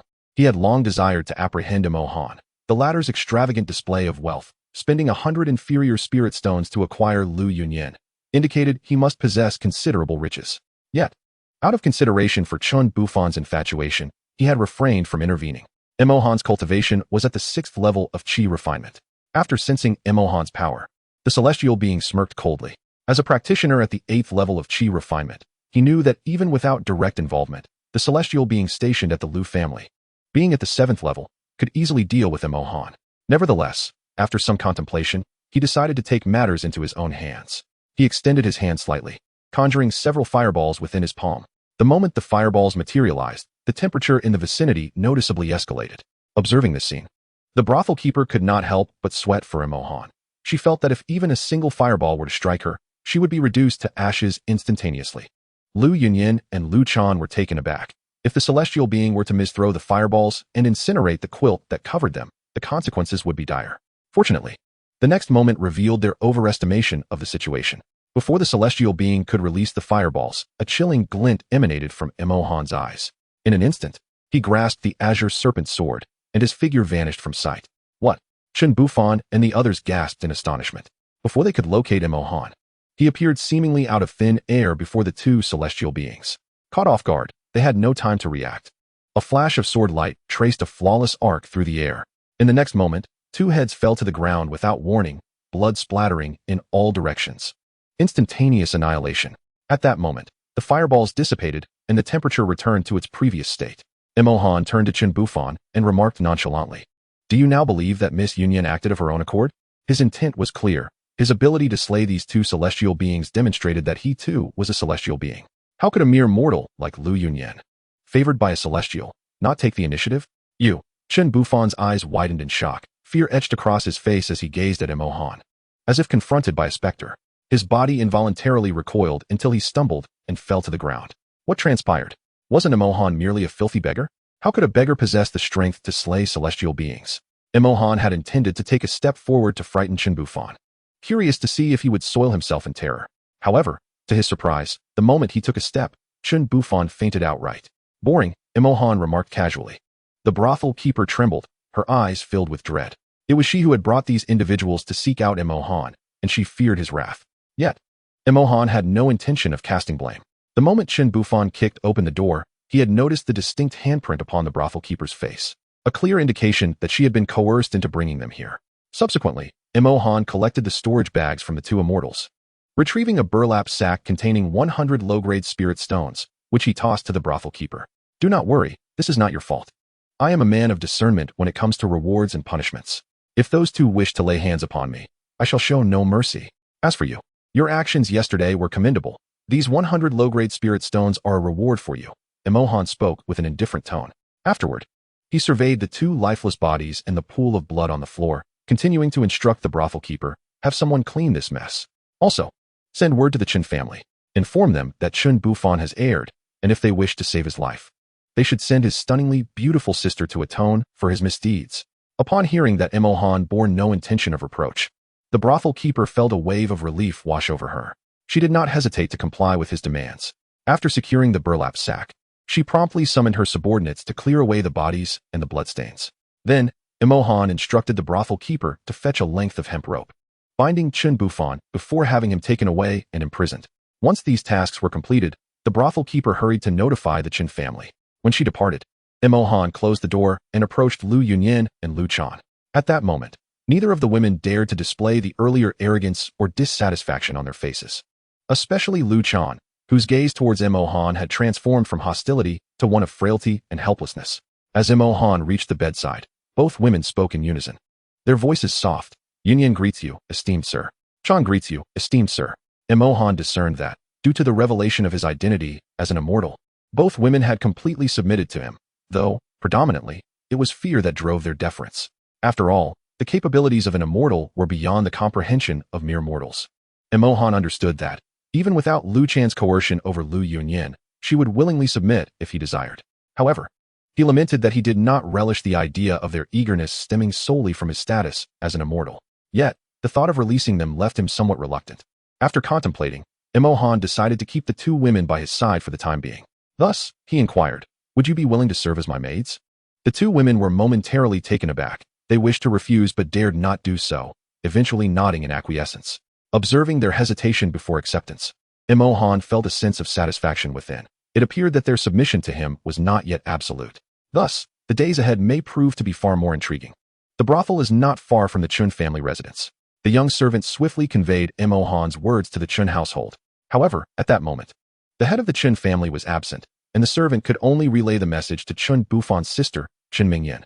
Upon learning of Chen Bufan's peril, Chen Mingyan wasted no time in preparing herself for a visit to the brothel.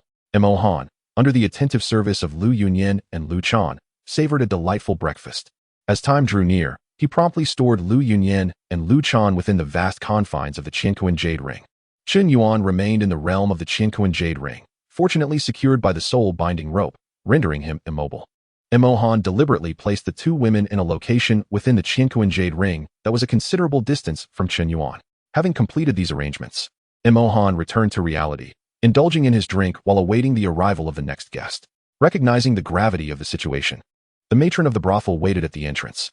Upon seeing Chun Mingyan arrive, she promptly ushered her into Emohan's chamber. "My lord, Chen Mingyan has been brought," the matron said softly. Emohan replied, "Come in." With a creak, the door opened, and a figure of exquisite beauty gracefully entered.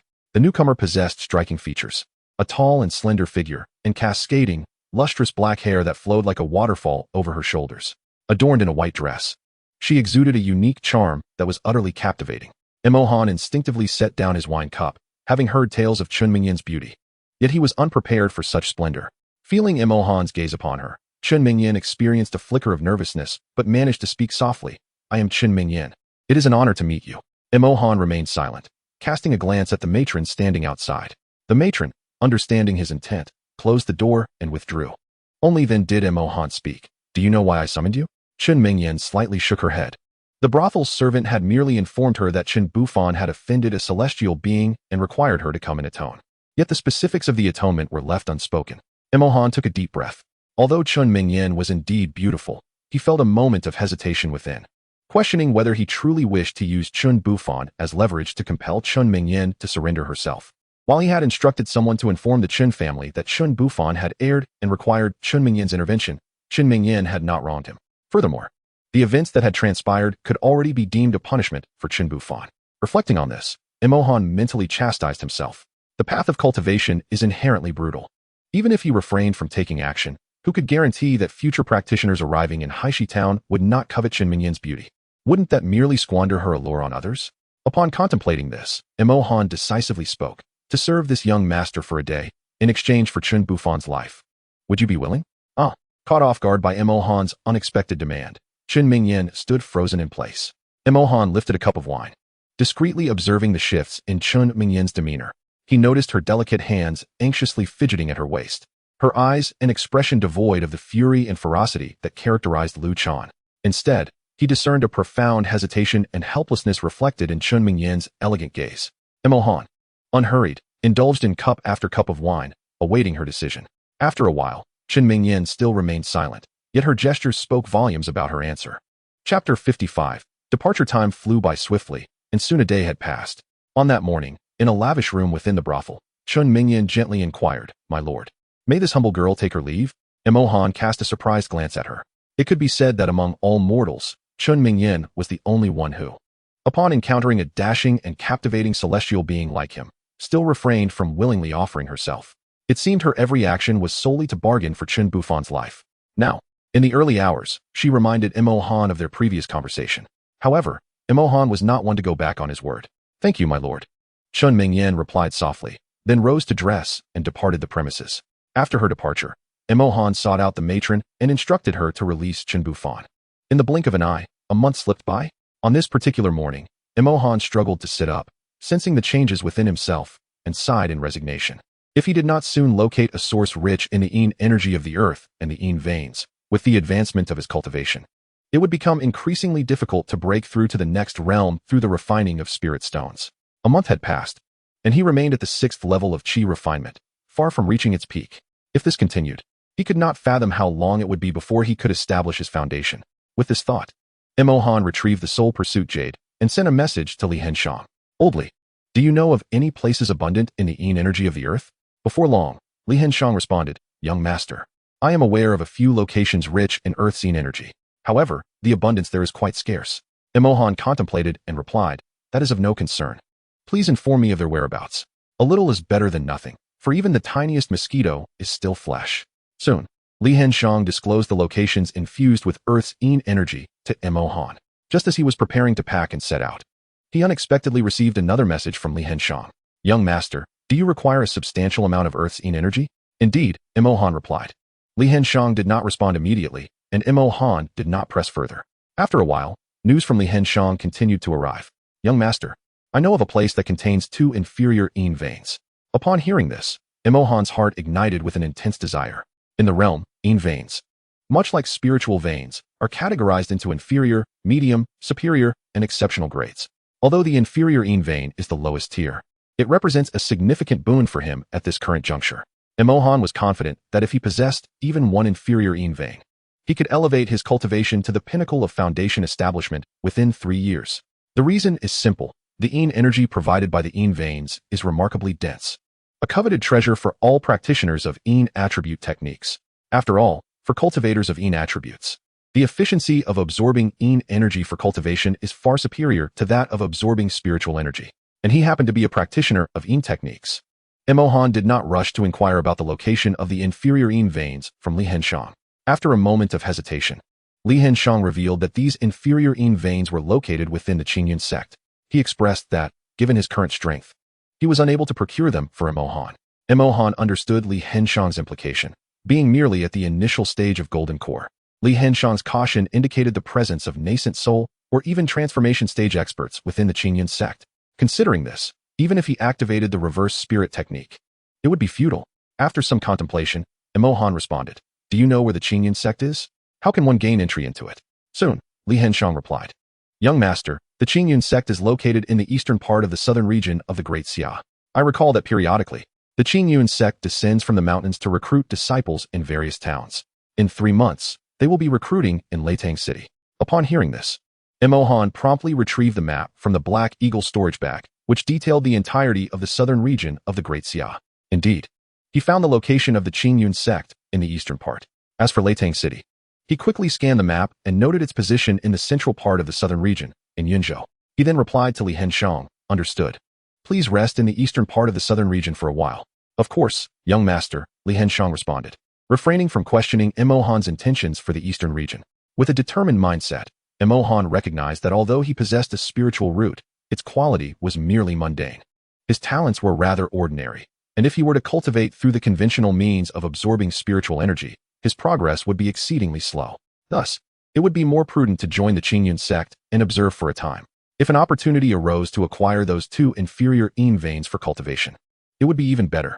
If he is unable to do so, he shall diligently cultivate in the Qingyun sect while devising ways to amass a substantial amount of spirit stones, subsequently seeking a merchant guild to exchange them for resources to cultivate the Yin veins. Emohan continued to study the map. The southern region of the Great Xia comprises 12 states, and he currently resides in Haishi town of Luoxia State, which is quite distant from Thunder City in Yunzhou. As he has yet to establish his foundation, he cannot fly with a sword. Given his present circumstances, he can only travel by horse-drawn carriage. At the pace of the carriage, it will take at least 2 months to reach Thunder City. Fortunately, the Qingyun sect will only recruit disciples in 3 months, so it appears he has ample time. Subsequently, Emohan prepared himself and released Lu Yunyan and Lu Chan. Given the lengthy journey ahead, bringing Lu Yunyan and Lu Chan along was indeed the wisest choice. Chapter 56, Ziyuan Before Long. Emohan located the brothel keeper and requested her to arrange a luxurious carriage, ensuring it was spacious. Upon learning that Emohan intended to travel with Lu Yunyan and Lu Chan, the brothel keeper did not refuse. Setting aside Emohan's esteemed identity, which allowed him the freedom to act as he pleased among mere mortals, the primary reason for her acquiescence was the 100 low-grade spirit stones he had gifted her, sufficient to acquire both Lu Yunyan and Lu Chan. Since Lu Chan was already a mundane martial artist, Emohan simply requested a carriage and set off. Lu Chan took on the role of the coachman, while Lu Yunyan attended to him within the carriage. Naturally, the 2 young women dared not decline such requests. At noon, in Haishi town, at the Chun residence, Chun Mingyan arrived alone at a dilapidated temple situated a kilometer away. After lighting 3 thick incense sticks before the temple's Buddha statue and offering her prayers, she stepped outside to wait. Moments later, a beam of purple light appeared in her line of sight, swiftly transforming into a long rainbow that approached her ever closer. Within a few breaths, a woman clad in a flowing purple gown gracefully descended before Chun Mingyan.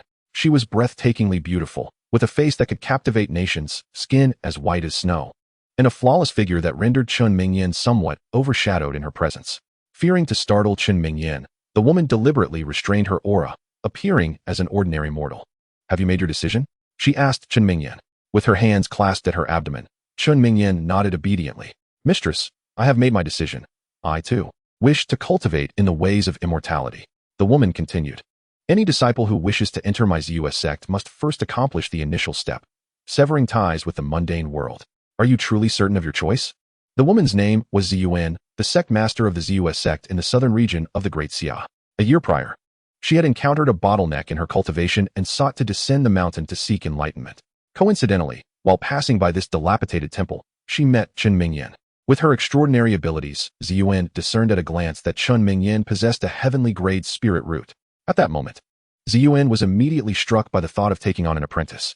However, after revealing her identity to Chen Mingyan, she was rejected without a moment's hesitation. This marked the first time since becoming the leader of the Ziyue sect that she had been turned down, and by a mere mortal at that. Ziyuan had initially considered forcibly abducting Chen Mingyan, only to be met with the latter's unexpected declaration that she still had unresolved ties to the mortal realm and did not wish to pursue immortality. With a sense of resignation, Ziyuan believed that as long as one remained entangled in worldly affairs, even a cultivator endowed with a heavenly-grade spiritual root would struggle to achieve great success on the path of immortality. Thus, she refrained from further coercion, leaving behind 3 spiritual incense sticks for Chen Mingyan, instructing her that if she could let go of her worldly concerns, she should come to the dilapidated temple and light the incense, at which point Ziyuan would come to escort her into the realm of immortals. With unwavering determination, Chen Mingyan replied, "To your excellency, I have been free of attachments for a month now." In truth, she was not the biological daughter of the Chun family in Haishi town. When she was 5 years old, Chun Bufan had returned from an outing and, passing by the dilapidated temple, noticed her, though clad in rags, was strikingly beautiful. He believed she would grow into a great beauty and thus took her back home. As the years passed, Chen Mingyan discerned Chun Bufan's inappropriate intentions towards her. She contemplated rejecting him or fleeing Haishi town altogether. But she recognized that had he not rescued her from the temple, she might have perished from starvation. Consequently, she made an agreement with Chun Bufan to offer herself to him upon turning 18. Chun Bufan did not refuse, reasoning that women often adhered to customs that dictated such matters would not transpire before they reached adulthood. At the age of 16, when she encountered Ziyuan, she considered following her to cultivate. Yet, the thought of her unresolved debt to Chen Bufan lingered in her mind, prompting her to decide to fulfill her promise before embarking on the journey with Ziyuan. However, during her 17th year, Chen Bufan angered an immortal named Mo Han. A month prior, she had exchanged her body to serve Mo Han, thereby saving Chen Bufan's life, which she deemed a repayment of his past kindness. After spending a month settling her affairs in the mortal realm, she arrived at the temple to light the 3 incense sticks. To help Chen Mingyan acclimate to the cultivation techniques more swiftly, Ziyuan did not take her directly to the immortal gate via flight, but rather produced a flying vessel. Within the vessel, Ziyuan navigated at the helm, while Chen Mingyan practiced the techniques Ziyuan had bestowed upon her from behind. Suddenly, a spurt of fresh blood erupted from Chen Mingyan's mouth, and her face turned pale. Ziyuan's expression shifted to one of shock as she halted the vessel midair and rushed to assess Chen Mingyan's condition. After examining her internally, Ziyuan swiftly comprehended the cause of Chen Mingyan's distress. "Mingyan, you have lost your virtue. You mortals are not supposed to engage in matters of intimacy until you reach the age of 18, are you?" It appears that the cultivation method she imparted to Chen Mingyan can only be practiced with a maiden's purity. Ziyuan was not privy to Chen Mingyan's past, but she suddenly recalled that during their time in the dilapidated temple, Chen Mingyan had mentioned that she had long since severed all attachments a month ago. Upon this realization, a glint of murderous intent flickered in Ziyuan's eyes. "Yinner, you were forced. Tell me, who was it?" In an instant, an icy aura erupted from Ziyuan, the terrifying chill rendering the very air around them seemingly frozen. Had she not been concerned that probing Chen Mingyan's soul would inflict great harm upon her, she would have sought the truth immediately. Chen Mingyan, her complexion pale, shook her head gently, tears streaming down her cheeks. "Master, please do not assume that I acted willingly." Witnessing Chen Mingyan's distress, Ziyuan sighed inwardly. How could she not discern that Chen Mingyan was not truly willing? Mortals are deeply bound by societal norms, regardless of gender. They would never dare to taste forbidden fruit before the age of 18. It is futile, truly. If Chen Mingyan did not wish to speak, she would not press her. As long as Chen Mingyan could completely sever her ties to the mundane world and, in the future, attain great power, perhaps she could eventually seek justice for herself. After healing Chen Mingyan's wounds, Ziyuan presented her with another cultivation method and continued to steer the flying vessel onward. Chapter 57. Lu Chan's Opportunity Nightfall. As the carriage had yet to reach the town, Mo Han instructed Lu Chan to drive the carriage to a nearby dilapidated temple, intending to spend the night there before continuing their journey at dawn. As Mo Han kindled the fire, he heard the sound of hunger emanating from the 2 women. It dawned on him that he had once again forgotten to bring provisions. "Are you hungry?" he inquired. Lu Yunyin and Lu Chan lowered their heads, hesitant to respond. Mo Han, oblivious to their thoughts, quickly discerned from their bashful demeanor what was amiss. Clearing his throat, he retrieved a spear from his storage pouch and tossed it to Lu Chan honestly. What do they take me for? Xiao Chan, go find something to eat.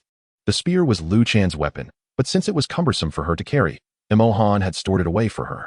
It was not that he was unwilling to roast the carcass of the fire phoenix he had slain in the lava's secret realm. However, Qin Yuan had been consuming the provisions in his Qianquan jade ring at an alarming rate, leaving little for anyone else. Fortunately, Lu Chan was a warrior. It should not be too difficult for her to procure some game from the outside.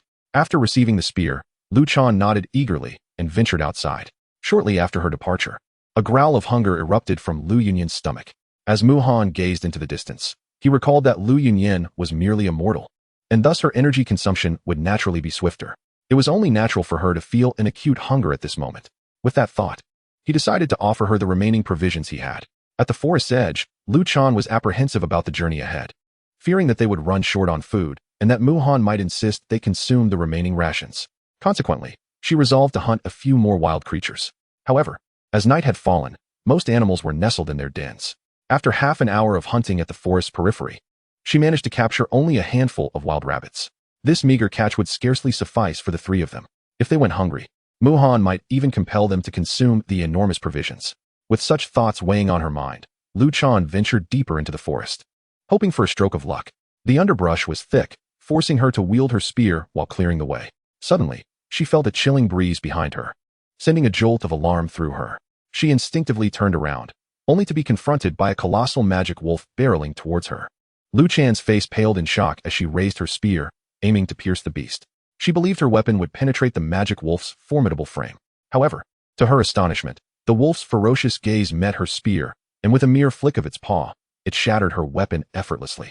With a resounding thud, Lu Chan felt an overwhelming force collide with her, causing her to lose her balance and fly backward, crashing against the trunk of a tree. She coughed up a mouthful of blood, agony radiating from her abdomen, making even the act of breathing a struggle. Staring in disbelief at the magic wolf before her, Lu Chan reflected on her years of accompanying Lu Yunyan during her excursions. She had encountered numerous aggressive beasts in the past, yet had always managed to handle them with ease. But this creature was unlike any she had faced before. Not only was the magic wolf vastly larger than her, but the aura it emanated was entirely distinct from any beast she had previously encountered. Wait. Suddenly, realization struck her. The energy radiating from the magic wolf was identical to that of Mu Han. This revelation indicated that the magic wolf was of celestial caliber. No, to be precise, this creature could no longer be classified as a mere beast. It was a demon beast. Lu Chan lamented inwardly, wishing she had never ventured so deeply into the forest. Demon beasts were not to be trifled with, as any one of them was beyond the capabilities of an ordinary martial artist like herself. With an ear-splitting roar, the magic wolf unleashed its ferocity, its razor-sharp claws glinting with a sinister light under the moon. Its gaze fixated intently on the grievously injured Lu Chan, who, at that moment, coughed up another spurt of blood in her weakened state. The ferocious demon wolf lunged fiercely at Lu Chan. In utter despair, Lu Chan shut her eyes. Having lost all strength to flee, resigned to the fate of being torn to shreds by the beast. At that moment, a sharp sword aura, infused with formidable energy, surged from the side of the demon wolf. Startled, the creature's eyes widened. It sensed the strength of this sword energy was not to be underestimated. The demon wolf frantically slashed with its claws, attempting to rend this sword aura. However, in the face of absolute power, all resistance proved futile. The sword energy struck the demon wolf's body with a series of muffled thuds, instantly shattering its claws. The demon wolf let out a wretched howl, the light in its eyes dimming until it collapsed helplessly to the ground. Hearing the commotion, Lu Chan slowly opened her eyes. The sight of the demon wolf lying dead before her filled her with profound shock.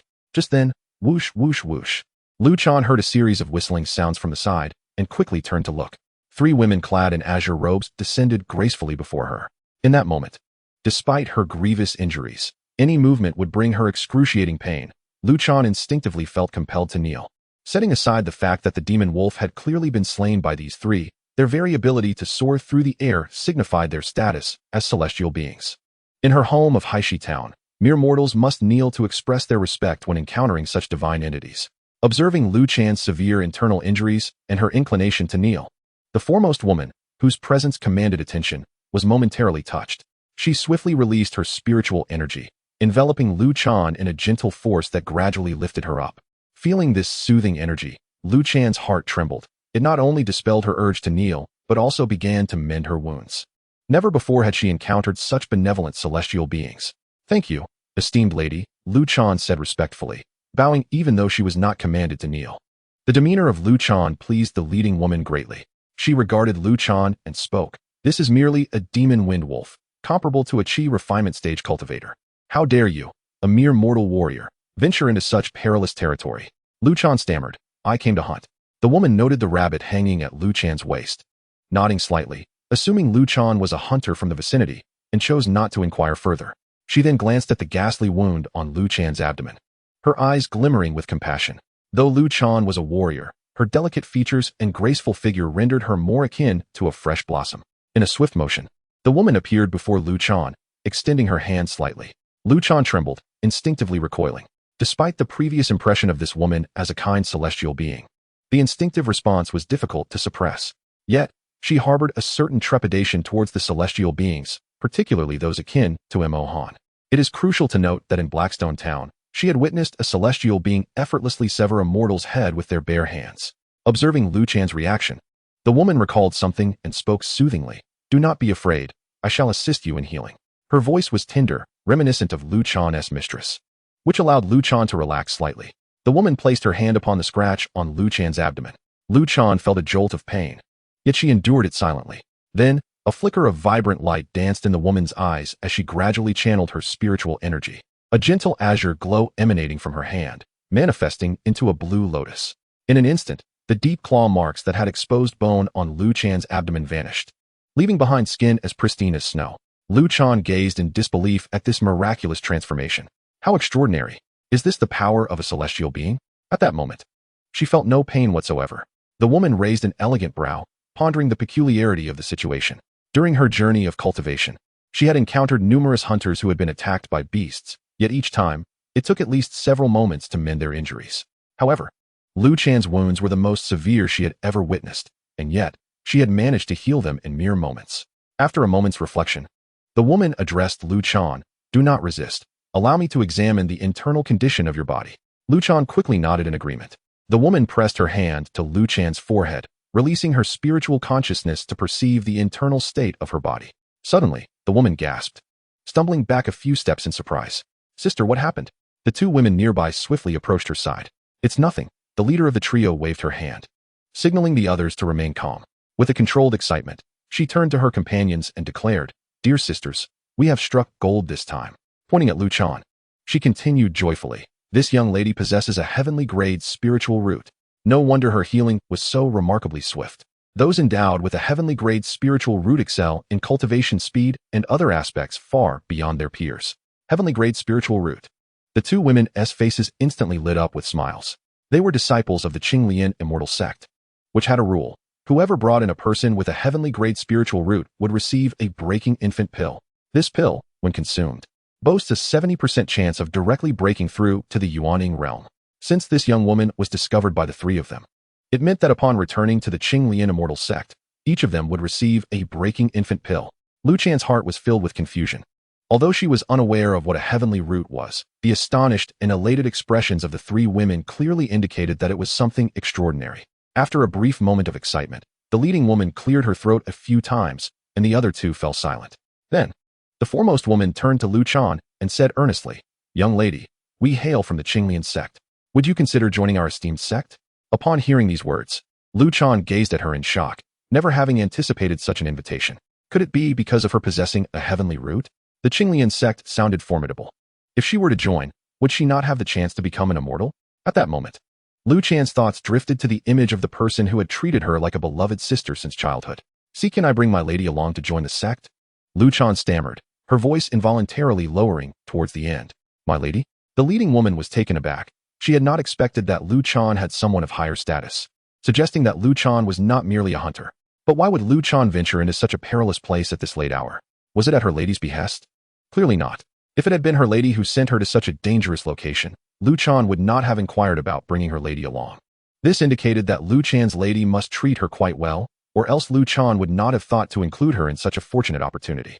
"Of course you can," the leading woman assured her. "With someone bearing a heavenly root like Lu Chan, according to the Qinglian sect's rules, Even if the person Lu Chan wished to bring along lacked any spiritual roots, they could still be admitted to the sect. Lu Chan smiled with joy at this, and she was about to suggest returning together to find Lu Yunyan. Just then, a sinister figure flashed through Lu Chan's mind, causing her to lower her head. "What is it?" the leading woman gently inquired, observing Lu Chan's reaction. Lu Chan hesitated, uncertain whether to disclose the matter of Mo Han's coercion to force her and Lu Yunyan into servitude. The three celestial beings had already come to her aid once. Would it displease them if she asked for their assistance again? Yet, if she were to return alone to the dilapidated temple and confront Mo Han about this, he would undoubtedly refuse to let her and Lu Yunyan leave. Noticing the flicker of fear in Lu Chan's eyes, the leading woman placed a comforting hand on her shoulder and softly said, "Dear sister, have you recalled something dreadful?" Her tone was as warm as the sun, illuminating Lu Chan's heart. In that instant, Lu Chan's defenses crumbled. Tears streamed down her cheeks unbidden. For so many days, she and Lu Yunyan had been engulfed in despair. Chapter 59. What is his fault? Upon witnessing Lu Chan's expression, the leading woman became more resolute in her convictions. She hastily continued to offer comfort. "Do not be afraid. Dear sister, once you join the Qinglian immortal sect, we shall be family. My name is Nangong Qing. You may call me Sister Nangong. This is your sister Hongdai, and this is your sister Huanghua." In response to Nangong Qing's words, Hongdai chimed in, "Indeed, dear sister, if there are any troubles that weigh upon your heart, feel free to share them with us. We shall assist you." Feeling enveloped by the warmth of their concern, Lu Chan responded, "Greetings, sisters. I am Lu Chan." She proceeded to recount her predicament, albeit omitting certain details, such as her interactions with Lu Yunyan and the inappropriate advances of Mo Han. The thought of revealing such matters was too humiliating for her. Instead, she conveyed the essence of her plight, explaining how Mo Han, under the guise of an immortal, had coercively demanded that she and Lu Yunyan serve as his handmaidens. Upon hearing Lu Chan's account, Nangong Qing clenched her fists in indignation, exclaiming, "This is outrageous. How utterly despicable." A powerful aura erupted from Nangong Qing, as terrifying spiritual energy transformed into razor-sharp winds that swept around them, emitting a piercing howl. Witnessing trees being felled by the gusts, Lu Chan trembled slightly. Realizing her display of power had frightened Lu Chan, Nangong Qing quickly reined in her energy. Yet, her heart seethed with hatred for Mo Han. "Fear not, Lu Chan. The so-called immortal you spoke of is likely nothing more than a mere qi-refining practitioner." Nangong Qing reassured her. "Guide us to that dilapidated temple, and we shall rescue your lady. I promise you, we will strip that immortal of his skin." Nodding obediently, Lu Chan felt a surge of hope. She sensed that Nangong Qing's aura was far more potent than Mo Han's, leading her to believe that perhaps she and Lu Yunyan could not only escape their dire situation, but also ascend to immortality together. In the dilapidated temple, Mo Han's eyes reflected a deep contemplation. It had been nearly an hour. Why had Lu Chan not returned? At that moment, his expression grew grave as he sensed three terrifying auras approaching. Without hesitation, he placed Lu Yunyan into the Qiankuan Jade Ring and immediately activated the second level of the divine concealment technique. As his body became ethereal, he utilized the technique of instantaneous movement to appear outside the temple. At that very moment, Mo Han beheld four streaks of light racing towards him, halting in midair. Above, Nangong Qing extended her divine sense, probing the interior of the dilapidated temple. After a moment of contemplation, Nangong Qing withdrew her consciousness, raising an elegant brow. "What is it, senior sister?" Hongdai inquired. A flicker of regret crossed Nangong Qing's eyes as she turned to Lu Chan. "I apologize, Sister Lu Chan. That scoundrel seems to have anticipated our arrival and has already fled." Upon hearing this, Lu Chan's face registered shock. "Fled? Does that mean Lu Yunyan is still forced to remain by Mo Han's side? If she were here, she could share some of the burden. But now that she is gone, Lu Yunyan must face everything alone." The thought brought tears to Lu Chan's eyes, which flowed uncontrollably. Noticing this, Nangong Qing quickly offered comfort. "Do not cry, Sister Lu Chan. I promise you, should we find this scoundrel in the future, I shall ensure he pays dearly." At these words, Mo Han felt a jolt within. How ruthless. It was Lu Yunyan and Lu Chan who had provoked him first. What fault was it of his that he should be skinned alive? Fortunately, he practiced a unique technique that allowed him to sense corresponding spiritual fluctuations as long as others did not deliberately conceal their auras and remained within a certain proximity. Moreover, as long as their cultivation did not exceed his by 3 great realms, he could easily discern their levels of power. Currently, 3 women lingered by Lu Chan's side. The one who had threatened to skin him was at the late stage of the golden core, while the other 2 were at the early stage. He had no idea how Lu Chan had encountered these 3.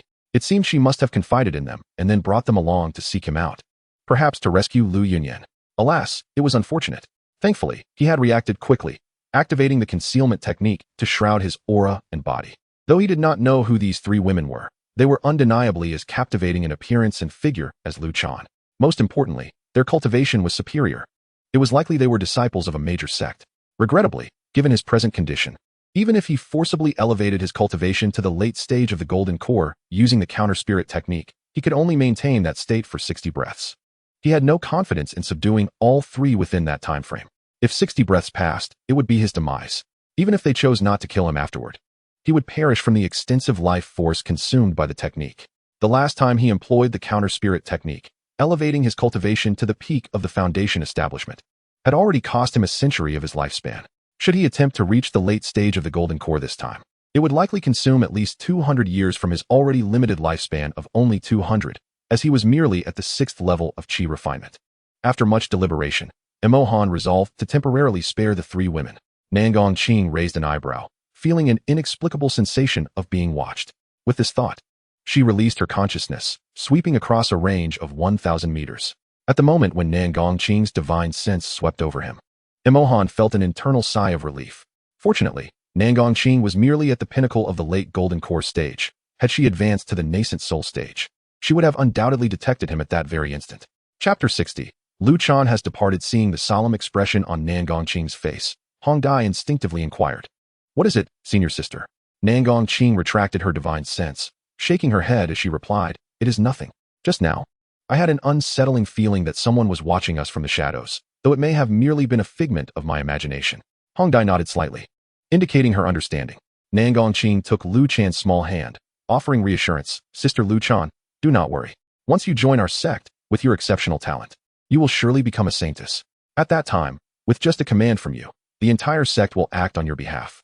And we will undoubtedly locate your Miss Lu and that scoundrel." A flicker of astonishment crossed Lu Chan's eyes. Could she truly become a saintess with her abilities? Although she felt disheartened by the inability to find Lu Yunyan, she recognized that lingering here would yield no fruitful results. Since Emohan could foresee their arrival, he would certainly not return. With this thought, Lu Chan could only place her trust in Nangong Qing's words. Before long, the four of them transformed into a streak of light, vanishing into the distance. Throughout their conversation, Emohan remained a silent observer. It was likely that Lu Chan encountered these three women while hunting, and thereafter, they must have conducted an internal assessment of her, recognizing her commendable talents and subsequently recruiting her. Emohan mused to himself. Nangong Qing's assertion that Lu Chan could become the saintess of their sect was sufficient indication that Lu Chan's aptitude surpassed that of the three women.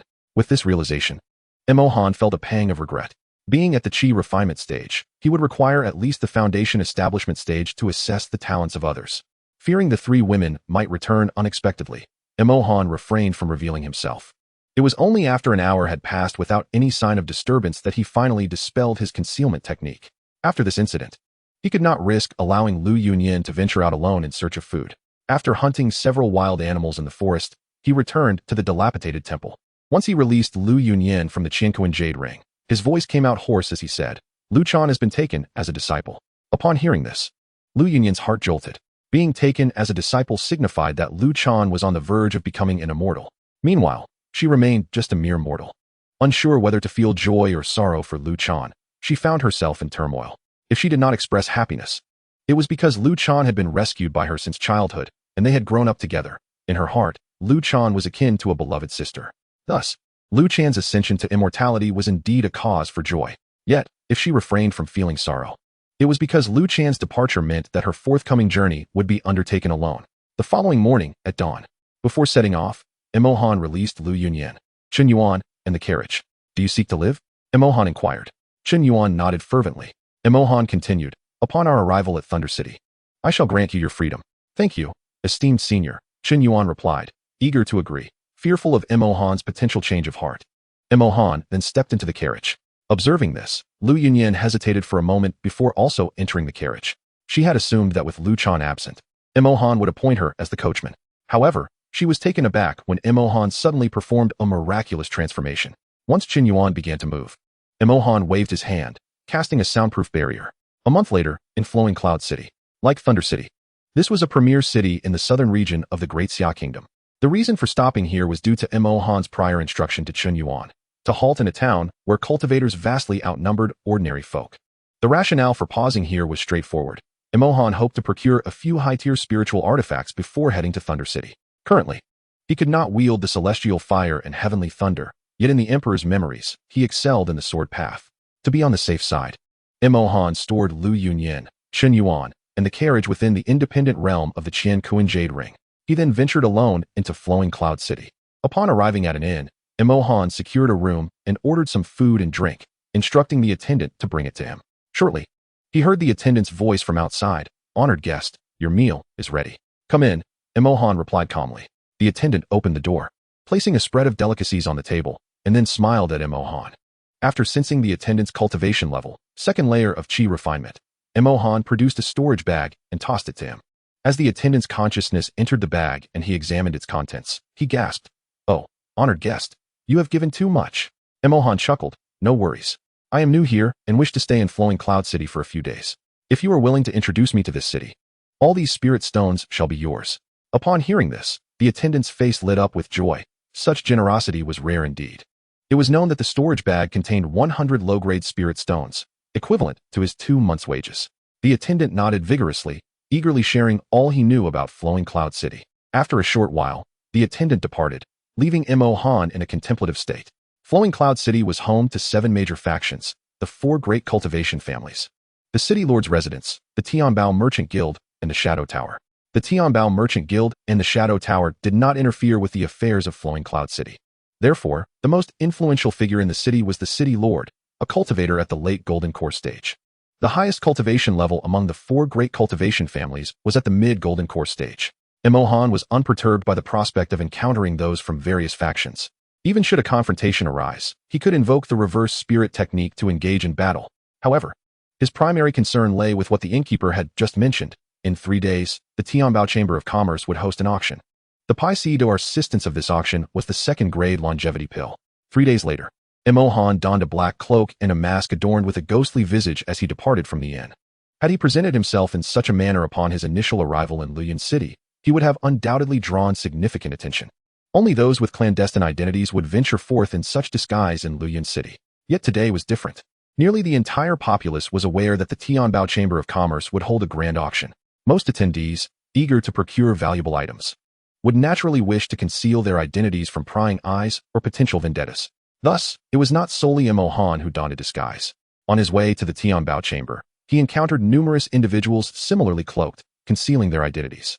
On the 4th floor of the Tianbao Chamber, as he approached the auction venue, Imohan was halted by a guard.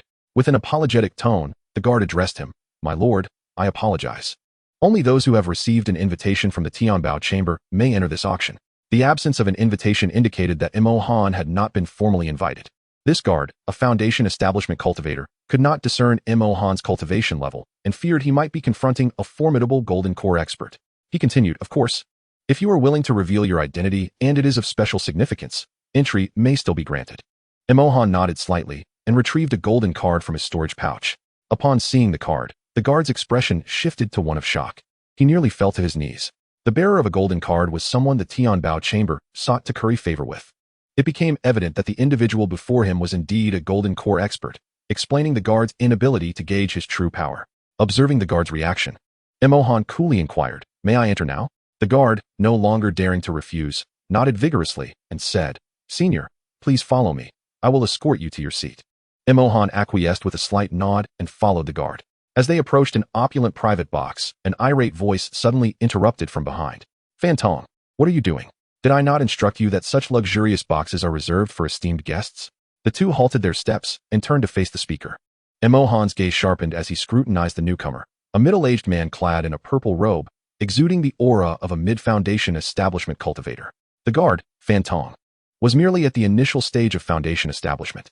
Upon noticing the penetrating gaze of Imohan, the man in the purple robe met his scrutiny without flinching.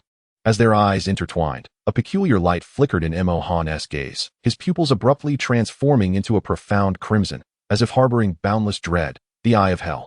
The sudden shift in Imohan's eyes left the purple-robed man in a state of shock. Instinctively, he sought to avert his gaze, unwilling to maintain eye contact with Imohan.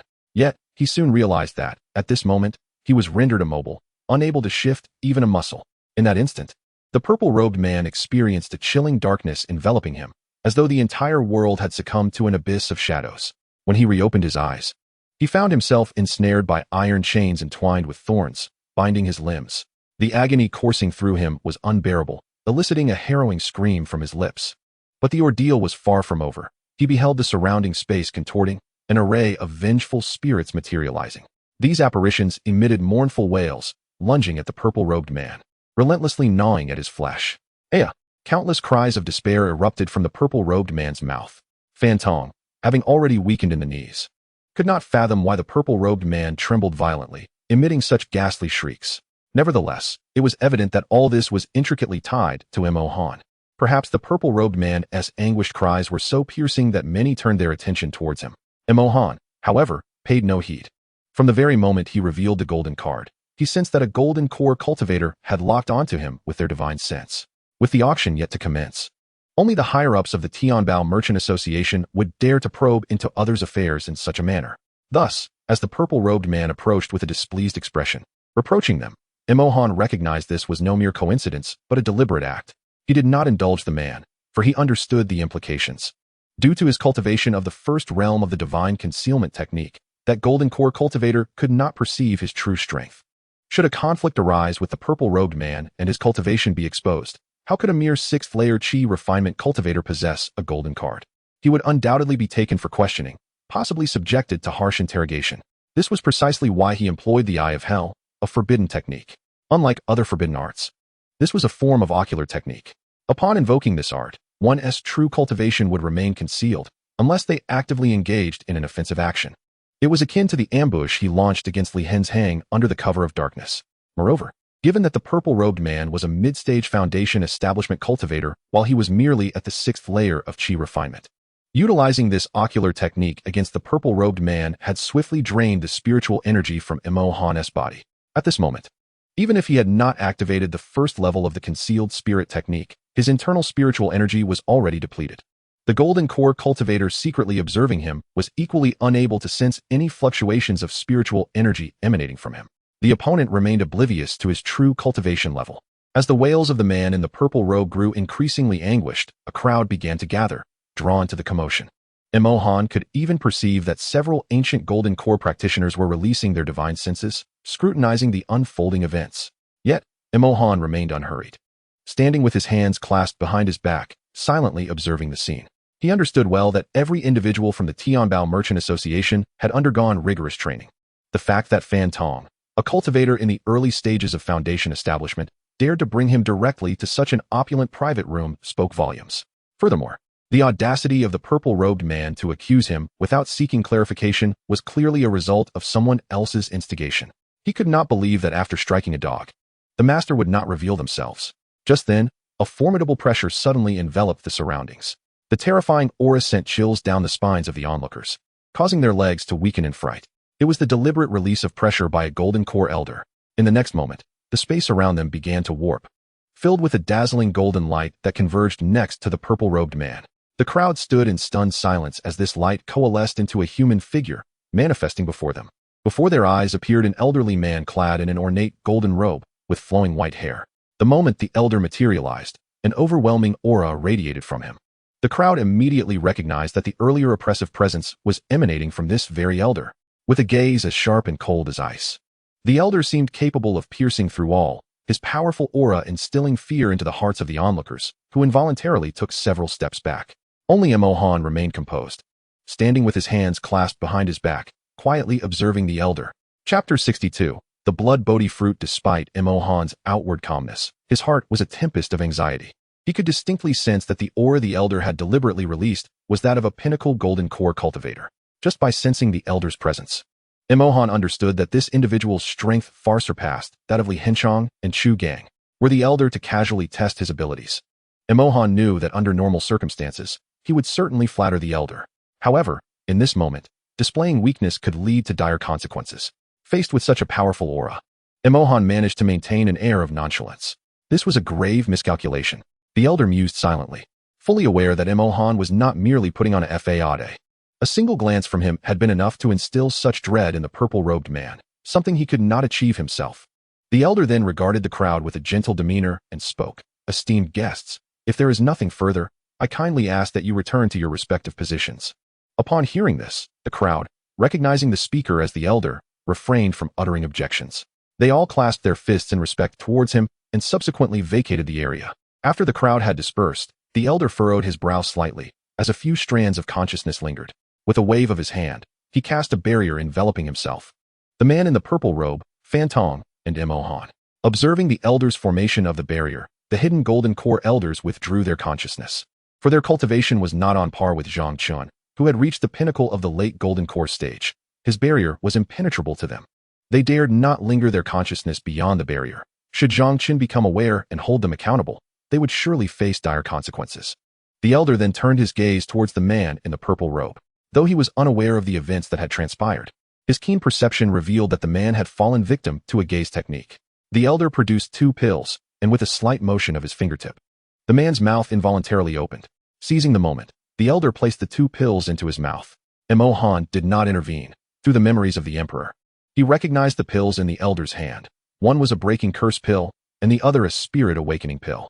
These 2 pills appeared to be of considerable quality, likely no less than 5th grade. The combination of the breaking curse pill and the spirit awakening pill could indeed dispel certain gaze techniques. Yet, the Hell's Eye was a divine technique from the emperor's memories, not easily overcome. As expected, after the man in the purple robe swallowed the pills, a considerable amount of time passed without any reaction. He continued to emit anguished cries. The elder's expression turned awkward. However, as a master at the late golden core stage, he would not readily concede to seeking assistance from others. With another wave of his hand, streams of golden light erupted from his fingertips, rapidly coalescing into a dense array of runes. Gently, he pointed, and the runes seamlessly integrated into the man's body, as if a mysterious force was being infused into the depths of his soul, attempting to awaken his consciousness. Yet, as time elapsed, the man remained unresponsive, his wails growing more desperate. The elder, unwilling to relent, continued to conjure an array of intricate runes, merging them into the man's being. Observing this scene, Mo Han's lips curled into a slight smile. For one afflicted by the Hell's Eye, the only way to dispel the technique was if the elder possessed unfathomable prowess. Otherwise, all his efforts would be in vain. Furthermore, should the afflicted individual possess a cultivation level significantly higher than Mo Han's, or possess an exceptionally strong will, they could break free from the technique within the span of a single incense stick's burning. Of course, Mo Han himself had the capability to liberate the afflicted individual from the gaze technique. As the time of the incense stick burned down, the elder halted his actions. Feeling as though a crow had flown past his head, a profoundly awkward expression upon his face. After a substantial duration of time, the situation of the man in the purple robe had not only failed to improve, but his anguished wails had grown increasingly harrowing. Fan Tong had long been rendered unconscious by the agonizing cries of the purple-robed man. Yet, Mo Han remained composed, as if all that transpired was within his expectations. The elder, unable to maintain his dignity, clasped his fists in apology towards Mo Han, introducing himself as Zhang Chun.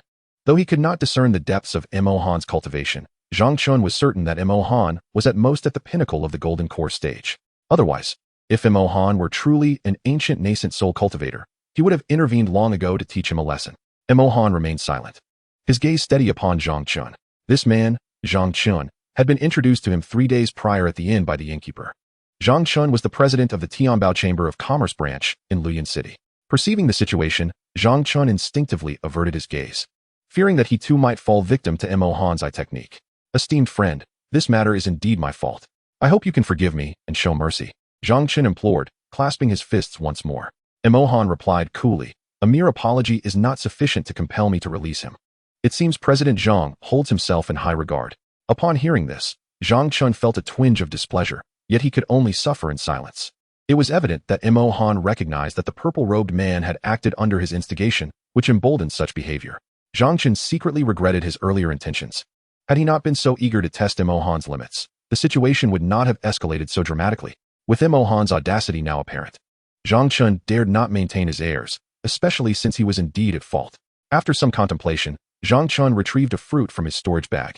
The moment Mo Han laid eyes on the fruit, his pupils constricted sharply. It was the blood-body fruit. Consuming it would immediately restore 50 years of vitality. As he gazed at the lustrous fruit in his hand, Zhang Chun felt a pang of regret, his heart bleeding at the thought.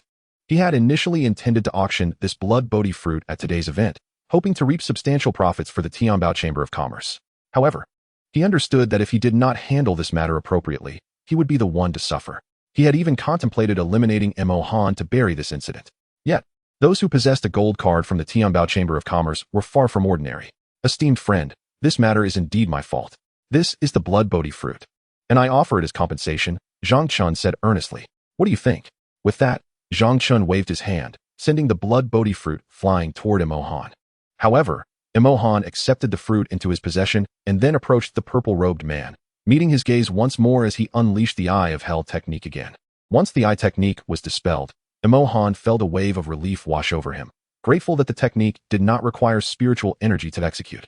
Simultaneously, in another realm, the purple-robed man, who had been enduring torment, suddenly perceived the vanishing of all malevolent spirits. Even the chains surrounding him began to dissolve into nothingness. In the next instant, he felt a darkness envelop him. When he opened his eyes again, he found himself back in reality, gazing at Zhang Chun and Mo Han before him. The man in the purple robe immediately reacted, expressing his gratitude to the elder for showing mercy. He gazed at Mo Han, bowing his head, his eyes filled with fear. Fortunately, Zhang Chun had appeared. Recalling the earlier scene was truly terrifying. It was the first time in his life he had encountered such a formidable ocular technique. Although the effect of the technique had dissipated, beads of cold sweat continued to trickle down his forehead, thoroughly soaking his garments. Chapter 63, Zixian, a lesson not to be repeated. Mo Han replied indifferently. After saying this, he turned and entered the opulent private room. Observing this, Zhang Chun roused Fan Tong from his stupor and led him and the man in the purple robe away. Once he sensed that there were no longer any fluctuations of spiritual energy outside the private room, Mo Han expelled a mouthful of blood, his complexion exceedingly pale. At the moment he had employed the Hell's Eye on the man in the purple robe, he had already reached his limit. However, fearing that Zhang Chun would notice his discomfort, he had endured the agony. Without a moment's hesitation, Mo Han consumed a revitalizing purple herb pill. Instantly, he restored himself to peak condition. Subsequently, with a casual wave of his hand, he wiped away the bloodstains on the floor, and with another gesture, he closed the door. Having prepared everything, Mo Han set up a soundproof formation within the private room, then removed his mask and released Lu Ru Yin from the universe jade ring. Just in time, there was still a while before the auction commenced. Lu Ru Yin looked around in astonishment. Where was this place? It was even more luxurious than her chamber in the brothel. Furthermore, the air here felt incredibly refreshing with every breath she took. Before Lu Ru Yin could fully absorb the lavishness of the private room, Mo Han spoke. This is the auction area of the Tianbao Chamber of Commerce on the 4th floor. Here, we have a luxurious private compartment, which not only has guards outside, but is also merely separated from the other compartments by a wall. Thus, the soundproofing is not particularly effective. Upon hearing this, Lu Ruyin nodded slightly. She was unaware of why Mo Han chose to inform her of their location, nor did she know what the Tianbao Chamber of Commerce was. However, she understood the latter part of his statement, and a blush blossomed on her delicate face. Half an hour later, suddenly a gentle voice emanated from outside the private room. Elder, this humble girl, Zi Xian, is the maid responsible for your compartment at this auction. Mo Han furrowed his brow. The girl had not deliberately released any aura, which is why he could not sense her spiritual energy. It was not surprising that someone would come. 3 days prior, the innkeeper had mentioned to him that if Mo Han could take a seat in the private room, a woman would come to inform him of the various rules regarding the bidding. However, shouldn't she have arrived only when the auction was about to begin? Mo Han recalled that there should still be an hour before the auction commenced. Releasing the soundproof formation, Mo Han inquired, "Isn't there still an hour until the auction begins?" Zishuan continued softly, "In response to your esteemed presence, the decision has been made by our president to commence the auction ahead of schedule, as nearly all the attendees have arrived." Upon hearing this, Mo Han comprehended the rationale behind her words. After all, the piece de resistance of this auction was the second-grade longevity pill. It was only natural for the guests to arrive early with such excitement. After having placed Lu Ruyin into the Qiankuan jade ring, he donned a flowing black robe and adorned himself with a mask. "Please, enter," Mo Han beckoned. No sooner had his words echoed than the door creaked open, revealing a lady clad in a purple qipao, who gracefully stepped into the private room. Her beauty was enchanting, with skin as fair as snow and eyes resembling autumn waters. Her figure was alluringly curvaceous, each contour brimming with timeless elegance. At the sight of her, Mo Han, who had yet to soften, found his body tensing even further, especially as Zishuan moved with a light and delicate grace, each step causing the slit of her qipao to reveal her jade-like legs, swaying like a blossoming flower in a gentle breeze. Zishuan first approached the front, drawing down a large expanse of black curtain, instantly unveiling the entire auction venue to Mo Han's gaze. Before him lay the stage where the auction would unfold, with a congregation of cultivators seated in anticipation. As the last of the black curtain fell away, Imohan could slightly discern the outlines of other private rooms, though the occupants within remained obscured. Next, Zishuan approached Imohan's side, retrieving a jade slip from her storage bag and presenting it to him. Esteemed senior, this contains the list of all items to be auctioned today. Imohan accepted the slip, but refrained from opening it immediately. Observing this, Zishuan cautiously inquired, Esteemed senior, is something amiss? Are you perhaps uninterested in the items up for bid? Imohan felt an exasperated silence within. If he were uninterested, why would he have come? Noticing his shake of the head, Zishuan then recognized that his breath had quickened. Alarmed, she gasped, Esteemed senior, what is the matter? Understanding her concern, Imohan feigned anger, stating, I was in the midst of my cultivation when you abruptly interrupted, causing my vital energy to surge and resulting in a physical disturbance. Zishuan, upon hearing this, was taken aback and instantly knelt. I acknowledge my fault and humbly beseech your forgiveness, esteemed senior. Prior to her arrival, Zhang Chun had warned her that the guest in this room was of great significance, advising her to maintain an impeccable demeanor and avoid inciting any ire.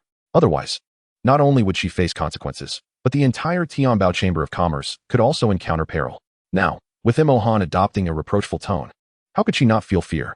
Imohan continued to feign indignation. Forgiveness? You have caused my body such distress. How can I grant you pardon? At his words, Zishuan grew increasingly anxious, her face etched with a sense of grievance. She was unaware that Imohan chose to cultivate at such a moment, nor did she understand why. After her interruption, there were lip marks on his neck and his body remained so tense. All she knew was that Imohan was someone who even Zhang Chun would not dare to offend, let alone herself. Noticing the slight redness in Zishuan's eyes, Imohan surmised that Zhang Chun must have warned her not to provoke him. He cleared his throat twice, feigning grandeur, and said, Very well. I shall grant you an opportunity for redemption, as you do not seem to have acted with malice. Upon hearing this, Zishuan's heart leaped with joy, and a smile graced her face. Thank you, senior. Observing her reaction, Imohan sensed that Zishuan had attained the second level of qi refining. Suppressing his excitement, he calmly instructed, You may rise and approach me. Chapter 64. Bidding for the spirit source pill, Zishuan's voice quivered slightly. Seeing her hesitation, Imohan continued to adopt a lofty demeanor, stating, Since it is Zhang Chun, that cunning old fox, who sent you, I trust you comprehend the consequences of defying my wishes. Miss Zishuan, you surely do not wish to return only to face Zhang Chun's wrath, do you?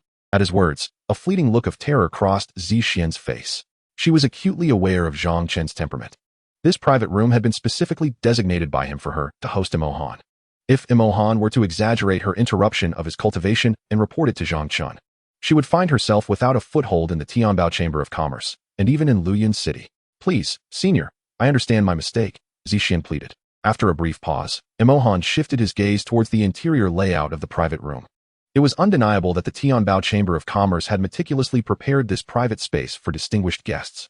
Neither the occupants of the other rooms on this floor nor the guests seated below could discern the specifics of his room, even if they looked up. Furthermore, these opulent chambers had been personally sealed by Zhang Chun.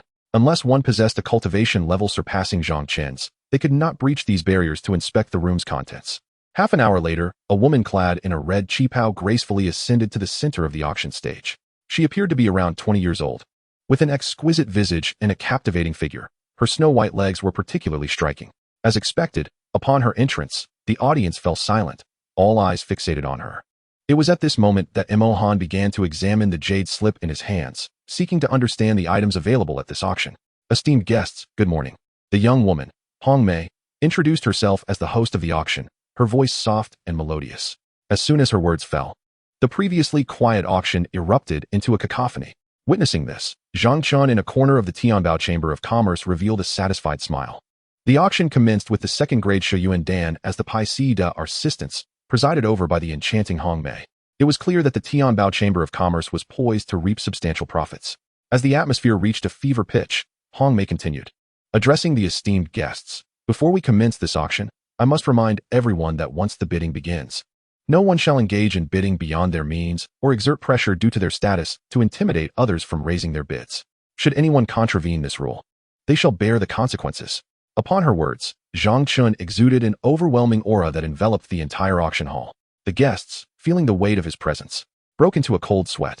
Despite the customary warnings prior to every Tianbao auction, the sheer force of Zhang Chun's might left them pale and trembling. The formidable prowess of a perfected golden core cultivator was, in their eyes, utterly terrifying. Sensing the opportune moment, Zhang Chen discreetly communicated with Hong Mei, signaling her to commence. Understanding his intent, she alluringly declared, "Since there are no objections from esteemed guests, I hereby announce the official commencement of this auction." With that, Hong Mei produced 3 vials of elixirs from her storage pouch, continuing, "These are 5th-grade Lingyuan Dan, distinct in their efficacy from ordinary Lingyuan Dan. As I trust you are all aware, while ordinary Lingyuan Dan requires refinement to restore spiritual energy swiftly, the elixirs in my possession yield immediate results upon consumption, negating the need for such refinement. I declare that these 3 vials contain 12 pills each, with a starting bid of 100 low-grade spirit stones." As her words echoed through the hall, the attendees eagerly began to place their bids. Naturally, only those at the Qi refinement and foundation establishment stages participated in the bidding, as the ancient beings of the Golden Core stage quickly lost interest upon the revelation of the first auction item being Lingyuan Dan. Although Hong Mei's elixirs were commendable, their restorative effects paled in comparison to the needs of Golden Core cultivators. Mo Han gazed contemplatively at the Lingyuan Dan in Hong Mei's hands. He recalled having received similar elixirs from Su Qing in the past, though he had depleted them all. Presently, while he possessed a superior elixir, the Recovery Lingzi Dan, he was only at the 6th layer of Qi refinement, rendering the use of the Recovery Lingzi Dan somewhat excessive. Furthermore, he was left with merely 8 of those elixirs. As the bidding climbed to 10,000 low-grade spirit stones, Mo Han found himself in a quandary. These 3 vials of Lingyuan Dan were precisely what he required. It was not a lack of funds that hindered him. After slaying foes and seizing treasures, coupled with the remuneration from Chu Gang and the storage pouch confiscated from Li Henshang, he now possessed approximately 10 million low-grade spirit stones. However, his earlier display of power had led Zhang Chun to mistakenly believe he was a formidable elder at the peak of the Golden Core stage. If he were to participate in the bidding and acquire the 3 bottles of Spirit Essence Pill, Zhang Chen's cunning mind would inevitably deduce something. Should Zhang Chun truly test him later, the consequences could be dire. A distinguished guest has already bid 10,000 low-grade spirit stones. Are there any other esteemed guests who wish to raise the bid? If not, we shall count 10,000 low-grade spirit stones once. As Hong Mei's voice gradually faded, Mo Han found himself in a tumult of indecision. To buy or not to buy, the risk of exposing his cultivation was too great, yet the prospect of missing out was equally regrettable. Suddenly, his peripheral vision caught sight of Zi Xian, and an idea sparked within him. 10,000 low-grade spirit stones, twice. 10,000 low-grade spirit stones. Just as Hong Mei's voice was about to conclude, Mo Han's hoarse voice rang out. 30,000 low-grade spirit stones. Gasp. As soon as he spoke, all eyes turned in astonishment towards Mo Han's private box. Even Zhang Chun was taken aback. While the 3 bottles of Spirit Essence Pill were excellent, they surely were not worth such a sum. He contemplated releasing his divine sense to ascertain the situation within the box. The restrictions on all the luxurious boxes were set by his own hand, and breaking through them would be a trivial task. However, he recognized that Mo Han was a formidable figure at the perfected Golden Core stage. If he were to unleash his divine sense and invade Mo Han's box, it would certainly be detected. Should he provoke Mo Han, the repercussions could be disastrous. After some deliberation, Zhang Chun decided against probing with his divine sense. Yet, he remained puzzled as to what use this old monster at the perfected Golden Core stage had for the Spirit Essence Pill. Chapter 65, The Stunning Sword Soon. With Mo Han's declaration, no one else dared to raise the bid. It was not that they were unwilling. Rather, most attendees of this auction were from Luyun City, with a small number of scattered cultivators. The quality of Spirit Essence Pill in Hong Mei's possession was something the majority of the aristocratic families in Luyun City already had in stock, making such a high purchase unwise for them. As for the scattered cultivators, they also yearned for the 3 bottles of Spirit Essence Pill, but their financial means were limited. They could not ascertain if subsequent auction items would surpass these 3 bottles in value. In no time, at the moment Hong Mei struck her gavel, the Spirit Essence Pill was successfully claimed by Mo Han. Hong Mei continued alluringly, "Esteemed guests, we shall now proceed to auction our second item." The auction continued. Yet most items were low or mid-tier spirit artifacts, encompassing various weapons, but notably absent were swords. Mo Han consequently lost interest in the bidding. Shortly thereafter, Mo Han sensed a faint ripple of spiritual energy from outside the box. "Senior, here are the 3 bottles of Spirit Essence Pill you won. This servant has brought them to you." A soft voice of a woman called from outside the box. Mo Han effortlessly lifted Zi Xian and settled her on his thigh. With a look of trepidation, she had yet to fully comprehend the situation when Mo Han spoke. "Come in." The door creaked open gently as the woman entered. Prior to her arrival, Zhang Chun had cautioned her that the esteemed guest in this private room was a formidable figure, a late-stage Golden Core cultivator. and advised her not to offend him. Furthermore, Zhang Chun had urged her to seize the opportunity to inquire why Mo Han was willing to pay the exorbitant price of 30,000 low-grade spirit stones for 3 vials of spirit origin pills. Naturally, the woman was inclined to comply with Zhang Chen's request. Yet, the moment she opened the door and beheld the scene before her, a blush of embarrassment crept onto her cheeks. She felt, without needing to ask, that she understood precisely why Mo Han would spend such a princely sum on the pills. Mo Han, unabashed, tenderly caressed Zi Xian's exquisite profile before the woman, saying, "Be good and heed my words. I shall not treat you poorly." Though Zi Xian initially wished to resist, she soon heard Mo Han's threatening voice in her mind. Consequently, she could only blush deeply and feign a demure demeanor before the woman, shyly responding, "Thank you, senior." Witnessing this exchange, the woman grasped the reason behind Mo Han's extravagant purchase of the spirit origin pills. Indeed, it was to win Zi Xian's favor. After placing the 3 vials on the table, Mo Han, aware of the Tianbao Merchant Association's protocols, retrieved a storage bag and handed it to the woman. She probed the contents with her spiritual sense, confirming the number of spirit stones, and then discreetly exited. Subsequently, she quickly found Zhang Chun to relay the events. Zhang Chun, stroking his beard thoughtfully, began to piece together the implications. It seemed that only this scenario could account for the situation at hand. Zi Xian was not only a member of the Tianbao Merchant Association, but also one of its most renowned beauties. This was precisely why he had arranged for her to visit Mo Han's private room. Little did he anticipate that, upon witnessing Zi Xian's beauty, Mo Han would willingly part with 30,000 spirit stones merely for the sake of her allure. As another item was claimed at a high price, Hong Mei refrained from immediately announcing the next auction piece, instead standing quietly, seemingly awaiting something. The crowd felt perplexed, but remained silent. After a brief interlude, a woman approached slowly, cradling a long sword in her hands. Her deliberate pace added to the air of mystery, leaving the audience in a state of confusion. From their distance, they could not discern the sword's precise form, yet its radiant brilliance was unmistakable. It was not until a golden core elder emitted his spiritual sense, sensing the sword's oppressive aura, that he exclaimed, "This is a mid-tier heavenly spirit weapon." With his words, an electrifying silence enveloped the room, only to be swiftly followed by a surge of excitement. Even Mo Han found himself pausing his actions, thoughtfully gazing at the silhouette of the long sword held by the woman. It was a mid-tier celestial-grade spiritual weapon, a long sword at that. His own azure serpent sword was of too low a grade, and if only he could possess a celestial longsword, he would have the confidence to engage an old expert in the golden core stage using the reverse spirit technique, assured that he could slay his opponent before the technique's duration expired. As the woman approached Hong Mei, the latter finally spoke. "Esteemed guests, I believe you have all guessed what this is. Indeed, this is one of the highlights of today's auction, the stunning swan sword, a mid-tier celestial longsword. Starting bid at 100,000 low-grade spiritual stones. You may begin bidding." No sooner had Hong Mei's words fallen than bids began to emerge. "I bid 500,000 low-grade spiritual stones. 500,000, and you dare to speak? I bid 1 million. 1,200,000 low-grade spiritual stones." As the competition grew increasingly fierce, many participants, short on funds, began to produce various possessions to substitute for spiritual stones in their bids. Hong Mei glanced toward Zhang Chen's direction. Upon receiving a nod of approval from him, she indicated her agreement. Moreover, Mo Han even noticed an eccentric old expert in the golden core stage. Suddenly, a voice rang out from a lavish private room. "I am an elder of the Shanglin immortal sect. Whoever can secure this longsword for me shall not only be welcomed into the Shanglin immortal sect, but shall also be personally accepted as my disciple."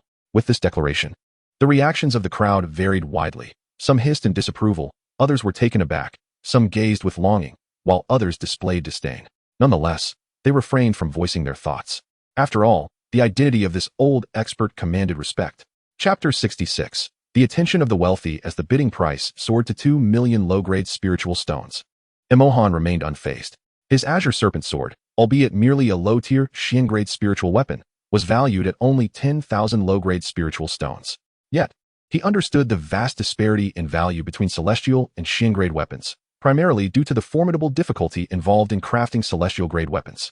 It was precisely because of their rarity and preciousness that the bidding was so intense. After all, while Luoyuan City was a gathering place for cultivators, even the 4 prominent cultivation families within the city could not necessarily boast a single celestial-grade weapon.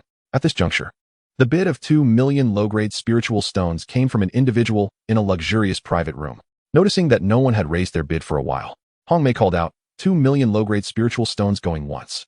Those adorned in splendid attire, including the esteemed guests in the opulent room, began to hesitate. This was not due to a lack of funds, but rather because their primary objective for attending was the second-rank longevity pill. Should they expend a substantial amount of spiritual stones on a celestial-grade weapon, they might find themselves insufficiently funded to compete for the longevity pill. Although the celestial stage spirit weapon is indeed a formidable armament, the significance of the longevity elixir is paramount to them. After all, who would ever deem their lifespan to be too prolonged? As he beheld the stunning sword of surging swans in Hong Mei's grasp, a wave of hesitation washed over Mo Han. He had inquired prior to his arrival and discovered that the Tianbao Merchant Association currently had no Yin Veins available for sale. Thus, even if he wished to purchase Yin Veins for cultivation with his spirit stones, it would be impossible. After some contemplation, Mo Han resolved to expend his spirit stones on a weapon to bolster his strength. Since the Tianbao Merchant Association was devoid of Yin Veins for sale at present, he could always return in the future when he had more spirit stones to procure them. 2 million inferior spirit stones, for the second time. Hong Mei, wielding the auction hammer, was poised to bring it down. Just then, a hoarse voice resounded once more. 3 million inferior spirit stones.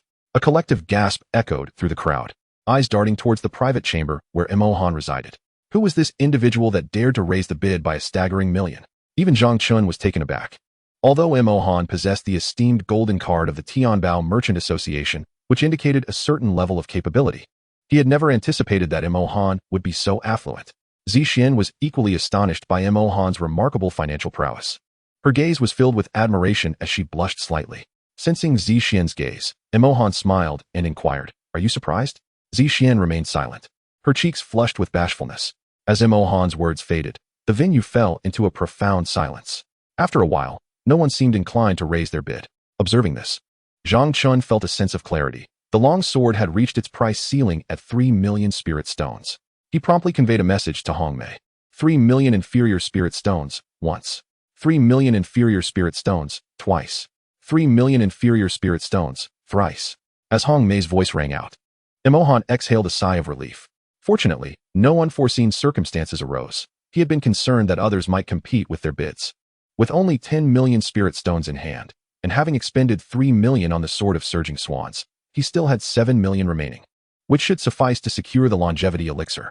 As anticipated, shortly after Mo Han successfully acquired the sword of surging swans, the same woman reappeared in his private chamber. Observing Ziyin massaging Mo Han's shoulders, a twinge of jealousy stirred within her. Given Mo Han's extravagance, he would undoubtedly bestow numerous benefits upon Zixian afterward. Despite her inner turmoil, she refrained from voicing her thoughts, for the Tianbao Merchant Association's rules were stringent.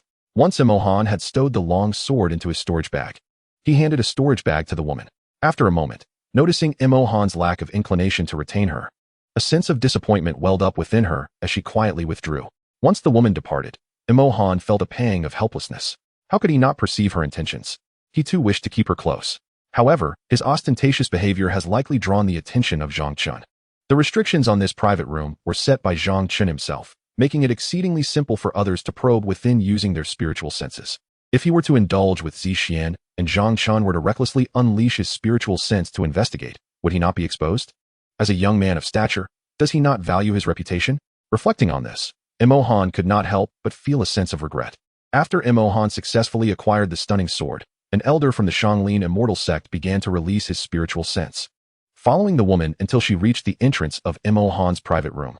The fact that the woman had emerged indicated that the stunning sword had found its way into Mo Han's possession. Nevertheless, Mo Han showed no intention of parting with the sword. Observing this, the elder from the Xianglin immortal sect furrowed his brow, deep in thought. As another item was auctioned, Hong Mei took a deep breath and announced, "All right, esteemed guests, the next item up for bid is the final item of this auction." Upon hearing this, the crowd collectively inhaled sharply, with many seasoned cultivators in the golden core stage fully alert. At last, the grand finale was about to be unveiled. Moments later, a woman approached, gracefully holding a tray. Upon it rested a jade vial. She arrived beside Hong Mei, who accepted the vial, pouring out 2 pills into her palm. In an instant, a rich vitality pervaded the entire auction venue. 2 second-grade longevity pills. The audience erupted in astonishment, with many golden core elders greedily licking their lips. Were it not for Zhang Chun's cultivation at the peak of the golden core stage, they might have already attempted to seize the pills. The elder from the Xianglin immortal sect felt a deep sense of regret. He had merely passed through this area on his journey and had not anticipated the auction of second-grade longevity pills. Had he known, he would have informed his sect and brought ample spirit stones to bid for the pills. However, it was too late for such thoughts. Not only did the elder harbor such sentiments, but other cultivators attending the auction shared similar feelings.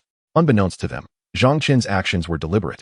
Prior to each auction, he would employ the manpower of the Tianbao Merchants Association to ascertain whether anyone in Luyun City possessed a cultivation level surpassing his own.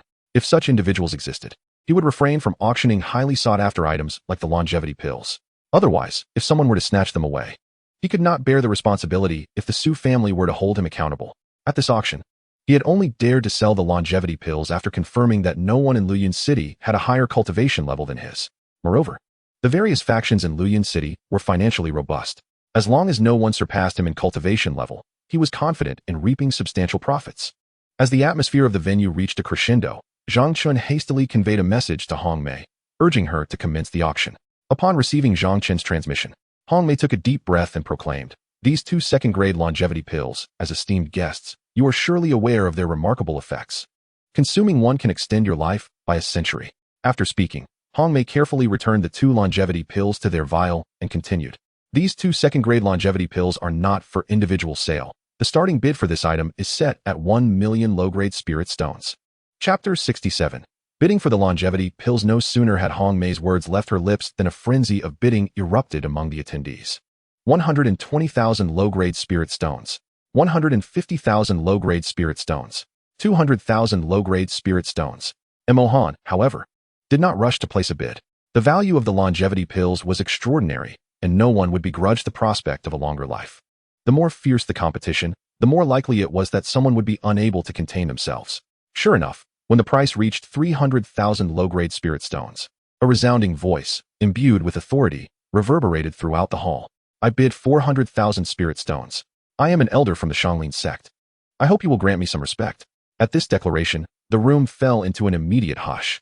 Mo Han turned his gaze toward the source of the voice and recognized it as belonging to the eccentric Golden Core elder who had previously proclaimed that whoever presented him with the stunning sword would be accepted as his disciple. Mo Han inwardly shook his head, bemused. This individual was indeed courting disaster, though he was unaware of the depths of the Xianglin sect. The Tianbao Merchant Association was one of the paramount powers of the Great Xia. How could they allow someone from the Xianglin sect to act recklessly on their territory? As anticipated, a disdainful scoff echoed from a corner of the auction. The Xianglin sect certainly has a grandiose sense of self-importance. No sooner had the words been spoken than Zhang Chun unleashed a formidable aura, instantaneously locking onto the luxurious box occupied by the elder from the Xianglin sect. A piercing scream shattered the silence, sending chills down the spines of those present. Zhang Chun addressed the gathering, "Esteemed guests, upon entering the Tianbao Merchant Association, please adhere to our regulations. Otherwise, do not blame me for my lack of courtesy. Should there be a next time, it will be dealt with ruthlessly." Zhang Chun had not deliberately exerted his pressure, yet everyone felt an intangible sense of oppression. Mo Han cast a glance at the box where the elder from the Xianglin sect resided, shaking his head internally. It was a pity he had not yet reached the Golden Core stage. Otherwise, he could have released his consciousness to assess the situation within. As the entire venue fell into a profound silence, Hong Mei hastily interjected, "Esteemed guests, for 100,000 spirit stones once, is there anyone willing to raise the bid?" Following her inquiry, a silence lingered for a full 5 minutes, with no one daring to place a bid. Observing this, Hong Mei raised an eyebrow slightly, understanding the reason behind the hesitation. Although Zhang Chun had already intervened to discipline the elder Wang Meng from the Xianglin sect, most of the attendees at the auction were either from Luyun City or other independent cultivators. The power wielded by these individuals pales in comparison to even a fraction of that held by the Xianglin sect. Hong Mei was acutely aware that these individuals were not lacking in spirit stones to continue raising bids. Rather, they were apprehensive about the potential reprisals from the Xianglin sect. This realization left her feeling quite helpless. Unless Zhang Chun could obliterate the Xianglin sect, it appeared that these individuals would refrain from further bidding under the current circumstances. Witnessing this scene, Wang Meng let out a cold snicker. What difference did it make that Zhang Chun had taken action against him? Although the foundation of the Xianglin sect may not rival that of the Tianbao Merchant Association, it was formidable enough that it should not be trifled with lightly. Zhang Chun's spiritual awareness was fixated on Wang Meng's private chamber. Upon observing Wang Meng's insufferable expression, a flicker of anger ignited in his eyes. He silently regretted not having been more forceful earlier, as it would have ensured that this individual learned a lasting lesson. Now that Wang Meng had not further breached the rules of the Tianbao Merchant Association, Zhang Chun found it difficult to intervene again. Wang Meng, with a sneer, taunted, "Miss Hong Mei, why do you not continue? Are you feeling weak?" At his words, The crowd turned their attention toward Wang Meng's chamber, realizing he intended to confront Zhang Chun. Bold indeed. However, upon reflection, Wang Meng might possess sufficient backing. The Shanglin sect was one of the titans of the southern region of Daxia. The strength of the various branches of the Tianbao Merchant Association in the southern region was insufficient to contend with it. Unless the Su family of Wushuang City mobilized a significant number of powerful individuals, there might be a chance to compel the Shanglin sect to yield. Yet, the Su family was also wary of deploying many warriors, for fear of being caught off guard. In response to Wang Meng's mockery, Hong Mei felt an anger she could not express. Regrettably, she could not prolong the bidding indefinitely, otherwise, the matter would tarnish the reputation of the Tianbao Merchant Association. At that moment, Hong Mei reluctantly announced, 400,000 low-grade spirit stones.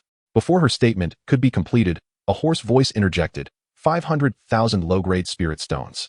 The familiar voice instantly brought smiles to Zhang Chun and Hong Mei's faces.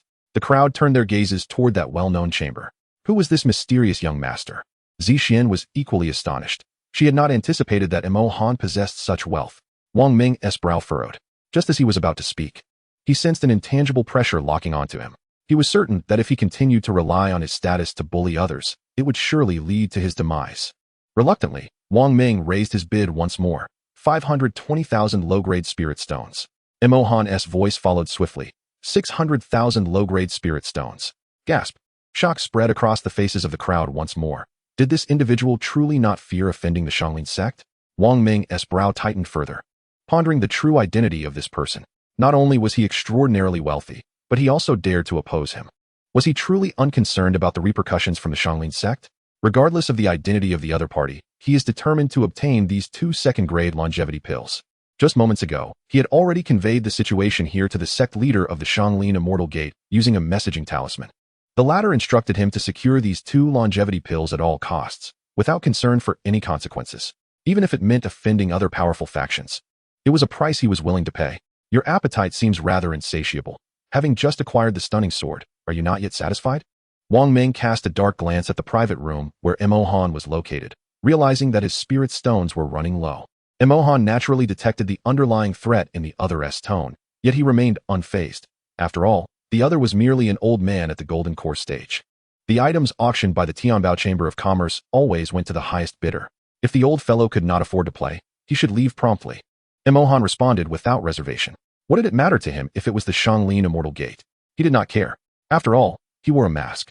Even if he was exposed to the other's gaze, they would not know who he was. Observing the scene, Zhang Chun stroked his beard, a satisfied smile gracing his face. Truly, this was a person holding the Tianbao Chamber of Commerce's gold card. He became increasingly certain that Mo Han was a formidable old monster at the peak of the Golden Core stage. Furthermore, Mo Han must possess a notable status. For how else could he confront the elder of the Shanglin Immortal Gate so boldly? Seeing that Mo Han was unperturbed by his threats, Wang Meng had no choice but to relent. Hong Mei, noticing this, refrained from asking whether anyone wished to raise the bid further. Since Mo Han dared to confront the elder of the Shanglin Immortal Gate, the others, fearful of Wang Meng, naturally did not wish to offend him. With a tap of her hammer, Hong Mei announced, 6 million low-grade spirit stones, once. 6 million low-grade spirit stones, twice. 6 million low-grade spirit stones, thrice. Sold. As her words echoed, Zhang Chun added, this auction is now concluded. You may all take your leave. Upon hearing this, the crowd departed promptly, understanding the unspoken courtesy. Zhang Chun was keen to prevent them from lingering, evidently to protect Mo Han's identity. Chapter 68, Grand Visions Before Long. Many attendees of the auction had vacated the premises. However, some individuals remained in the opulent private rooms. Most of these individuals had reached the Golden Core realm, and their reason for staying was quite simple. Though they had not made an appearance, they had extended their consciousness around Mo Han's private room. The moment Mo Han exited, they would promptly discern the identity of the mysterious affluent individual who had secured both the stunning sword and the longevity pills. Zhang Chun found himself at a loss. These were influential figures, and he did not dare to offend them directly, as long as they did not cross the Tianbao Chamber of Commerce's boundaries. He was indeed in no position to drive them away. Nonetheless, should Mo Han require assistance, Zhang Chun was confident in his ability to safeguard him. Soon, a woman entered the private room where Mo Han was situated. My lord, here is the longevity pill you purchased. Please take a look, the woman said respectfully. Mo Han accepted the longevity pill, scrutinizing it thoroughly before nodding slightly in affirmation. He then produced a storage bag and handed it to the woman. After using her spiritual sense to verify the quantity of spirit stones within, She bowed deeply in respect to Mo Han. My lord, our president mentioned that with your acquisition of these two remarkable treasures, you may attract unwanted attention. Should you require assistance? Before she could finish, Mo Han waved his hand dismissively and replied coolly, no need. Surprise flickered across the woman's face. She had not anticipated that Mo Han would so readily discern her intentions and reject her offer so decisively. Choosing not to press further, she bowed once more before retreating. Once the woman departed, Zixian nestled into Mo Han's embrace, concern glimmering in her eyes. Having spent many years at the Tianbao Chamber of Commerce, she was acutely aware of the frequent occurrences of murder and treasure theft following auctions. Now that Mo Han had acquired both a mid-grade spirit tool and a longevity pill, he would undoubtedly attract the covetous glances of many. My lord. Mo Han regarded Zixian with curiosity, noticing her hesitance, clearly worried for his safety. What? Are you afraid something might happen to me? Mo Han gently lifted Zixian's chin, speaking softly. Her cheeks flushed. Zixian averted her gaze, unable to meet his eyes. Choosing silence instead, she did not understand why. Despite his apparent rudeness, she felt a pang of concern for his well-being. Would you care to remain by my side as my maid? Mo Han inquired gently. At his words, Zixian's eyes flickered with emotion. She did not immediately agree, nor did she refuse. Her indecisiveness spoke volumes. Observing her reaction, Mo Han chose not to press further. Unlike Lu Yunyan, who had readily submitted to him, Zixian's reluctance would prevent him from taking her into the Qian Kuan Jade ring against her will. Time was of the essence. If he did not leave soon, he might find it impossible to depart. Those who were privileged enough to occupy the luxurious box of the Tianbao Chamber of Commerce undoubtedly held distinguished identities. This also explained why the Golden Core experts dared only to linger outside his box with their spiritual senses, refraining from approaching him directly. However, the caution exhibited by these Golden Core elders did not imply that their influential superiors shared the same trepidation. If he delayed any longer, the Golden Core experts could summon their Yuan-Ing counterparts, leading to complications. Regrettably, Zixian possessed an enchanting charm. After contemplating, Mo Han resolved to assist her before he departed. Otherwise, should he leave and the Golden Core elders call upon Yuan-Ing experts, Zixian might encounter unnecessary troubles. Come here. The Tianbao Chamber of Commerce maid had delivered the longevity pill to Mo Han's box and had been gone for quite some time, yet he still lingered within. In response, Wang Ming furrowed his brow, pondering the implications of the other party's intentions. Do they truly intend to remain ensconced within? After a moment's reflection, he spoke. Esteemed guest, I am an elder from the outer sect of the Shanglin Immortal Gate. Should you be willing to relinquish the longevity elixir, you shall earn the esteemed status of a friend to our Shanglin Immortal Gate. His resonant voice reverberated throughout the hall, akin to thunder. Those who had not yet departed regarded him with envy. The prospect of allying with a force as formidable as the Shanglin Immortal Gate was a coveted dream for many. However, not everyone was envious. Shortly after Wang Ming's declaration, a disdainful snort echoed from a nearby private box. Humph, truly befitting of the Shanglin Immortal Gate. Such a rare treasure as the longevity elixir can only be exchanged for friendship with them. A voice continued, esteemed friend. I am an inner elder of the Ziyue Immortal Gate, and my status far surpasses that of the old man Wang Ming. I can solemnly vow by the heavenly Tao that if you choose to bestow the longevity elixir upon the Ziyue Immortal Gate, you shall not only become a guest elder, but I also promise to procure for you a beautiful and fair partner.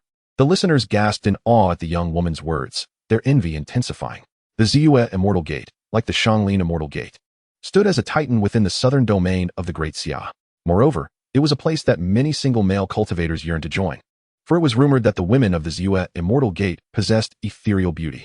To be accepted into their ranks was a dream that many believed would render their lives complete. Feeling belittled by the Ziyue Immortal Gate's representative, Wang Ming could only seethe in silence. He had not anticipated the participation of someone from the Ziyue Immortal Gate at this auction. He was merely at the mid-stage of the Golden Core realm, while the woman from the Ziyue Immortal Gate had deliberately exuded the aura of a late-stage Golden Core cultivator upon finishing her statement. Although he had already dispatched a message to his sect, urging them to arrive swiftly, the woman's demeanor suggested that she, too, had summoned reinforcements. Given the current circumstances, he could not be certain of successfully obtaining the longevity elixir. Not long after the Ziyue Immortal Gate's representative had made her intentions clear, another voice emerged from a luxurious private box. Esteemed friend, I am an inner elder of the Qinglian Immortal Gate. Like the maiden from the Ziyue Immortal Gate, I can pledge a vow by the heavenly Tao. Should you decide to part with the longevity elixir, the Qinglian Immortal Gate can offer you the same assurances as the Ziyue Immortal Gate. Furthermore, I guarantee that if you require assistance, the Qinglian Immortal Gate shall offer you 3 instances of aid at no charge. The speaker was an elderly man, As his words settled, the woman from the Ziyue Immortal Gate, though displeased, refrained from retorting. The Qinglian Immortal Gate, too, was a dominant force in the southern domain of the Great Xia. And since he had not provoked her, she chose not to act rashly. Should one be unjustly accused of inciting discord between the two esteemed sects, the consequences would be utterly regrettable. Upon hearing these words, the envy within the crowd intensified. They could scarcely contain their desire to become Emohan. Alas, such a transformation was beyond the realm of possibility.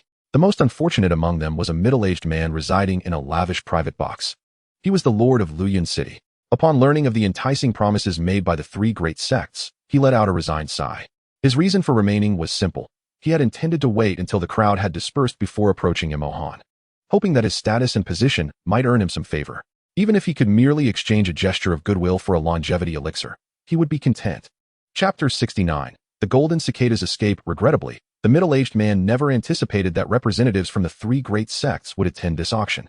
As he watched each sect extend various promises to Emohan, he realized that Emohan remained utterly unmoved, casting doubt on whether his own overtures would even be acknowledged. Most critically, even as the lord of Luyin City, he dared not offend the members of these esteemed sects. Sighing in resignation, he rose to leave. As time elapsed, the brows of the sect members furrowed in unison. Why had so much time passed without a single response from Emohan? It was one thing for him to remain in his box, but why was he indifferent to the promises made to them? Zhang Chun, too, was baffled. Upon learning that Emohan required no assistance from him, his curiosity about Emohan's identity only deepened. Was Emohan truly so confident that he could secure his safety after the auction concluded, even without the aid of the Tianbao Merchant Association? Suddenly, Zhang Chen's expression tightened. He sensed a powerful aura swiftly approaching the Tianbao Merchant Association. Before he could activate the defensive array, a violet light surged with remarkable speed directly into the fourth floor of the association. In the next moment, a stunning woman clad in a flowing purple gown appeared in the center of the auction hall, suspended in midair. Upon sighting her, the representative from the Ziyue sect's countenance brightened with joy as she promptly flew to the side of the purple-robed woman. Mistress, Huang Yao reverently bowed to the woman. Ziyuan nodded slightly and inquired, "Where is he?" Huang Yao was about to turn and lead her to Emohan's private box when a sultry voice interjected, "Sister Ziyuan, do you not wish to share such a precious item as the longevity elixir with your elder sister?" Upon hearing this voice, a flicker of exasperation crossed Ziyuan's eyes. Yet another one. Zhang Chun silently lamented as he glanced out the nearby window. He saw a green light slicing through the sky, racing towards the fourth floor of the Tianbao Merchant Association. In the next instant, a woman clad in a flowing green gown appeared beside Ziyuan. The woman was exceptionally beautiful, both in appearance and figure, rivaling even Ziyuan. The moment she appeared, an elder from the Qinglian sect exhibited great delight on his face, hurriedly approaching her with utmost respect, exclaiming, "Sectmaster, you have finally arrived." Nangong Ning nodded in acknowledgement. Prior to this, the elder had used a communication talisman to inform her of the situation at hand. She was prepared to investigate which affluent individual had arrived, while also securing a mid-grade spiritual artifact and 2 longevity pills. At that moment, a resounding voice echoed throughout the auction hall. "Ladies, may I also partake in this feast?" Zhang Chun furrowed his brow even tighter upon hearing this. Another prominent figure, whose presence arrived before his physical form. Unlike Ziyuan and Nangong Ning, this person's voice bore an overwhelming aura of dread. The cultivators below the Golden Core realm, unable to withstand the pressure, fainted on the spot. In the next instant, a middle-aged man clad in a black python robe, towering in stature and possessing a stern visage, materialized beside Nangong Ning. The three formed a triangular formation in the air. Upon seeing the newcomer, Wang Meng's face broke into a smile as he swiftly flew to the middle-aged man's front. "Sectmaster," Wang Meng said respectfully. Nieli patted Wang Meng's shoulder with satisfaction, grinning as he remarked, "You have performed admirably this time. Upon our return, I shall reward you handsomely." Wang Meng's heart soared with joy, and he clasped his fists in excitement, replying, "Thank you, Sectmaster." Upon hearing this, Ziyuan and Nangong Ning exchanged glances, a flicker of displeasure evident in their eyes. Nieli's words clearly conveyed an air of confidence, as if he regarded them with little concern. This was advantageous, for the longevity pills were invaluable to both of them, and they would certainly not hold back. Seeing the 3 sect masters personally descend, Zhang Chen couldn't help but feel a pang of anxiety for Emohan. These 3 individuals were undoubtedly formidable beings of the transformation stage. Lian City was situated an enormous distance from the 3 sects. Only beings of such caliber could arrive in such a short span of time. Had Emohan sought his assistance prior to their arrival, he might have had the means to aid him. However, in the current predicament, It seemed that only someone from the Su family could come to Mo Han's rescue. But how could distant waters quench a near thirst? The Su family was an unknown distance away. Ziyuan and Nangong Ning intended to seize the opportunity to inquire about Mo Han's box location. Yet, unbeknownst to them, Wang Ming had already disclosed Mo Han's whereabouts to Nye Li while using the communication talisman. Zhang Qin's cultivation was merely at the peak of the golden core stage, rendering his barriers ineffective against Nye Li. In an instant, Nye Li's divine sense effortlessly enveloped the entire auction hall. However, when his consciousness swept over the box where Mo Han was located, his brow involuntarily raised in surprise. In that private room, there was no enigmatic wealthy young man as Wang Ming had claimed. Instead, there lay a woman clad in a purple robe on the ground.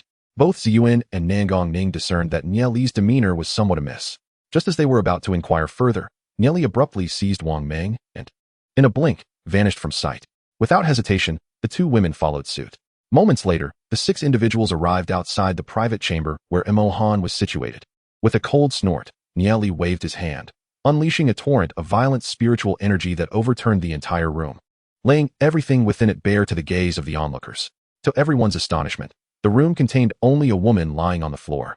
Witnessing this scene, incredulity washed over the faces of Wang Ming and the others. They had been intently focused on this spot. How could such a situation arise? They had been fixated on the area, yet had not seen Mo Han emerge at all. Why, then, was it like this now? A glimmer of cold light flickered in Nye Li's eyes as he coldly regarded Wang Ming, stating, "Humph. Elder Wang, upon receiving your message, I expended a considerable amount of spiritual power to hasten my arrival, even resorting to several revitalizing purple spirit pills along the way due to a lack of energy. I expect a reasonable explanation from you." Wang Ming felt a chill run down his spine at Nye Li's words, his body trembling involuntarily as he fell to his knees with a thud. "Sectmaster, I am as baffled as you. I have been watching closely, and no one has emerged." He implored the two companions, "Please, bear witness for me." As he spoke, he cast a desperate glance at Huang Yao and the elder from the Qinglian sect. To his dismay, neither Huang Yao nor the elder seemed inclined to provide an explanation.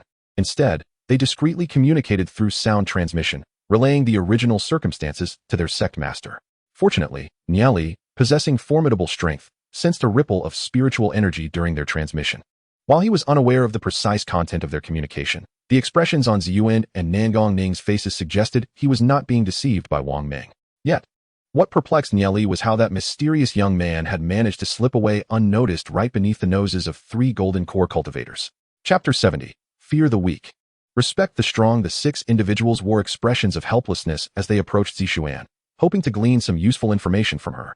Nangong Ning waved her delicate hand, channeling a gentle force to rouse Zishuan. As Zishuan regained consciousness, Ziyuan and Nangong Ning were about to pose their questions when Nye Li stepped forward, declaring, "Ladies, my time is precious. I shall directly conduct a soul search on her." In a profound silence that spoke volumes, Ziyuan and Nangong Ning exchanged no words, their quietude suggesting tacit consent. Observing this, Nye Li prepared to take action. Just then, a hoarse voice interjected, "Master Nye, please cease your actions."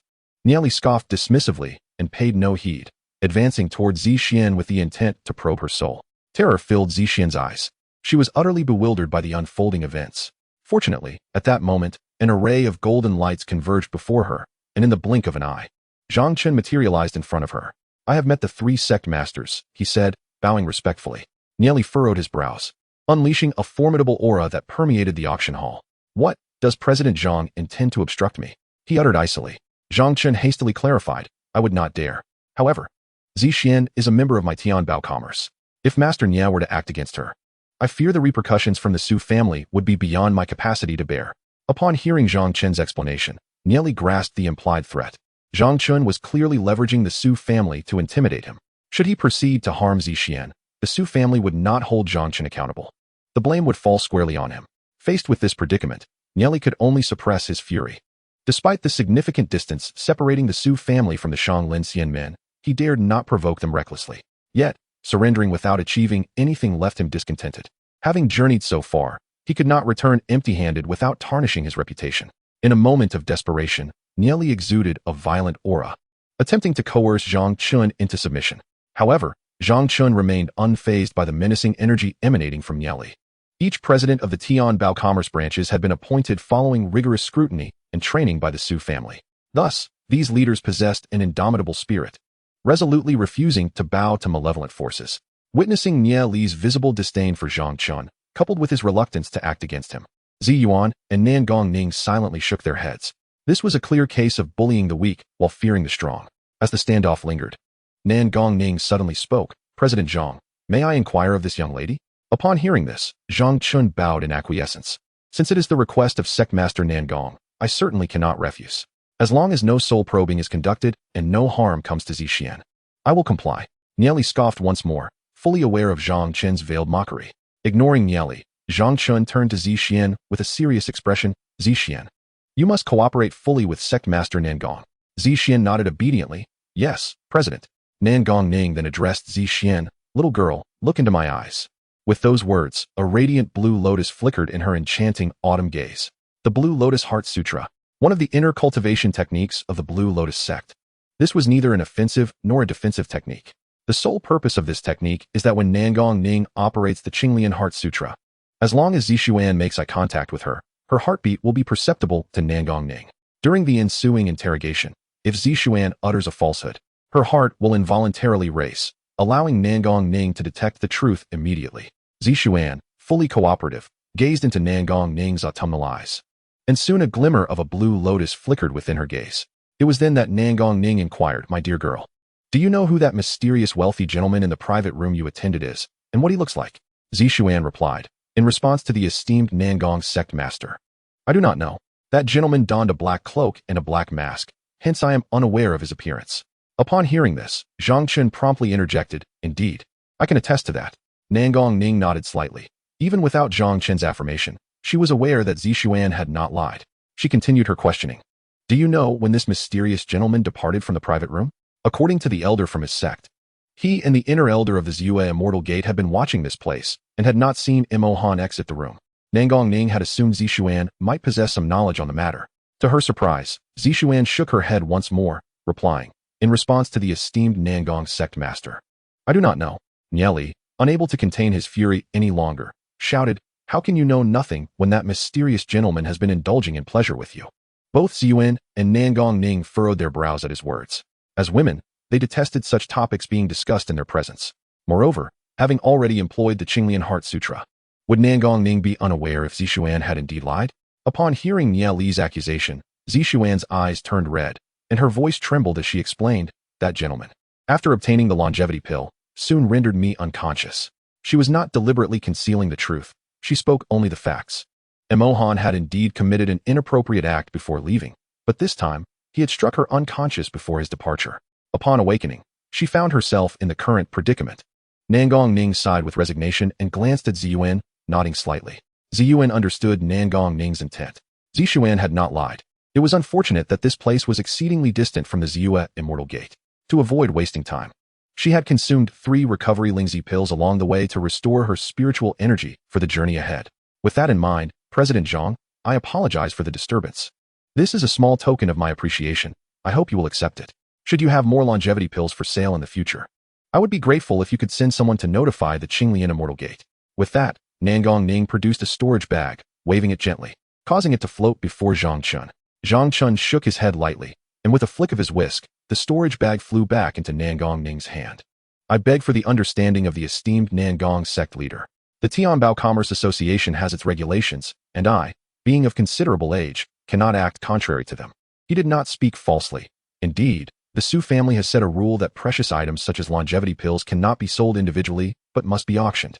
Furthermore, to prevent significant disparities in strength among those attending the auction, it is imperative that all branch leaders of the Tianbao Commerce Association ensure that no participant possesses greater strength than the leader themselves prior to the auction.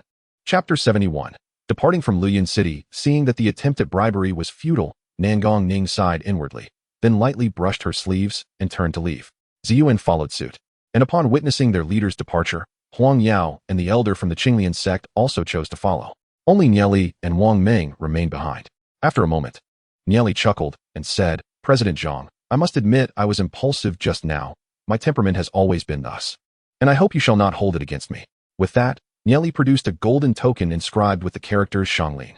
Wang Meng's eyes widened in astonishment. Was this not the personal token of the sect leader? What was Nie Li attempting to convey? With a grand gesture, Nie Li sent the token flying towards Zhang Chun. President Zhang, this is my personal token. From now on, Should you have need, you may present this token at Xianglin sect, and we shall provide our assistance free of charge on one occasion. I kindly ask you to accept it as compensation for my earlier indiscretion, Nieli stated.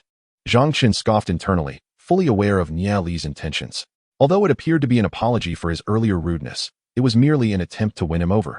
Much like Nangong Ning had done, if something as rare and valuable as the longevity pill were to surface again, he would be notified in advance. However, he had no intention of acquiescing.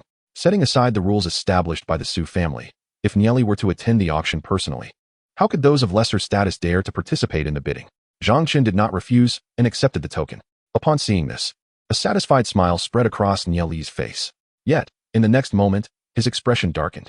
After receiving the token, Zhang Chun turned his gaze towards Wang Ming and remarked, Elder Wang, I apologize for any offense during the auction. Consider this token a token of my compensation. With a flick of his hand, the token soared towards Wang Ming. Wang Ming, fully aware of his role, extended his hand to catch the token. Nieli's expression soured instantly as he let out a cold huff. Grasping Wang Ming's shoulder and leading him away from the scene, Zhang Qin slowly turned, his gaze landing on Zishuan, a wave of confusion washing over him.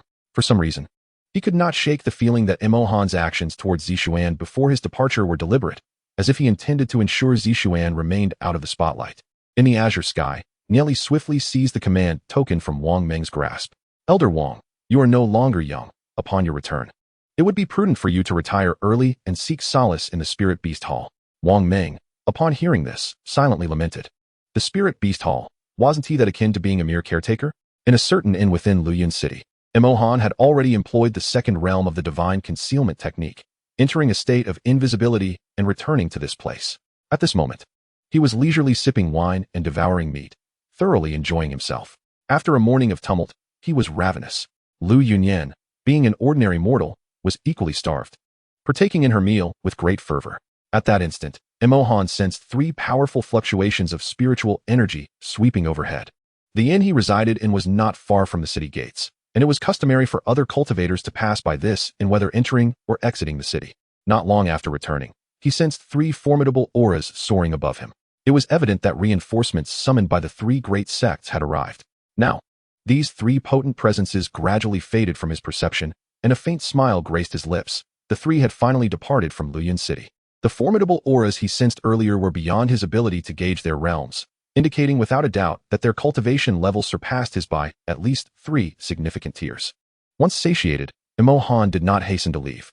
Should those 3 prominent figures still be lingering nearby, seeing someone leave in haste might arouse their suspicions. As Emohan anticipated, Zi Yuan, Nangong Ning, and Nieli did not depart immediately. They meticulously scrutinized every cultivator in the vicinity of Luyan City, willing to risk the lives of 1,000 rather than let one escape. 20 days later, Emohan, wandering through Luyan City, observed that the uproar surrounding the auction of the lifespan elixir had gradually faded from memory. The townsfolk no longer discussed the incident, as if it had never occurred. Seeing this, Emohan felt it was time to depart. Only about a month remained until Qin Yuan sect would recruit disciples in Thunder City. As was customary, Emohan packed his belongings and made his way to the city gates, releasing Lu Yunyan and Qin Yuan from his spatial ring. Qin Yuan resumed his role as the driver, steering the carriage towards Thunder City. Time slipped by like a fleeting shadow, and soon a month had passed. In a lavish estate within Qin Yuan town, in the courtyard, Su Qing was diligently practicing the Xianbing technique that Emohan had bestowed upon her. Suddenly, a wave of chills surged from within her, startling her. She hastily produced a fire spirit pill and consumed it. Moments later, the chill dissipated, and Su Qing breathed a sigh of relief, having narrowly escaped danger. Every month, her ailment inexplicably flared up once, yet fortunately, the fire spirit pills bestowed by Emohan could temporarily suppress this affliction. She pondered, wondering how the young master was faring now. Su Qing fell into deep contemplation, her mind conjuring the image of a figure clad in a black cloak, adorned with a black, ghostly mask. At that moment, a silhouette slowly entered the room. Upon recognizing the visitor, a smile graced Su Qing's face. Uncle Li Zhan, a formidable expert of the transformation realm, served as the steward of the Su family and was one of her father Su Yuheng's most loyal confidants. On this journey, Su Yuheng had specially dispatched Li Zhan to accompany and protect her. After evading the pursuit of demonic cultivators, the Su family had arrived here to recuperate. Li Zhan had previously assured Su Qing that he would seek her out as soon as he had recovered from his injuries. He nodded with a smile, his eyes brimming with affection. Miss, you have endured much during this journey. Su Qing was momentarily taken aback, but quickly understood. Li Zhan referred to the events she had experienced after escaping the ambush by the demonic cultivators. She hastily shook her head. I am not aggrieved. As long as Uncle Li and everyone else are safe. Li Zhan chuckled, knowing that Su Qing had always been empathetic, preferring to bear her own burdens rather than allow others to suffer. He continued, Miss, after we extricated ourselves, I informed the family head of the situation. To ensure our safety, he has sent several experts to join us. They have already arrived and are in the main hall. Su Qing nodded slightly in agreement. Yes? That is good. Should we encounter those demonic cultivators again, we must show them our strength. Li Zhan nodded in response and continued, by the way, miss, there is another matter. During these past few months of recuperation, our intelligence personnel have learned that this town is ostensibly managed by 4 major mortal families. However, in reality, the Jiang family dominates, and it is said that even the city lord's mansion dares not offend them lightly. Moreover, the other 3 families and the city lord's mansion must pay nearly 80% of their business profits to the Jiang family each year. According to information from individuals in the other 3 families and the city lord's mansion, a celestial being has interfered in mortal affairs, disrupting the balance among the 4 major families. Miss, do you think we should intervene with the Jiang family? Chapter 72. Familiar crisis. Su Qing furrowed her brows slightly and spoke softly. How could there possibly be celestial beings in this world? Those so-called celestial beings are merely cultivators of the qi refining realm putting on a show before mortals. Li Zhan nodded in agreement. Su Qing continued. The Su family's intelligence personnel have informed us that many cultivators frequently pass through here. Uncle Li, do you think we should establish a branch of the Tianbao Merchant Association in Qingyuan town? Li Zhan concurred. Miss, I share the same sentiment. However, my dear lady, consider this. Since cultivators have intervened in the affairs of the mortals in Qingyuan town, disrupting the delicate equilibrium between the 4 eminent families and the Lord's manor. Should we not take action to restore this balance? Su Qing nodded lightly, her tone resolute as she proclaimed, Indeed, we should act. Let us extend our assistance in the name of the Tianbao Chamber of Commerce. Once the matter is resolved, our reputation in this region shall undoubtedly be greatly enhanced. Time is of the essence, Uncle Li. Let us depart without delay. That afternoon, within the conference hall of the Jiang family, Jiang Tian was convening an important assembly with the core members of his clan, including Jiang Xiyan. At that moment, a servant rushed in, his expression fraught with panic. Master, a grave situation has arisen. Jiang Tian's brow furrowed slightly. Something has occurred? Ever since Mo Han had intervened to resolve all their issues, the Jiang family had experienced smooth and rapid development in Qingyuan town, encountering no unforeseen troubles. Why, then, would a crisis suddenly emerge? Do not rush, speak slowly. Jiang Tian said with composure. Yes, the servant replied, wiping the sweat from his brow, and continued, Master, the Li family, Wang family, Wu family, and the Lord's manor have returned. Along with a group of unfamiliar faces, they come with great intensity, and the servants could not hold them back. They are now inside the main hall. What? Jiang Tian and the others present widened their eyes in astonishment. This scene felt eerily familiar. A sense of foreboding washed over Jiang Xiyan, and she hurriedly retrieved a communication talisman hidden within her garments, silently praying for the safety of the Jiang family. In the main hall of the Jiang family, Jiang Tian led the group hastily, yet his gaze was drawn to a breathtaking woman seated elegantly in his designated chair. Behind Su Qing stood the heads of the other 3 prominent families and the lord of the manor. At that moment, the group wore insidious smiles, their collective gaze fixed upon Jiang Tian. The head of the Wu family, with a beaming smile, respectfully bowed to Su Qing and said, Milady, this is Jiang Tian, the head of the Jiang family. Su Qing gave a slight nod of acknowledgement, and the head of the Wu family exchanged glances with the other 3 heads, all of whom displayed smug expressions.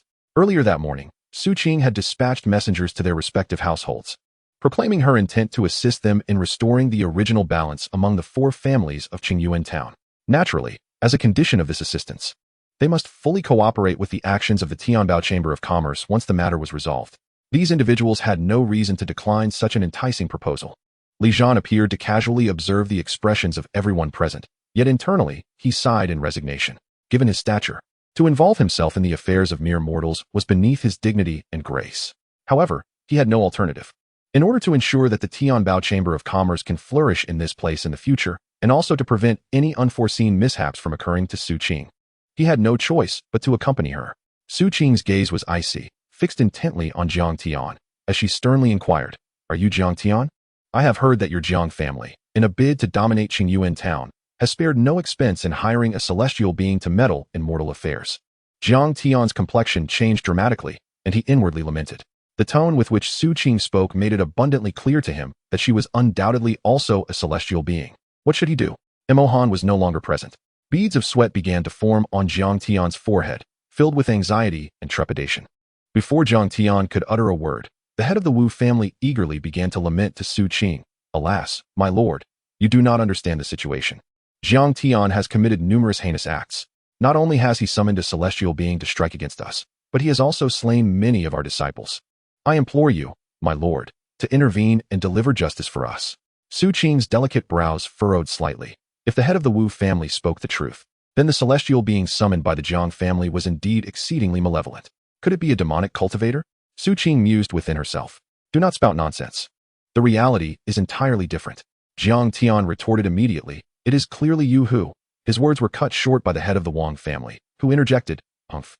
We can swear to the heavens that there is not a shred of falsehood in our claims. Jiang Tian, do not assume we are unaware. A few months ago, your Jiang family took a significant portion of the business profits from our three great families and the city lord's estate. Yet those funds were never delivered to that esteemed individual, Imohan, were they? This alone suffices to prove everything. You, Jiang Tian, for the sake of your family's interests, have even sacrificed your own daughter, Jiang Xiyin, to that esteemed individual, Imohan. At the utterance of this statement, the entire assembly fell into a stunned silence. Su Qing's gaze then shifted towards Jiang Xiyin, and she inwardly marveled. Indeed, Jiang Xiyin possessed a captivating beauty. You are slandering me, Jiang Tian exclaimed in fury. The head of the Wang family sneered, mockingly saying, Is that so? Then do you have the courage to allow Jiang Xiyin to prove her purity before all present? Upon hearing this, Jiang Tian's expression shifted between various emotions, his heart beginning to waver. Although he recalled Jiang Xiyin had once told him that the Jiang family had merely spent a substantial amount of silver coins to enlist Imohan's assistance, and he had personally verified the accounts, confirming significant expenditures. However, the head of the Wang family's confident demeanor made him doubt himself, leading him to question whether what was said might indeed be the truth.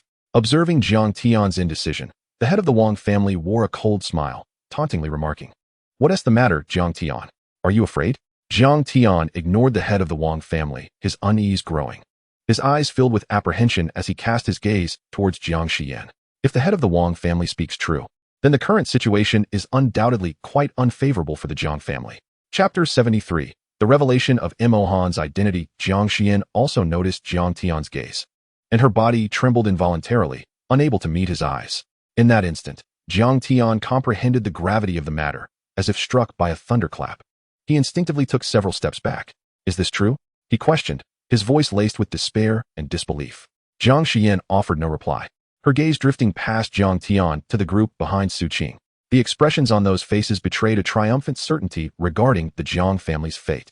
After Imohan had assisted the Jiang family in resolving their affairs, they had refrained from disseminating the information throughout Qingyuan town. The other three prominent families in the city lord's residence, concerned for their own reputations, also hesitated to disclose the matter.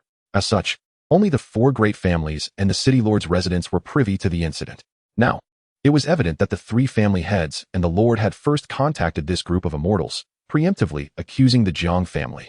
Without a moment's hesitation, Su Qing discreetly withdrew a messaging talisman from her robe, preparing to shatter it to notify Imohan. Yet, at that critical juncture, a swift servant from the Su family, with eyes sharp and movements as quick as lightning, appeared before Su Qing. He extended his hand, gripping Jiang Xiyin's arm with a force akin to an iron claw, and yanked it upward. Ah! Jiang Xiyin cried out in sudden pain as her arm throbbed. Su Qing and those around her clearly discerned the talisman in Jiang Xiyin's grasp. While the three family heads were unfamiliar with the talisman, Su Qing recognized it instantly as a messaging talisman. She realized Jiang Xiyin's intent to summon reinforcements, leading her to ponder whether the heads of the Wu and Wang families had indeed spoken truthfully. Otherwise, why would Jiang Xiyin display such a guilty conscience? At that heart-stopping moment, a thunderous shout erupted from behind Jiang Xiyin. Release my lady. Jiang Shi, wielding a spear, charged forth like the wind, the spear tip glinting with a chilling light, aimed fiercely at the servant from the Su family, as if to pierce through him completely. He was a meticulously trained assassin of the Jiang family, fearlessly confronting even the most formidable of immortals. As long as Jiang Xiyin was in danger, he would unhesitatingly step forward to protect her. Upon witnessing Jiang Shi's arrival, Su Qing felt an indescribable stir within her, her heart no longer at peace. She recalled that day when she had faced four ferocious bandits. At the time, she had been veiled, which justified Jiang Shi's failure to recognize her now. Yet, she still recognized him. Faced with Jiang Shi's all-out strike, the servant of the Su family remained utterly unperturbed, as steadfast as a mountain, allowing the spear he wielded to pierce toward his body. A thunderous boom resounded. The spear struck what seemed to be impenetrable steel, shattering instantaneously into countless fragments that scattered in all directions.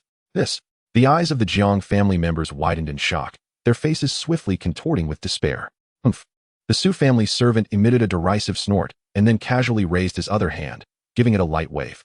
Jiang Tian was suddenly struck by an invisible force. His body propelled backward before crashing heavily to the ground, blood spilling from his mouth. The Su family servant cast a disdainful glance at Jiang Shi, reflecting that had it not been for Su Qing's decree against indiscriminate killing, Jiang Shi would have already become a lifeless corpse. Witnessing this, Jiang Xian was consumed by urgency, recklessly biting down hard on the servant's hand, hoping to compel him to release his grip, thereby granting her the opportunity to shatter the communication talisman and call for help. The Su family servant, having neglected to shield his arm with spiritual energy, was suddenly overwhelmed by a sharp pain. A glimmer of ferocity flashing in his eyes as he raised his other hand, poised to strike Jiang Xian. No, Jiang Tian shouted in terror. Yet, how could the servant be swayed by his pleas? At this critical juncture, a chilling and terrifying aura erupted from Jiang Xian, as if birthed from the depths of an abyss. In an instant, a dazzling, emerald-green flame erupted from her being like a volcanic eruption. The energy emanating from this flame caught even Li Zhan's attention, compelling him to gaze with curiosity.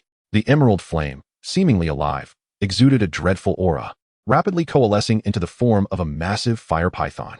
The fire python, with its fearsome maw agape, surged forward with unrelenting might towards the Su family servant. Humph. The servant emitted a dismissive snort. Though he sensed the extraordinary nature of the flame, what of it? He was a cultivator at the early stage of the golden core, and the pressure radiating from this fire python could extinguish at most a cultivator at the 10th layer of chi refinement. Just as the python was about to engulf him in a moment of peril, the Su family's servant casually swatted at it. Instantly, the fire python, comprised of celestial flames, seemed to strike a vital point, disintegrating into a myriad of brilliant sparks that scattered like flowers in the wind. Due to the servant's excessive force, many sparks fell upon the numerous mortals present. In a panic, they attempted to extinguish the flames, but were astonished to discover that the more vigorously they flailed, the more the fire blazed, a searing pain swiftly enveloping them. Many could not help but emit piercing cries of despair. Upon witnessing this scene, Li Zhan's gaze sharpened, his arms swiftly raised and waved, unleashing a powerful and terrifying aura that swept through like a tempest, accurately extinguishing the raging flames engulfing those individuals. At that moment, a spark fluttered before Su Qing like a delicate sprite. Li Zhan initially intended to intervene and extinguish it for Su Qing, but she raised her hand, signaling him to refrain from any rash actions. In truth, the instant the flames surged within Jiang Xian, an indescribable emotion flickered in her eyes. She keenly sensed that the aura emanating from this flame bore an uncanny familiarity. Su Qing gently lifted her slender hand, a soft power entwined around her fingers like silk. Undeterred, she allowed the faint, almost imperceptible glow of the fire to settle lightly in her palm. With utmost care, she cradled it, as if holding the most precious treasure in the world. She tenderly placed the faint spark before her eyes, and as she felt the essence of the flame, her heart was stirred as if tumultuous waves had erupted within, leaving her speechless. The aura of this flame was strikingly identical to that of the fire spirit pill gifted to her by M.O. Han. Chapter 74. The turn of events. As the fire python shattered under her strike, it was evident that Jiang Xian had no other cards left to play. A flicker of anger flashed in the eyes of the Su family subordinate. Damn it, if he were merely at the chi refinement stage, he would have surely met his demise just moments ago.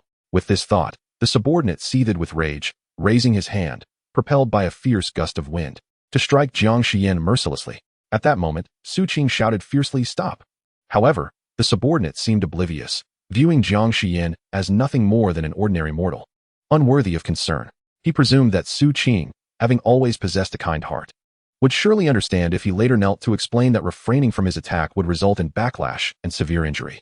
As the palm, resembling a fan, was about to land heavily on Jiang Xian's cheek, the Su family subordinate showed no signs of hesitation. Su Qing's expression turned increasingly frantic, her heart tightening in trepidation. Humph! Li Zhan let out a cold snort, his voice low yet imbued with immense authority. Simultaneously, an overwhelming pressure descended, akin to a mountain pressing down on an egg, firmly locking onto the Su family subordinate. He felt an invisible force surge towards him, rendering his body rigid, as if ensnared by a binding spell, completely immobilized. The hand that was to strike Jiang Xian halted abruptly, as if time itself had been frozen. Upon witnessing this, Su Qing felt as though a heavy stone had finally lifted from her heart, allowing her to breathe a sigh of relief. Immediately, Li Zhan exerted his formidable power to manipulate the body of a servant from the Su family, compelling him to release his grip on Jiang Xian. Jiang Xian gently rubbed her arm, which had been painfully squeezed, and at this moment, she relinquished any intention of using a communication talisman. The flame that had surged within her moments ago was the last means of survival bestowed upon her by Imo Han. Yet, such a crucial method was effortlessly obliterated by others. This fact starkly illustrated that the strength of the individuals before her far surpassed that of Imo Han. She was unwilling to involve him in her troubles. Su Qing turned to glance at Li Zhan, who instantly comprehended her unspoken command. With a swift motion of his arm, the Su family servant was sent hurtling backward like a thrown football, crashing heavily before Su Qing. A flicker of anger ignited in Su Qing's eyes as she delivered a series of resounding slaps across the servant's face. At this juncture, the servant's cultivation had been restrained by Li Zhan, rendering him unable to resist. Su Qing, possessing a cultivation level of the 9th layer of qi refinement, exerted nearly all her strength with each strike. Within mere moments, vivid red handprints blossomed across the servant's face. After a few breaths, Su Qing ceased her assault, her gaze icy as she coldly commanded, "Uncle Li, kill him." Upon hearing her words, Li Zhan did not hesitate for an instant. With a gentle flick of his sleeve, the servant was struck by an invisible force, his body exploding into a cloud of blood mist. The air became saturated with a nauseating metallic scent, sending chills down the spines of all present. Su Qing's gaze swept over the remaining members of the Su family, her expression frigid as she declared, "Remember, the Su family does not require disobedient individuals." Clearly, Su Qing's wrath had been ignited. Not daring to utter a word of dissent, the Su family members quickly knelt on one knee, bowing their heads in a display of loyalty and sincerity, collectively proclaiming, "We obey your command." Witnessing this scene, Su Qing's anger waned slightly. She then approached Jiang Xian, who was filled with trepidation, instinctively retreating a few steps. Su Qing hurried forward, grasping Jiang Xian's small hand tightly, offering gentle reassurance, "Do not be afraid." Having said that, Su Qing's gaze shifted to Li Zhan, then to Jiang Shi, who lay on the ground. Li Zhan nodded slightly in understanding, and then summoned a gentle force, caressing Jiang Shi's body like a spring breeze, mending his injuries. Finally, he delicately lifted Jiang Shi with the soothing power he had released. Su Qing retrieved a veil from her bosom, gently donning it to obscure her exquisite visage. Her eyes fixated on Jiang Shi as she softly inquired, "Do you still remember me?" Upon witnessing this, Jiang Shi's eyes widened in disbelief, recognizing her. The intensity of his reaction caused Su Qing's lips to curve into a faint smile of relief. Thankfully, Jiang Shi still remembered her. As she fixed her gaze upon Jiang Shi, Su Qing inquired, "Is the immortal you previously summoned the same nobleman who shared the carriage with me at that time?" Jiang Shi hesitated, pondering the reason behind Su Qing's question. He was aware of Imo Han's benevolence towards the Jiang family and his generous treatment of them. He feared that if he affirmed her query, Su Qing might seek trouble with Imo Han in the future, which would be most unfortunate. Seemingly attuned to Jiang Shi's apprehensions, Su Qing gently reassured him, "Please trust me. I harbor no ill intentions. In truth, that nobleman might even be my savior." Upon hearing this, Jiang Shi found her reasoning compelling. Indeed, if Su Qing had nefarious motives, she would not have intervened to rescue him and Jiang Xian. With this realization, Jiang Shi nodded in affirmation, responding, "Yes." At Jiang Shi's acknowledgement, a flicker of emotion danced in Su Qing's eyes. She endeavored to suppress her rising excitement and softly requested Jiang Xian, "Could you please recount the entire sequence of events in detail?" Upon hearing Su Qing's desire to inquire about the entire matter, the heads of the 3 prominent families and the city lord's officials could no longer remain composed, as they initially intended to seize the opportunity to malign the Jiang family. However, a mere glance from Li Zhan quelled their intentions, causing them to swallow their words. Naturally, Jiang Xian was willing to share the entire account, since it was not the Jiang family's fault. She explained, "Sir, the events unfolded as follows." She spoke slowly, fearing she might overlook any detail, while Su Qing listened intently, anxious not to miss any part she wished to know. When she learned that Imo Han had executed 2 consecutive instant transfers, swiftly eliminating 2 immortals, Su Qing could no longer contain her exhilaration. Based on the life-saving flame Imo Han had left within Jiang Xian, she deduced that his cultivation level was at most at the qi refining stage. At that moment, Su Qing had reached a conclusion. Indeed, it was him. Imo Han had also employed the technique of instant transfer, rescuing her on more than one occasion. Furthermore, the essence of the flame left within Jiang Xian bore a striking resemblance to the aura he emitted when he dispelled the cold within himself using beast fire. They were undoubtedly the same individual. With this in mind, the image of the figure who had once shared the carriage with her vividly resurfaced in her thoughts. After a while, Jiang Xian had completed her narration of the events. Su Qing then turned her gaze towards the other three family heads and the city lord. Her expression icy as she declared, "How outrageous! You dare to play the victim and deceive me." The men, realizing their scheme had been uncovered, turned pale and hastily fell to their knees, repeatedly bowing in supplication. Indifferent to their pleas for mercy, Su Qing coldly proclaimed, "From this moment forth, you shall unconditionally obey all commands from the Jiang family. Should anyone dare to resist, there will be no escape from death. Is that understood?" The three heads of families and the lord of the mansion, upon witnessing the scene, dared not show even the slightest resistance. This situation was undoubtedly their fault, and the fact that they were not publicly executed was already the best outcome for them. Once the matter was resolved and everyone departed, the spacious hall was left with only Su Qing and Jiang Xian. In a gentle tone, Su Qing remarked, "Sister Xian, in due course, I shall send people to establish a branch of the Tianbao Chamber of Commerce here. In the future, should the Jiang family encounter insurmountable challenges, they may seek assistance from the Tianbao Chamber." "Thank you, Sister Su Qing," Jiang Xian replied obediently, nodding her head.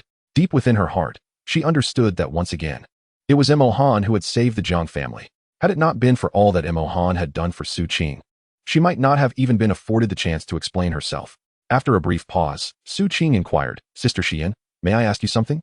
Jiang Xian, puzzled by Su Qing's sudden tension, replied, "Ah? Well, Sister Xian, did you truly give it to him, Mo Han?" Upon hearing this, a delicate blush instantly graced Jiang Xian's lovely face, and she eventually nodded gently. Seeing this, a complex and indescribable feeling surged within Su Qing. After continuing their simple conversation for a moment longer, Su Qing intended to turn and leave. Just then, Jiang Xian unexpectedly took hold of Su Qing's delicate hand, her expression revealing profound apprehension, and her beautiful eyes glimmered with earnest pleading as she spoke. "Sister Su Qing, can you take me along to cultivate? Thunder City." After a grueling journey lasting over a month, Mo Han finally arrived here from Luoyang City. Chen Yuan, feeling a great sense of relief, silently rejoiced at having reached their destination. True to his word, upon arriving at Thunder City, Mo Han released Chen Yuan as promised. Upon gaining his freedom, Chen Yuan immediately clasped his fists in salute to Mo Han and turned to depart in the opposite direction. Though Mo Han had informed him that Qingyun sect would soon be recruiting disciples in Thunder City, he had no interest in such matters. He had long grown accustomed to the free and unrestrained life of a wanderer. As was his custom, before entering Thunder City, Mo Han first stored the entire carriage within his Qinkuan jade ring. Just as he was about to place Lu Yunyan into the ring as well, she suddenly spoke softly. "Young master, what is it?" Mo Han responded. Lowering her head, Lu Yunyan gently stated, "Young master, may I accompany you into the city? I wish to purchase some new clothes." Understanding her request, Mo Han quickly nodded and replied, "Then let us go together."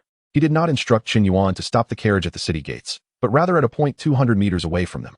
Upon entering Thunder City, Mo Han led Lu Yunyan directly towards the Tianbao Chamber of Commerce. The first floor of the Tianbao Chamber of Commerce is remarkably spacious. Although it primarily serves as a venue for the sale of elixirs, there is also a section dedicated to clothing. Lu Yunyan gazed in astonishment at the array of exquisite garments displayed on the racks, marveling at the sheer beauty of these creations, which she had never imagined existed in the world. However, despite their stunning appearance, a wave of disappointment washed over her as she beheld the exorbitant prices. The lowest of these dresses cost several thousand low-grade spirit stones. Her monthly earnings at the brothel in Haishi Town amounted to only a few tens of thousands of silver coins, merely equivalent to a handful of low-grade spirit stones. Mo Han also noticed the expression on Lu Yunyan's face. He swiftly surveyed the dresses on display and discovered that the most expensive one was priced at a mere 20,000 low-grade spirit stones. With approximately 1 million low-grade spirit stones at his disposal, he was not concerned about such trivial expenses. He then instructed the staff accompanying him at the Tianbao Chamber of Commerce, "Wrap up all the female long and short skirts for me." Upon hearing Mo Han's words, both Lu Yunyan and the staff member were taken aback. Had a wealthy tycoon just arrived? "Young master, there is no need to purchase so many." Lu Yunyan gently tugged at Mo Han's sleeve, speaking softly. For reasons unbeknownst to her, his actions stirred an inexplicable fondness within her. Mo Han smiled slightly, leaning closer to Lu Yunyan's ear, and whispered, "When it is just the two of us, with no one else around, you may only wear short skirts. If there is a third person present, you must wear long skirts. Do you understand?" At his words, a shy blush suddenly crept onto Lu Yunyan's face. as she had not anticipated Mo Han's possessiveness to be so pronounced. MHM, she nodded obediently. Once all the dresses were packed, she was taken aback to learn that the total cost amounted to 100,000 low-grade spirit stones. She realized that Mo Han's intention in purchasing these garments was to enhance her allure, yet she was astonished at his willingness to indulge in such extravagance for her. After selecting the necessary attire for Lu Yunyan, Mo Han escorted her to an inn where they settled in. Inquiring with the innkeeper, Mo Han learned that there were still 7 days remaining until the Qingyun sect would recruit new disciples in Leitang City. He was not in a hurry. 7 days later, on a clear morning, before their departure, Mo Han prudently consumed 2 second-tier longevity pills. As the pills dissolved in his mouth, he felt a surge of powerful vitality coursing through his body, extending his lifespan to 400 years in that instant. Upon arriving at the square designated for the Qingyun sect's recruitment of new disciples, Mo Han could not help but feel a twinge of confusion. Why were there so few people here? Chapter 76. Joining the Qingyun sect, Mo Han promptly retrieved a storage bag from his bosom and gently handed it to a man beside him, courteously inquiring, "Esteemed brother, as a newcomer in this unfamiliar place, could you kindly elucidate the situation for me? Is today not the day when the Qingyun sect recruits new disciples? Why are there so few people present?" The man accepted the storage bag, probing within with his spiritual consciousness. Upon discovering a full 100 low-grade spirit stones, a satisfied smile immediately graced his face. You may not be aware, but while the Qingyun sect is indeed one of the 10 great sects in our southern region, its ranking is rather low in terms of strength. Talented individuals often disdain the Qingyun sect, reserving their ambitions for more prestigious sections.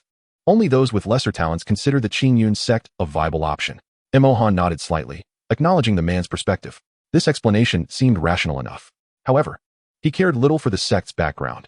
His sole objective was the low-grade Yin Vein concealed within the Qingyun sect. May I inquire about the specific method by which the Qingyun sect recruits new disciples? Mo Han continued his questioning. The man gestured toward the square, pointing out, "Look over there to the right side of the square. That woman clad in a white palace gown, her face veiled, is the leader of the team here to recruit new disciples. The 5 individuals accompanying her are also disciples of the Qingyun sect. The method of recruitment this year is no different from previous years. Anyone possessing spiritual roots, even without any cultivation, may directly join the Qingyun sect." Following the man's direction, Mo Han's gaze fell upon Wen Lianxue. In that instant, a sense of familiarity surged within him. Although her features were obscured by the veil, he could not shake the feeling that he had encountered her before. Indeed, as the man had stated, Mo Han observed a youth lacking any cultivation being tested, only to be found with ordinary spiritual roots. Nonetheless, the disciples of the Qingyun sect warmly inquired whether he wished to join their ranks. Naturally, the boy would not refuse. Given his qualifications, it was evidently impossible for him to enter a more prestigious sect with a richer heritage. Time passed swiftly, and noon approached. The number of people gathered in the square dwindled. With a sigh of resignation, Wen Lianxue lamented, "It is only natural that these individuals look down upon the Qingyun sect. After all, our strength is indeed quite feeble. The more formidable sects would never undertake the arduous journey across mountains and valleys to recruit disciples from various towns and even rural areas. Unlike them, typically, those with exceptional talents proactively sought out esteemed sects with profound legacies for mentorship and cultivation." As the time drew near, Wen Lianxue prepared to instruct everyone to tidy up and return to the sect. Just then, a figure strolled leisurely into the square. It was him. A flicker of surprise crossed Wen Lianxue's eyes. She never anticipated encountering Mo Han in this place. Upon sensing Mo Han's cultivation level, her astonishment deepened immeasurably. In merely a few months, he had ascended from the 3rd level of Qi refinement to the 6th. "Who are you?" A disciple of the Qingyun sect approached, puzzled. "I have come to join the Qingyun sect," Mo Han replied. The female disciple's eyes instantly sparkled with excitement. They had been occupied all morning, and among the new recruits, the highest cultivation level was only at the 3rd level of Qi refinement, with most being ordinary individuals possessing only spiritual roots, yet to step into the Qi refinement realm. Now, with Mo Han's 6th level of Qi refinement seeking to join their ranks, how could she contain her exhilaration? Fearing he might change his mind, she promptly grasped his hand tightly. "Greetings, junior brother. Please follow me to register," she urged. Mo Han, taken aback by the enthusiastic gesture of the female disciple, realized that it must be quite challenging for the Qingyun sect to attract recruits. In his entire life, he had never encountered a woman so forward in her approach. Perhaps when Lianxue was also concerned he might reconsider. After Mo Han completed his registration, she hurriedly retrieved a flying boat from her storage pouch, ushering everyone on board in an orderly manner. Once all were aboard, Wen Lianxue activated the flying boat, swiftly departing. Along the way, she assigned one female disciple to pilot the vessel and quietly conversed with another before retreating to her chamber. The designated disciple gathered all the newly recruited members, totaling 10 including Imohan. Then, Lin Qin extracted 20 small booklets from her storage pouch, distributing 2 to each person. Imohan examined the booklets in his hands. One was titled Qingyun Regulations, and the other Great Xia Cultivation Manual. Clearing her throat, Lin Qin addressed them, "Dear junior brothers, from this moment forth, you are disciples of the Qingyun sect. According to sect regulations, you must thoroughly study these 2 booklets in the shortest time possible. The Qingyun Regulations outlines the rules of our sect. Given the current speed of the flying boat, it will take approximately 7 days to reach the sect. Therefore, you must diligently familiarize yourselves with the Qingyun Regulations within these 7 days. Remember, in your future endeavors within the Qingyun sect, it is imperative to adhere to the sect's rules." As for the Great Xia Cultivation Manual, Lin Qin paused momentarily before continuing. It details all the visible powers in the Great Xia and the attire of their disciples. During the upcoming 7 days, it is essential for you to study this as well. Although Lin Qin did not explicitly state it, Imohan understood her underlying message clearly. Every sect has its own regulations, and the Qingyun sect is no exception. In the esteemed tome, Manual of Cultivation in the Great Xia, Lin Qin's intent is unmistakably clear. The Qingyun sect is the weakest sect in the southern region of Great Xia. Unparalleled in its frailty, Lin Qin seeks to caution them that the Qingyun sect possesses minimal strength. Thus, they must diligently study the Manual of Cultivation in the Great Xia. When encountering celestial factions that rank above the Qingyun sect, they must avoid any conflicts at all costs. However, Lin Qin harbors concerns that articulating this sentiment too bluntly might dampen the morale of the newly initiated disciples of the Qingyun sect. Upon receiving the 2 volumes, the other 9 disciples grasped Lin Qin's intentions. Nevertheless, they were acutely aware that they would be spending a considerable amount of time within the Qingyun sect. Therefore, they began to peruse the regulations of Qingyun with great care. Only Imohan remained seated in a meditative posture, his eyes gently closed. In Chapter 77, Enjoying while reading. With a mere thought, Imohan's spirit transcended into the realm of the Qianquan Jade Ring. He felt a sense of resignation regarding the act of reading. Although he once possessed an extraordinary memory during his life on Blue Star, he still found it exceedingly tedious to engage with literature that did not pique his interest. To his surprise, even after traversing to this new realm, he could not escape the fate of reading. Fortunately, at that moment, the experience of reading was rendered less monotonous for him. Upon entering the independent world of the Qianquan Jade Ring, even in his spiritual form, he could engage with his surroundings as if they were tangible. Here, he could genuinely touch the flora and fauna, as well as other beings. Imohan then summoned Lu Yuyan, who was beside him near a waterfall within the independent realm of the Qianquan Jade Ring. Grasping Lu Yuyan's hand, he led her to the base of the waterfall, where he retrieved the Qing snake sword from his storage pouch. With a swift motion, he wielded the sword, effortlessly cleaving the surrounding trees into appropriately sized wooden sticks. He then bound these sticks together with rope, crafting a rudimentary chair. Imohan leisurely seated himself upon it. Observing this, Lu Yuyan's cheeks flushed, comprehending Imohan's intentions, and she stepped behind him to massage his shoulders. Subsequently, Imohan took out the Manual of Cultivation in the Great Xia from his pocket and began to study it intently. In contrast to the regulations of Qingyun, he was far more intrigued by the elite forces within the Great Xia. As anticipated, the initial pages detailed the Tianbao Merchant Association and the Shadow Tower, much like the contents he had encountered in the black market. Both the Tianbao Merchant Association and the Shadow Tower were among the foremost powers spanning the entirety of Great Xia.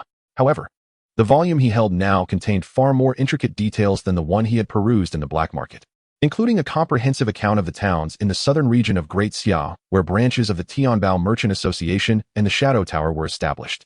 Apart from the 2 dominant forces that permeate the vast expanse of the Great Xia, the other 3 prominent families of the unparalleled city of Great Xia have established branches in various locales throughout the realm.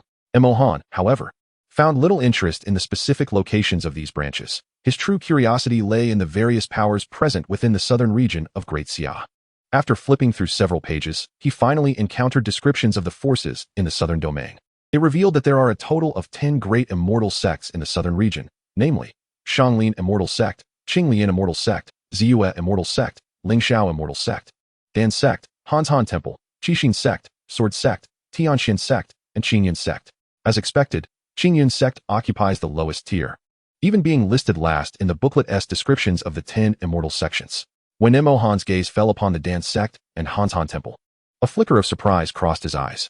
According to the Great Xia Immortal Cultivation Manual, Both the Dan sect and Hanzhan temple boast several formidable experts at the pinnacle of the transformation god realm. Yet, the booklet explicitly states that these two immortal sects seldom concern themselves with worldly affairs. Thus, despite the existence of 10 immortal sects in the southern region, it could be argued that only 4 truly wield influence. With the Dan sect and Hanzhan temple refraining from interfering in mundane matters, only 8 immortal sects remain relevant. Among these 8, the strongest are undoubtedly the first 4 sects, while the latter 4 hold negligible significance. Furthermore, it is noteworthy that the latter 4 sects are essentially subordinate forces of the former 4, with Qingyun sect being a subordinate sect of Shanglin immortal sect.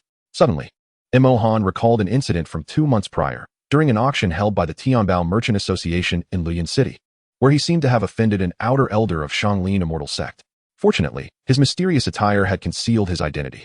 Mo Han intended to continue his reading when, unexpectedly, he furrowed his brow, sensing that Lin Qin was approaching his true self in the real world. Moments later, Lin Qin stood beside him. While others were engrossed in studying the Qingyun regulations, Mo Han sat with his eyes closed in meditation. Observing this, Lin Qin approached to check on him. "Junior brother, what troubles you? Are you perhaps disinterested in reading?" Lin Qin inquired gently. Mo Han hurriedly produced the Qingyun regulations, intending to reply in the negative. However, Lin Qin swiftly snatched the booklet from his hands, casually flipping through a few pages before exclaiming, "I understand you. Senior sister despises reading as well. Just like you. I had no desire to continue after obtaining these 2 manuals." Indeed, Mo Han nodded slightly in agreement with Lin Qin's words. She continued, "However, junior brother, this is simply unavoidable. Our Qingyun sect has quite strict regulations. It would be prudent for you, junior brother, to take a look. Otherwise, should you inadvertently make a mistake, it could lead to undesirable consequences." Lin Qin coughed softly a few times, choosing not to elaborate further. After she gathered the Qingyun rules, she blinked her large, glistening eyes. Mo Han, understanding her unspoken cue, swiftly accepted the Qingyun rules with both hands, feigning an earnest demeanor as he perused the text. However, after reading 2 pages, he noted that Lin Qin showed no intention of departing. Reluctantly, he continued to flip through the pages.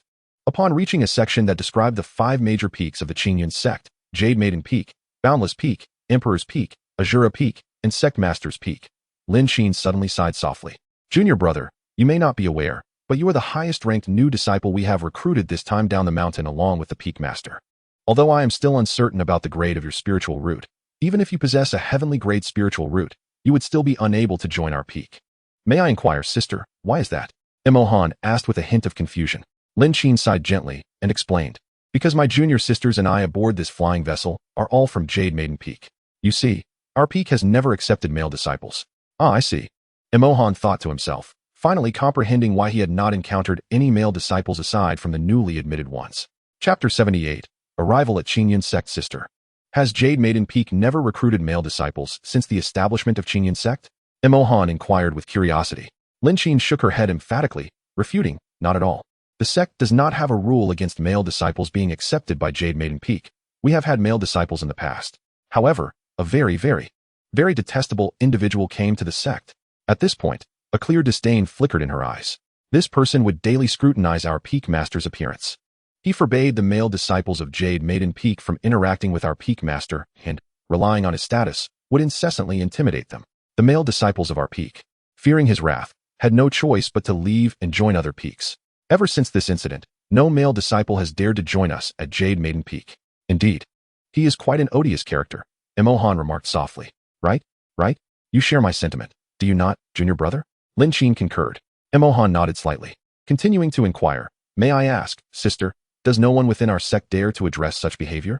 Mo Han felt a twinge of curiosity, eager to understand the nature of a person who could act so brazenly within Qingyun's sect. Moreover, according to Lin Qin, it seemed that someone should intervene against such a man who utilized his status to intimidate others. Lin Qin sighed gently, her expression tinged with helplessness. "Junior brother, you do not grasp the complexity of the situation. This individual is truly loathsome. His background is formidable, and even the sect master refrains from offending the powers behind him."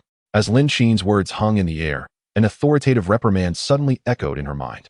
She felt a sense of helplessness, glancing towards a specific spot on the flying vessel, sticking out her tongue playfully. Then, leaning closer to Mo Han's ear, she whispered softly, "I apologize, little junior brother, but our peak master has instructed me to cease my discourse." Mo Han nodded slightly in understanding. In truth, He had sensed a powerful consciousness locking onto him even before Lin Qin approached. It was evident that among those aboard the flying vessel, only one golden core cultivator possessed the ability to send a message that curtailed Lin Qin's speech. Lin Qin remained silent, showing no intention of departing, which compelled Mo Han to continue perusing the Qin Yun regulations. His reading speed was astonishing, leaving Lin Qin somewhat astonished. Subsequently, she casually posed a few questions related to the Qin Yun regulations that Mo Han had already read, and to her surprise, he answered each with remarkable precision. This deepened her admiration for him. Coupled with his naturally handsome features, she decided against returning to her seat and chose to linger beside him instead. 7 days later, at Qin Yun's sect, a disciple from the female peak piloted the flying vessel, gently descending onto a spacious plaza. Little junior brother, I forgot to mention earlier, Lin Qin began. Every so often, each peak master of our Qin Yun sect personally leads a few disciples down the mountain to recruit new students. Moreover, after our major peaks have completed their recruitment, we reconvene here within a stipulated time frame to assess our findings. The peak master who recruits the most exceptionally talented new disciples will ensure that all participants receive rather generous rewards. As the flying vessel touched down, Lin Qin eagerly explained to Mo Han. Thank you for the information, senior sister, Mo Han replied. With Lin Qin's clarification, the questions swirling in his mind were swiftly resolved. Upon disembarking, his gaze was immediately drawn to the scene unfolding in the plaza. Four distinct teams had already gathered, arranged neatly in their respective positions. The individuals standing at the forefront of these teams were undoubtedly the other 4 peak masters. Once when Lianxue led her team to their designated spot, one of the peak masters spoke up. Sister Lianxue, returning so late must mean that the disciples you recruited possess remarkable talents. The other 3 peak masters, hearing this, turned their attention towards Mo Han, scrutinizing the 10 disciples when Lianxue had brought back from Thunder City. Under the weight of their collective gaze, all but Mo Han among the newly recruited disciples sensed an invisible pressure, akin to being preyed upon by some ferocious beast, causing them to visibly tense. However, after a brief moment, Mo Han, fearing that he might attract undue attention, quickly adopted a demeanor of nervousness and extreme agitation. When Lianxue cast a casual glance at Mo Han, instinctively rolling her eyes in a rather elegant manner, she thought to herself, this fellow remained remarkably composed in the face of her golden core realm pressure during their initial encounter. Even during their second meeting aboard the flying vessel, he showed no signs of anxiety like the others. Now, with the sect leader yet to arrive, the highest cultivation level present was merely late golden core. If one were to suggest that Mo Han's current demeanor was his genuine reaction, she could not bring herself to believe it. Master Jiang is overly concerned. Among the new disciples we are recruiting, the most outstanding is merely a 6th-layer Qi refinement loose cultivator, whose spiritual root is of mundane quality, when Lianxue softly elucidated. Though Master Jiangqin and the other 3 peak masters displayed no outward signs of discontent, internally they were already elated. If when Lianxue's words held any truth, then before the formal comparison of new disciples even commenced, Yinu Peak had already suffered a defeat. Once the gaze of the 4 peak masters and others shifted away, Mo Han and the other 9 disciples exhaled in relief, releasing long-held breaths. Lin Qin, however, lacked the intricate thoughts of when Lianxue. She harbored no suspicions regarding Mo Han's earlier feigned display of nervousness. Leaning affectionately against Mo Han, she softly reassured him, there's no need to be anxious. Junior brother, the peak masters merely wish to ascertain whether we at Yinu Peak have managed to recruit any promising talents. Mo Han nodded slightly, preparing to respond, when suddenly, from a distance to his left, in the direction of the sect leader's group, a man observed Lin Qin's close proximity to Mo Han and their interaction, his brows furrowing tightly in disapproval. Lin Qin, who is this person? Xiao Yi inquired with a smile gracing his lips. Humph. Lin Qin huffed lightly, disregarding him, simultaneously dismissing the thought of remaining close to Mo Han and stepping back a few paces to create distance. Chapter 79. Foundation Establishment Pill. A hint of embarrassment crossed Xiao Yi's face as he scratched the back of his head, offering a foolish grin. He then turned his attention to Mo Han, introducing himself. Hello, junior brother. I am Xiao Yi, a disciple of the sect leader Peak. He emphasized the word sect leader Peak with pride, a gleam of superiority evident on his face. The sect leader Peak holds the highest status among the 5 peaks. Mo Han merely cast a fleeting glance at him, nodding slightly in acknowledgement before redirecting his gaze forward. Xiao Yi's brow furrowed slightly, a flicker of barely perceptible anger glinting in his eyes, though he quickly regained his composure. He sensed that Mo Han's cultivation level was merely the 6th layer of Qi refinement. This must be the so-called best disciple when Lianxue had mentioned earlier. Yet, what of it? He was a formidable cultivator at the 10th layer of Qi refinement. Imohan's audaciously haughty attitude in response to him was quite irksome. A disciple beside Xiao Yi noticed his awkward demeanor and quickly approached him to offer consolation. Brother Xiao, why stoop to the level of such a person?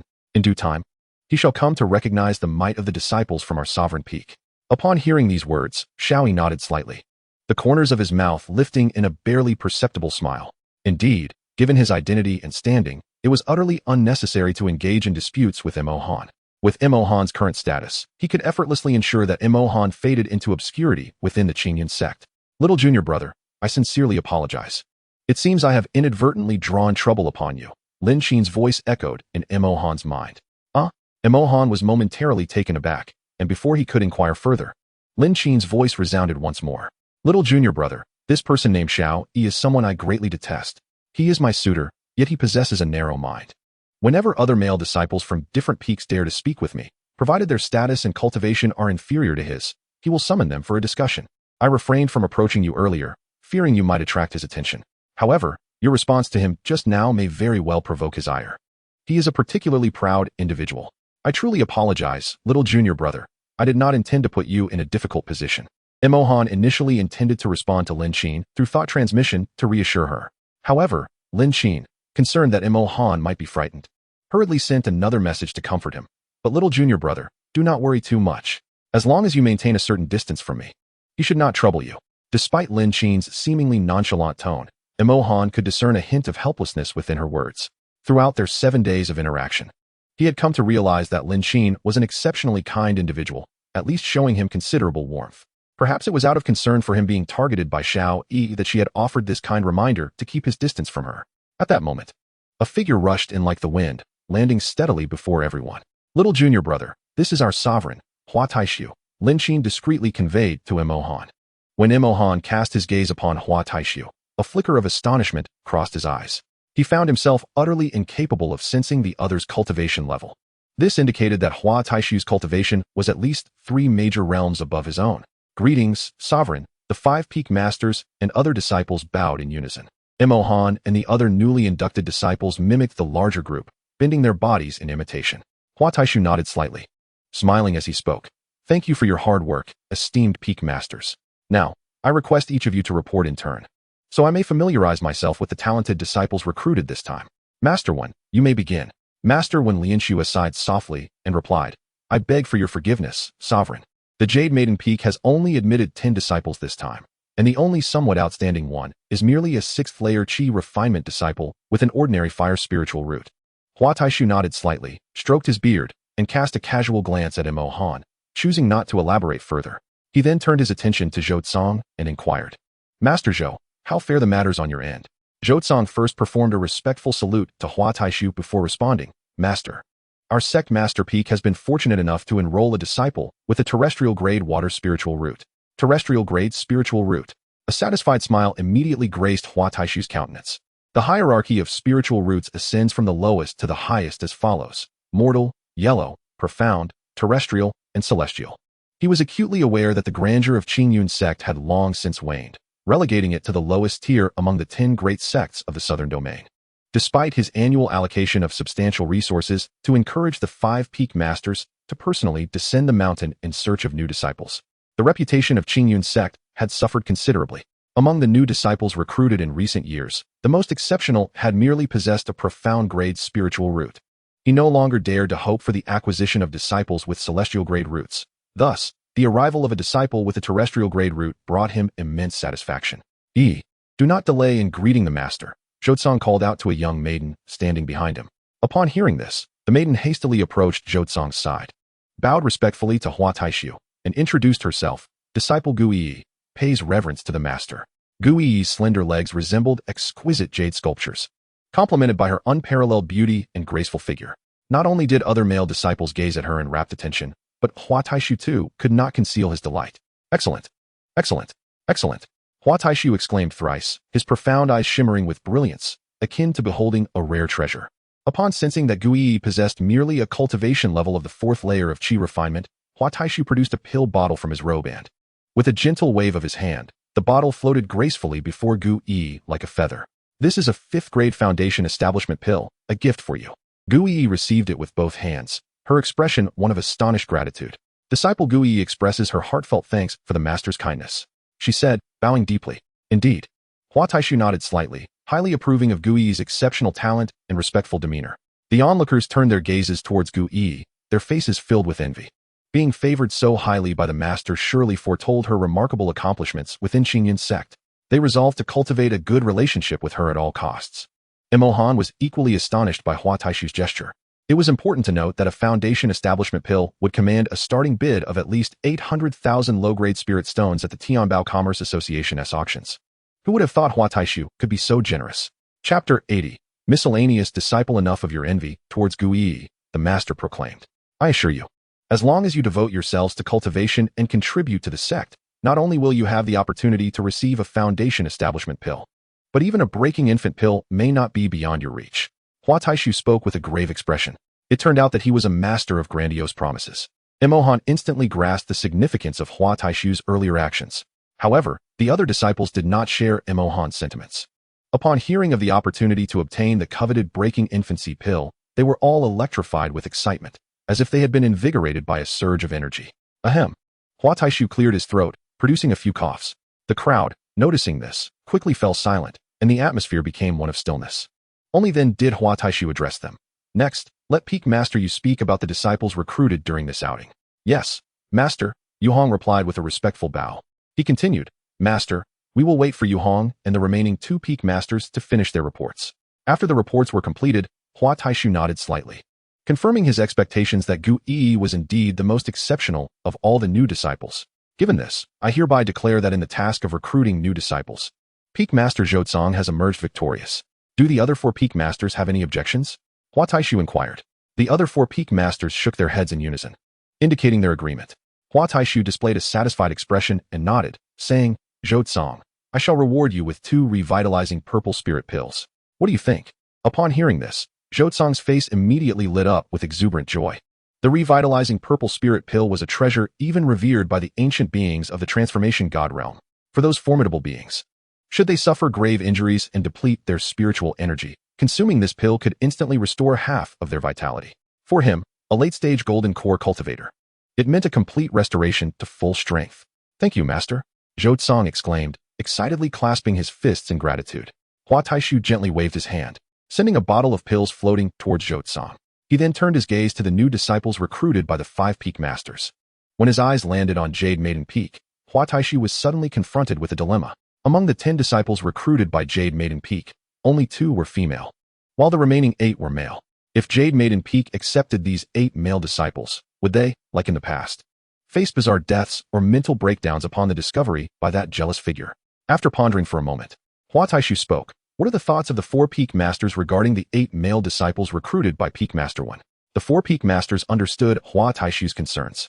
There was indeed an extremely possessive individual in the Qingyun sect who was infatuated with one Lianxue, a figure that even Hua Taishu dared not offend lightly.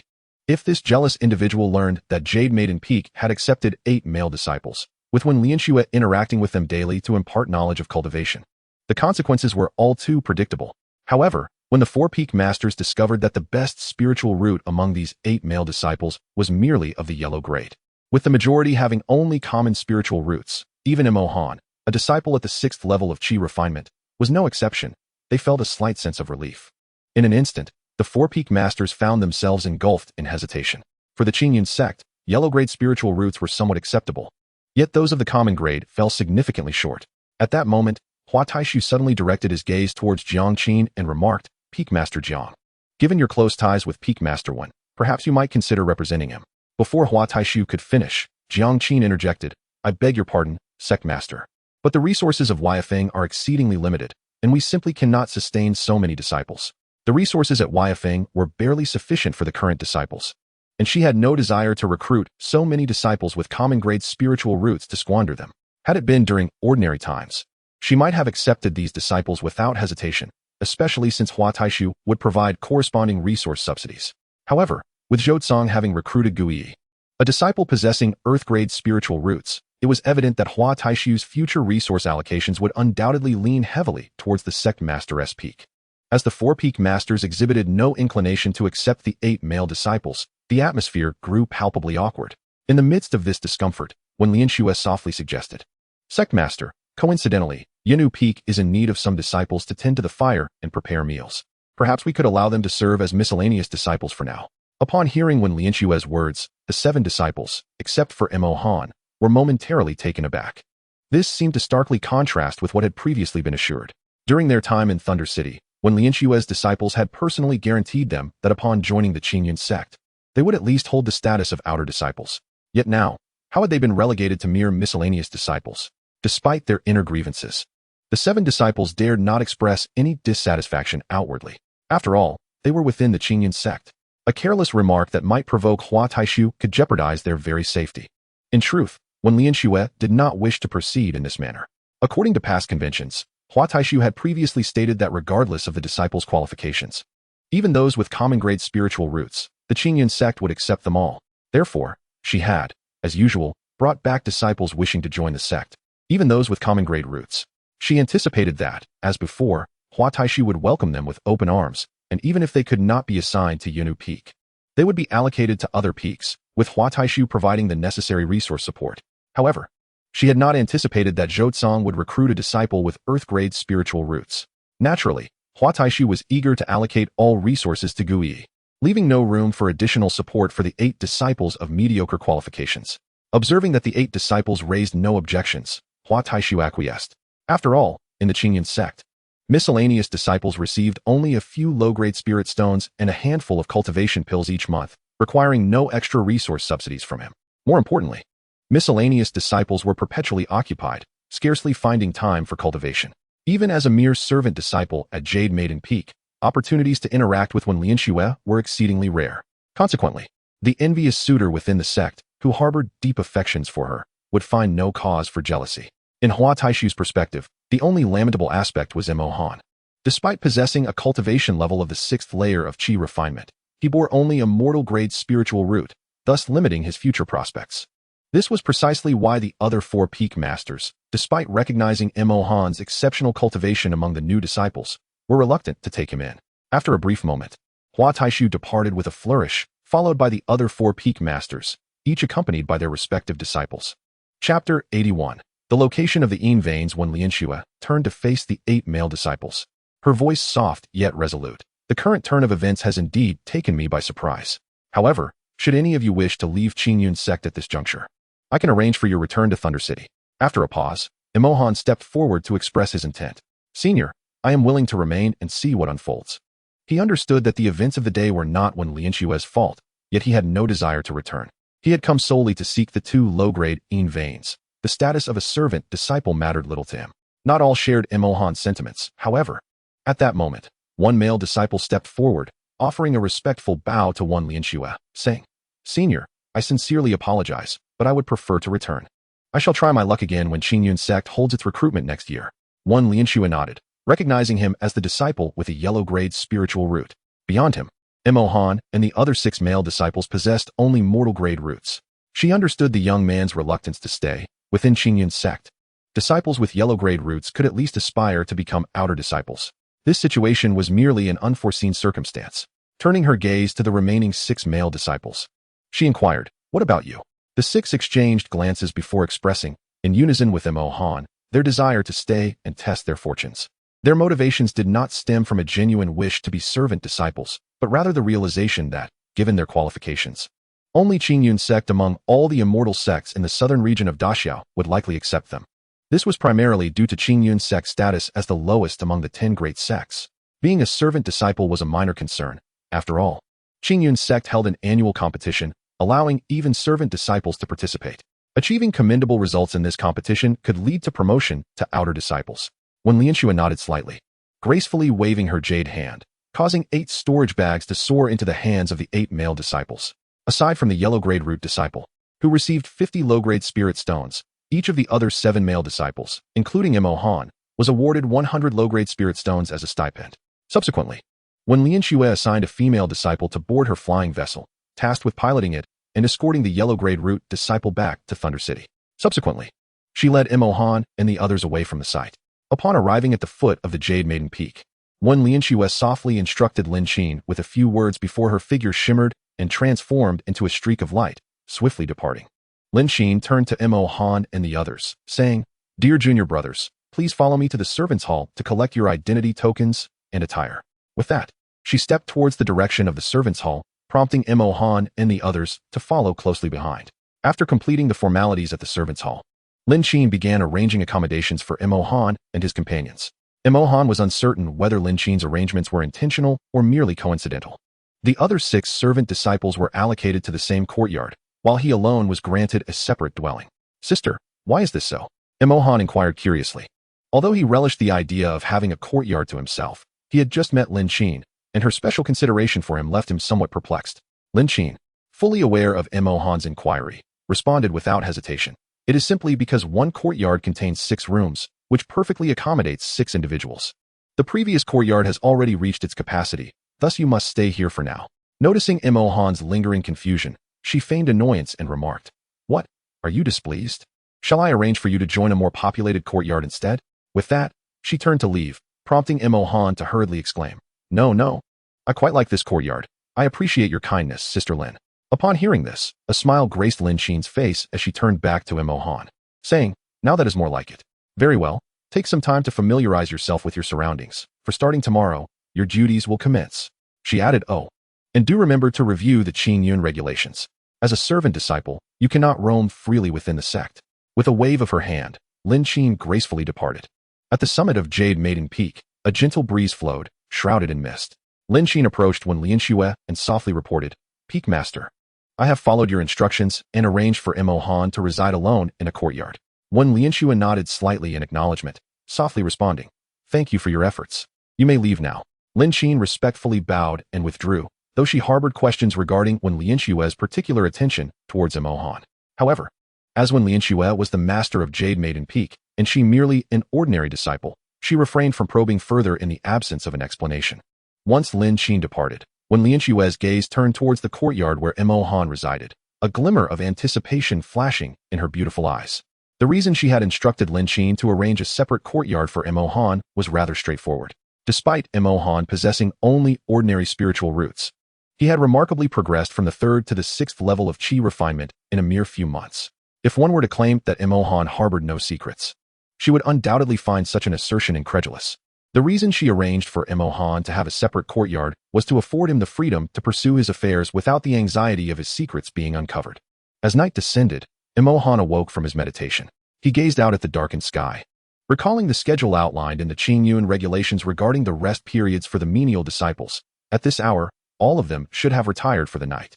With a gentle flick of his sleeve, a soft breeze swept through the room, extinguishing all the candles and plunging the space into darkness. Following this, Mo Han deftly performed a series of gestures to invoke the 2nd level of the concealment technique. In an instant, his entire form became blurred and ethereal. He then executed the thought of 1,000 miles, causing his figure to vanish, only to reappear outside the courtyard moments later. He then set forth towards the summit of the Jade Maiden Peak. He dared not approach openly, for the Qin Yun regulations explicitly forbade any male disciple from ascending the peak without just cause. However, he had compelling reasons to venture forth. His purpose in coming to the Qin Yun sect was to uncover the whereabouts of 2 low-grade Yin veins.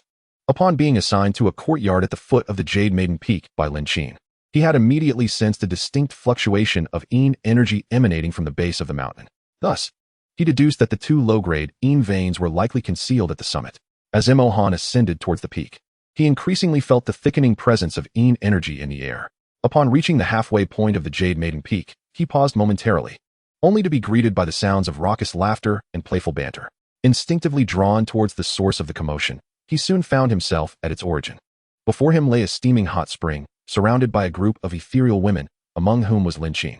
In that moment, Mo Han comprehended the depths of Xiao Yi's possessiveness, which forbade any male disciples from approaching Lin Qin. After half an hour of indulging in the sight before him, he reluctantly departed and continued his ascent towards the peak. Upon reaching the highest point of the Jade Maiden Peak, he instinctively approached a crystal-clear spring. Finding it devoid of any presence, a flicker of disappointment crossed his eyes. Just as he was about to turn away, a beautiful figure appeared in the distance, gracefully approaching him. Instinctively, Mo Han halted. He recognized the newcomer as Wen Lianxue, the peak's master, who at that moment remained veiled, her name still unknown to him.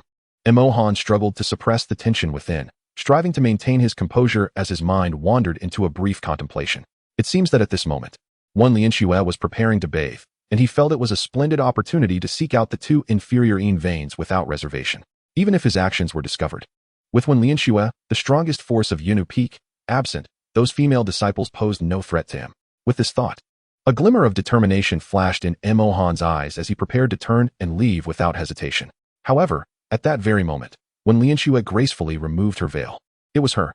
Mo Han was struck by immense shock, for he never anticipated that the leader of Yunwu Peak was the very woman he had rescued under the command of the Black Hawk.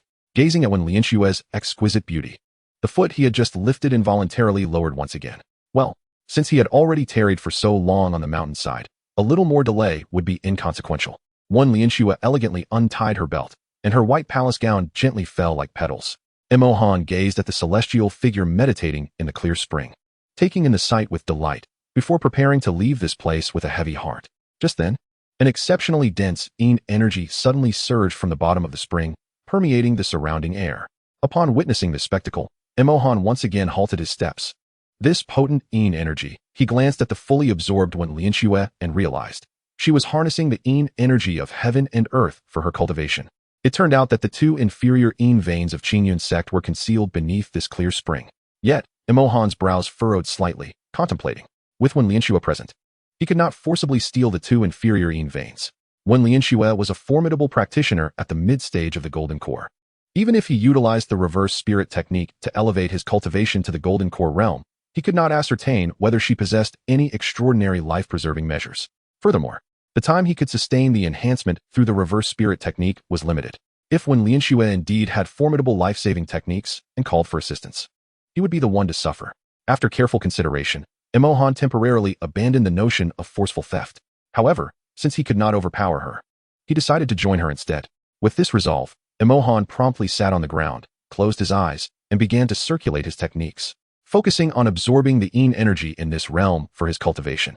Half an hour later, when Lianxue awoke from her meditative state, her slender willow-like brows slightly furrowed.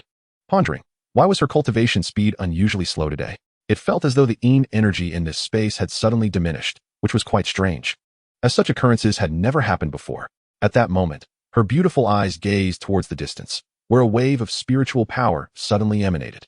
Yet, there was clearly nothing in front of her. Why would there suddenly be a surge of spiritual energy? This was not good. As Mo Han observed the serious expression on Wen Lianxue's face, he inwardly lamented his predicament. In his fervent absorption of the surrounding Yin energy, he had inadvertently ascended to the 7th layer of Qi refining. Although he had previously employed the 2nd realm of the divine concealment technique, rendering him invisible, Wen Lianxue's formidable prowess could still potentially unveil the anomaly. Fortunately, at that very moment, both Wen Lianxue and Mo Han instinctively turned their gazes toward the distant sky. A powerful aura was approaching rapidly. The instant Mo Han sensed this aura, he hesitated not a moment, executing the thought of 1,000 miles technique multiple times, escaping the area with the swiftness of lightning. Meanwhile, when Lianxue turned back, her brow furrowing even deeper, for that very aura of spiritual energy had re-emerged. Chapter 83. Targeted. Just then, a graceful figure descended from the heavens, akin to a dancing fairy, lightly alighting beside Wen Lianxue. Rising to her feet, Wen Lianxue greeted the woman respectfully. "Greetings, master." Han Qingwen nodded slightly, her tone gentle as she inquired, "Shuer, I sensed a fluctuation of spiritual energy here moments ago. Did you experience a breakthrough in your cultivation?" At this question, Wen Lianxue instinctively shook her head. In response to master, "I too find it quite perplexing. While cultivating here, I distinctly sensed a sudden decrease in the surrounding Yin energy. I also perceived an unfamiliar fluctuation of spiritual energy nearby." Han Qingwen murmured softly.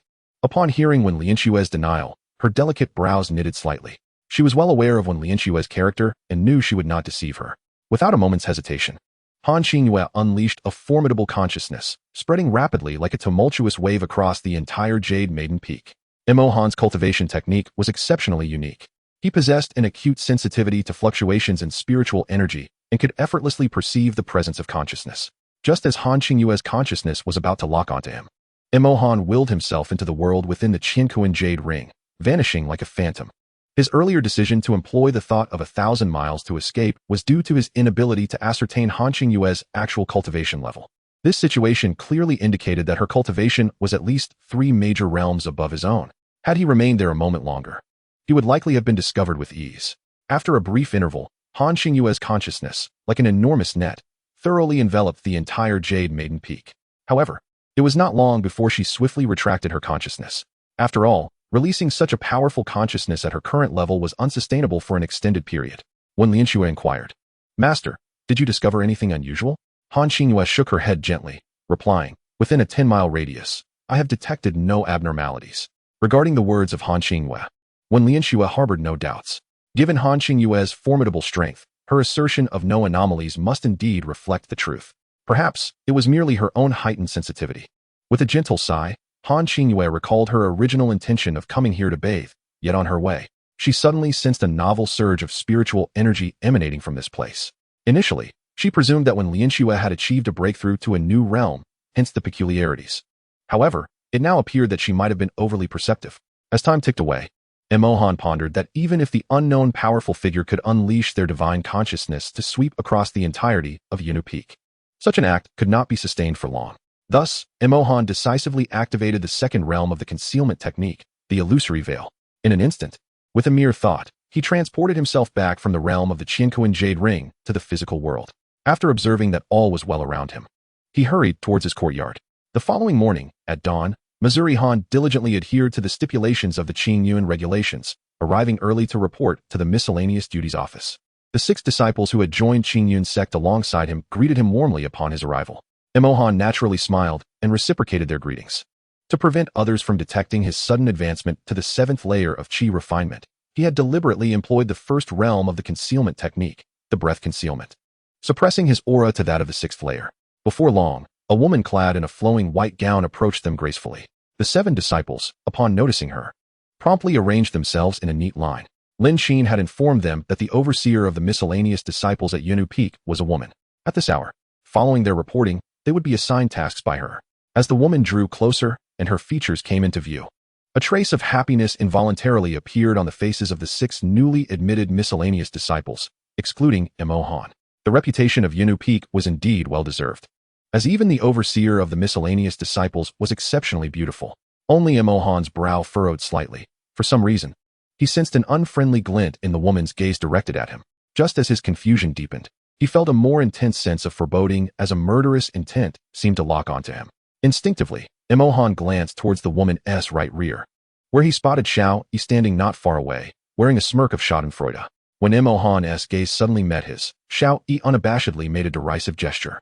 Witnessing this, Emohan's doubts evaporated. It became clear that the overseer of the miscellaneous office at Yinu Peak shared an extraordinary connection with Xiao Yi.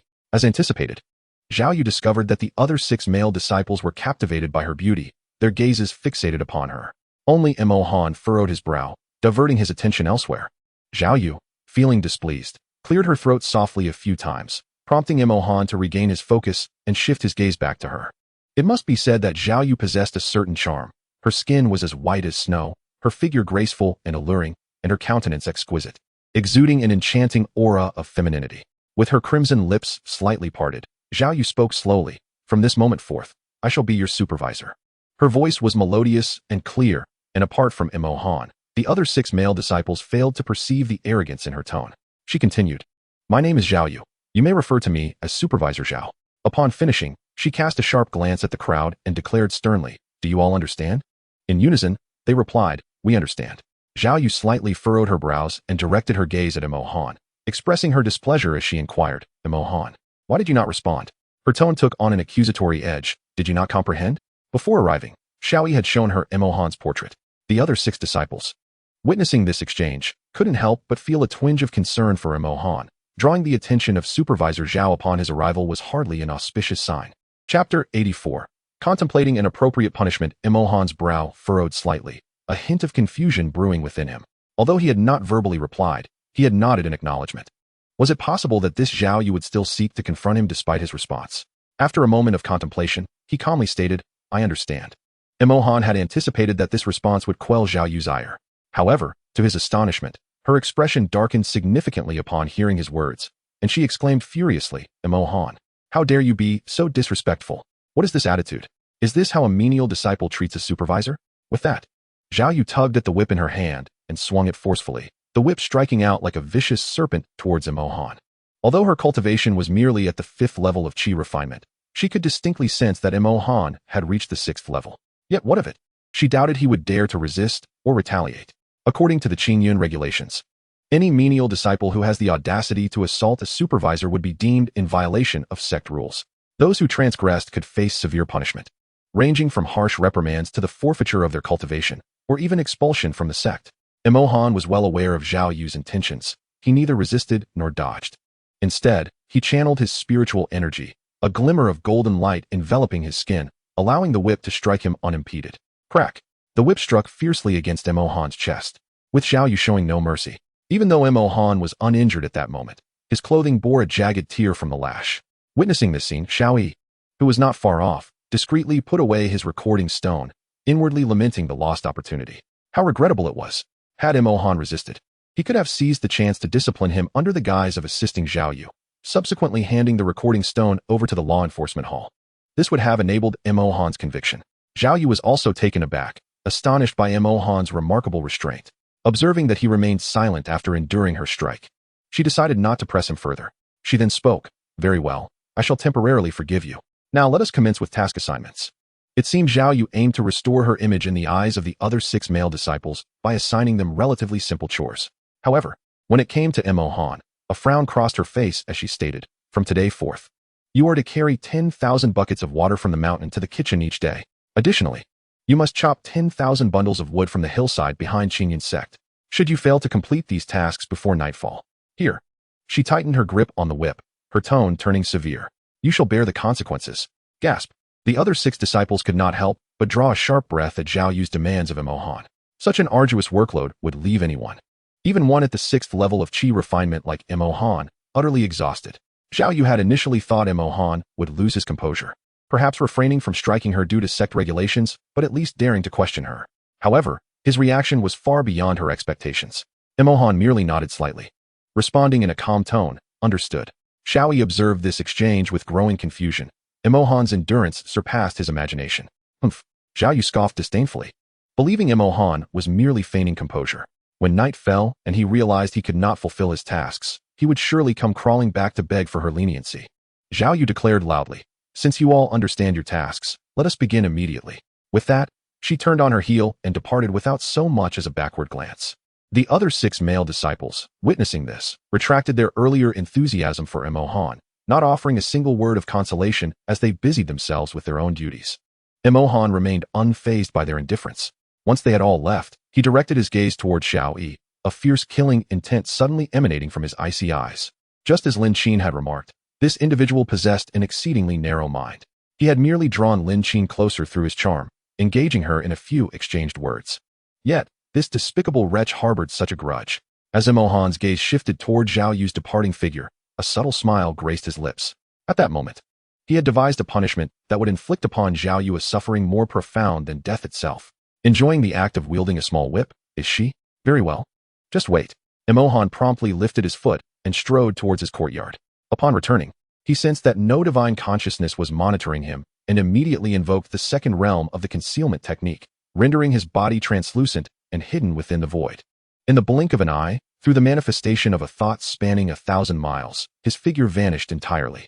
The next moment, he appeared outside the courtyard and proceeded toward the summit of Yinu Peak. The sun had only just begun to rise, and the night was still far off. He had no intention of wasting time here when he could be cultivating. As he passed the mid-slope, he paused, observing when Lin Xue instructing Lin Qin and others in sword techniques and the application of spiritual skills. The 2 new female disciples who had joined Yinu Peak the previous day were clumsy in their movements, having only just begun to wield their spiritual skills. Noticing this, Wen Lianxue personally took their hands to demonstrate the techniques. At that moment, as she illustrated a spiritual skill while holding one of the female disciples' hands, an unexpected surge of sword energy erupted, hurtling directly toward Emohan's midsection. What the hell? Emohan was startled by the sudden onslaught of sword energy, his soul nearly fleeing his body. He quickly regained composure, sidestepping with a grimace, silently cursing. How accurate. When Lianxue furrowed her delicate brows, her beautiful eyes glancing in Emohan's direction, she seemed to have heard an exclamation of exasperation. Upon meeting her gaze, Emohan hurriedly covered his mouth and scurried away like a rat crossing the street. Approaching the mountaintop, Emohan's steps slowed considerably, as if he had melded into the surrounding environment, cautious not to tread upon a branch that might betray his presence. His aura was concealed to the utmost degree. The closer he neared the summit, the more vigilant he became, prepared to enter the Qian Jade Ring at a moment's notice. The previous day, he had come to a clear realization. The true strongest individual on Yunnu Peak was not Wen Lianxue, but someone else entirely. Should that person scan with divine consciousness and detect his presence, the consequences would be dire. He could only hope that they would not release their consciousness without cause. When Mo Han arrived at the spring, he attentively sensed the surrounding atmosphere's Yin energy and furrowed his brow in concern. Why had the Yin energy in this area suddenly diminished so drastically? Its thinness was almost indistinguishable from that in his courtyard. As he stroked his chin, he fell into contemplation. When he first arrived here last night, the Yin energy had been as sparse as it was now. As time passed, the atmosphere around gradually thickened with the essence of Yin when Lianxue shed her garments and immersed herself in the clear spring for cultivation. Contemplating this, Mo Han did not hesitate for a moment. He leaped into the spring, gliding downstream like a fish. There, at the bottom of the spring, flickered a faint golden light, elusive and enigmatic. As Mo Han approached, his gaze sharpened, and he was taken aback. An exceedingly strange pattern was etched upon the surface. This design was densely inscribed with countless runes, reminiscent of Minute script, each shimmering with a subtle glow. Possessing the memories of an emperor, Mo Han's vision was extraordinarily keen, allowing him to discern the true nature of this peculiar pattern at a glance. Undoubtedly, it was a formidable defensive formation. Thus, it could be surmised that beneath the spring lay the hidden sanctum of the two inferior Yin veins. At that moment, Mo Han's heart began to form an inkling of the truth. These precious inferior Yin veins were safeguarded by a formation to prevent theft. Simultaneously, the individual responsible had likely employed special techniques on these veins. Consequently, whenever the person required the essence of Yin, they could activate the corresponding cultivation method to harness the energy contained within these two veins. The sudden richness of Yin energy in the vicinity of the spring the previous night must have been due to Wen Lianxue performing some technique to draw upon the energies of these veins. Reflecting on this, Mo Han felt a wave of helplessness wash over him, and he could not help but exhale deeply. However, this sigh nearly caused him to choke in the water. With merely the 7th layer of qi refinement, he lacked the strength to forcibly breach the formation, which was further reinforced by restrictions. Should he inadvertently trigger the formation, it would certainly alert the one who had set it. Thus, it seemed that the two inferior Yin veins were indeed beyond his reach. Nevertheless, Mo Han did not dwell on sorrow. He mused that as long as Wen Lianxue came here each night to cultivate with the Yin energy from these veins, he could quietly partake in the benefits as well, achieving his own cultivation goals. Having resolved this, Mo Han swam back to the surface and returned to the courtyard. As nightfall approached, Mo Han awakened from his meditation. He raised his eyes to the window, gauging the darkening sky, then employed the second realm of the shadow concealment technique, slipping away silently. At the foot of Jade Maiden Peak stood a hall of miscellaneous disciples, where each servant disciple came to collect their respective contribution points after completing their daily tasks. Within the Qingyun sect, contribution points held great significance for servant disciples, as they could exchange these points for necessary items in the Pill Hall, Technique Hall, and Formation Hall. Observing the dwindling number of disciples in the hall, Zhao Yu anxiously rose on her toes, scanning the area, yet still failing to catch a glimpse of Mo Han. She had intended to create some difficulty for him. Had he not yet completed the task I entrusted to him? Zhao Yu pondered silently. This seemed to be the only plausible explanation. As she contemplated this, a slight smile graced her crimson lips, and she lifted her leg to take a step, gradually making her way out of the servants' hall. However, upon arriving at the kitchen of the servants' quarters, she still found no trace of Mo Han. It was only after inquiring with the disciple responsible for that area that she was astonished to learn that Mo Han had not delivered a bucket of water or a bundle of wood today. A frown instantly marred Zhao Yu's countenance, her expression darkening in an instant.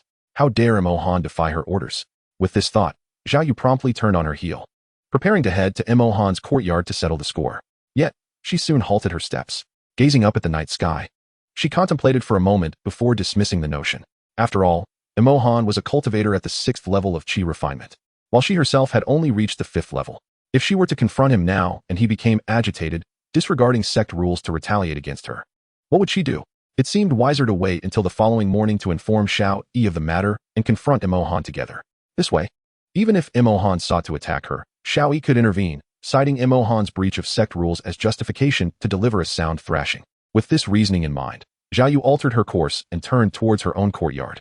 At the servants' quarters of Jade Maiden Peak, Zhao Yu's status among the servant disciples was unparalleled.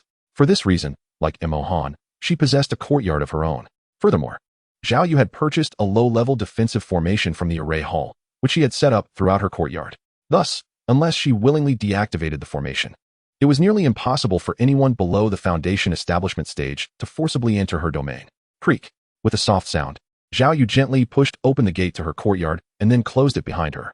After taking only a few steps, she suddenly felt a sharp pain at the back of her neck, as if she had been struck fiercely.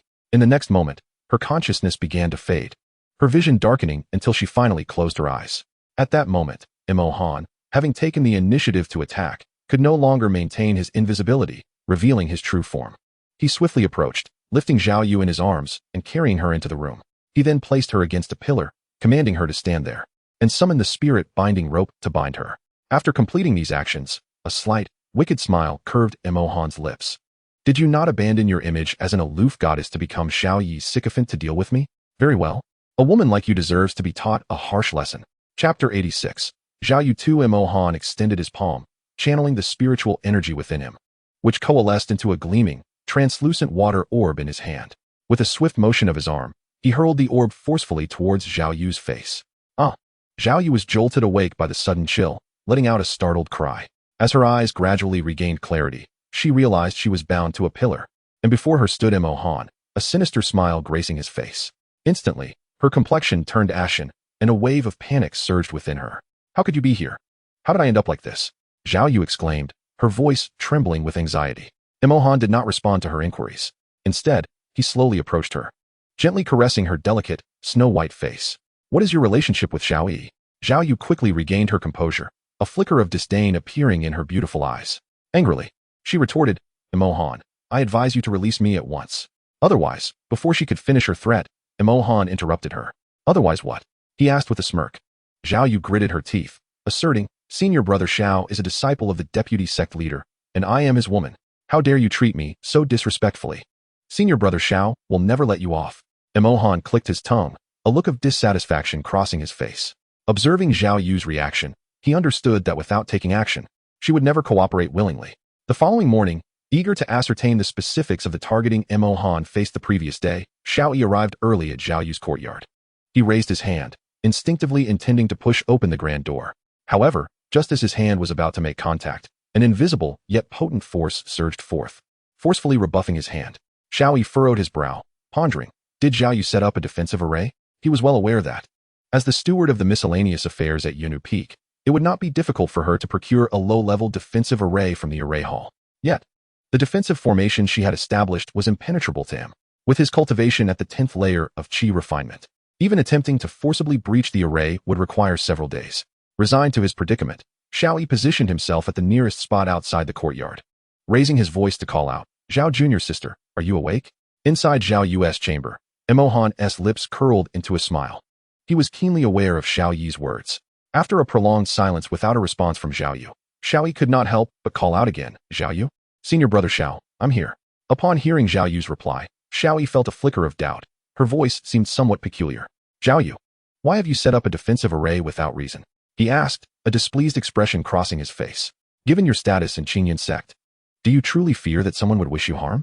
He was aware of Zhao Yu's feelings for him. Yesterday, he requested her assistance in dealing with Mo Han, to which Zhao Yu readily consented. Originally, he had intended to visit her early this morning to further deepen their bond.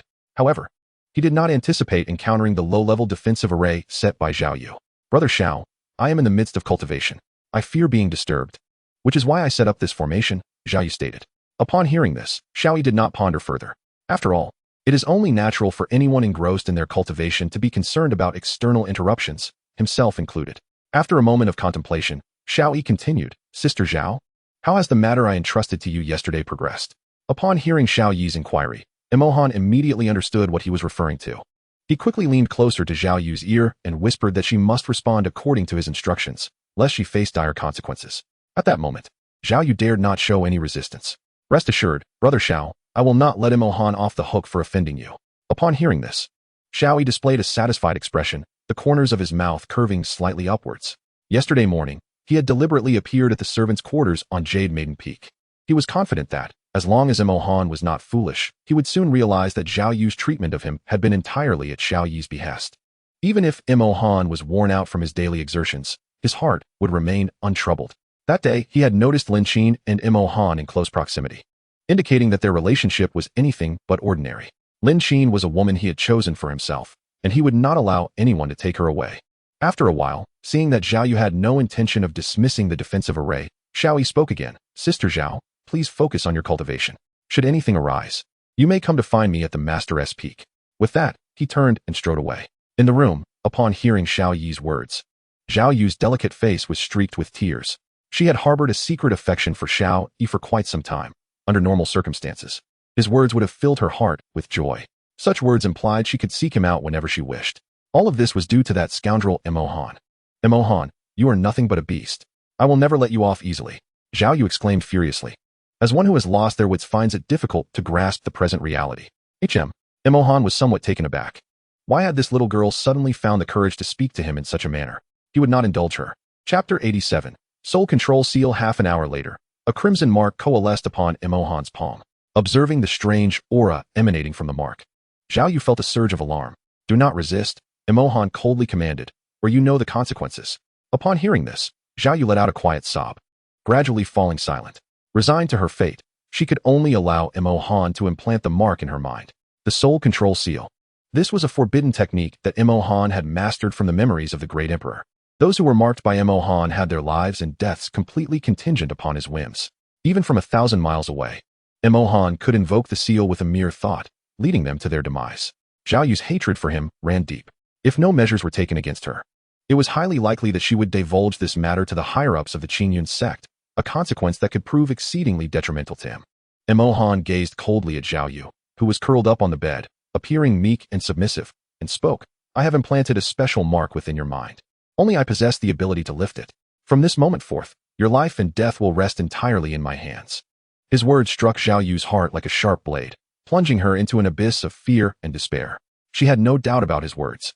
The instant Mo Han finished speaking, he triggered the Soul Control Seal with his thoughts, causing her brain to experience excruciating pain. Of course, the effects of the Soul Control Seal extended beyond mere torment. Those enslaved by Mo Han's seal, once their autonomy was erased, could only comply with his commands, regardless of their own desires. This was Mo Han's inaugural exercise of the Soul Control Seal, to subjugate another, as he sought to ascertain whether its power was indeed as formidable as recorded in the great emperor's memories. In the next moment, Mo Han untied the spirit-devouring rope that bound Zhao Yu's hands. Subsequently, he erased her autonomous consciousness and, through his thoughts, issued a decree to her. After a considerable time, observing the suddenly obedient Zhao Yu before him, Mo Han's lips curled into a slight smile. During this period, Zhao Yu executed his commands flawlessly, if not better. Before long, Mo Han lifted the enslavement of the Soul Control Seal. Zhao Yu's consciousness gradually returned, and her eyes immediately regained clarity and brightness. The enslavement effect of the Soul Control Seal did not erase her memories. The recollection of her earlier submission to Mo Han flooded her mind. In an instant, her eyes grew moist and reddened, as realization dawned upon her. How could this be? Her heart undeniably belonged to senior brother Xiao Yi. She comprehended fully at that moment that the mark Mo Han had implanted in her mind not only allowed him to control her life and death, but also transformed her into a compliant slave. Mo Han then remarked, it is getting late. You should attend to your affairs. With that, he once again obliterated Zhao Yu's autonomous consciousness. As the supervisor of the miscellaneous department at Yunwu Peak, her prolonged absence from work could arouse suspicion among others. After issuing his command, Mo Han decreed through his thoughts that from now on, Zhao Yu would be responsible for his daily life and affairs. Although he held the position of a menial disciple, he was never required to engage in any of the associated tasks. If anyone inquired, Zhao Yu was expected to devise her own solutions, seeking his assistance only when faced with insurmountable challenges. As for Xiao Yi, Zhao Yu was to be as perfunctory as possible. A subtle change flickered in her eyes, and she obediently nodded, replying softly, yes, master. With that, she deftly donned her attire and stepped outside. As night descended quietly and silence enveloped the surroundings, a sudden, thunderous sound erupted from Zhao Yu's room. Boom! A formidable aura erupted from Mo Han, akin to a volcano in full eruption. He had reached the 8th level of Qi refinement. Mo Han distinctly felt the wondrous transformations within his body post-breakthrough, a satisfied smile emerging upon his face. Having subdued Zhao Yu, he had already claimed all the spiritual stones from her storage bag as his own. After an afternoon of cultivation, refining all the spiritual resources had enabled him to successfully break through to the 8th level of Qi refinement. However, Mo Han suddenly sensed something amiss.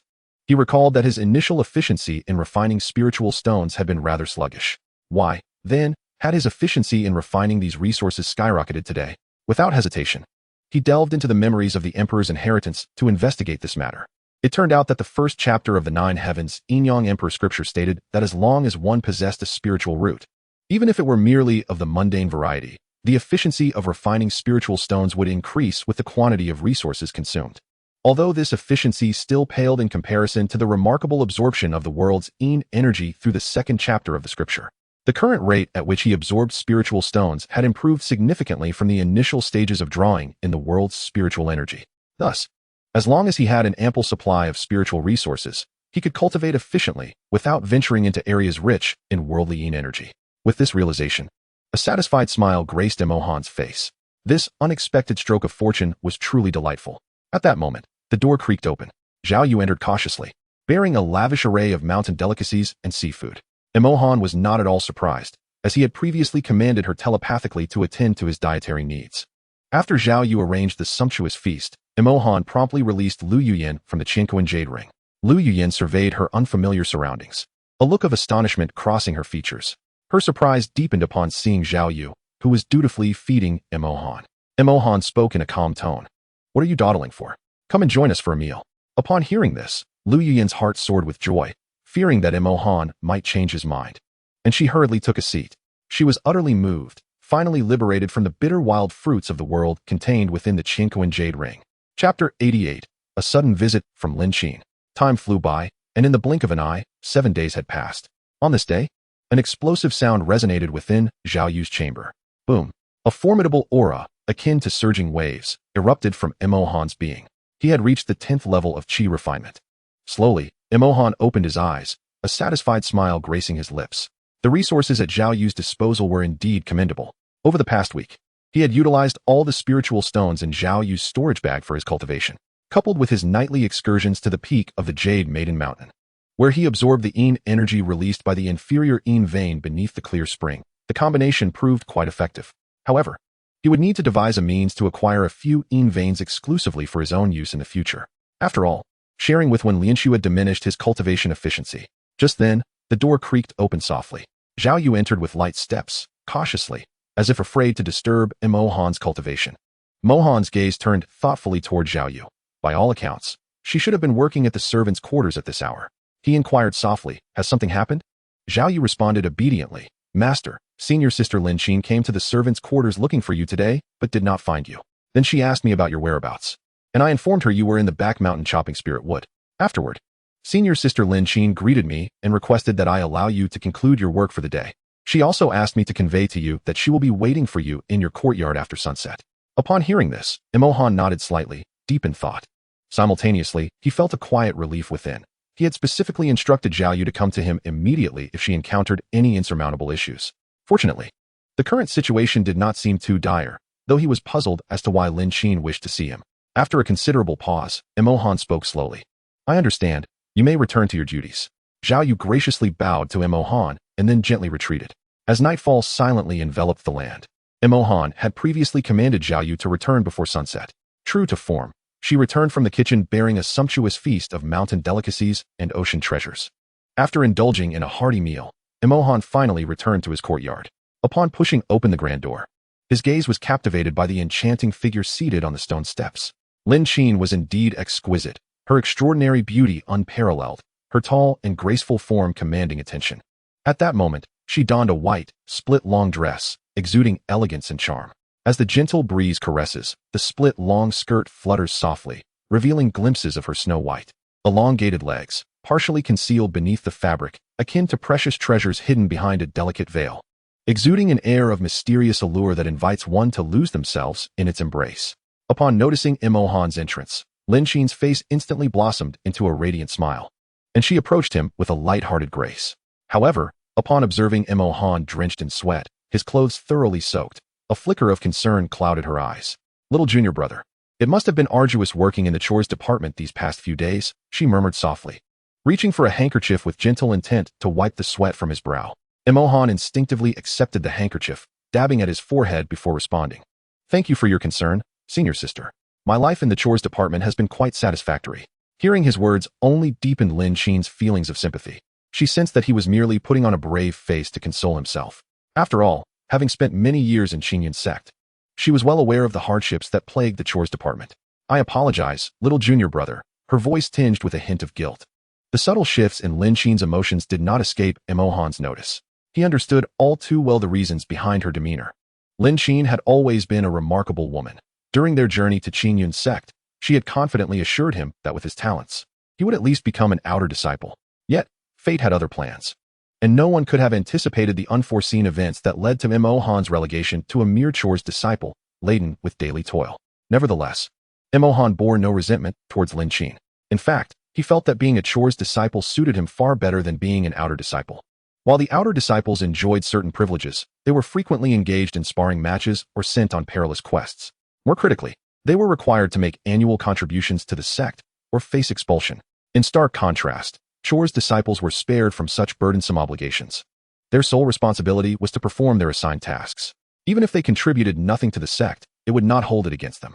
Moreover, the sect required minimal investment in their training, providing only a meager allocation of resources each month to suffice. The sect would never be foolish enough to expel these chores disciples. Rather, it hoped they would remain contentedly, laboring for a lifetime. Han had not come to Qingyun's sect with the intention of toiling away like those outer disciples, striving tirelessly for the sect's benefit. His purpose was simple and unadorned, to cultivate himself and absorb the essence of the world. Raising his hand to gently interrupt Lin Qin, he offered her reassurance, "Senior sister, there is no need for concern. As you can see, I am living quite well at present. Moreover, I find myself quite distinct from other servant disciples, for I possess a private courtyard to savor. This is indeed my sincere sentiment. Ever since I successfully subdued Zhao Yu, my days in the servant quarters have been exceedingly comfortable and pleasant." Observing that Lin Qin's expression remained unchanged, Han, out of sheer exasperation, decided to shift the topic and inquired, "By the way, senior sister, I heard from Steward Zhao that you were looking for me today. Is there something on your mind?" Upon hearing this, Lin Qin seemed to awaken from a dream and excitedly exclaimed, "Oh yes, junior brother, I have wonderful news to share. In 2 months, the sect will hold a grand competition for the servant disciples." The servant competition? Han's heart stirred as he suddenly recalled that the Qingyun regulations contained relevant records. The Qingyun sect hosts such an event annually for its servant disciples. This competition is designed to inspire the servant disciples, allowing participants from all 5 peaks of the sect to compete. The rules of the competition are quite straightforward. An outer sect elder will lower their cultivation level to match that of the servant disciple. Subsequently, the disciple merely needs to withstand 3 strikes from the elder without losing consciousness to be deemed victorious, thus earning the opportunity to ascend to outer sect disciple status. Of course, there are 2 special stipulations. If a servant disciple successfully endures the elder's 3 strikes, but sustains serious injuries upon promotion, the sect will provide free medical treatment without any charges. Conversely, if a disciple fails to withstand the elder's strikes and suffers severe injuries, the sect will also offer treatment free of charge. However, the cost will be deducted from the disciple's monthly resources. Until the full amount is settled, the disciple is prohibited from leaving the Qingyun sect for any reason. Such is the cunning strategy of a heartless capitalist. Nevertheless, Han harbored no interest in the competition. After a prolonged silence from him, Lin Qin assumed he was unfamiliar with the competition's details and patiently began to explain, "Junior brother, this servant competition is actually..." Hearing this, Han feigned sudden enlightenment, nodding as he interjected, "Thank you for enlightening me, senior sister." He intended to express his disinterest in the competition, but Lin Qin abruptly interrupted, "Junior brother, regardless of which peak the servant disciples belong to, those who succeed in the competition can choose to join any peak for cultivation. Once you triumph in the competition, you can..." Han quickly interjected, "I apologize, senior sister, but I truly cannot muster any interest in the competition. While the treatment of outer sect disciples is indeed superior to that of servant disciples, he does not lack for resources. After all, he possesses nearly 1 million low-grade spirit stones within his Qinkuan jade ring. It is far wiser to remain content in the servant quarters and develop modestly." "Ah." A flicker of surprise danced in Lin Qin's beautiful eyes as she spoke, "Junior brother, are you worried that you might not withstand the 3 strikes of that outer sect elder and end up severely injured? Fear not. For during the annual miscellaneous disciples competition, the outer sect elders refrain from using their full strength. Even if you were to sustain injuries from their strikes, I shall bear all your medical expenses." Han gently shook his head and replied, "Thank you for your kindness, senior sister. I am a person devoid of desires or ambitions. Simply living a safe and unremarkable life in the miscellaneous office is sufficient for me." Observing the earnest expression on Han's face, Lin Qin felt a twinge of emotion, as though this outcome was not what she had envisioned. After a considerable pause, Lin Qin spoke softly, "Junior brother, are you concerned about being ridiculed by the other miscellaneous disciples if you cannot endure the 3 strikes of the outer sect elder? You need not worry, over this month, I will teach you some defensive techniques. All you need to do is..." Before she could finish, Imohan interrupted, "I'm sorry, senior sister, but I have made my decision." In that instant, Lin Qin was engulfed by an indescribable sense of loss.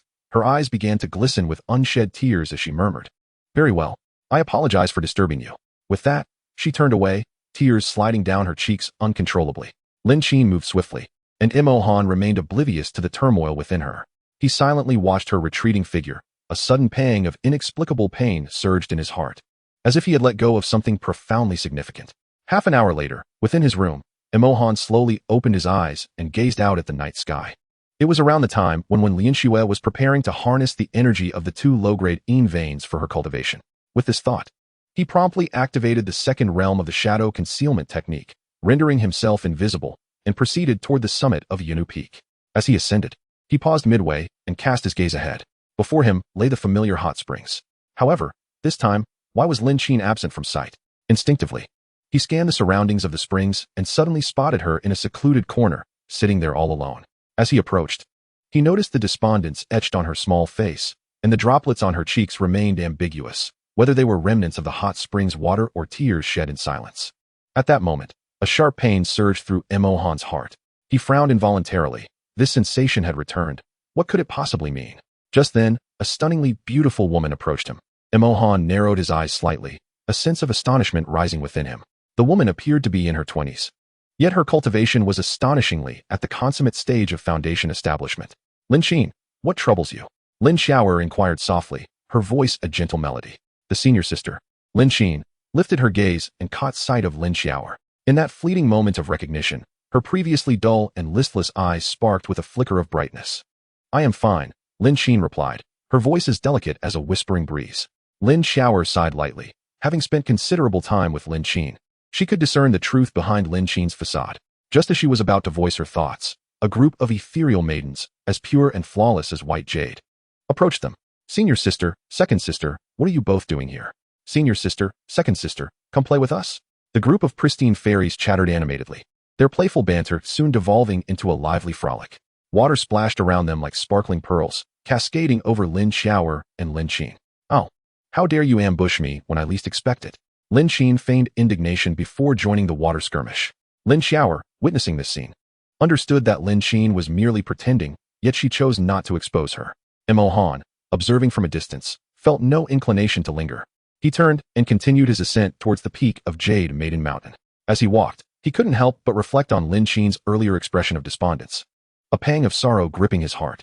Why did her melancholic visage evoke such pain within him? Chapter 90. The refinement of Qi to the extreme realm. As Imohan pondered these thoughts, he unwittingly arrived at his destination, beneath the waterfall, when Lian Xue had already immersed herself in the crystalline spring. At this moment, she commenced the practice of a unique technique, harnessing the Yin energy contained within the 2 inferior Yin veins beneath the spring to cultivate. The surrounding atmosphere was soon thick with a rich, dense Yin energy. Upon witnessing this, Imohan promptly sat down in a meditative posture, beginning to absorb the surrounding energies. He had already reached the 10th level of Qi refinement. According to the Great Xia Cultivation Manual, the next realm should be the foundation establishment stage. However, possessing the memories of the Great Emperor, Imohan's perspective far surpassed that of this modest manual. From the Emperor's memories, he learned that the true next level beyond the 10th of Qi refinement is, in fact, the 11th level. In the realm of cultivation, the Qi refinement stage is traditionally divided into 13 minor realms. Yet, the cultivation methods for the last 3 levels have been lost in the contemporary cultivation world, leading many to mistakenly believe that there are only 10 minor realms in Qi refinement. Coincidentally, the Great Emperor's memories he possessed contained the cultivation techniques for these final 3 levels. From these recollections, Imohan discovered that the 13th level of Qi refinement is known as the ultimate realm of Qi refinement. Should he master the ultimate realm of Qi refinement, he could then step into the foundation establishment stage. At that moment, he realized that in the foundational realm, he would not only be invincible in the world, but could effortlessly transcend a significant level to vanquish his foes without even utilizing the reverse spirit technique. With this thought in mind, Imohan unhesitatingly began to cultivate the 11th level of Qi refining. Half an hour slipped by in an instant, and as he slowly opened his eyes, a frown creased his brow. He became acutely aware that the quantity of Yin energy required to break through to the 11th level far exceeded that needed for the 10th level. At his current rate of absorbing the Yin energy from the heavens and earth, he was uncertain how long it would take to reach the 11th level. Beneath the clear spring lay two inferior Yin veins, treasures that belonged exclusively to Wen Lianxue. While he cultivated and absorbed the Yin energy from this land, he exercised restraint, taking only half of the available energy. This was not due to a lack of desire to absorb all the energy, but rather, he feared that if he were to consume all the Yin energy emitted by the two inferior veins in one go, Wen Lianxue, with her strength, would inevitably sense something amiss. If she were to discover anything unusual, it would become uncertain whether he could continue to stealthily absorb the Yin energy here. Of course, he had contemplated seizing the opportunity to subdue Wen Lianxue using the soul control seal, thus allowing him to monopolize the two inferior Yin veins. However, after spending 7 days with Zhao Yu, he learned that the strongest individual on Jade Maiden Peak was not Wen Lianxue, but a woman named Han Qinghue. Han Qinghue was the former peak master of Jade Maiden Peak and also Wen Lianxue's mentor. He was unaware of Han Qinghue's specific cultivation level, but the aura he sensed during his own breakthrough here was terrifyingly powerful, surpassing his own by at least 3 major realms. It could only belong to Han Qinghue. Wen Lianxue was a mid-stage golden core cultivator, and although he could forcibly elevate his cultivation using the reverse spirit technique, the duration for which he could maintain this was limited. Should he fail to defeat Wen Lianxue shortly after employing the technique, and if Han Qinghue were to notice the anomaly here, he would undoubtedly be in grave peril. Moreover, the soul control seal could only be implanted into another's mind if they were compliant and non-resistant, much like Zhao Yu. Therefore, even if he were to triumph over Wen Lianxue, he could not guarantee that he would be able to enslave her. Additionally, the soul control seal had 2 significant drawbacks. First, with his current cultivation at the 10th level of qi refining, the number of times he could use the seal to subjugate others was limited. Second, those who cultivated at a higher level than he could utilize their spiritual consciousness to probe other souls, thereby discerning whether someone had been enslaved by the soul control seal. Indeed, certain individuals with unfathomable cultivation could even directly detect if another was under the seal's influence. This was precisely why he only dared to employ the soul control seal on Zhao Yu and refrained from doing so with other female disciples. Zhao Yu was merely an overseer of the miscellaneous affairs, with very few powerful individuals in her circle. However, if he were to employ the soul control seal on other female disciples, whether from the outer or inner sect, and if his actions were to be discovered, calamity would surely befall him. Contemplating this, Imohan relinquished his immediate intention to act against Wen Lianxue. The pace of his cultivation may be slow, but safety is paramount. After all, he has ample time and can cultivate while enjoying the scenery. An hour passed. Wen Lianxue slowly opened her enchanting eyes, a hint of confusion flitting across her delicate face. She suddenly sensed that the influx of Yin energy within her had diminished significantly. Fortunately, Imohan had been vigilantly observing her every move. Upon noticing her perplexed expression, he deliberately slowed his absorption of the surrounding Yin energy to prevent her from alerting Han Qinghue. Once Wen Lianxue ceased to feel any anomalies and closed her eyes to immerse herself in her cultivation, Imohan hastened his absorption of the Yin energy. As time flowed, 3 hours swiftly elapsed. Wen Lianxue gradually opened her eyes, a look of contentment gracing her features, before she walked slowly to the shore and donned her garments. Subsequently, she deftly formed a seal with her delicate hands, and the 2 lower-grade Yin veins beneath the spring ceased to emanate any Yin energy. After her departure, Imohan let out a resigned sigh. Continuing in this manner was not a viable solution. His cultivation speed was excessively sluggish. Given the circumstances, he had no choice but to take a daring risk. Chapter 91. Enslaving Lin Xiaoer. The following morning, sunlight streamed through the window, filling the room with warmth. Imohan had just awakened and beheld a table laden with an array of delectable delicacies. This was his arrangement, ensuring that Zhao Yu prepared breakfast for him each morning. He then summoned Lu Yunyao from the universe Jade Ring. With Zhao Yu absent, Lu Yunyao obediently sat beside him, attentively feeding him morsels of food. Once Lu Yunyao had her fill, Imohan returned her to the universe Jade Ring and stepped out of his room. He had scarcely taken a few steps when he suddenly frowned, his head involuntarily tilting slightly to the right. In that instant, a sharp whoosh pierced the air. A gleaming sword whizzed past the left side of his head, narrowly grazing a few strands of hair before clattering to the ground, sending up a cloud of dust. As the dust settled, a striking figure materialized before him. Imohan furrowed his brow and queried, "What does this mean, senior sister?" He recognized this woman from his previous encounter at the hot springs on Yunu Peak. She was none other than Lin Xiaoer, the senior sister of Yunu Peak. Lin Xiaoer offered no reply to Imohan's question. Her expression was grave, her gaze fixed intently upon him. She shared a close bond with Lin Qin. Last night, while bathing with Lin Qin, she had keenly sensed her friend's despondency, undoubtedly harboring some hidden concern. However, following the conclusion of her bath, no matter how persistently she inquired of Lin Qin regarding the events that transpired, Lin Qin remained resolutely silent. In her desperation, she turned to the other female disciples of Yinu Peak to glean any information about Lin Qin's condition. Regrettably, those disciples were equally uninformed. They only knew that Lin Qin had ventured halfway up the mountain yesterday, appearing quite cheerful at the time. Yet, for reasons unknown, upon her return, she had become increasingly morose. Subsequently, Lin Xiaoer made a special trip to the foot of Yinu Peak to gather information, and from a servant disciple, she learned that Lin Qin had indeed visited Mo Han's courtyard. Last night, she intended to wait for Mo Han's return to inquire about Lin Qin's circumstances. However, she waited in Mo Han's courtyard until the witching hour, yet he never appeared. The servant disciples had finished their duties by sunset. Why was Mo Han so late in returning? Thus, this morning, she arrived at Mo Han's courtyard once more at the break of dawn. Peering through the window, she observed Mo Han peacefully asleep in his chamber. Coincidentally, it was the time when the servant disciples were preparing for work, and assuming Mo Han had merely overslept, she contemplated waking him to go to the servant quarters, while also inquiring about Lin Qin's situation from the previous night. Just then, Zhao Yu arrived at Mo Han's courtyard. Lin Xiaoer, having sensed her presence, discreetly concealed herself. What unfolded next was beyond her wildest imagination. Zhao Yu, the overseer of the servant quarters at Yinu Peak, was tenderly preparing a sumptuous breakfast for Mo Han. This was truly extraordinary. In Qinyun's sect, who did not know that Zhao Yu harbored affections for Xiao Yi, why would she prepare breakfast for a stranger? As Lin Xiaoer pondered this further, doubt began to gnaw at her. What remarkable qualities did Mo Han possess that could inspire such devoted service from Zhao Yu? Consequently, she refrained from waking Mo Han, curious to see how long this servant disciple would languish in bed without attending to his duties. An hour passed before Mo Han finally awoke. At that moment, Lin Xiaoer contemplated confronting him, questioning his laziness as a servant disciple and the reason behind Zhao Yu's thoughtful breakfast preparations. Yet, at that instant, a more astonishing event unfolded.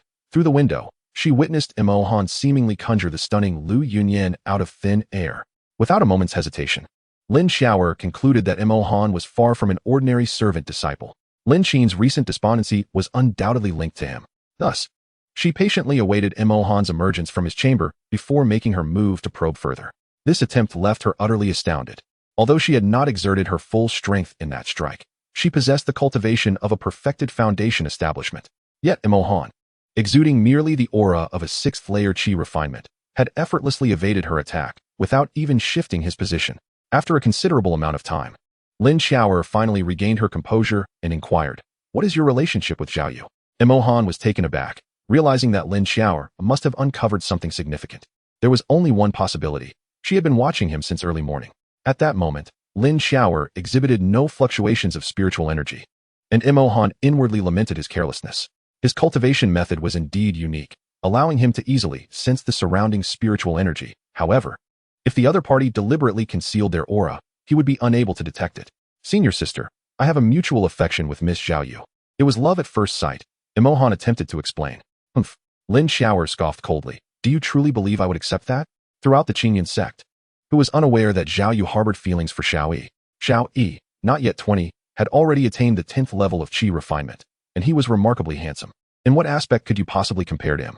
Mo Han's brows furrowed, feeling a twinge of displeasure. If she did not believe him, why speak so harshly? Then Lin Xiaoer continued, "Mo Han, from this moment forth, for every question I pose, you must respond truthfully. Otherwise, I shall certainly take you to meet the elder of law enforcement, and you shall experience the taste of harsh interrogation." After contemplating for a moment, Mo Han replied respectfully, "Senior sister, I have always remained within my bounds and have never instigated trouble. May I inquire if the Peak Master, seeing that I am a male disciple, specifically sent you to target me, hoping to dissuade me from continuing in the Qinyan sect?" He was uncertain about what Lin Xiaoer had discovered, and he dared not act against her lightly. What if when Lin Xue and Han Xingyue had uncovered something and had deliberately sent Lin Xiaoer to test him? They might be lurking in the shadows, observing every move he made. Chapter 92. The Enslavement of Lin Xiaoer. 2. Mo Han's humble and courteous demeanor sparked a flicker of goodwill in Lin Xiaoer, softening her tone as she spoke. "It was not the Peak Master who sent me. After junior sister Lin Qin returned from your place last night, she became sullen. Today, I came merely to inquire about her, yet I unexpectedly found Zhao Yu here as well. Mo Han, I ask you, what is your relationship with Zhao Yu?" Furthermore, how were you able to conjure a beautiful woman out of thin air just now? Upon hearing these words, Emohan felt a mix of relief and grave concern. He was relieved that Lin Xiao's visit was not under Wen Lianshua's directive. He had feared that they had discovered a clue and sent Lin Xiao to test him. However, the weight of his concerns stemmed from the fact that Lin Xiao had uncovered the secret of his Qianquan Jade Ring. The Qianquan Jade Ring was an ancient spatial treasure, and if Lin Xiao were to spread this information, it would spell dire consequences for him. With this thought, an imperceptible glint of cold murderous intent flickered in Emohan's eyes. Sister, the situation is as follows. Just as Emohan was about to continue speaking, his gaze darted to Lin Xiao's rear. He swiftly bowed and proclaimed, Disciple Emohan pays his respects to the Peak Master. The Peak Master. A flicker of astonishment crossed Lin Xiao's face. How could the Peak Master be here? Had she sensed something amiss? Instinctively, Lin Xiao turned around, only to find emptiness behind her. In that fleeting moment, a fierce rage surged in her beautiful eyes. She had intended to turn and teach Emohan a lesson. However, at that very instant, whoosh, a sharp sword shot through the air like lightning, piercing directly into Lin Xiao's chest at an astonishing speed. Gushing blood, Lin Xiao stared in disbelief at the incredible scene unfolding before her. Her eyes widened in shock, as if they might burst from their sockets, fixating on Emohan. Her expression reflecting utter astonishment. At this moment, the fluctuations of spiritual energy emanating from Emohan unexpectedly surged to the initial stage of foundation establishment. The sword embedded in her chest was revealed to be a mid-grade celestial spirit weapon. Emohan remained expressionless, his fingers swiftly forming a seal.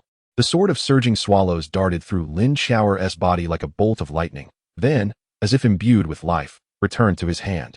Thud! Lin Xiao's body crumpled to the ground. Witnessing this, Emohan immediately dispelled the reverse spirit technique. In an instant, he felt a significant loss of a full decade from his lifespan. Fortunately, it was merely a 10-year depletion.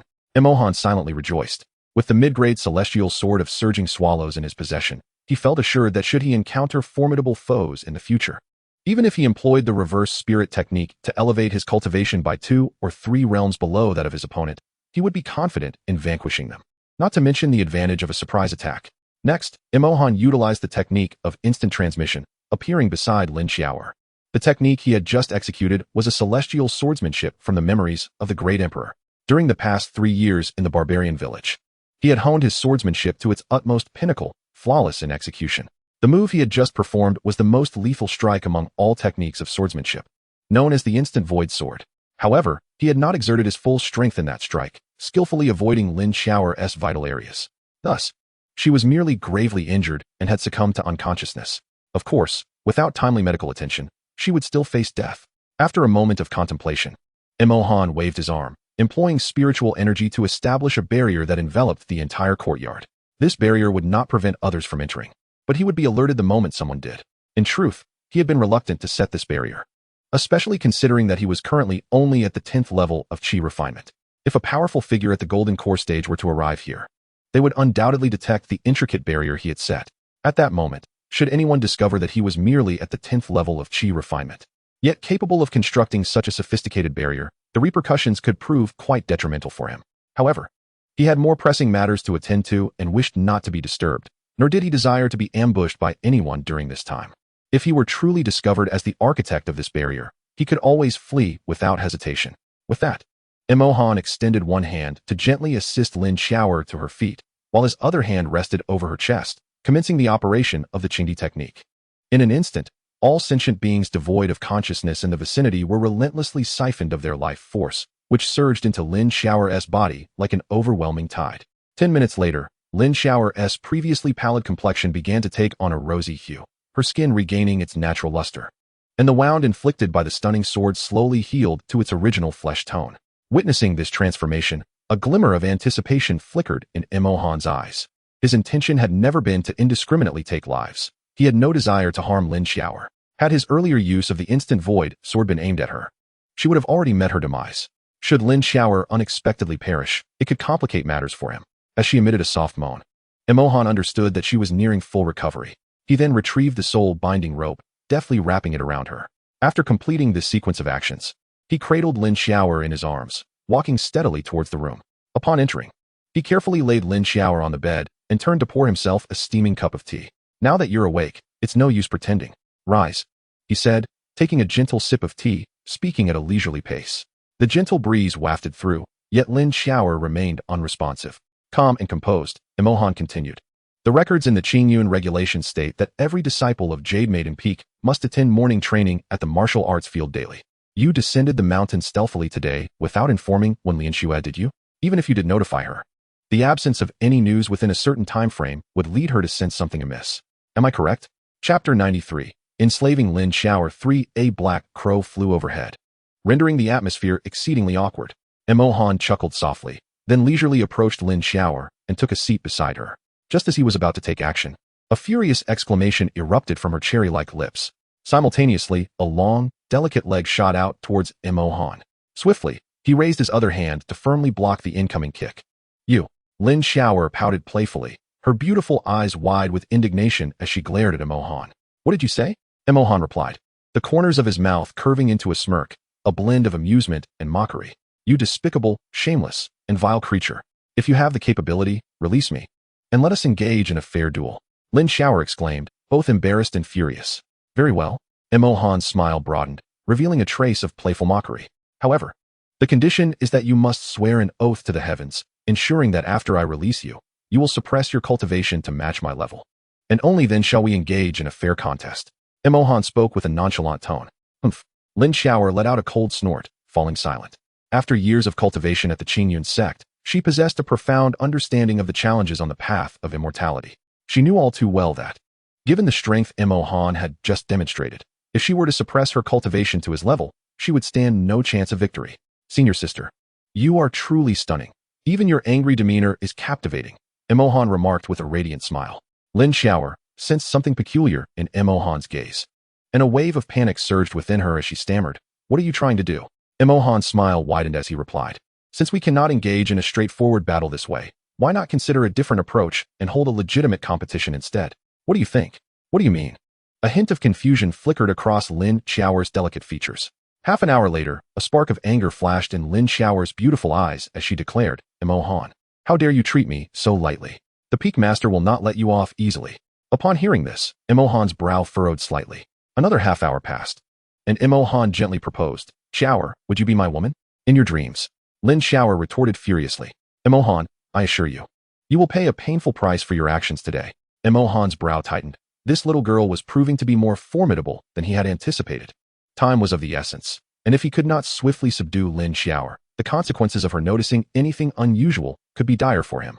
With this thought in mind, Emohan drew the Qing snake sword, pointing it menacingly at Lin Xiao'er as he coldly declared, Senior sister, you now have two choices. Either submit to me, or die. Lin Xiao'er responded with utter disdain, Beast, if you have the guts, then kill me. Without hesitation, she bravely charged toward the sharp blade. What the hell? Emohan exclaimed, unable to contain his surprise, as he hurriedly sheathed the Qing snake sword. He merely intended to play the role of a ruthless antagonist to intimidate Lin Xiao'er, not to actually kill her. If she were to perish, he would indeed find himself in grave trouble. With a face full of contempt, Lin Xiao'er let out a scoff. Humph, what a useless beast. Emohan softly clicked his tongue, his brow furrowed tightly, revealing a look of discontent upon his face. Very well, they say he is useless. Let them wait and see. First, I shall subjugate this young lady. However, time was becoming increasingly pressing. At this moment, all the female disciples of Jade Maiden Peak should be engaged in their morning training at the martial arts arena. If when Lin Xue noticed Lin Xiao'er's absence from the training ground and informed Han Xingwei of the situation, then Han Xingwei could release her divine sense to probe the entirety of Jade Maiden Peak. At that point, he would truly be in grave peril. After all, Lin Xiao'er harbored resentment towards him, and he had no means to forcibly draw her into the Qian Kun Jade Ring. With this thought in mind, a decisive glint flashed swiftly through Emohan's eyes. A subtle smile graced his lips as he addressed his senior sister. Look at me. Lin Xiao'er had initially thought Emohan was about to employ some trickery and instinctively turned to gaze at him. She saw Emohan with his eyes gently closed. Just as she was about to mock him with a retort, he suddenly opened his eyes wide, both pupils transforming into a dark crimson hue. The eye of hell.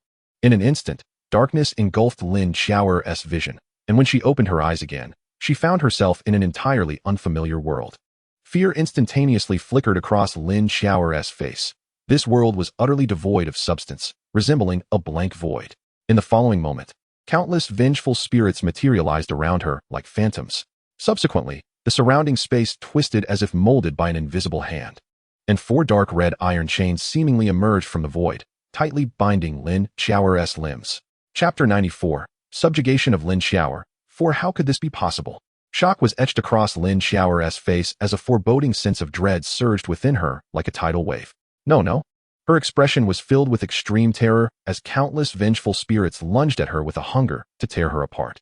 In an instant, anguished wails echoed throughout the blank world.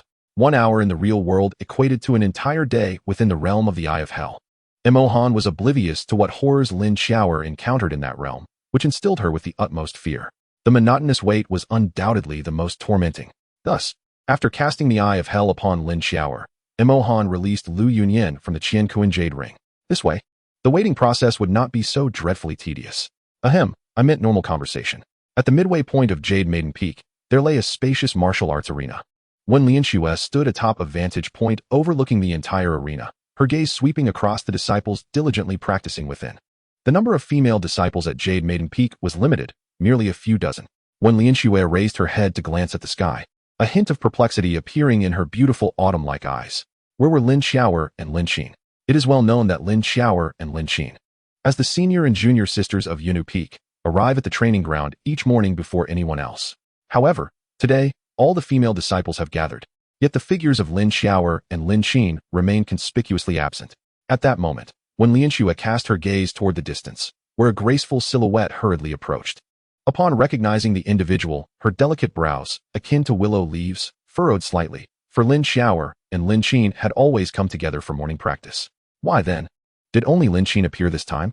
As Lin Xin reached the training ground, she unsheathed her long sword, preparing to cultivate her spiritual techniques. Just then, a gentle voice echoed in her mind. "Qiner, come here for a moment." Lin Xin was momentarily taken aback, instinctively glancing toward the source, only to see Lin Xiao turn and depart after transmitting her message, leaving behind a graceful and elegant figure. After a short while, Lin Xin approached Lin Xiao, respectfully addressing her as Peak Master. Lin Xiao nodded slightly and inquired softly, "Qiner, why were you so late for morning practice today?" A hint of guilt surfaced on Lin Xin's face as she replied, "I apologize, Peak Master. I accidentally overslept this morning." A flicker of confusion crossed Lin Xiao's beautiful eyes. Since Lin Xin joined Yunu Peak, she had never been late due to oversleeping. Lin Xin, unable to meet the expressionless yet stunning countenance of Lin Xiao, averted her gaze and instinctively lowered her head. She too felt perplexed, for she never allowed herself to be late for morning practice due to oversleeping. She distinctly recalled that the night before, she had been heartbroken over Emohan's matters, struggling to find sleep. Yet strangely, in the latter half of the night, an overwhelming drowsiness had suddenly enveloped her, and she had slept exceptionally soundly. After contemplating for a moment, when Lin Xiao asked, "Why didn't Ti Xiao accompany you today?" Lin Xin responded, "I'm not sure, Peak Master. Usually, either the senior sister comes to find me, or I seek her out to go to the training ground together. I did try to find her after waking up, but I did not see her." Upon hearing Lin Xin's explanation, when Lin Xiao's concern deepened. The unusual behavior of both Lin Xiao and Lin Xin today was indeed perplexing. After a pause, when Lin Xiao took out a communication talisman and activated it without hesitation. To facilitate contact in special circumstances, she had mingled a few drops of blood with each female disciple of Yunu Peak into the talisman. After a while, when Lin Xiao's brows knitted even tighter, Lin Xiao had not responded to her. "Qiner, you are most familiar with Xiao. I am currently unable to reach her. Typically, if Xiao were to leave the sect, she would inform me in advance. However, in recent days, Xiao has not mentioned any intentions of leaving the sect to me. Therefore, I deduce that she must still be within the confines of the sect. Do you happen to know the places Xiao frequents?" When Lin Xiao inquired, her voice tinged with a hint of concern. Lin Xiao is one of her most valued female disciples, having achieved the pinnacle of foundational cultivation at a young age. With ample resources, her future accomplishments are bound to rival her own. She harbors a deep desire to shield Lin Xiao from any misfortune. Lin Xin also discerned the underlying worry in Lin Xiao's words, her expression turning solemn. After a moment of contemplation, Lin Xin spoke, "Master, senior sister mentioned to me a few days ago that she has encountered a bottleneck in her cultivation. Could it be that she experienced a sudden epiphany early this morning and has gone to the trial tower?" Upon hearing this, when Lin Xiao fell into contemplation, Lin Xin's reasoning held merit. The trial tower of Qingyun sect, while not devoid of peril, serves as an exceptional training ground for exceptionally gifted disciples. Regardless of whether one is in the Qi refinement, foundation establishment, golden core, or nascent soul stage. Surpassing certain thresholds within the trial tower not only yields mysterious rewards, but also transports individuals to a realm rich in spiritual energy. For those possessing remarkable talent, it is not uncommon to break through several minor realms in a short span of time. Given Lin Xiao'er's prowess and talent, navigating through the trial tower to reach a level where she could obtain mysterious rewards and enter a realm of abundant spiritual energy should pose no insurmountable challenge. The trial tower possesses a wondrous ability to isolate itself from all external matters. So if Lin Xiao'er is indeed within the trial tower, it is entirely reasonable that her message talisman has not reached us. With this thought, Wen Lianxue's heart calmed slightly. After a brief moment, Wen Lianxue spoke. In that case, Qin, you shall undertake this task for me. Please proceed to the trial tower and inquire with the elder in charge there to ascertain whether Xiao'er is present. Certainly, master, Lin Qin responded respectfully. With that, Lin Qin bowed to Wen Lianxue and then turned to depart.